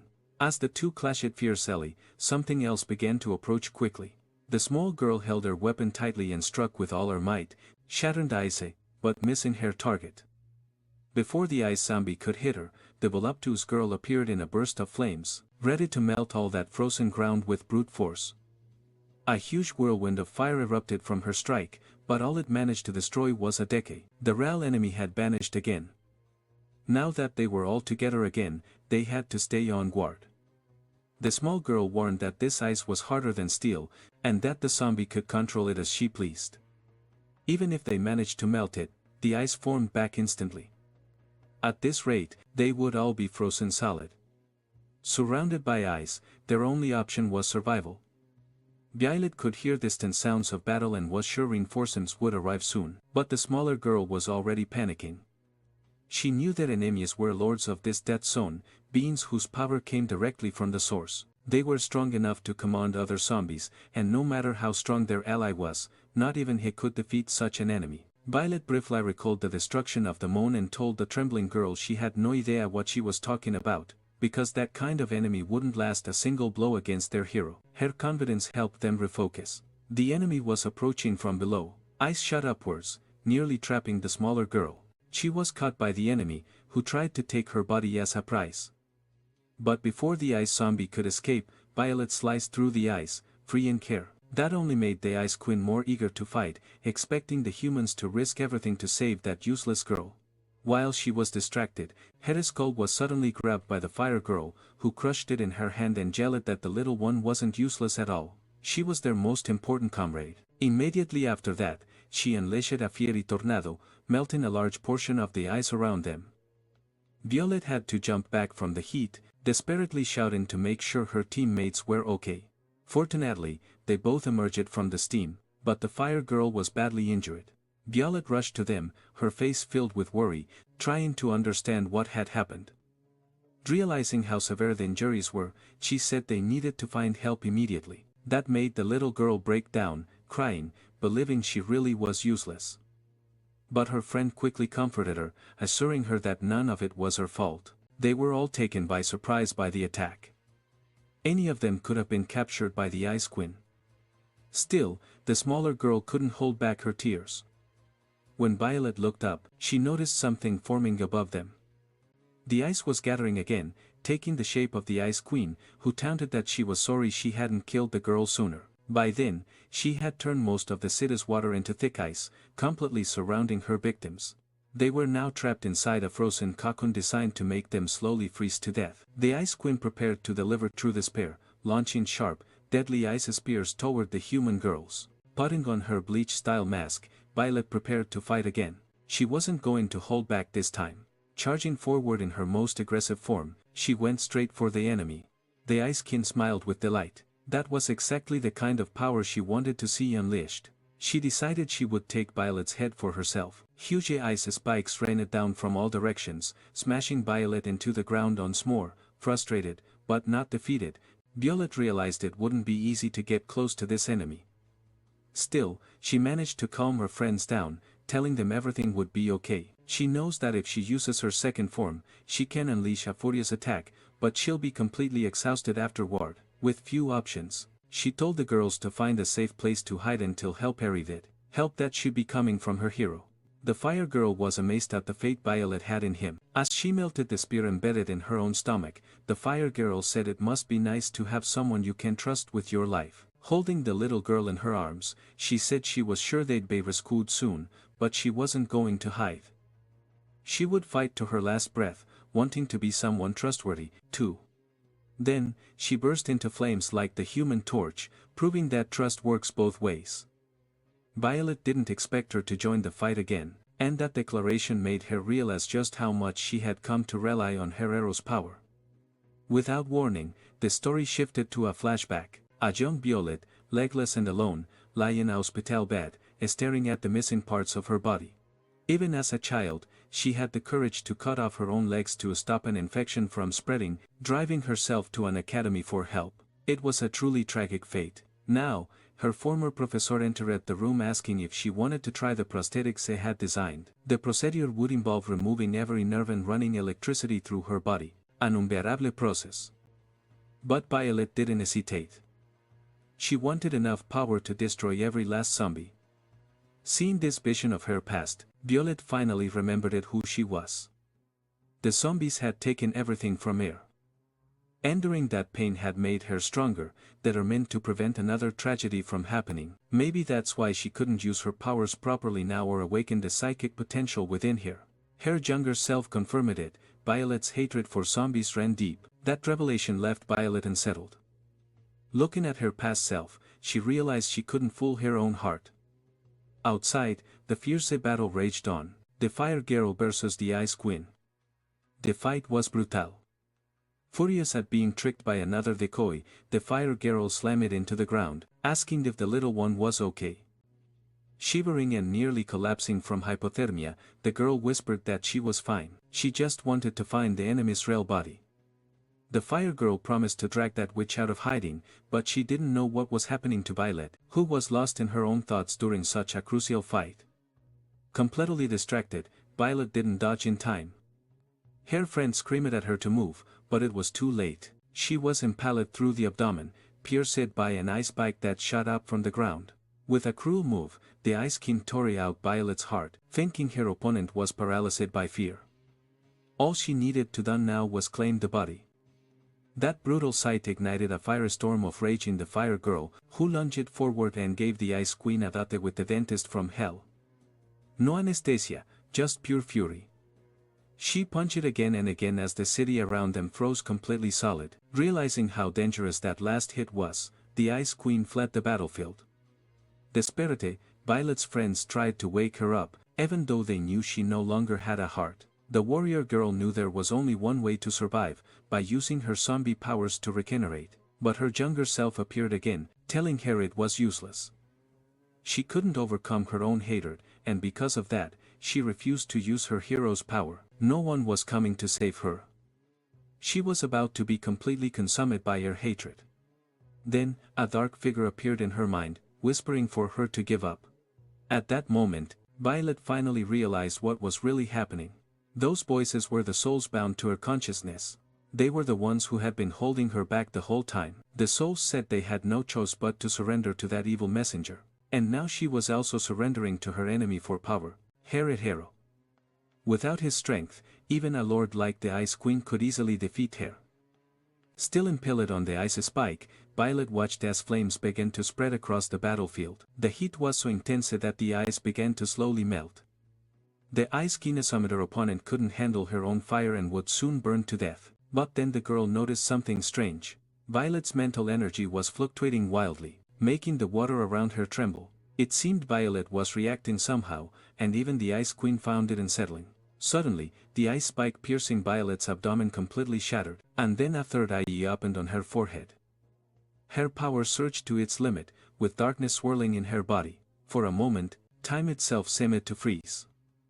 Violet could now move freely within it, calmly walking toward her opponent. The psychic energy of 10 billion souls pulsed through her. It might not have been as destructive as the power the divine messenger unleashed against her hero, but Violet was enjoying this new form. The souls, now subdued, couldn't believe what they were witnessing. All that vast psychic energy was under her control. They could no longer take her over. With the Ice Queen in her sights, Violet felt a strange gratitude toward those voices. They had helped her remember who she truly was and what she was fighting for. She didn't hate zombies, she just didn't want anyone else to suffer like she had. Just like her hero, she shared the same dream. Her trust in him wasn't based on his strength, but on his kindness. That was what allowed her to finally accept this power. And so, Violet unlocked the stage of her awakened form. With the strength granted by her hero's influence, she could now completely suppress that mental interference. Those souls that once tormented her would now serve her and her alone. Brimming with power, Violet was ready to deliver a memorable beatdown. Seeing her, the Ice Queen couldn't understand when it had happened. Violet seemed like a completely different person. Everything around her felt distorted, almost unreal. The Ice Queen thought about retreating, but before she could act, terror flooded her mind. Her arm was gone.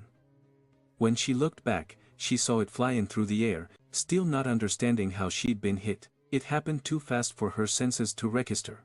The girl was astonished by Violet's speed. She had fully awakened her ability, just like them. But the Fire Girl pointed out something strange.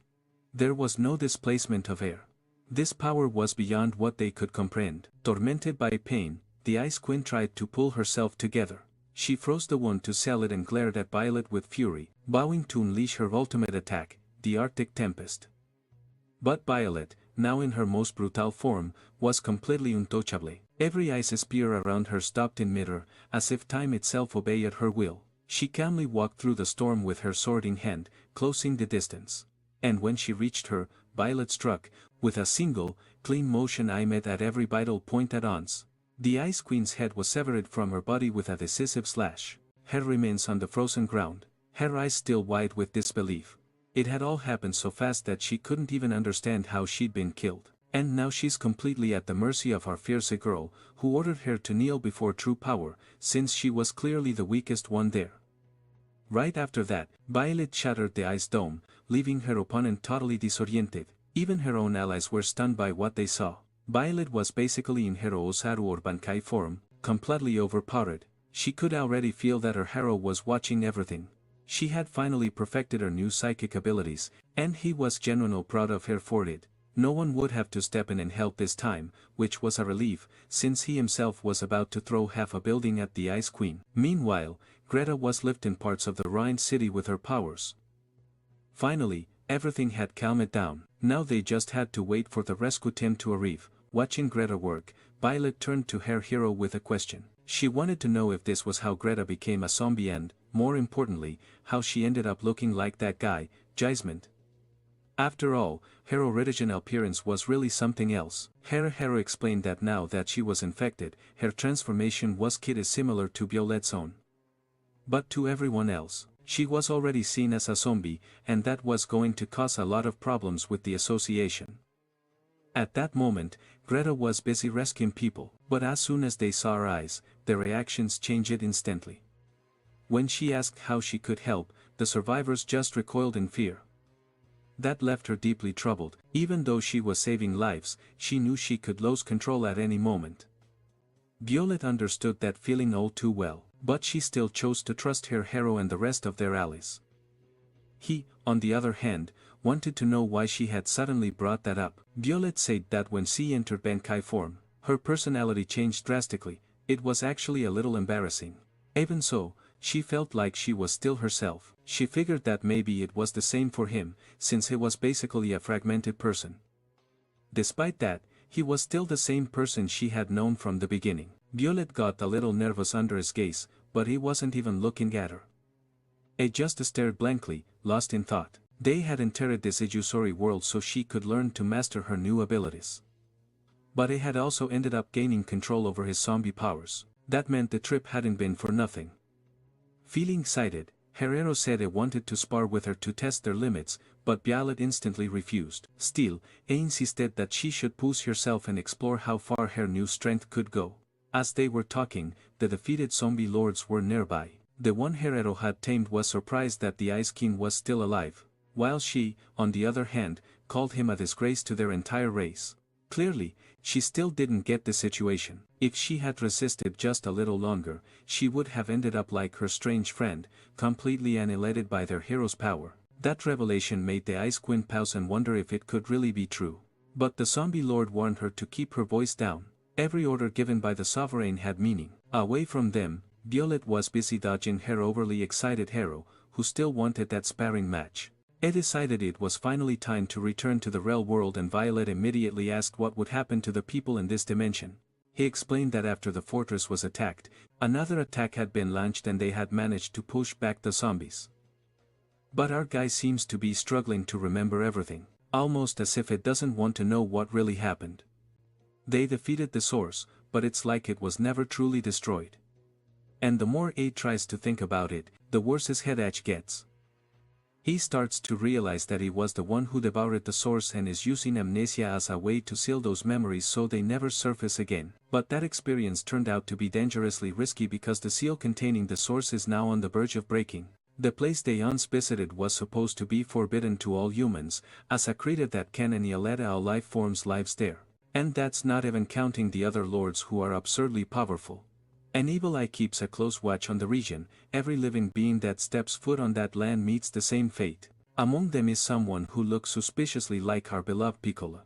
A immediately puts a cap on his head, pretending to be just another tourist leading a field trip for zombies. A explains that 1,000 years ago, this region was considered forbidden land. Everyone is amazed by the strange birds and wandering zombies, and they have a lot of questions.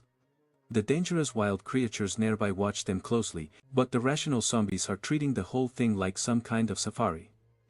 Dawn asks if it's really okay to be doing this. The zombie or the disguise seems to be working, but they are clearly too different, especially since there are some humans mixed in, which could make things a lot worse.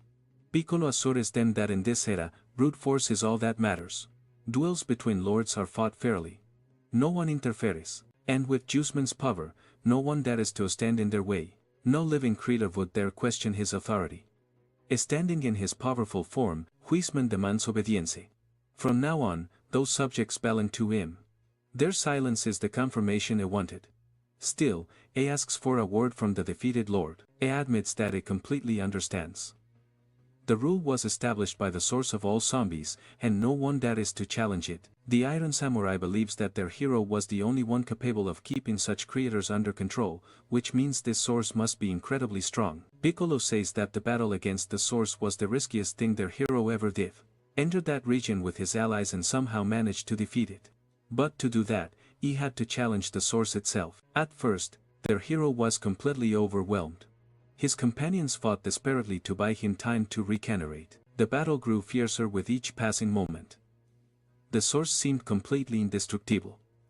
Then their hero returned to the fight, stronger than ever, unleashing pure violence. Even so, he kept getting knocked down, regenerating and evolving mid-fight, each time becoming more powerful than before. The battle lasted for 7 whole days, and that entire region was wiped off the map. When he finally ran out of strength to heal, he still managed to barely win. The Iron Samurai, in the middle of the story, is terrified and asks if the source was completely annihilated. But according to Piccolo, that's not what happened. The source couldn't be destroyed, so their hero sealed it away instead. Now, everyone wants to know where it's kept. But it's been so long that not even Piccolo remembers, and neither does their hero. As they're discussing all this, the ground starts to shake. A sinister smile echoes through a chilling voice, one that knows exactly why their hero can't remember, because he would never risk doing something so dangerous again. After all, that voice is his most horrible memory. Everyone is panicking, trying to figure out what's going on. When Dawn suddenly sees something emerging, something begins to materialize right in the middle of that field. The source declares that it can't be destroyed by our guy and that he used his own brain as a prison to contain it. Now that he has remembered it, the time for its rebirth has come. Our protagonist instantly starts to change as those memories resurface, a clear sign that things have gotten really bad. Violet senses the danger too. That huge figure is still just a distorted memory. The truly dangerous part hasn't shown itself yet. Then our guy calls out to Violet, who's already waiting, ready to follow his command. He tells her to run with everything she's got. There's no time to explain, but she needs to gather everyone and get as far away from that place as possible. Meanwhile, the source of malice takes form, and it doesn't waste a second, heading straight for our protagonist. He's already on edge, realizing his friends' lives are in danger. That split second of distraction costs him dearly as he's hit by a brutal attack. His body is being overwhelmed by the source power, leaving a trail of destruction wherever he's thrown. He's forced to change forms in mid-air. The battle between the two becomes so violent they're literally tearing the planet apart. Violet quickly realizes this isn't just a memory. Our protagonist actually sealed this monstrosity inside his own head. His former companions now understand that this is the real source itself. Our guy notices his allies haven't escaped yet, which makes everything even more dangerous. The source taunts him for still finding time to worry about others and laughs at the idea that he ever had the guts to imprison it within his own mind. If it breaks free from that prison, it will take full control of his body. Right now, he's fighting just to keep his sanity, but this battle has lasted for millennia, and his body is starting to give out. Strange markings creep across his skin along with metallic ornaments that seem to grow from him. The source believes his victory is finally its. After taking control of our protagonist's body, the source begins to float ominously, radiating malice. Its metapresence splits the sky with lightning. The hero's former companions can only watch in horror, convinced the fight is over. They've never seen this form before, and the energy pouring from it is pure terror. Violet, too, is frozen in disbelief. The aura she feels now isn't like the destructive power of her friend's ultimate form. It's something much darker. This isn't destruction, it's death itself. The source smiles, thrilled to see so many familiar faces. It's almost amused that everyone has gathered like this. Although it hasn't prepared anything special for the occasion, it does have a little gift to hand out. Its attention fixes on the guy with the glasses first. The poor man's eyes start bleeding for no apparent reason, as if he's been hit by something radioactive. It desperately tries to warn the others that the being before them is not their friend and that they need to flee immediately, but the source has already begun its assault. With a simple flick of its fingers, it unleashes a cataclysmic explosion on the main group. They narrowly dodge it, but even so, the sheer force of the attack is devastating. A single gesture nearly annihilates the human fortress at the edge of the region. But then, the source notices something strange. The skin on his arm is burning, proof that our protagonist is still fighting from the inside, that he hasn't been completely consumed yet. In response, the source clenches his fist, forcing our boy back into his mental prison. Now she's ready to destroy this world and every memory it holds. Violet, furious at seeing all this, activates her full-Jai form, determined to bring her hero back, no matter the cost. But the source won't make it easy. She still has something to do, so she tells her guests to wait a little longer, maybe about 100 billion years. As she says that, she finds herself surrounded by our protagonist's friends. The red-aged guy is ready to use his electrical attacks to beat the enemy, backed up by the fire girl, who has some very impressive assets. The source recognizes our protagonist's former allies and dodges every attack they throw. She promises to use them to kick off the celebration of her rebirth. The truth is, those poor side characters can't do a thing. The enemy is much faster than they expected and they can't avoid their blows. They're saved only by the efforts of Greta, who is somehow still fighting. Even so, massive destruction tears through the devastated landscape. In the distance, everyone tries to regroup. The source is surprised that those enemies are still alive after all that. Just then, the red-aged guy almost sneaks up behind her, but the source already knew who was coming and evades his slow moves, mocking him, saying, "All the little boy can do is try to surprise others like a child." Little by little, the guy speeds up, but the source insists that can't be possible. Then she realizes the guy with glasses is interfering, predicting her moves, and that really annoys the villain. The source grabs the red-eyed guy by his clothes and slams him into the ground. He hits the rocks and he's knocked unconscious, and Evan gets his face stepped on again. The source knows these people are just memories inside our protagonist. There's no real thrill in killing them, so she turns her attention to what really matters. She grabs Violet by the neck, with enough strength to catch her sword with her bare hands while crushing her wine gourd with her other hand. The only one left standing is the guy with glasses, but as the nerd of the group, is been mentally annihilated. He says no way to win. The little girl next to him screams for the source to let Violet go. Her screams catch the source's attention. She remembers her exactly. If given time to prepare, this unassuming citizen could launch a much more lethal attack. In the past, everyone created an opportunity for her to attack. The source decides to give her the chance to try and finish her off in a single blow. She accepts immediately. She can perform that devastating blow that can level a fortress. As her power builds, everything around her begins to crumble and the source is increasingly fascinated, saying that power, cause is special. She's the ultimate expression of a girl who did nothing until now. She launches a huge spear of energy at the enemy to save everyone. The source calmly waits for the attack to reach her and stops it with a single finger, as if holding a water balloon, proving she's not remotely impressed by the size of that power. Another unexpected flashback. Apparently, someone was bullied for the power she has. That's the little girl who just launched the destructive attack. Her mother was bitten by a zombie and still gave birth, which is why the girl's power is uncontrollable. Day after day, she breaks something and becomes the target of ridicule and persecution. People say she should be executed by the association, just like her mother. The girl tries to apologize, saying she didn't do it on purpose. Even so, she's still bullied by all those extras. The poor thing tries to explain that not even her mother knew she'd be born like this, but no matter how much she tries to justify herself, everyone completely ignores her. Now, it's time to teach her a lesson and show her how life works in that place. The mean girl grabs a trash can and dumps all the garbage on her. As if that wasn't enough, she also starts hitting her.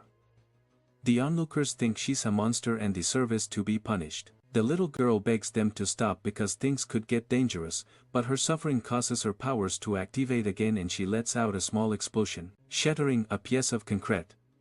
Everyone goes silent for a moment, but the bully realizes nothing serious happened, which only makes her angrier. The poor girl gets hit even harder, like she's some kind of scapegoat. Because her destructive power is uncontrollable, she suffered her whole life. Many times, she wishes she didn't have these powers at all. A monster like her shouldn't have even been born, they'd say. But for the first time, she wishes to be even stronger, strong enough to save her friends. So determined, she decides to use her own life force to fuel her next attack, unleashing her most powerful move against the source, no matter the cost. Her body starts to fall apart, but she's completely focused on defeating the enemy. Her friends watch as it all unfolds. In fact, it looks like the girl is winning. She's putting every ounce of strength she has into this attack, but the source remains untouched, withstanding it effortlessly. He now says it's time to get serious. Slowly, it pushes the massive energy sphere back with just a single finger. The girl can't even speak, shocked by what she's seeing. Walking towards her, the source scoffs. It's strange.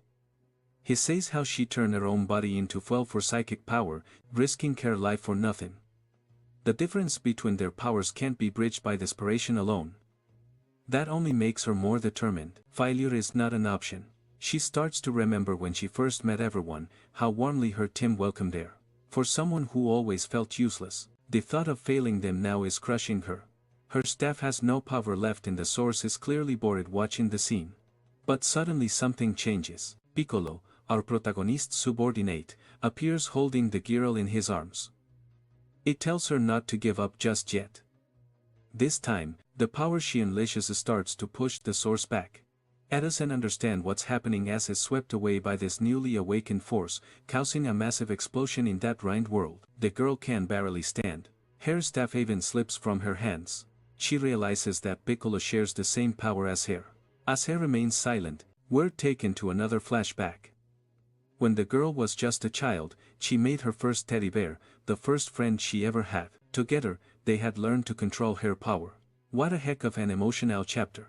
Piccolo says it was her. She used everything she had to save those people. Soon after, the Iron Samurai and Dawn arrived, too, and Dawn's trying to wrap her head around how that little girl could become Piccolo. Honestly, it's pretty weird. Someone behind them said that in the last battle, she burned her entire body until she became pure energy. The one explaining was Jusman, who with the help of the Sovereign, managed to create a new body for her, molded after the plush toy she once had. A form born from the image she carried deep in her heart. A person she always wanted to be. Strong, self-assured, able to protect others and herself. Damn, that's the kind of thing that really hits you in the feels. After being pushed back by the previous attack, the source finally realized that the one who truly caught his attention had just arrived. In the real world, it's already been 1 week since the city disappeared, and now everyone is speculating about what caused. In the real world, it's already been 1 week since the city disappeared, and now everyone is speculating about what caused the event. Outsiders are trying to figure out the truth, but all that's left is that strange symbol in the sky. Blackie keeps looking at it, trying to make sense of it. He sends a portion of his power towards that dimension, but before it can make contact, the energy completely unravels, returning to him instantly, which only unsettles him more, realizing he still can't get any closer. Reporting to the special agency, he confirmed that the dimension was created from our protagonist's power. Still, something about it feels deeply wrong. One of our protagonist's subordinates watches everything unfold on TV. The area is expanding and will soon swallow everything. Meanwhile, locked up, Vermin says that no one has understood anything yet. The sovereign will annihilate of humanity this time.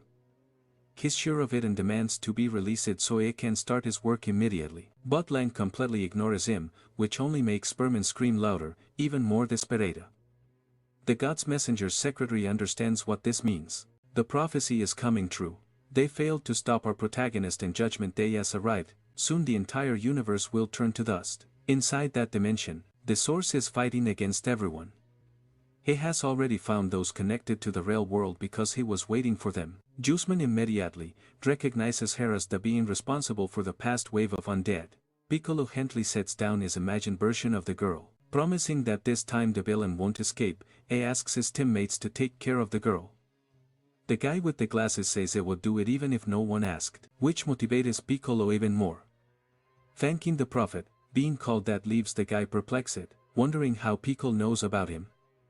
Alongside Greya, Piccolo is ready to start the assault. The Iron Samurai and Don are also prepared as the source waits, hoping these new challengers prove to be at least a little stronger. Huisman is the first to attack, with massive fists ready to crush the source. The clash between them is absolutely breathtaking, and now the two are trading blows like characters from Dragon Ball. The shockwaves from their punches destroy everything around them. But the source manages to grab her opponent, landing a direct hit right where head should be, only to realize that wasn't the weak spot at all. Huisman counters with an even stronger blow, mocking that such an obvious weak spot wouldn't work. The source is growing more intrigued, admitting that our protagonist's subordinates are indeed well trained. Before she can react again, a burst of fire shoots toward her face, Dawn's machine gun blazing, but all the bullets miss. The source catches the weapon in midair and starts spinning, down around like a top until she's too dizzy to hold on, forcing her to let go of the gun. The Iron Samurai rushes to catch her and immediately charges his laser arm, unleashing a deadly beam straight at the enemy. The explosion flattens everything in its path. However, the source remains completely unarmed, only more fascinated by their overwhelming firepower. Now, it was Piccolo's turn to step in, lasting every last drop of his power. The impact of his blow was so strong, it nearly cracked the entire continent. A huge cloud of dust rose into the air. In the midst of all that chaos, Piccolo was caught by surprise when the enemy landed a blow on him. The more the source fought, the more determined and dangerous she became. The Iron Samurai was shocked by the enemy's resilience, and Dawn felt the same way. The source then shifted her focus to Jusman. The source then shifted her focus to Jaisman, moving at an incredible speed. She was about to strike her. Jaisman managed to block the attack. Still, that defense came at a cost. Her arms were severely damaged. Just from stopping the source's leg, her body took on massive strain, but that's exactly what Jusman wanted in order to trap the enemy. That's when the villain realized that debris was starting to rise into the air. Huisman was activating one of her secret abilities. Fragments of her own body along with the villains began to levitate. Little by little, she was imprisoned by the debris until a pair of huge hands formed around her, sealing her in. Now in her best form, she announced that the enemy was completely immobilized. It gave Piccolo the opening he needed. He gathered all his energy for a concentrated blast, a huge wave of power flowing through his entire body. This was the ultimate shot capable of annihilating any foe, and this time it hit the source head-on, so hard that she even escaped Earth's atmosphere. When the dust settled, all that was left was destruction. The source realized her body had been damaged. Perhaps our protagonist's vessel wasn't as invincible as she thought. Piccolo is confident that a few more hits would finish the job, but he'd need Juiceman's help to pull it off. Gra promised she could help a little more. She would hold her down. Hearing that, the source became enraged. After all, she was the root of all zombies, and they were mere servants of the protagonist. Hearing them talk as if they could defeat her was nothing short of an insult. Even so, Piccolo and Juiceman advanced toward the danger, feeling the immense energy radiating from the source. Dawn is already terrified. She couldn't even comprehend how powerful this enemy truly was. Piccolo calmly said that things might start to get hairy soon. Watching all this destruction from afar were the Ice King and the zombie who had surrendered earlier, realizing how weak they were in comparison. With their master now in the battle, they didn't know whether to help. The zombie told her she still didn't get it. And not yet, the Ice King asked what they were supposed to do then. Patiently, he said it would teach her a life lesson. When you don't understand something, just stay away from it. It makes life a lot easier, especially since the two who were fighting shared the same energy, even if their attitudes toward humans were different, since they couldn't grasp their sovereign's true intentions. Servants like them shouldn't get involved. Otherwise, you just die without knowing how. But then, the Ice Queen realized her power was being drained, and there was nothing she could do to stop it. Her companion pointed out that it was happening to everyone. It couldn't be helped. It was a clear sign that their sovereign was going to destroy this world, and nothing could be done. All they could do now was relax and accept it. All that energy was flowing back to the source. The red-edged guy managed to get the injured to the guy with glasses so they could be treated. But he was already at his limit, trying to keep them alive. They couldn't keep fighting like this. Still, the red-edged guy told his friend to think of something. I believe it in his potential. Then the guy froze in shock, asking if the prophet was seeing what he was seeing. It looked like the mountains themselves were moving. To make him understand, it turned his friend's head in that direction. At first, the guy with glasses completely ignored it until his eyes finally registered what it was. It wasn't the mountain moving, it was every single zombie heading straight for them, enough to swallow the entire world. Dawn saw it too, and now she was terrified. They had never faced so many enemies in their entire lives. The only thing keeping the Iron Samurai somewhat calm was the fact that this was just one of their protagonist's memories. If this were happening in reality, everyone would be dumb. But Juiceman told them it didn't matter. Real or not, they had to stop those critters right now. Otherwise, human civilization in that place would be completely destroyed. If these memories collapsed, the real world would be next. Piccolo knew it couldn't take his eyes off the source, but they also had to deal with that endless tide of zombies consuming everything in its path. What they had before them was pure apocalyptic despair. Dawn and the Iron Samurai remained silent for a few seconds. It seemed to understand what needed to be done, and it would leave the protagonist to the others. With a golden gauntlet on his arm, he declared that it would take care of the zombies himself. Dawn recognized it immediately, the gauntlet of the ancient civilization. It was dangerous, capable of taking control of its wielder's body, but the samurai was confident. When it came to annihilating zombies, they were always in complete agreement. Now Dawn had to join the fight too. Channeling her zombie powers, she was ready for battle. But before jumping in, she asked Huseman to help her find her machine gun. Luckily, the weapon had already been recovered and prepared for air. The moment Dawn got her favorite toy back, she was overjoyed. The team split up. Piccolo and Juiceman would handle the source, while the Iron Samurai and Dawn would take care of the zombie army. Finally, the two pairs went their separate ways. That's when Dawn spoke up, voicing what everyone was thinking. She wasn't sure if the protagonist's Soberdaris could really handle this. That version of him, possessed by the source, was pure evil. Violet suddenly appeared, saying she had complete faith in them. They weren't fighting their friend. She said he was just a clown who hijacked his body. That's why he wasn't invincible. Inside the fortress, chaos reigned. The crack in the wall was being repaired, but everyone already knew what was happening outside. Countless lives had been lost, and they needed to retreat. But then, incredible figures arrived. Massive swords, each the size of a building, were embedded in the ground. The Iron Samurai had entered the battlefield, and now the people had hope again. Wielding the gauntlet of the ancient civilization, the Iron Samurai was a terrifying sight to behold. As he unleashed his power, everyone around him was left speechless. It promised it would protect them all, and it meant it. No zombie would cross that line. In their sector, the situation was almost under control. Violet, with her ability to freeze time, was also doing her part. She was about to land a full force blow on the source, but it saw right through her technique. Even with time frozen, it managed to counterattack, injuring Violet and sending her flying. That only enraged the source even more. Jusumin jumped back into the fight, charging the enemy head-on, but the source kept dodging every attack. She realized the protagonist's body was actually making him stronger. It wouldn't be easy to win this, and then. It was honestly confusing at this point. It was hard losing both arms in the process.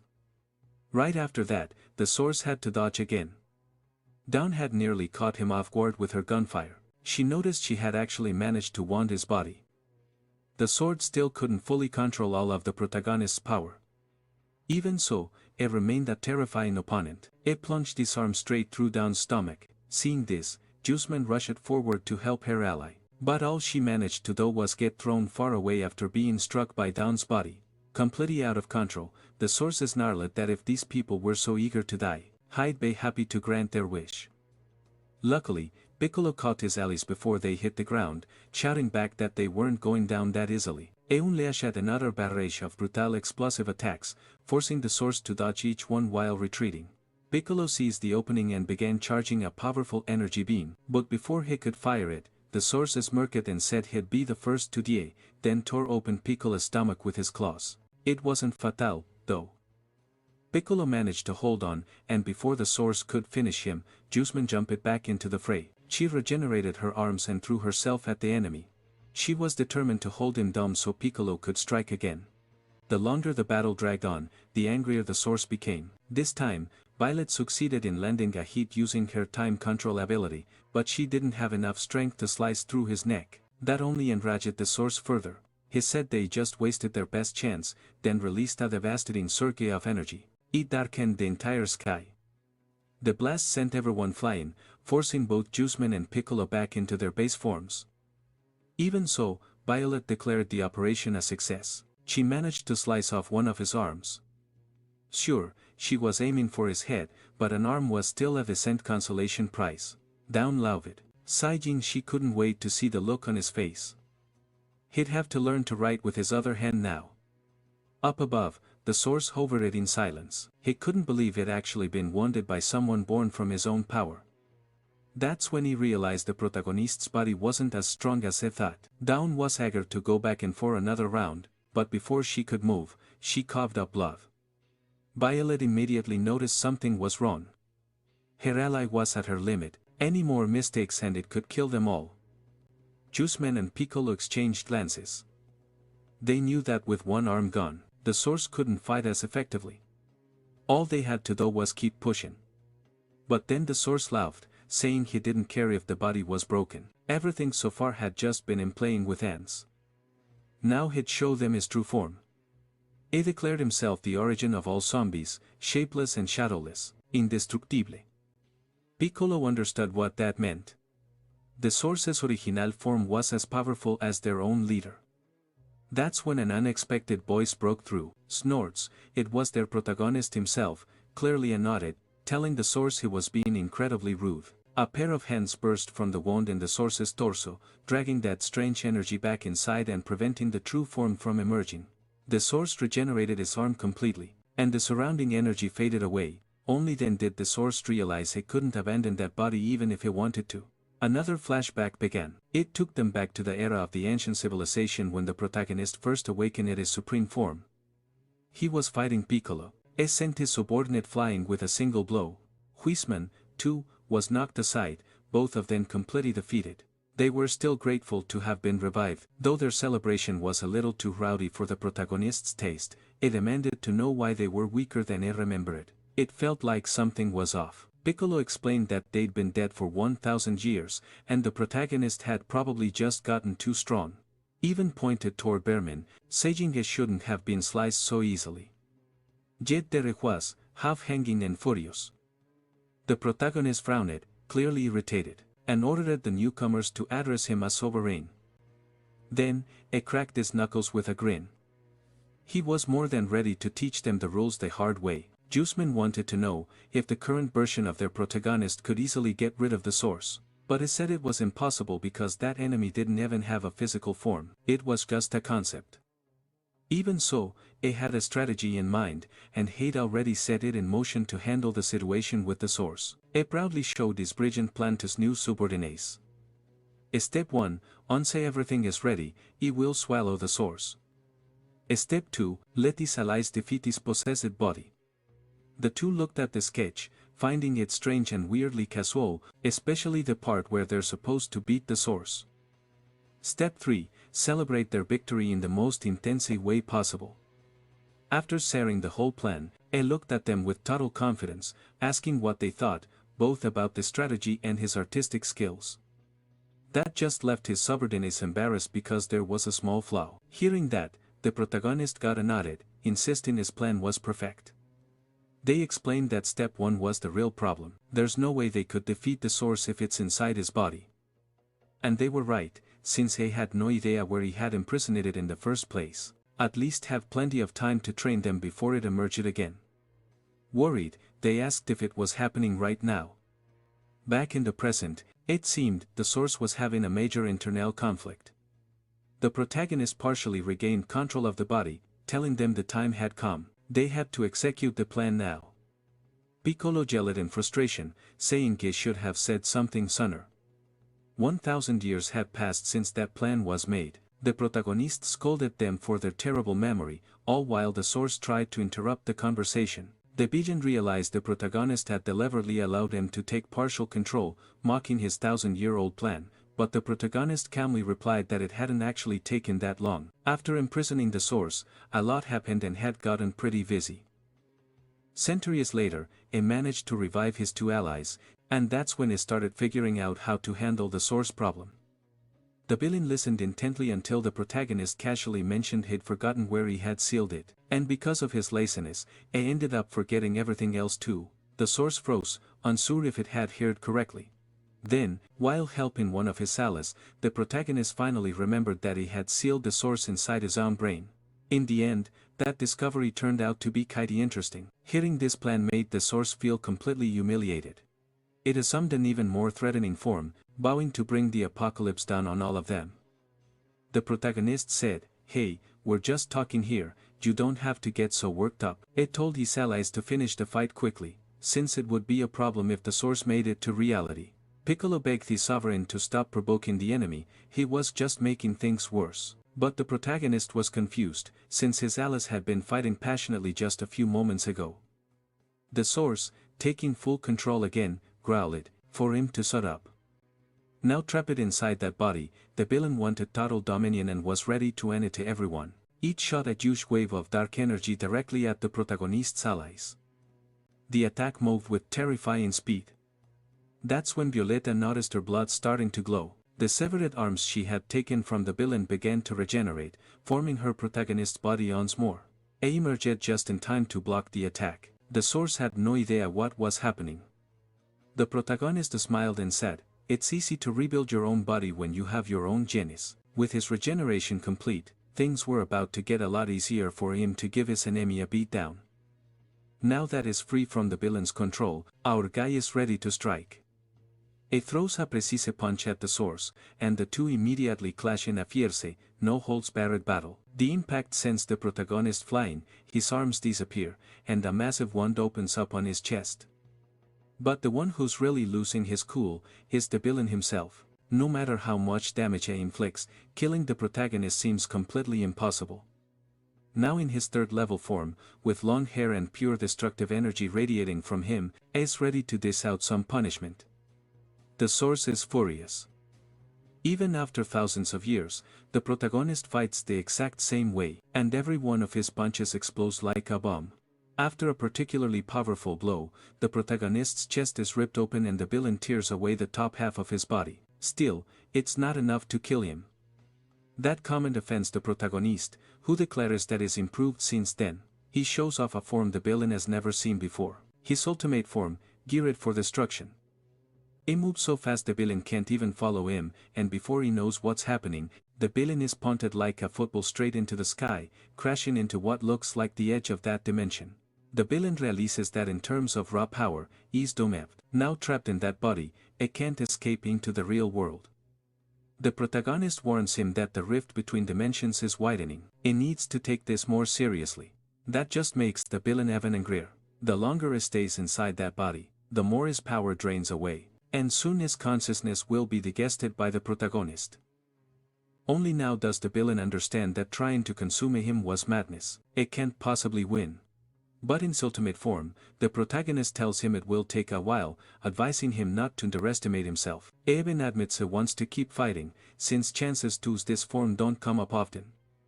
It's a rare opportunity. The villain retorts that the battle isn't over and he won't let the protagonist claim victory that easily. He smashes his own head, saying this entire world will be buried along with him. Back in the real world lies our protagonist's brain, the true source of all this chaos. That last blow seems to have wounded it, causing a small drop of blood to fall to the ground. A random soldier nearby notices, confused about where the blood came from since nobody nearby is injured. But the moment it hits the ground, a massive chain reaction starts, releasing violent energy waves that shoot toward the giant portal in the sky. The two forces merge, turning the once blue portal a deep blood red. So many onlookers look around confused, trying to figure out if that power came from the portal itself. Through the all-encompassing smoke, a shadowy figure appears to be hiding. The captain demands to know why his recruit left his post without permission. He saw that red light coming from that very spot. A gets closer to chew him out, but when he sees the soldier up close, he realizes the man's body has turned monstrous. Terrified, the captain calls the special agency, screaming that monsters are popping up everywhere, but nobody answers. Several of the protagonist's subordinates are losing control, reacting to their destructive instincts. The special agency headquarters is being torn apart as his followers' sanity collapses. A woman from the agency watches in horror, asking why her comrades' faces suddenly look so twisted. One of the protagonist's subordinates screams at her to run. They can feel the urge to attack humans. And even the vampire king, who's watching from a distance, glances up at the crimson portal. She feels an overwhelming impulse to attack everyone around her. Her subordinates with weaker self-control have already completely lost it. This was the villain's biggest move. He doesn't even need to escape. It just needs to corrupt our guy. By letting just a tiny fragment of his power leak out, it can bring destruction to the real world. And now in his mind, victory is already his. But right after he says that, the villain feels his whole body being crushed, as if he's being sucked into something. The truth is, that's the protagonist's power kicking in. After witnessing everything, he finally got seriously mad. Things have gotten so bad that the human army has had to step in, opening fire on the zombies without hesitation. However, even state-of-the-art fighter jets are effortlessly destroyed, because the protagonist's subordinates are completely overcome by the desire for destruction. That long-haired figure in the sky is caught in several chains, its body forces it to remain still. Another giant zombie is trapped as well. Meanwhile, Berman is growing more and more furious. It refuses to believe the protagonist gave an order to destroy everything. It thinks there's no way it's true. Is holding back his allies, trying to make them understand that the first monster to appear has already been defeated. The humans managed to take it down. High-ranking agency officials are now trying to figure out what caused all of this. Blackie explains that it's the result of a fusion between the protagonist and another extremely dangerous entity, one that can drive all zombies into a frenzy. The girl with the eye patch already has global reports, and zombies everywhere are showing signs of aggression. This could lead to another war. Minister God told Blackie to stay out of it and focus on recovery, assuring him that humanity will handle this crisis. But that only worries Blackie more. He knows these monsters are too strong and too dangerous. As he speaks, the creature everyone thought was dead starts moving again. The minister understands that human power is limited, but he reminds everyone of a crucial fact. For the last 1,000 years, it's the zombies who have been oppressed by humans. He then lunges forward, showing off his power, ready to risk it all to preserve the new order. As he unleashes a flurry of blows, the soldiers rush in to support him. But the creature just keeps getting stronger, showing no signs of slowing down. Elsewhere in the city, near where Langi is stationed, the situation is deteriorating rapidly. Knowing the minister is in danger, she and the director prepare for battle. The mysterious monster keeps growing and seems impossible to truly kill. But until the threat is neutralized, humanity keeps fighting. Determined, the minister shouts that humans should never be underestimated. Blackie watches all of this unfold, his head throbbing with the worst headache of his life. If everyone out there is going to die in battle, there's no point in him standing by any longer. That thought makes him unleash his power. It's been a long time since he last did this, but now he has no other choice. It's time to switch to his serious form. In the blink of an eye, Blackie appears above the creator's head, ordering that poor soul to cease to exist. He strikes with such brutal force that sharp spikes erupt all over its body. The minister is stunned by the sheer strength of one of the protagonist's subordinates. Langi and the director also arrive, knowing they'll be needed. But it seems Blackie already handled the situation in an instant. He then looks up at the sky, a strange feeling washing over him, as if they're all being watched. And, indeed, in another dimension, something monumental is unfolding. Our protagonist is unleashing his ultimate power to finish the villain once and for all. With its body completely twisted, the source can't comprehend what's happening. Little by little, it's being completely absorbed. Bennett asks if our protagonist intends to abandon his original body, but our guy confidently says he's going to claim them all. Frustrated beyond measure, the source vows to fight to its last breath, launching attacks in his direction.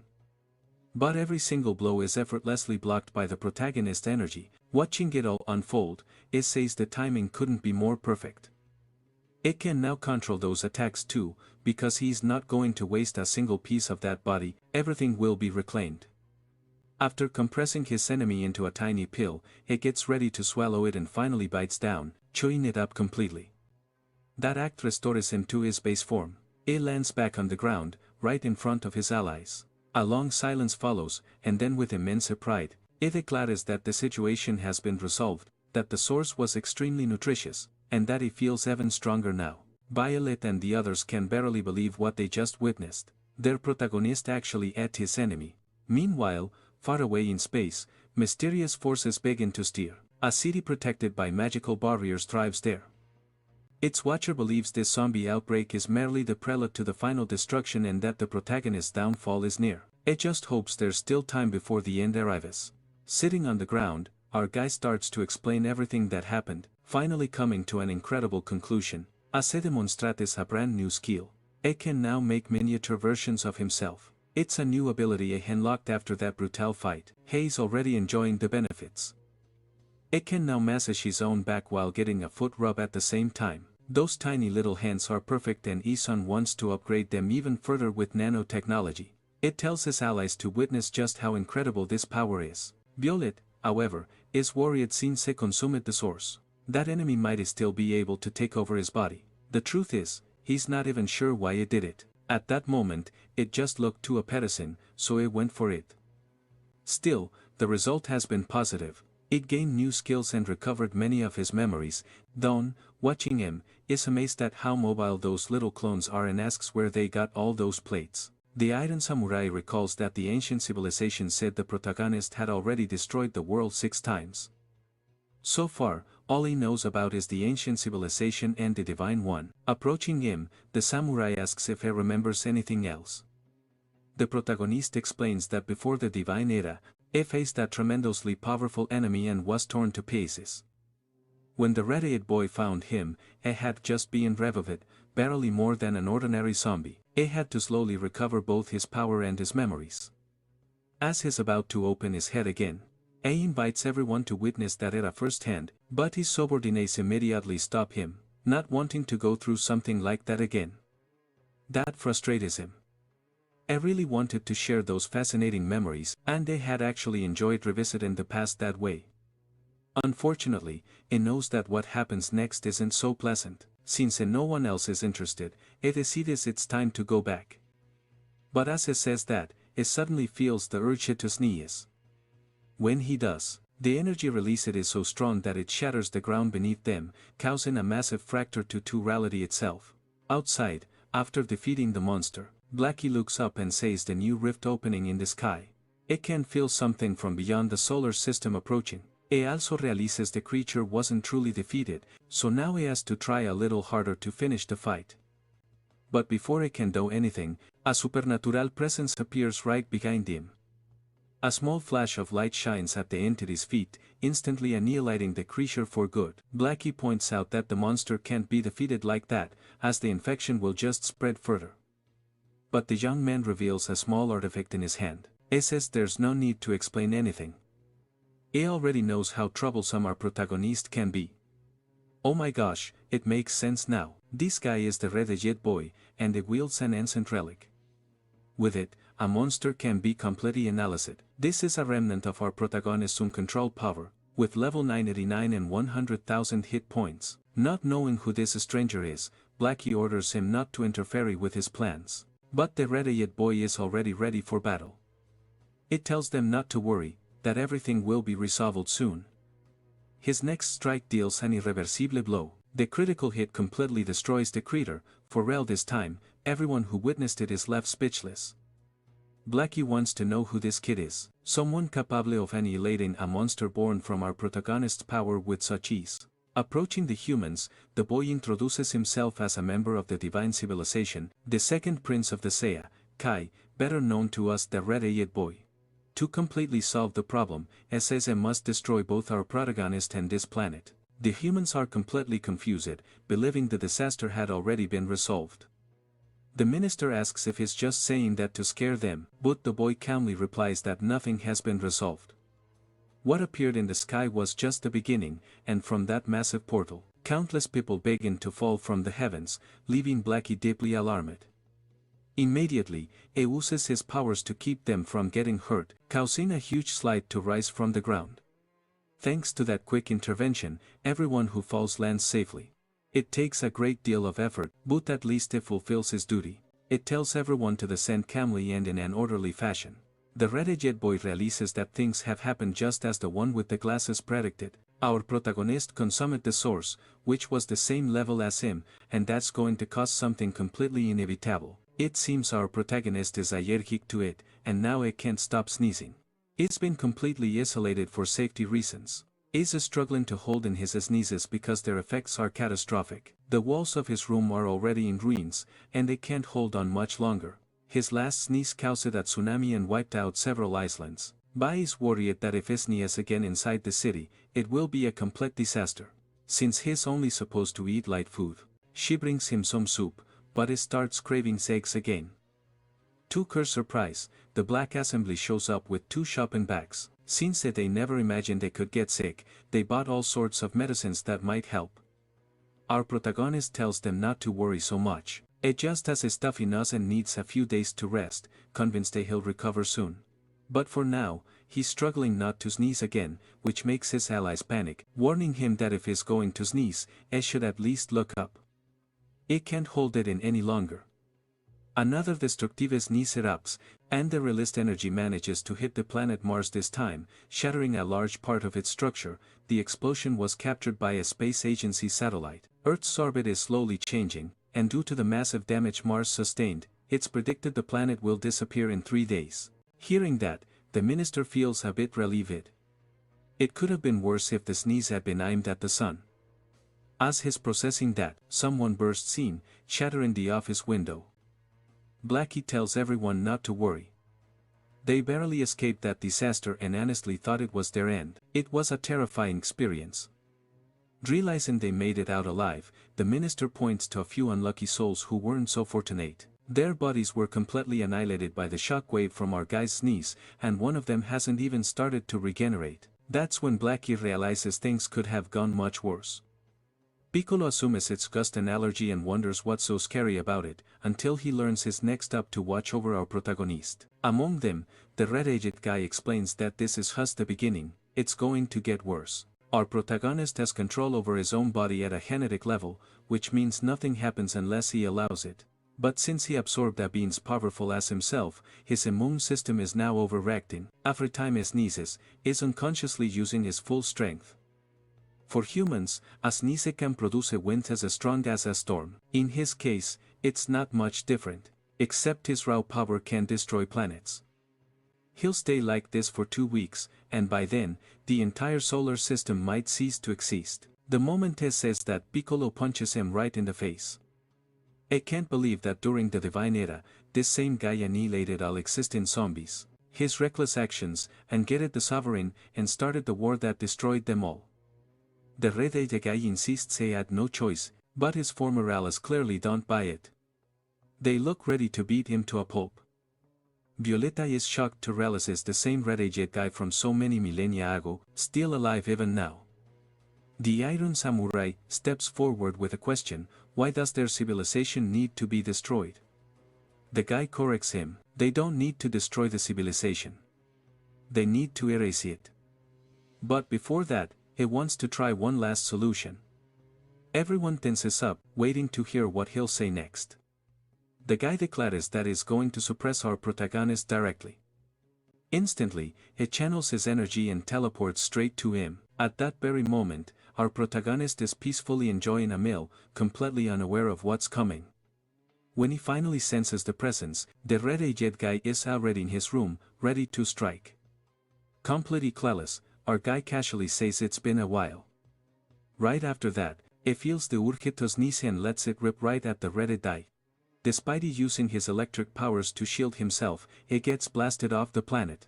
Now, adrift in space, he realizes his plan has failed, though he expected this wouldn't be easy, unseating his holy sword along with the crown of almighty artifacts that carry absurd divine attributes. He also dons the hero's kappa on his back and wears the blessing of the divine dimension around his neck. Completely shrouded in power, the red AI challenges our protagonist once more, demanding to see if he can withstand this next blow. Our protagonist blocks the attack just in time. If hadn't, Earth would have been reduced to dust. Now, in his ultimate form, he's thrilled at the thought of a real fight. The red-eyed guy knows there's only one way to solve this: kill him outright. Otherwise, he'll just awaken an even stronger form. To erase this threat completely, the guy decides to unleash relics from a forgotten era. Our protagonist looks at these items and can't help but notice they seem strangely familiar. And now he's about to sneeze again. The red-eyed guy notices and immediately panics, but it's already too late. Our protagonist sneezes, and the release of energy is so intense it distorts reality itself. Down on Earth, people can see what's happening in the sky. For his allies, there's only one conclusion: this is the end. Meanwhile, the red-eyed guy desperately activates his strange technological artifact. There's no time for explanations. It seems like the entire world is about to disappear. Something is happening to Earth, people are being pulled into another dimension. Among them is our protagonist, who has no clue what just happened. There are even people there who haven't fully recovered from their last adventure. He's surprised to see so many gathered in the same place. Soon, he hears familiar voices. His allies were also brought along, and Blackie asks him if he has any idea what's going on. A little embarrassed, our protagonist struggles to answer as he sees a huge building nearby, almost like a monument. Suddenly, a voice echoes from the artifact, alerting everyone of unauthorized behavior.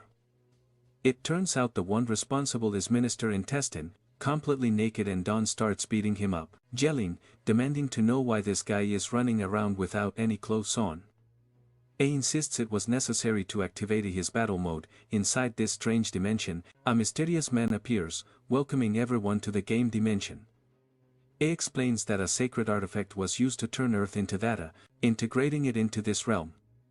That way, they could prevent our protagonist's sneezes from destroying the planet. That's when he realizes his nose isn't itchy anymore. The abnormal effects on his body have finally stopped, and at that moment, he recognizes the voice of the mysterious figure.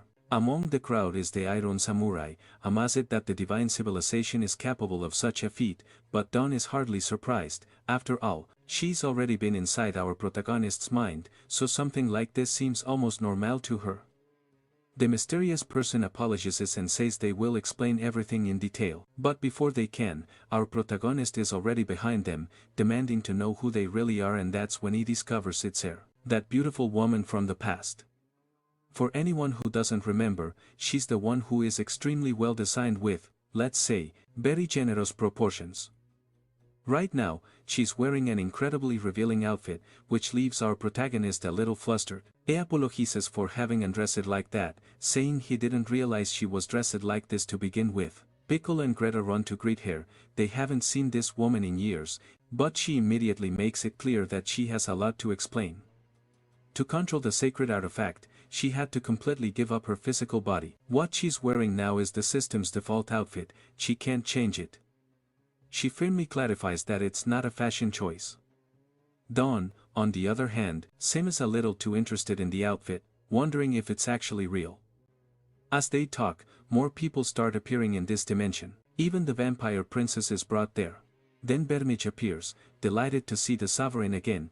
Alija finally covers herself up again and begins her explanation. The players in this game aren't individuals. They're entire civilizations. Now that Earth has been digitized, every intelligent life form has been brought into this realm. Between humans and zombies, that's approximately 8 billion beings. Some of them start asking how this dimension can hold so many. Minister intestine demands immediate answers, while Dawn demands that it put some clothes on right now. Blatchy wants to know what they need to do to get out of there and if they should wait for their semi to recover, and that's exactly what Alija's about to explain next. Everything in this dimension is accessed through games.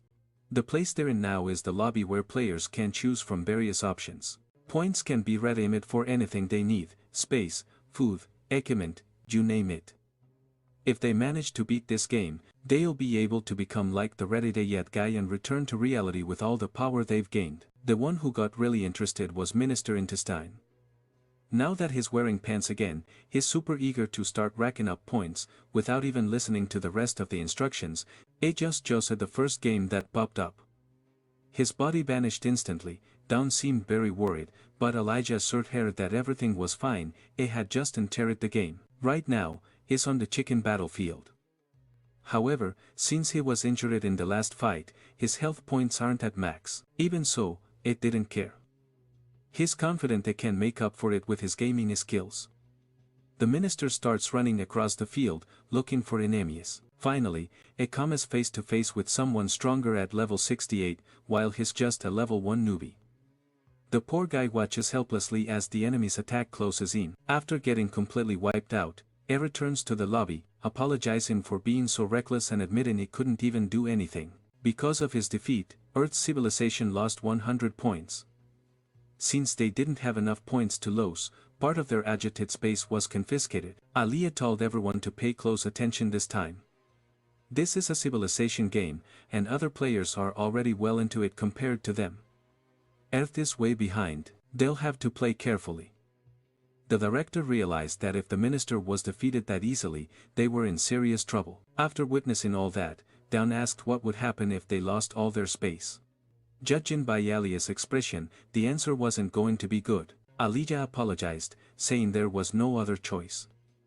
Dawn looked confused for a moment, but the director understood immediately. They can't afford to lose under any circumstances. Our protagonist, however, seemed keenly interested in the whole thing. Apparently, he liked what he saw. Ever since he appeared in this dimension, he has been counted as a member of Earth civilization, which means he can play too. That instantly lifted everyone's spirits, especially Dawn's, because if he plays, then everything should be fine. The game he chose required a team of 5 players. His allies panicked the second they heard that. After discussing it, they chose Blackie to have the privilege of joining him. The vampire king also volunteered, followed by Dawn and the director. Finally, the team was formed. Time to start the game. Our protagonist was genuinely delighted to see his body turn into that before completely disappearing. Alija wished them good luck, but he's confident. He's sure everything will go perfectly, and then they all vanished. The mode they entered is called Honor of Kings. Everyone starts at level 1 with 100 health points. The vampire king scans the area, trying to locate enemies. Dawn notices something strange: the protagonist isn't with them. Given the name of the game, she figures they might need to find the king. Meanwhile, deep in the forest, our protagonist is looking for his teammates.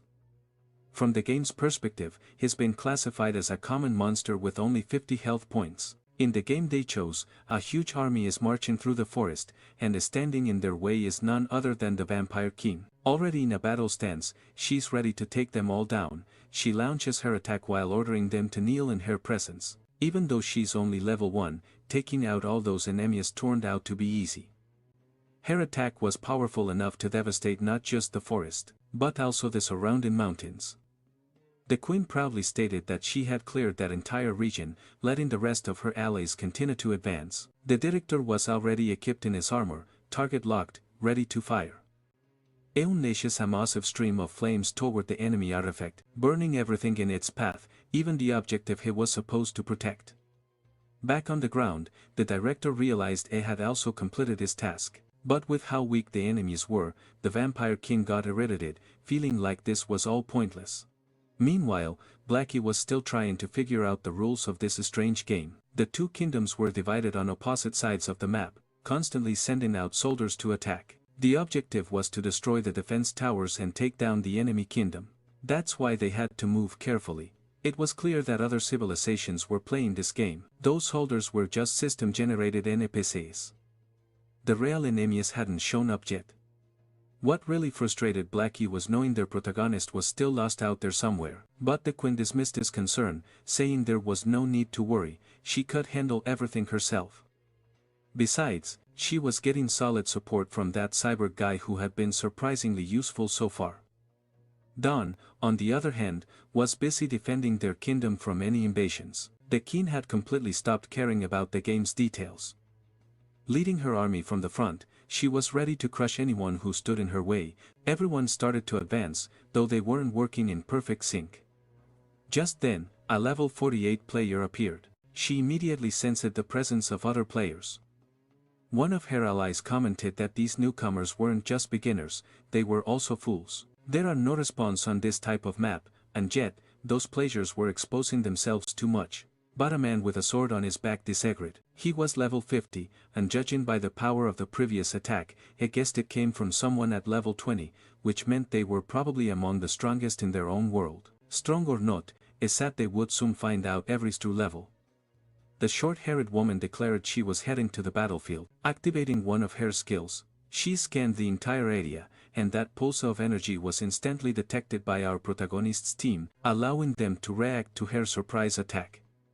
The woman appeared right in front of them, level 52, announcing that the rules of the game were absolute. It didn't matter how strong they had been in their original worlds, so she would personally teach them a valuable lesson.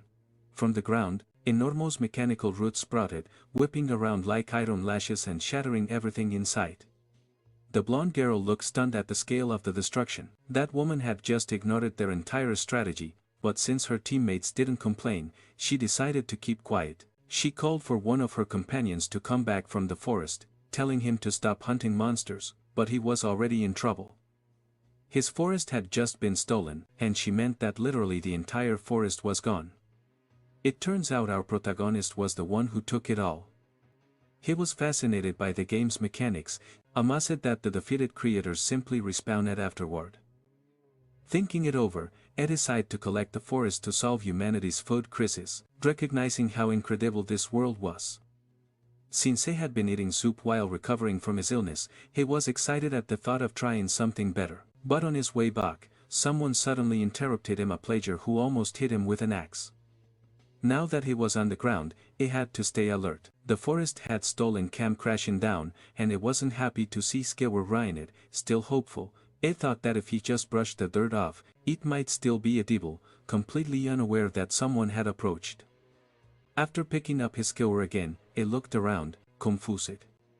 The player had no idea when this strange being had reappeared, and the system announced that it was only a level 1 monster, meaning it shouldn't be strong enough to pose a real threat. The player was already level 46 and planned to join his companions right after finishing him off. As is usual in these kinds of stories, we cut to a flashback, this time to the Merchant Guild civilization. Inside the Cosmo Company worked the same masked guy who was about to be wrecked by our protagonist. He was a senior risk management analyst whose job was to hunt creatures that could be turned into profit. That's why he spent most of his time in the forest, dedicating his gear and skills to fighting monsters that could bring him benefits. Some of his colleagues didn't like how obsessed he was with hunting instead of actual combat. He called himself the king of the jungle, and right now, he was holding his axe tightly. No one was going to steal his forest. That was the king's punishment.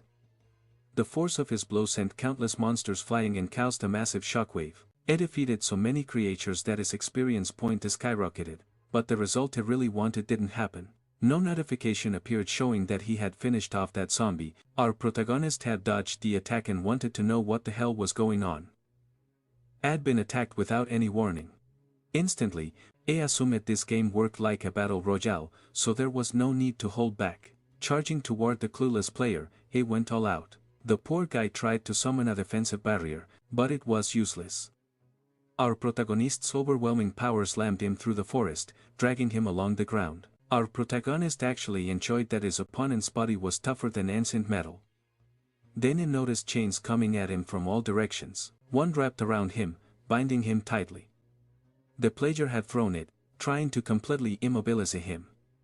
Even after taking a devastating hit, the masked player was still standing, ready to fight again. This time, AI made straight for our protagonist, who was just as ready to get violent once more. Their fists collided, shaking the forest around them.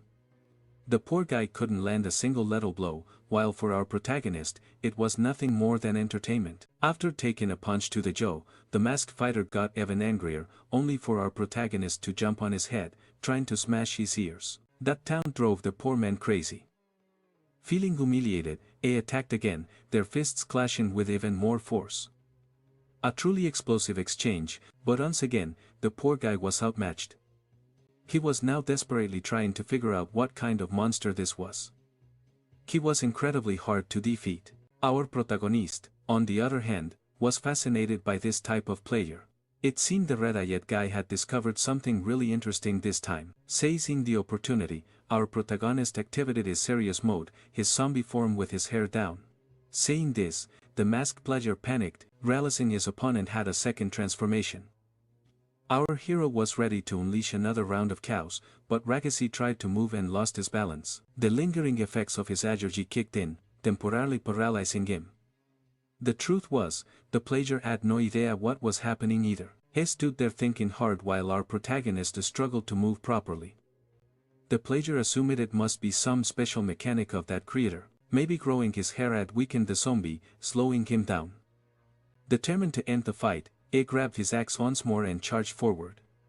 This time, it looked like the player might actually land a hit on our guy. Just as the blow was about to land, our protagonist flew into a rage. Reacting with his full strength, he shattered the player's axe and unleashed a huge blast of energy, sending the poor guy flying far away. But that explosion of power left our protagonist stunned and disoriented. No matter how hard he tried, he couldn't move his body properly. It felt even worse than all those constant sneezing fits. Still, he was determined to end this fight as quickly as possible and decided to shapeshift to do it. However, before he could, he froze in confusion. His opponent had already been defeated. Meanwhile, back with his team, they were doing their best to defend against the enemy's attack. The director was about to fire another energy blast from his cannon, launching a massive barrage at the mechanical roots coming toward them. That ended up making him the next target, and dodging didn't seem to be an option this time. To everyone's surprise, the vampire king appeared to save him. The director was stunned by her power. What his countless blasts couldn't do, she accomplished with a single kick, but the king made it clear she didn't enjoy saving humans, telling him he'd better learn to take care of himself. Then, she literally tossed him aside, saying he was in her way. Of course, that wasn't nearly enough to take her down. Feeling underestimated, the queen attacked again, kicking through the roots and managing to destroy some of them. The mysterious woman on the other side watched this carefully. She put her hands together and created something new, a glowing barrier that protected her from the debris. That mysterious woman's skill was a dissociation field. From her perspective, the vampire king was just an amateur who relied poorly on brute force. She even promised that once this match was over, she would consider adding her as a friend. That arrogant comment hit the queen's pride hard, and suddenly a wave of dark energy circled at her feet, covering the roots in a black mist. Blackie wasn't one to give up either. He decided to show that they knew exactly what they were doing. But to the mysterious woman, they were just clueless newbies. In this game world, everyone existed as data. None of them got tired. None of them even had battle points. Victory depended entirely on the system's rules, and their lives were sustained by hit points. Every attack they made was treated as a standard game move, like children waving their hands, and the system's mechanics drastically reduced all the damage they dealt. Up to that point, they had barely dented health bar. Meanwhile, the director's HP was almost completely depleted. Since no one could feel pain in that world, everyone kept thinking they were in perfect condition, and the truth was the woman's goal had never been to defeat them. She just wanted to trap them inside her barrier, and now that the barrier was complete, the situation inside was sealed, while outside, other players were getting ready to attack. It was time for the collection phase to begin. But the player with the glasses noticed something strange. Their friend who had gone into the forest was getting absolutely slaughtered, and the blonde girl realized what that meant. Their teammate had probably been ambushed by players who'd gotten trapped in the barrier. They needed to send help while there was still time. The guy with the glasses immediately volunteered and called the swordsman to go with him. Together, they headed straight for the forest, right where their teammate was fighting, and of course, our protagonist was there too. Although the players ignored him at first, all they could see were the forest monsters wandering around. That's when our protagonist casually asked if they were looking for a big guy. Thinking he was just another monster, the players were startled, and after a brief moment of confusion, they decided to question the strange creature. But the swordsman snapped, "That shouldn't have been possible." Furious, he attacked immediately, and the guy with the glasses pulled out his weapon, too, convinced they were facing an enemy that could disguise itself. Our protagonist dodged the sword strike with ease, which only astonished the player even more. And our boy did not like being attacked like that at all. He decided he would have to take out every single player here. Which, honestly, just made him happier, since it meant his job was getting a lot easier. And the two players tried to use their superior numbers to overwhelm him. But our protagonist knew his abilities were still limited by his allergy. Even so, what he really enjoyed were strategy games. He was much better at commanding and managing. Soon something started sprouting from the ground, his little clones. They charged into battle like his miniature army, and seeing those tiny versions of him, the players were terrified, but they still decided to fight. A massive clash erupted in the middle of the forest, causing the blonde girl on their team to panic. She couldn't understand why her comrades were suddenly calling for help, so she decided to go herself to see what was going on. That area was already enemy territory. Over the communicator, she told the woman with the nasty skill to keep holding the others back, that she would meet up with her soon, but with so many changes in plans, the woman started to get nervous. Now she was all alone, surrounded by truly dangerous people who were willing to do anything to win. The blonde hero got closer and closer to the forest, having no idea what had happened to her companions, but she wasn't thinking about that anymore. She needed to see it for herself, and when she finally got near their last known location, something caught her eye. In the middle of the forest stood a massive altar, a pyramid being built piece by piece, and our protagonist's little clones were working there tirelessly, gathering materials and stacking them to complete the structure. On top of the pyramid was a throne, and sitting proudly on it was our protagonist. On either side of him knelt one of the defeated players. It perfectly embodied the image of a sovereign, and to pull it off, he had to beat those two until they had no dignity left. Though it was hard to tell if they'd actually felt any pain in the process, the blonde girl stared in disbelief, wondering why her teammates were in such a state. While our protagonist seemed lost in thought, he realized that using the power of the source was easier than he had imagined. And honestly, these building games were pretty fun. His little clones had taken care of the fighting in a flash, and afterward, he just had to convince the players to cooperate. Now, they were all working together to build his dream house, and after getting up from his throne, he made a decision. Once his perfectly designed territory was finished, he was going to completely crush his remaining enemies. Just then, he felt something flying over his head. He turned and asked if any of the players could fly. Terrified, they all said no, and from above, the blondie girl had no idea what was happening down there. But she was already accepting that her teammates were beyond saving. Something about this whole game felt wrong, so she decided to head back to base. Maybe if she helped her other ally, they could still win this. But she didn't realize something was approaching from behind her. Suddenly, everything went dark. When she turned around, she saw the entire pyramid hurtling toward her. It was our protagonist in his human form who had thrown it, and they cheated proudly because he hit it on the first try. Back at the merchant civilization's base, things were going from bad to worse. The vampire king was absolutely furious, chasing her opponent as if it was the only thing that mattered, tearing through everything in her path. She also complimented the director for all the help he's been giving her. Has doing everything he can so she can reach the entity's base. Blackie is also helping, and the vampire king called him little brother, which honestly offended him a little. To him, that kind of nickname is just disrespectful. Right before launching her straight toward the enemy base, A wished her luck, hoping she would finally win, mostly because he's out of patience for dealing with this game and with her. Launched like a missile, the queen soared through the sky at high speed, ready to bring destruction to that base. The woman with the roots was determined not to let that happen. She summoned a huge wall of roots, doing everything in her power to stop the king from breaking through. But she quickly realized she wouldn't be able to hold back that kind of force. Still, she refused to give up, and the king eventually broke free from all those roots. The mysterious woman sighed in relief. Her base had almost been destroyed. Fighting against 3 enemies at once, she hoped her teammates would hurry up because things were getting really bad. She kept sending messages, but everyone was ignoring her. On top of that, her health was draining non-stop. Blackie and the cyborg were already charging up for another round of attacks.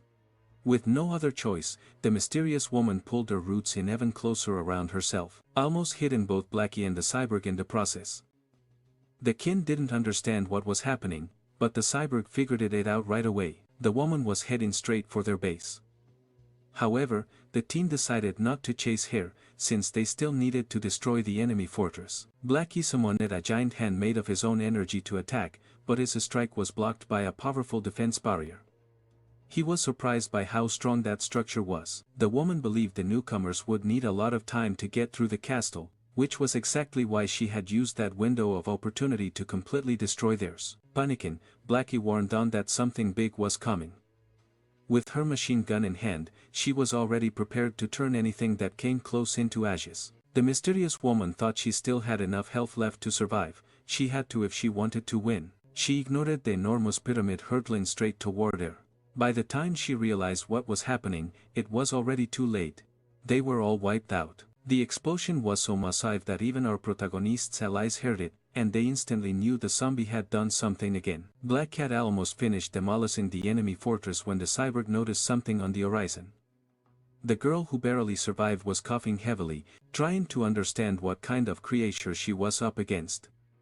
She decided she couldn't play anymore and surrendered through the system interface. But that victory was officially declared for the Earth civilization. Slowly, she began to be transported back to her own world. But before she disappeared completely, our protagonist grabbed her by the shoulders and asked if she wanted to be his little sister. Right after that, she was teleported to the merchant civilization's lobby. Since he was still in contact with her, our protagonist was also dragged into that dimension, completely shocked. Meanwhile, back in the Earth dimension, people were running out of space to live. Piccolo was doing his best to keep it safe, but the region was just too vast. Some people even started to escape into the void, but the Iron Samurai was there to stop them, bringing them back to safety. The greatest powers lifted the refugees into the air to protect them, though even she was starting to feel overwhelmed. The Minister of Gods was also doing everything in his power to defend the people. For our protagonist's subalternist, things were getting dangerously out of control. They all wished it would come back soon. Vermin, on the other hand, was furious. It'd been saying all along that humans should be wiped out. While everyone was fighting, the game system suddenly announced that human civilization had achieved its first victory. Aliyah was thrilled. Thanks to that win, they had earned a huge amount of points, enough to make some major upgrades. The Iron Samurai made it clear that expanding their territory should be the top priority. The girl quickly started trading all her points for usable space. Instantly, the region they occupied began to grow. As the area continued to expand, everyone wondered just how big it would get. This gave our protagonist's underlings a moment to finally rest. The team that had been dragged into the game world finally returned. The Vampire King, more fired up than ever, said she wanted to get right back to fighting. Aliyah greeted everyone enthusiastically. Greta was amazed by the sheer size of the land they gained from a single match. The price here seemed surprisingly fair. Since the space was temporary, Aliyah explained that she had rented it for them at the lowest possible rate. 10,000 square kilometers cost only 1 point, but that price was just for 1 day. Hearing that, our guy's team was instantly frustrated. The Vampire King even pounced on Aliyah, furious that after such a brutal match, she'd still lose their points like this. That's when the minister realized they have to win one of those matches every single day to keep the territory. But Berman assured everyone that with the sovereign by their side, that wouldn't be a problem. Only then did they realize that their sovereign, our protagonist, hadn't shown up yet. Worried, I went straight to talk to Blackie, who was looking mighty suspicious. And from the way he was acting, it was clear he knew exactly what had happened. Word quickly spread that our protagonist had been kidnapped by another civilization. Meanwhile, our guy was exploring this new world. After so long, having a decent meal felt amazing. He thanked the girl sitting across from him for the food, while she nervously tried to figure out what happens when a game monster crosses into the real world. So far, nobody had any answers. But a friend of hers, a rather annoying one, had suggested she report him to the security department. She didn't take that advice very seriously, though.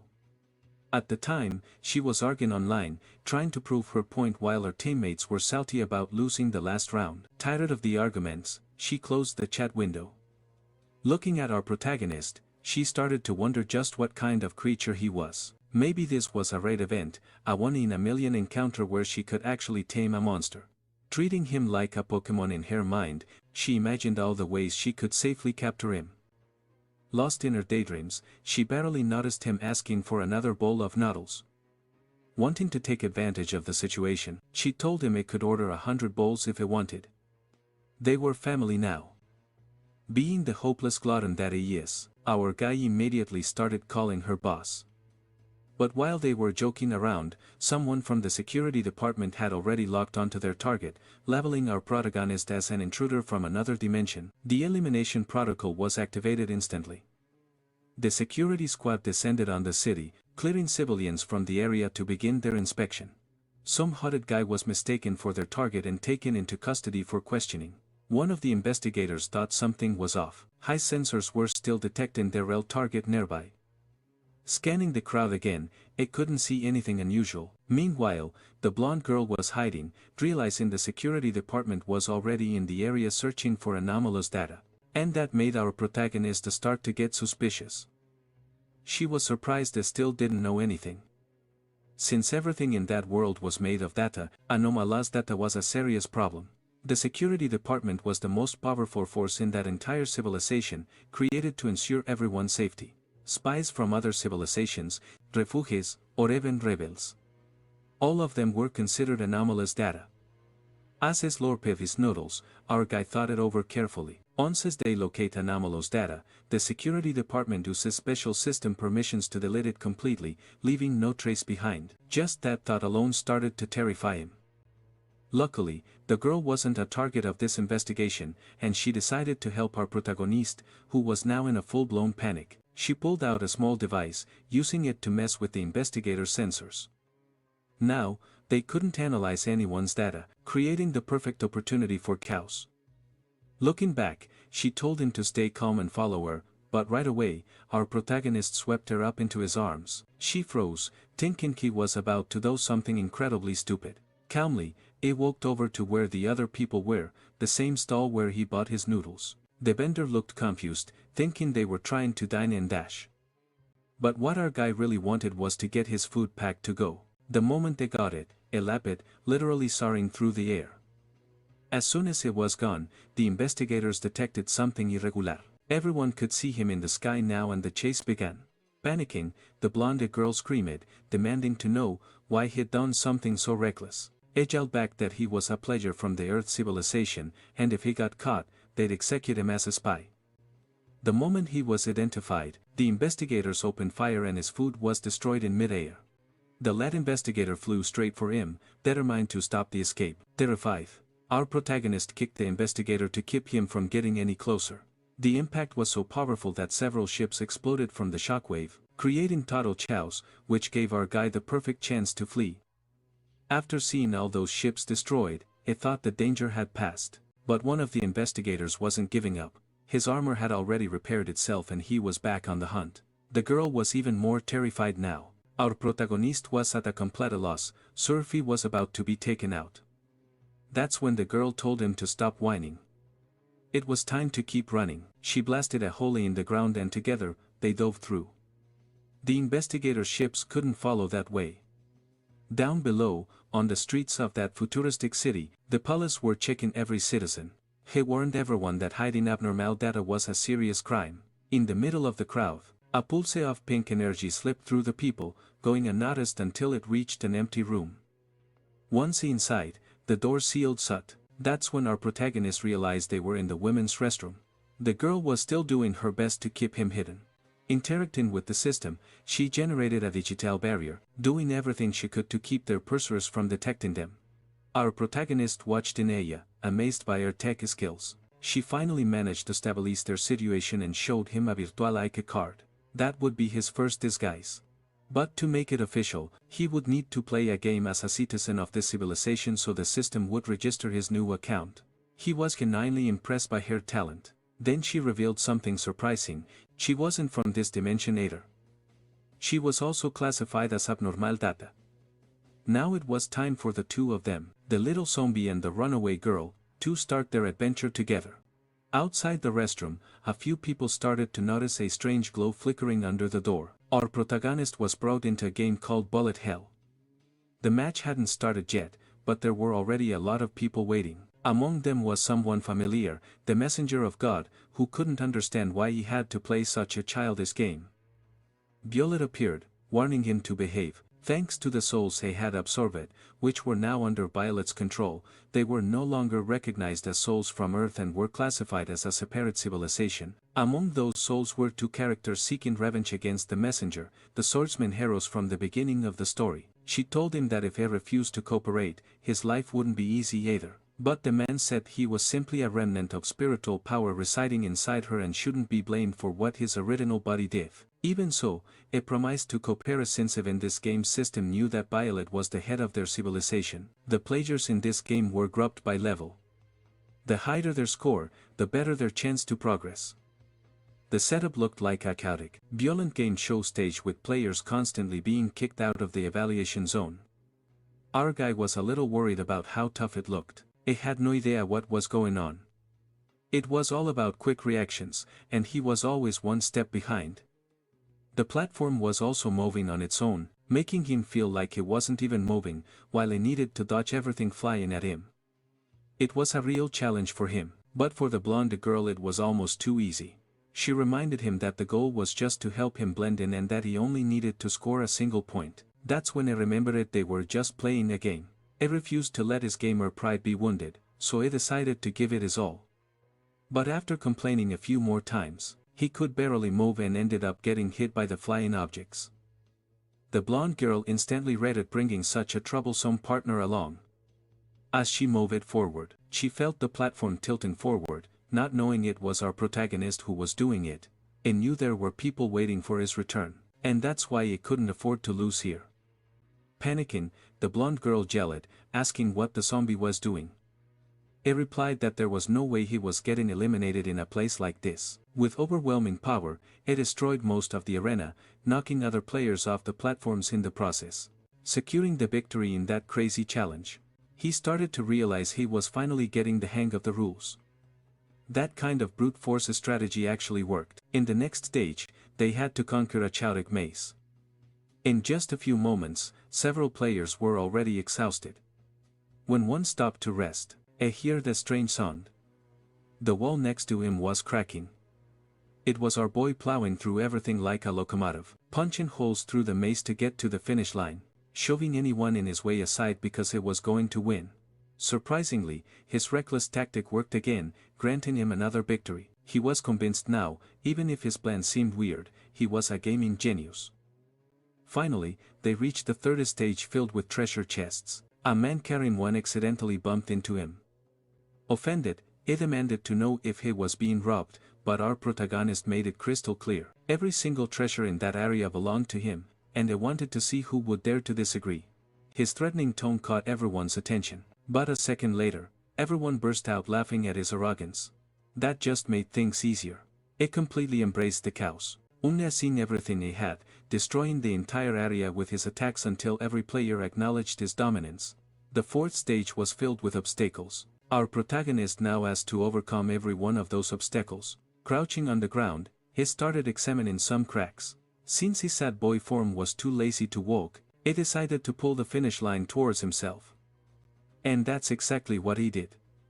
Almost reaching the finish line, one of the players started wondering why the ground was moving, only to realize the entire platform was sliding backward. Because of that, our boy took another victory, winning the match and getting first place overall. Back in the merchant dimension, he was celebrating his results and was already eager to try again. But the blondie girl warned him they were doomed. They had drawn too much attention and it was only a matter of time before they were hunted down. He was surprised, thinking he had just been playing by the rules. That only infuriated the blonde girl more because nothing he did could be considered normal play. And there was something else she needed to tell him. She could manipulate data, but not all of it. Normal data eventually loses its sanity, becoming data bodies, capable of infecting others with their madness. That's why they're exterminated. She had just finished creating a new identity for herself, but now she would have to run away and start all over. The idea of becoming a monster, losing one's humanity, and spreading that to others felt strangely familiar to our boy. Meanwhile, at the headquarters of that dimension, someone was reporting to the Supreme Director about these abnormal data entities. The bald security officer was the one who broke the news. They already knew the culprit was our protagonist. He was acting recklessly, not even trying to hide his identity. A woman received that information, the Supreme Director herself. She said there was no need to deploy troops to handle the problem because that invader wouldn't be coming back anyway. They had already joined forces with 3 other civilizations that possessed raid items. The area was now riddled with anomalies and they were all going to be detonated at once. The target zone, exactly where our protagonist was, meaning he would soon be blown to bits. Back in that strange game, a new round was about to begin. The blonde girl made it very clear that he needed to behave, but he felt something was off this time. She didn't understand what he meant. He said it was hard to explain, but something about the crowd felt very familiar. And so, here we go again. Another out-of-context flashback. A young boy was working at a convenience store. His coworker asked him to hurry up, since they needed to help if they wanted to get paid. That was the last box. Noticing the boy was distracted, she told him to stay focused. Outside, a man on the phone said he would take care of it soon. Inside the store, the girl was tending to the boy's wounds. He had been beaten up again. He was constantly bullied by jerks. While cleaning his wounds, she told him that humans were naturally cruel and always preyed on the weak.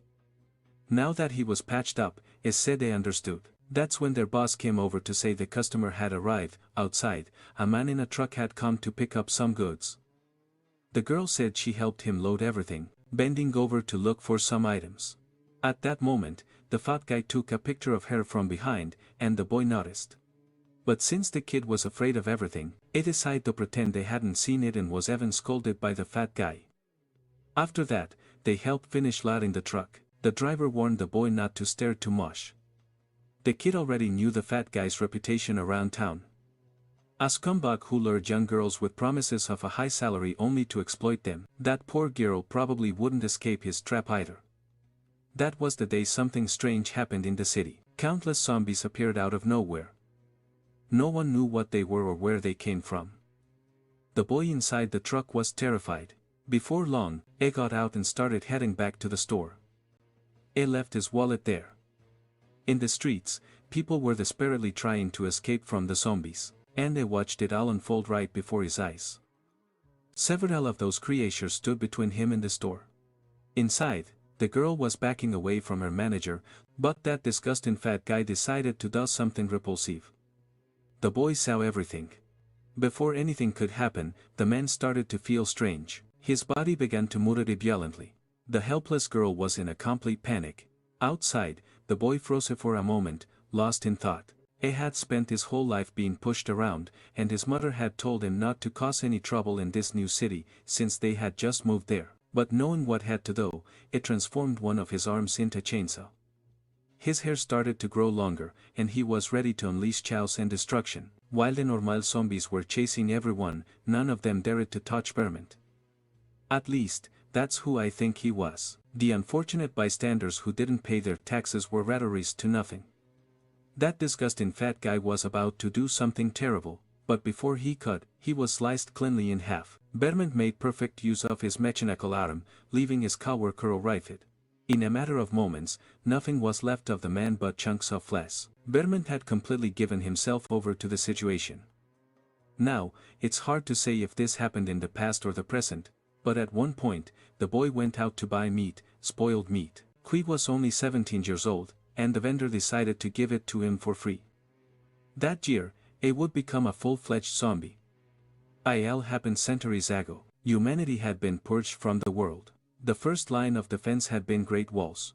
Over time, a military department was established, people who turned out to be even crueler than the zombies themselves. In a few years, the creatures were in shambles, harvested and turned into an endless source of energy. Their bodies were sold for scientific research. And as if that weren't enough, zombies started filling up zoocaches, which the humans called a method of ecological preservation. Forced to live on the fringes of society, the remaining zombies gathered in abandoned places. They wandered for centuries until one day, a zombie girl learned how to think. She didn't understand why humans were so powerful or how they had managed to build a civilization. Curious, she began to study them, eating 3 meals a day, going to bed early, and she finally realized that civilization existed because humans could reproduce. So, she decided to try it herself, and after several months, she got pregnant. When she finally gave birth, Bermond was born, a seemingly normal boy, but because they were different, both mother and son were kicked out of the tribe. Now, the kid had to go back home and tell his mom what he'd done to his boss on his very first day of work. Even though was disappointed, he knew that was just life. When he finally walked through the door, his mother was already waiting for him and told him to sit down to like this video. Help Mamoru create more UC content for his viewers, hit that notification bell, and I'm out. Like this video, it helps Mamoru create more juicy content for his viewers, hit the notification bell, and I'm